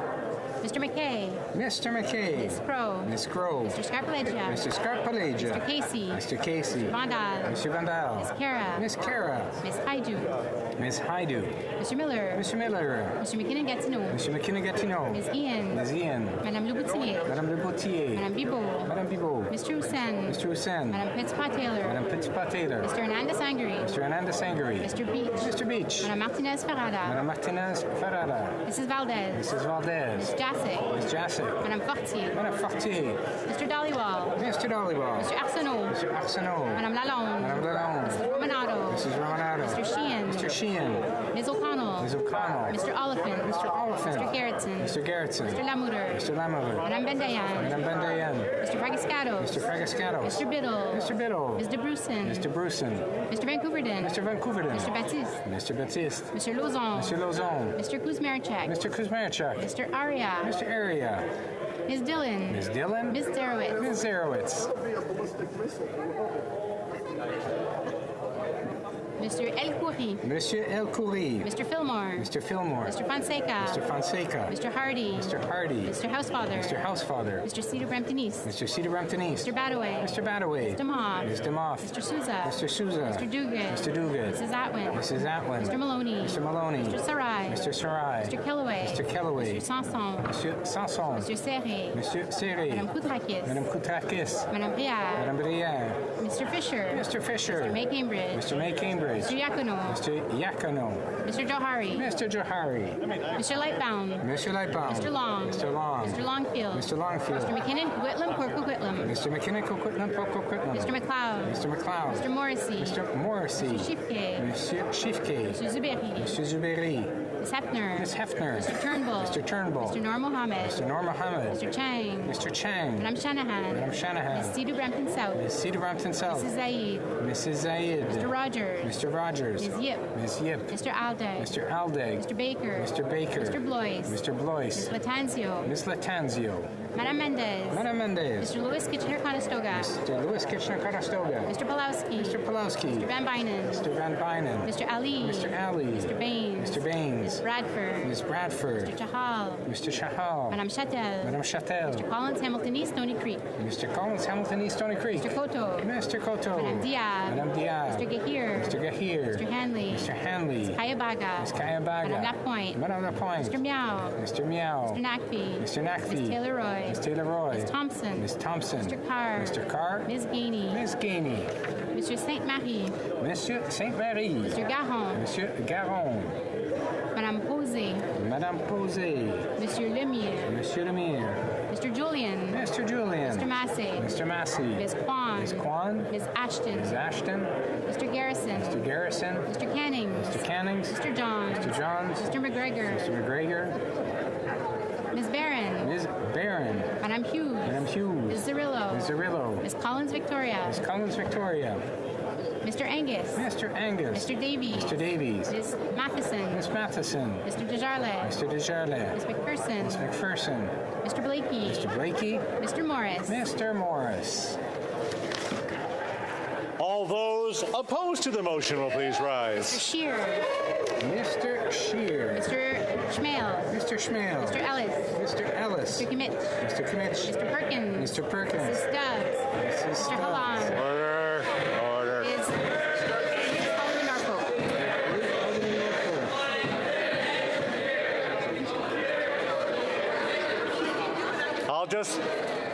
I'll just delay this a little bit longer if we keep doing that.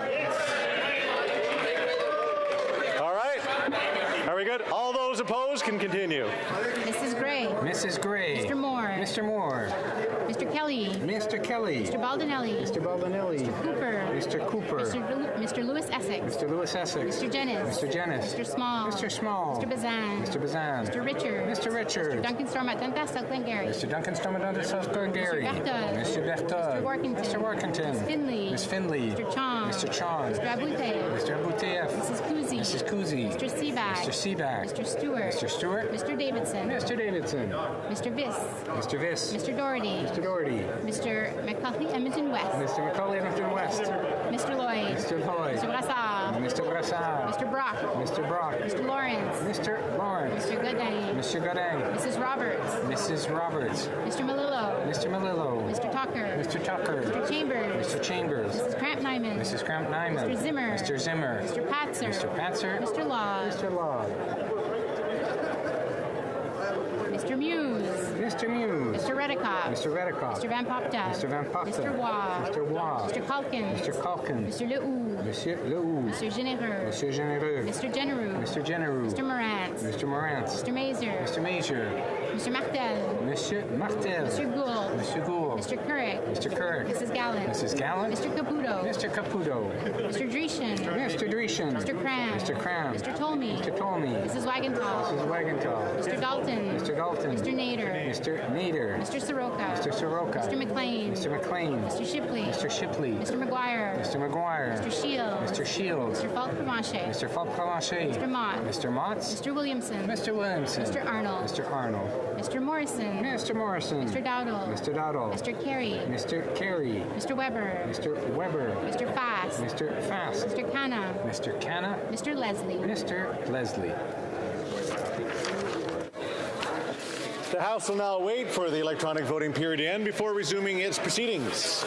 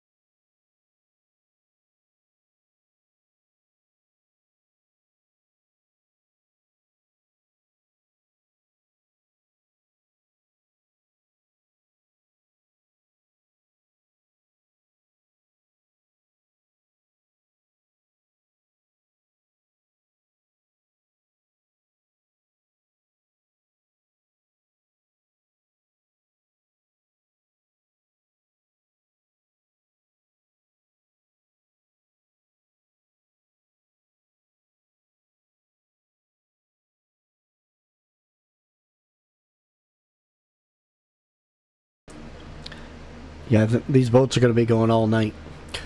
Like, subscribe, donate. All helps the channel.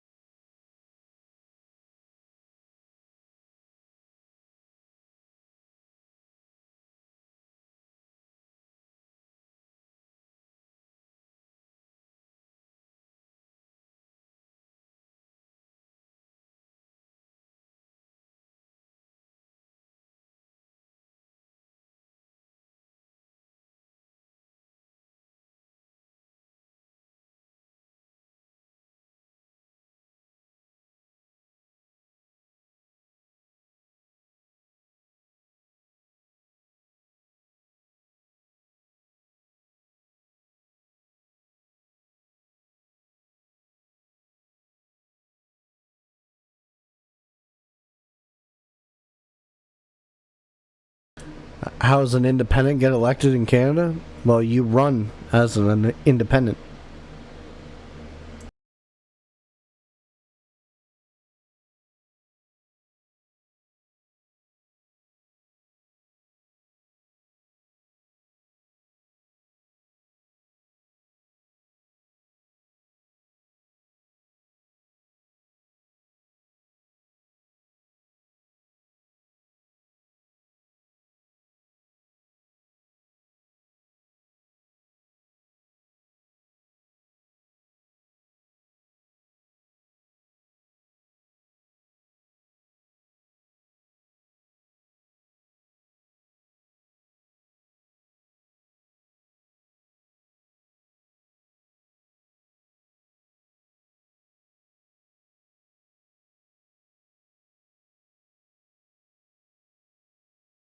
I wish to inform the House the electronic voting period has ended. If members are not able to vote due to technical difficulties, may I use the raise hand function, and the chair will recognize them. The table will now compile the results of the vote. Yeas pour 199, 199. Nays contre 111, 111. I declare the motion is carried. We got a point of order from the honourable member for Sherwood Park, Fort Saskatchewan. Thank you, Mr. Chair. If you seek it, I believe you may find support for the following motion: that the House call upon the government to take the carbon tax off farmers. I'm guessing that's a no. I'm hearing lots of no's. I'm hearing lots of no's on that one. The next question is on opposed vote number 3. The question is as follows. Mrs. Anand, seconded by Ms. Kara, moves that vote 1B in the amount of $23,051,792 under the Canada Border Services Agency operating expenditures in the Supplementary Estimates B for the fiscal year ending March 31st, 2024 be concurred in. Si un député participant en personne If a member participating in person wishes that the motion be carried or carried on division, or if a member of a recognized party participating in person wishes to request a recorded division, I would invite them to rise and indicate it to the chair. For Regina Capel. I think we should have a recorded vote on this one, Mr. Speaker. Different than the last time.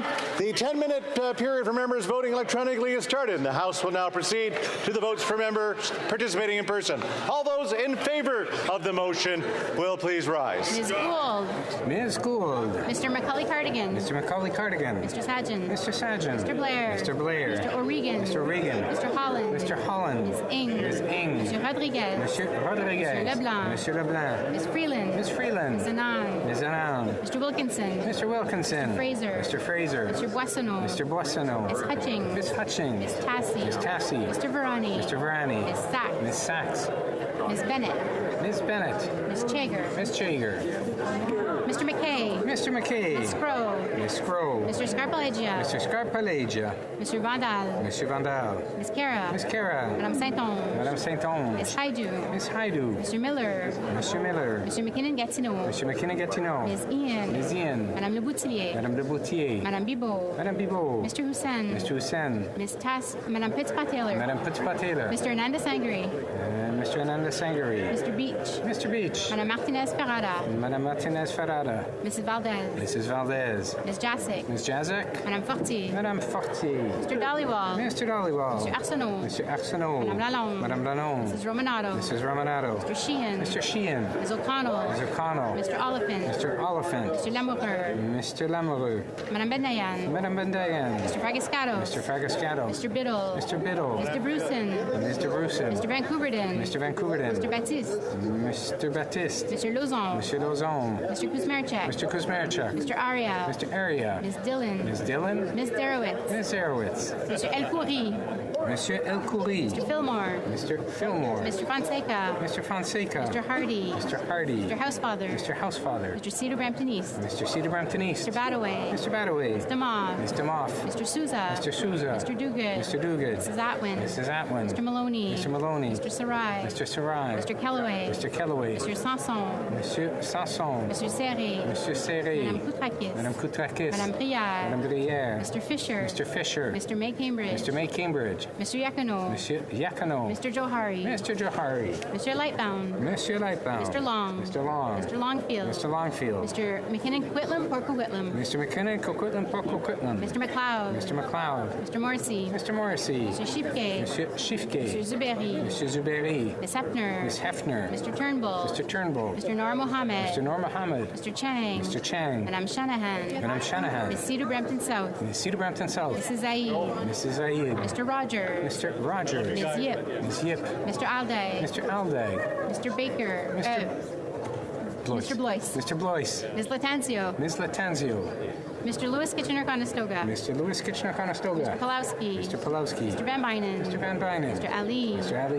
Mr. Baines. Mr. Baines. Ms. Bradford. Ms. Bradford. Mr. Chahal. Mr. Chahal. Madame Chatel. Madame Chatel. Mr. Collins Hamilton East Stony Creek. Mr. Collins Hamilton East Stony Creek. Mr. Cotto. Mr. Cotto. Madame Diab. Madame Diab. Mr. Gahir. Mr. Gahir. Mr. Hanley. Mr. Hanley. Ms. Kayabaga. Ms. Kayabaga. Madame Lapointe. Madame Lapointe. Mr. Meow. Mr. Meow. Mr. Nakfi. Mr. Nakfi. Ms. Taylor Roy. Ms. Taylor Roy. Ms. Thompson. Ms. Thompson. Mr. Carr. Mr. Carr. Ms. Gainey. Ms. Gainey.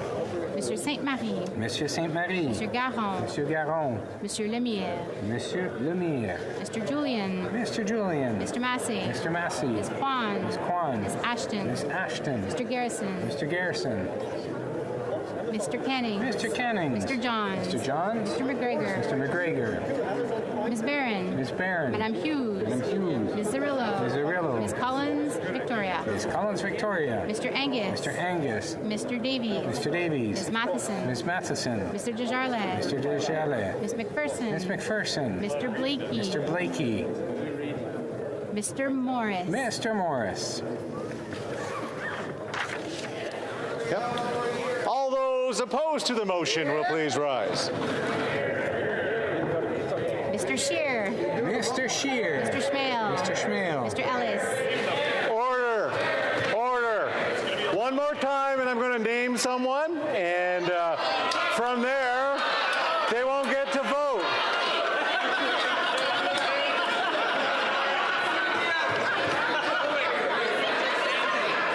And since I can't hear who's starting it, I'll just start picking people. So there you go. So let's not do that again. Let's continue the vote.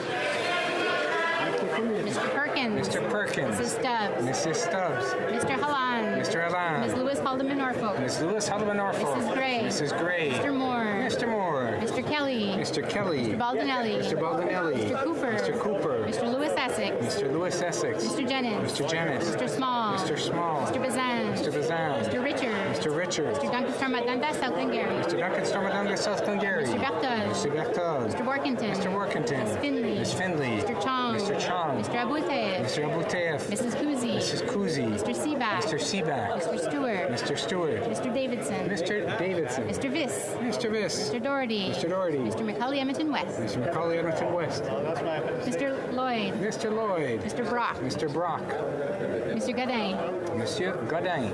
Mrs. Roberts. Mrs. Roberts. Mr. Malillo. Mr. Malillo. Mr. Tucker. Mr. Tucker. Mr. Chambers. Mr. Chambers. Mrs. Cramp-Nyman. Mrs. Cramp-Nyman. Mr. Zimmer. Mr. Zimmer. Mr. Patzer. Mr. Patzer. Mr. Law. Mr. Law. Mr. Muse. Mr. Muse. Mr. Redikoff. Mr. Redikoff. Mr. Van Popta. Mr. Van Popta. Mr. Waugh. Mr. Waugh. Mr. Calkins. Mr. Calkins. Mr. Lehoux. Mr. Lehoux. Mr. Généreux. Mr. Généreux. Mr. Genereux. Mr. Genereux. Mr. Moran. Mr. Moran. Mr. Mazer. Mr. Major. Mr. Martel. Mr. Martel. Mr. Gould. Mr. Gould. Mr. Curry. Mr. Kerr. Mrs. Gallen. Mrs. Gallen. Mr. Caputo. Mr. Caputo. Mr. Dreeshen. Mr. Dreeshen. Mr. Cram. Mr. Cram. Mr. Tolmie. Mr. Tolmie. Mrs. Wagenthal. Mrs. Wagenthal. Mr. Dalton. Mr. Dalton. Mr. Nader. Mr. Nader. Mr. Soroka. Mr. Soroka. Mr. McLean. Mr. McLean. Mr. McGuire. Mr. McGuire. Mr. Shields. Mr. Shields. Mr. Falk Provencher. Mr. Falk Provencher. Mr. Williamson. Mr. Williamson. Mr. Arnold. Mr. Arnold. Mr. Morrison. Mr. Morrison. Mr. Dowdle. Mr. Dowdle. Mr. Carey. Mr. Carey. Mr. Weber. Mr. Weber. Mr. Fast. Mr. Fast. Mr. Khanna. Mr. Canna. Mr. Leslie. Mr. Leslie.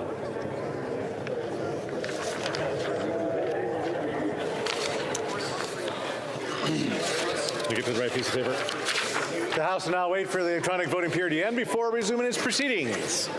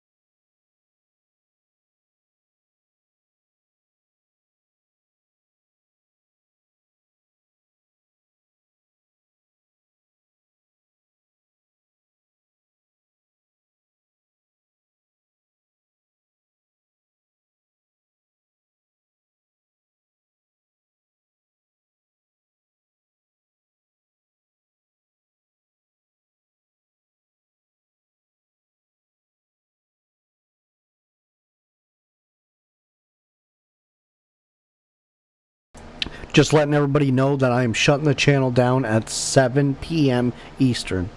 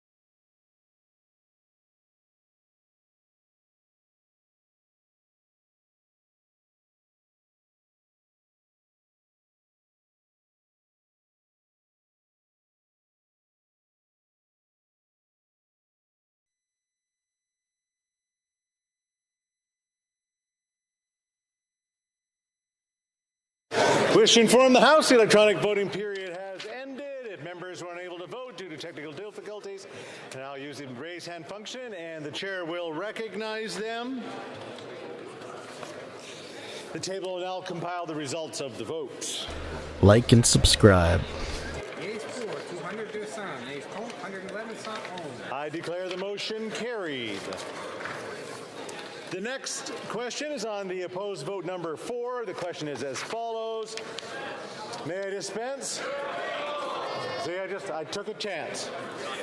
Mrs. Anand, seconded by Mrs. Kara, moves that vote 1B in the amount of $408,566,117 under the Canada Mortgage and Housing Corporation repayments to the Canadian Mortgage and Housing Corporation, the Supplementary Estimates B for the fiscal year ending March 31st, 2024, be concurred in. If a member participating in person wishes that the motion be carried or carried on division, or if a member recognized party participating in person wishes to request a recorded division, I invite them to rise and indicate it to the chair.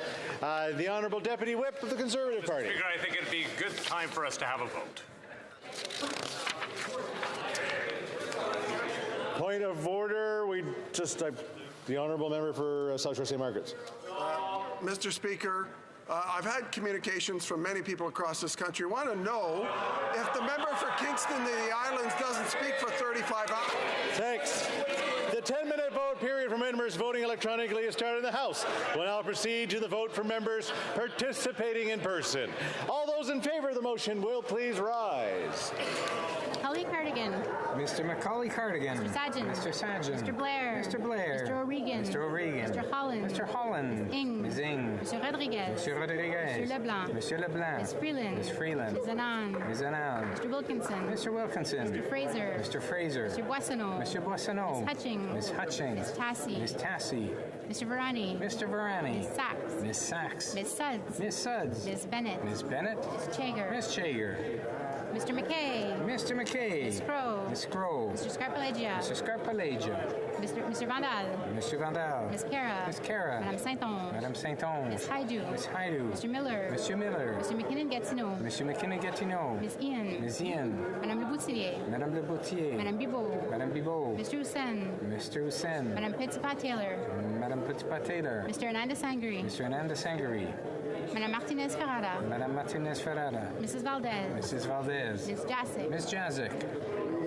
Mr. Dollywall. Mr. Dollywall. Mr. Arsenault. Mr. Arsenault. Madame Lalonde. Madame Lalonde. Mrs. Romanato. Mrs. Romanato. Mr. Sheehan. Mr. Sheehan. Ms. O'Connell. Ms. O'Connell. Mr. Oliphant. Mr. Oliphant. Mr. Gerritsen. Mr. Gerritsen. Mr. Lamuter. Mr. Lamoureux. Madame Bendayan. Madame Bendayan. Mr. Fragiscatos. Mr. Fragiscatos. Mr. Biddle. Mr. Biddle. Ms. De Brusen. Mr. Brusen.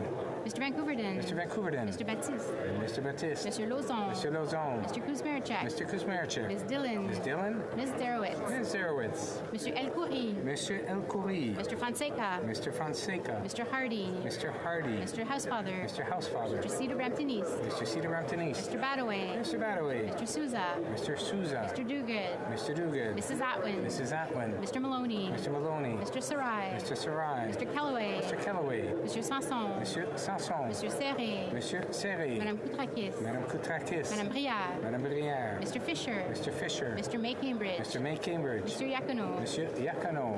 Mr. Johari. Mr. Johari.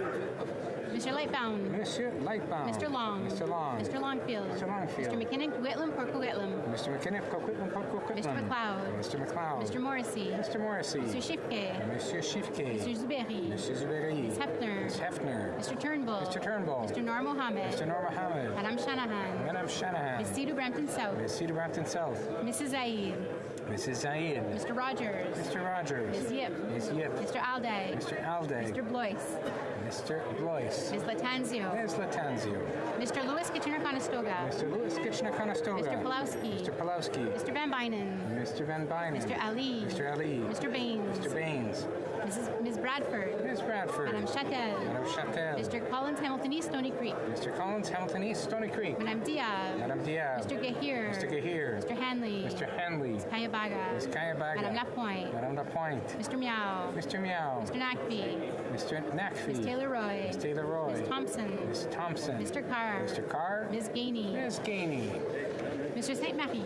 Monsieur Saint-Marie. Mr. Garon. Monsieur Garon. Monsieur Lemire. Monsieur Lemire. Mr. Julian. Mr. Julian. Mr. Massey. Mr. Massey. Ms. Kwan. Ms. Kwan. Ms. Ashton. Ms. Ashton. Mr. Garrison. Mr. Garrison. Mr. Canning. Mr. Canning. Mr. Johns. Mr. Johns. Mr. McGregor. Mr. McGregor. Ms. Barron. Ms. Barron. Ms. Zerillo. Ms. Zerillo. Ms. Collins Victoria. Ms. Collins Victoria. Mr. Angus. Mr. Angus. Mr. Davies. Mr. Davies. Ms. Matheson. Ms. Matheson. Mr. Desjardins. Mr. Desjardins. Ms. McPherson. Ms. McPherson. Mr. Blakey. Mr. Blakey. Mr. Morris. Mr. Morris. All those opposed to the motion will please rise. Shearer.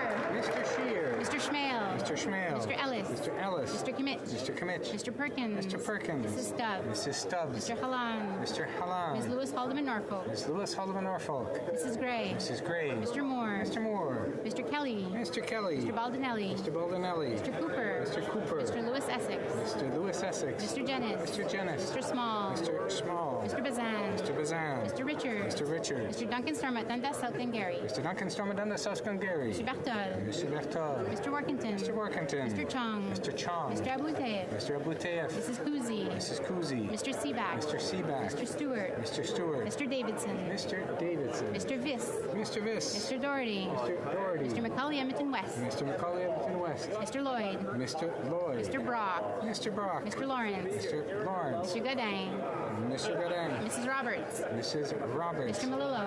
Mr. Malillo. Mr. Tucker. Mr. Tucker. Mr. Chambers. Mr. Chambers. Mrs. Cramp Nyman. Mrs. Cramp Nyman. Mr. Zimmer. Mr. Zimmer. Mr. Patzer. Mr. Patzer. Mr. Law. Mr. Law. Mr. Muse. Mr. Muse. Mr. Redicott. Mr. Redicott. Mr. Van Popta. Mr. Van Popta. Mr. Waugh. Mr. Waugh. Mr. Calkins. Mr. Calkins. Mr. Lew. Mr. Lew. Mr. Genereux. Mr. Genereux. Mr. Genereux. Mr. Genereux. Mr. Morantz. Mr. Morantz. Mr. Mazer. Mr. Mazer. Mr. Martel. Mr. Martel. Mr. Currick. Mr. Kirk. Mrs. Gallant. Mrs. Gallant. Mr. Caputo. Mr. Caputo. Mr. Dreeshen. Mr. Dreeshen. Mr. Cram. Mr. Cram. Mr. Tolmie. Mr. Tolmie. Mrs. Wagenthal. Mrs. Wagenthal. Mr. Dalton. Mr. Dalton. Mr. Nader. Mr. Nader. Mr. Soroka. Mr. Soroka. Mr. McLean. Mr. McLean. Mr. Shipley. Mr. Shipley. Mr. McGuire. Mr. McGuire. Mr. Shields. Mr. Shields. Mr. Falk-Pramache. Mr. Falk-Pramache. Mr. Williamson. Mr. Williamson. Mr. Arnold. Mr. Arnold. Mr. Morrison. Mr. Morrison. Mr. Dowdle. Mr. Dowdle. Mr. Carey. Mr. Carey. Mr. Weber. Mr. Weber. Mr. Fast. Mr. Fast. Mr. Canna. Mr. Canna. Mr. Leslie. Mr. Leslie. The House will now wait for electronic voting period to end before resuming its proceedings.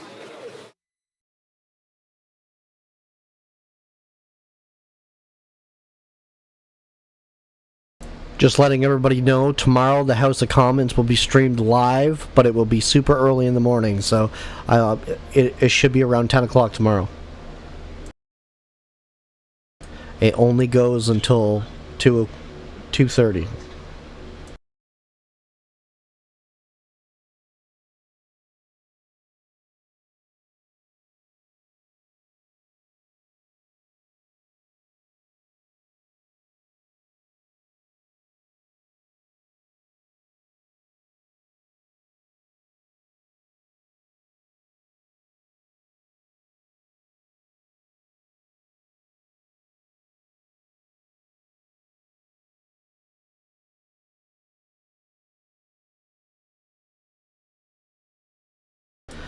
Anyone that wants to support the channel can by hitting the like and subscribe, or by donating with a super chat or sticker.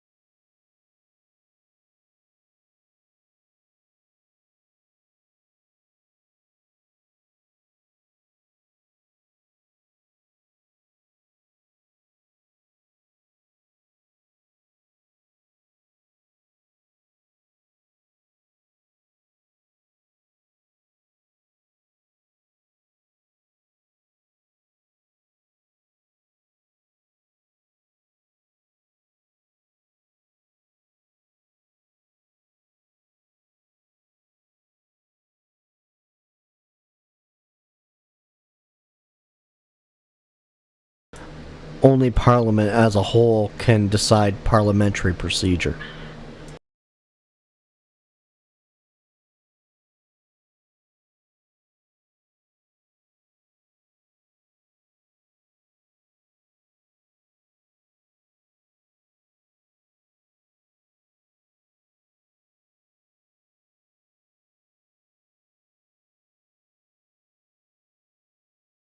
Well, the reason being is they all can't be there. A lot of them are from other parts of the country too. Alberta, BC, some are already doing work in the House, so that's why they're there to vote, but not everybody.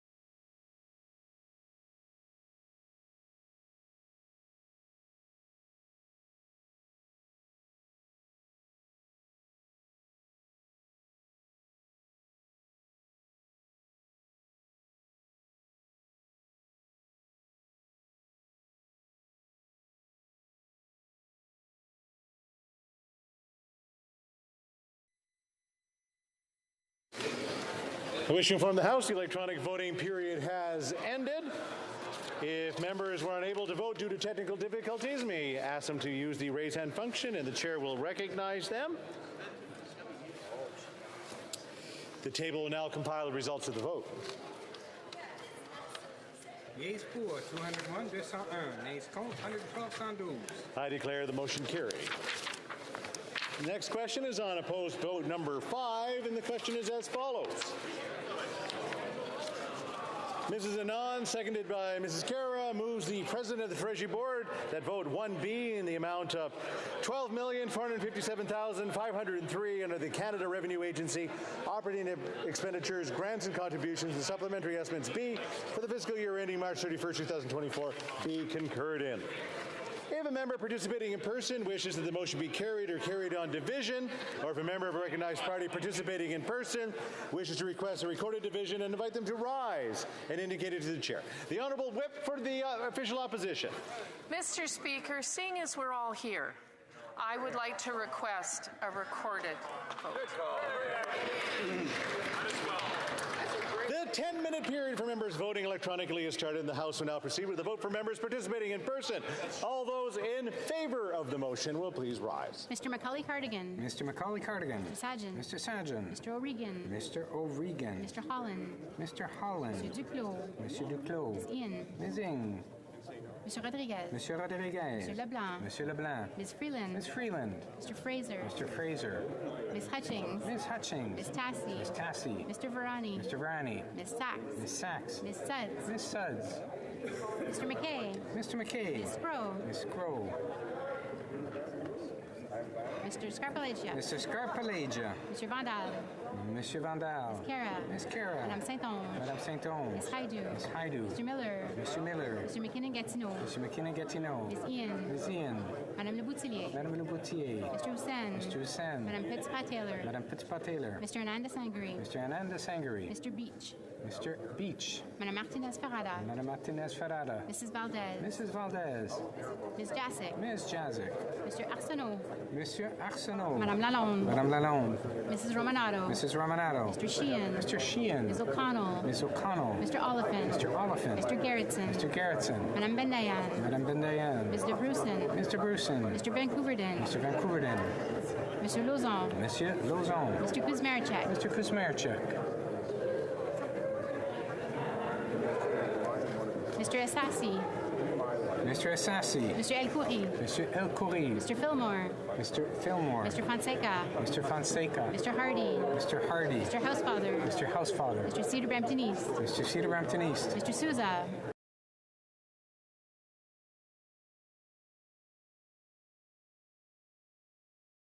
Ms. Thompson. Ms. Thompson. Ms. Gainey. Ms. Gainey.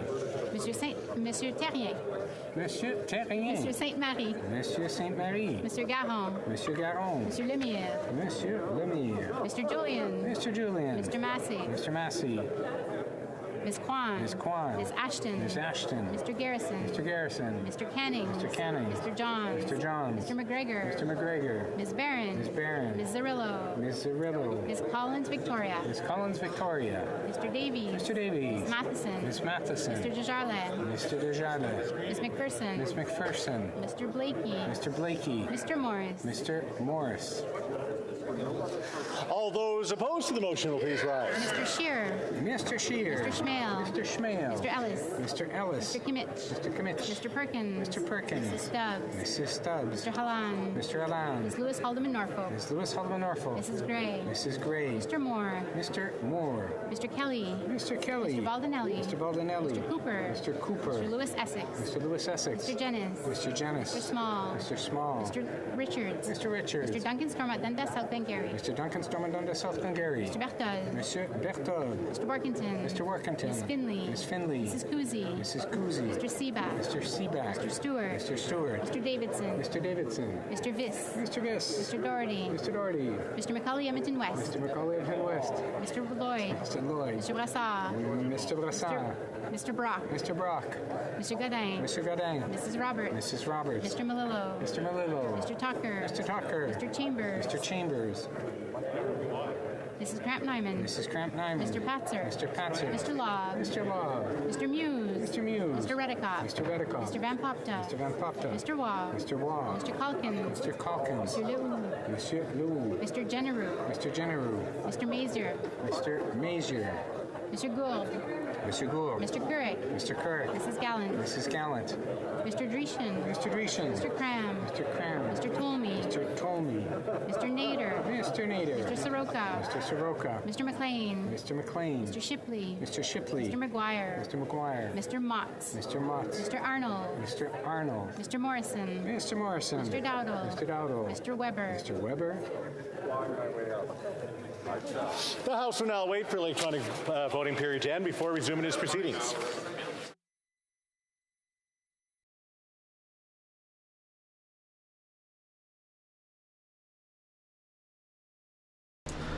Alright, everybody. As much as I'd love to sit here and watch 12 hours of this, I'm going to go to bed. I'm shutting the channel down, so we will be back on live tomorrow morning. We'll see you then. Bye for now.